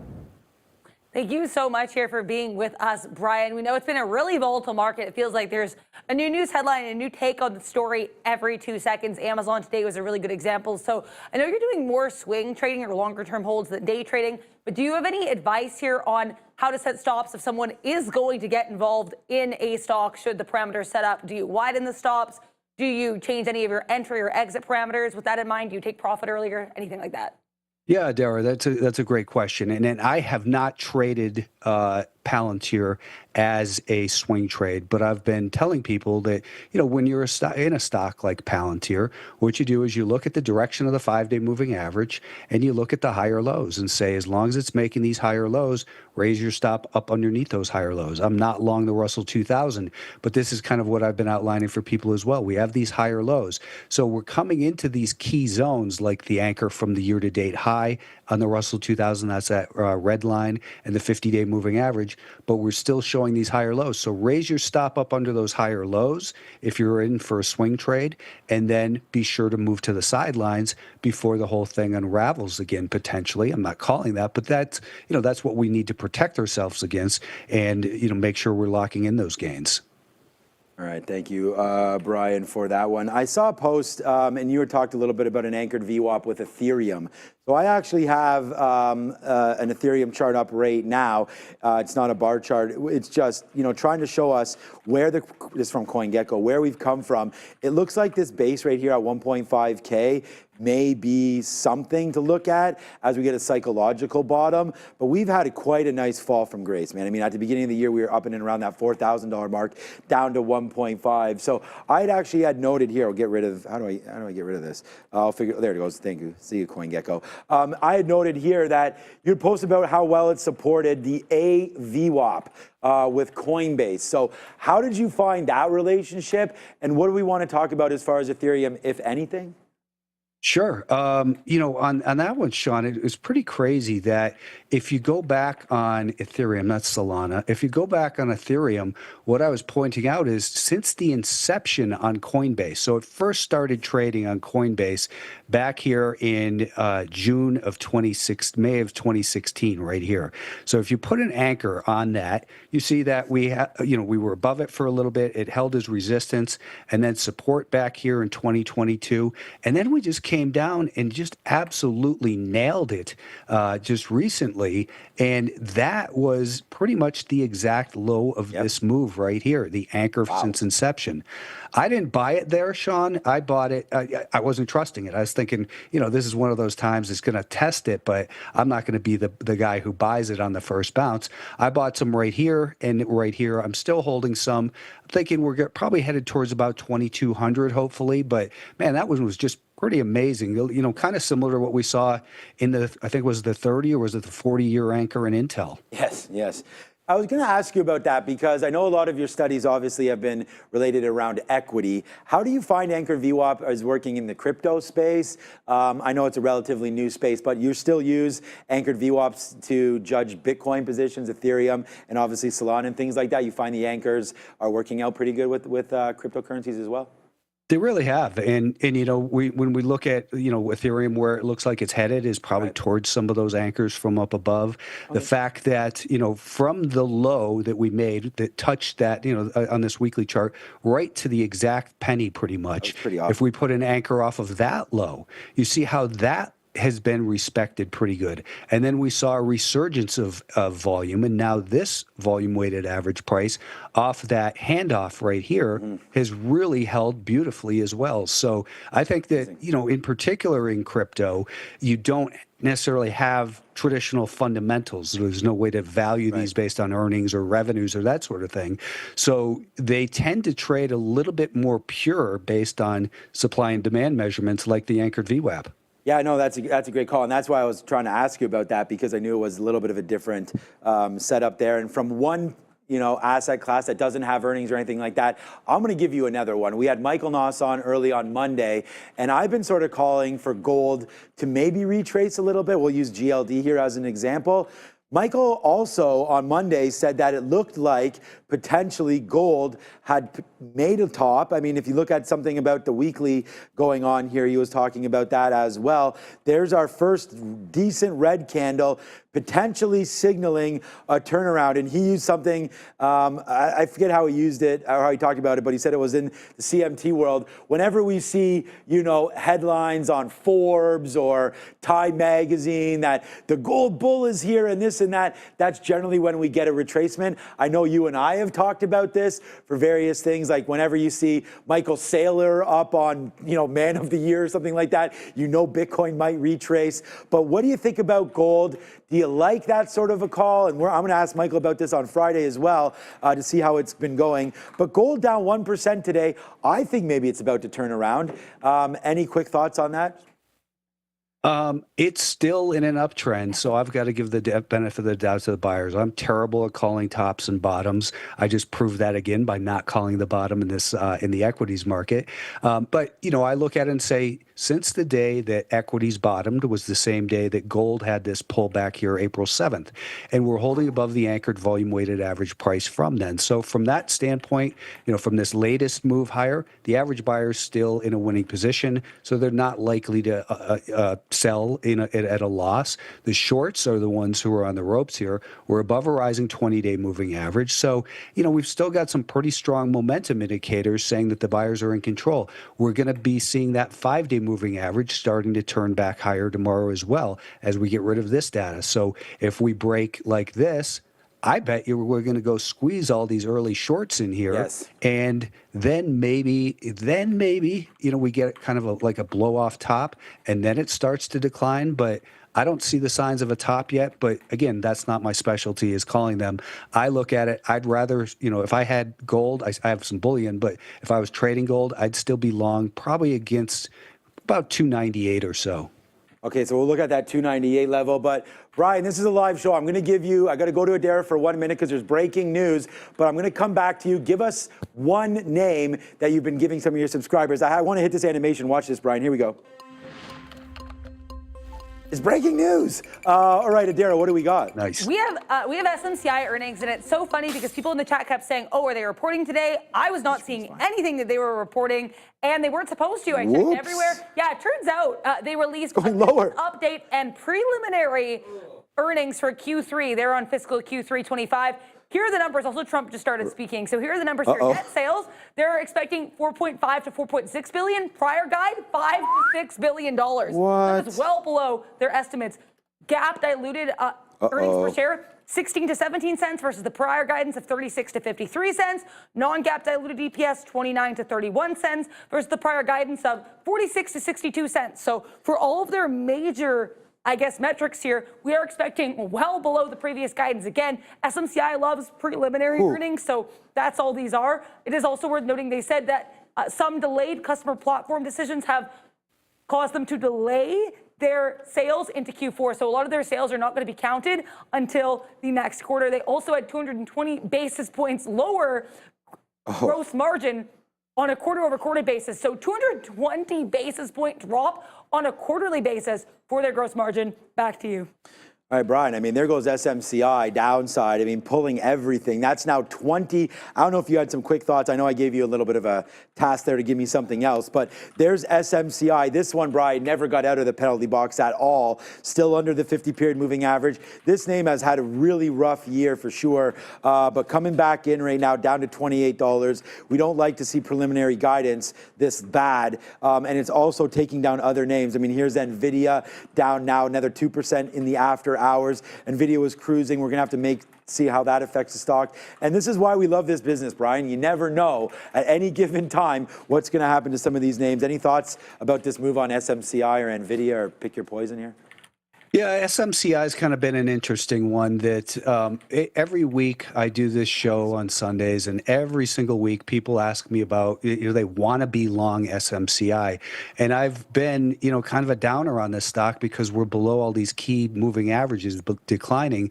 And I've been saying I just don't understand why people want to own a stock in a downtrend with a declining 200-day moving average that is very similar to the way everyone wanted AMD to turn last year. And it's just been nothing but lower highs and lower lows, and AMD is still broken stock as well. Right. So, just focus on the stocks and uptrends to be buyers, because news and surprises tend to follow the direction of the trend. And the primary trend here with a stock below a declining 50 and 200-day moving average, you can't argue the trend is higher. No, you cannot. Brian, did you get a name for us? Is there one thing? I mean, I know you got, again, great followers there on X. Is there anything you're looking at, anything that maybe you talked about today or looking for in the next coming days? I think Lockheed is kind of starting to look interesting, Sean. All right. You can see I just put the anchor off of that high right there, and that had been some pretty good resistance along the way and continues to be. But what you'll notice is the time between the tests of that resistance is getting shorter in between. And as that happens, we're also showing higher lows. So the buyers are getting more aggressive time-wise. They're getting more aggressive price-wise as well. Maybe a little bit of a pullback in here. Then I think that one can get going right up towards that 200-day moving average. So, might have about a 50-point bounce in here or so, but it has to pull back a little bit first and then get going. So I like the way Lockheed's setting up. Ooh, here we go. Someone has bookmarked one of these pages here. It is page 45. Don't get hung up on time frame. Interesting. This is Maximum Trading Gains with the anchored VWAP. It's Brian Shannon. Go pick up this book. And this is a brand new bookmark, so it's definitely being read here on the floor. And make sure your handle's been there at Alpha Trends over there on X. Anything you want to talk about that? You have a subscription service. It's absolutely fantastic. I'm going to New York tomorrow to get that, the participate in that awards thing for the educational provider of the year, Sean. So that'll be pretty cool. Right. Did you get the big W on that one? I did get the big. Bang! Yes, sir. All right. That's great. It'll be interesting to see what comes of that. Great, absolutely great. I mean, that if that's not a reason to follow this man, then I don't know what is. Again, congratulations on that, and that should be a real fun trip. So travel safe. It's our good friend, Brian Shannon. Thank you so much for joining us one more time, and thank you for all the insights. And again, congratulations on that. That's quite the accomplishment, Brian. Thank you. Thanks, everybody. Thanks for tuning in. Ciao, Brian. Travel well. Bye.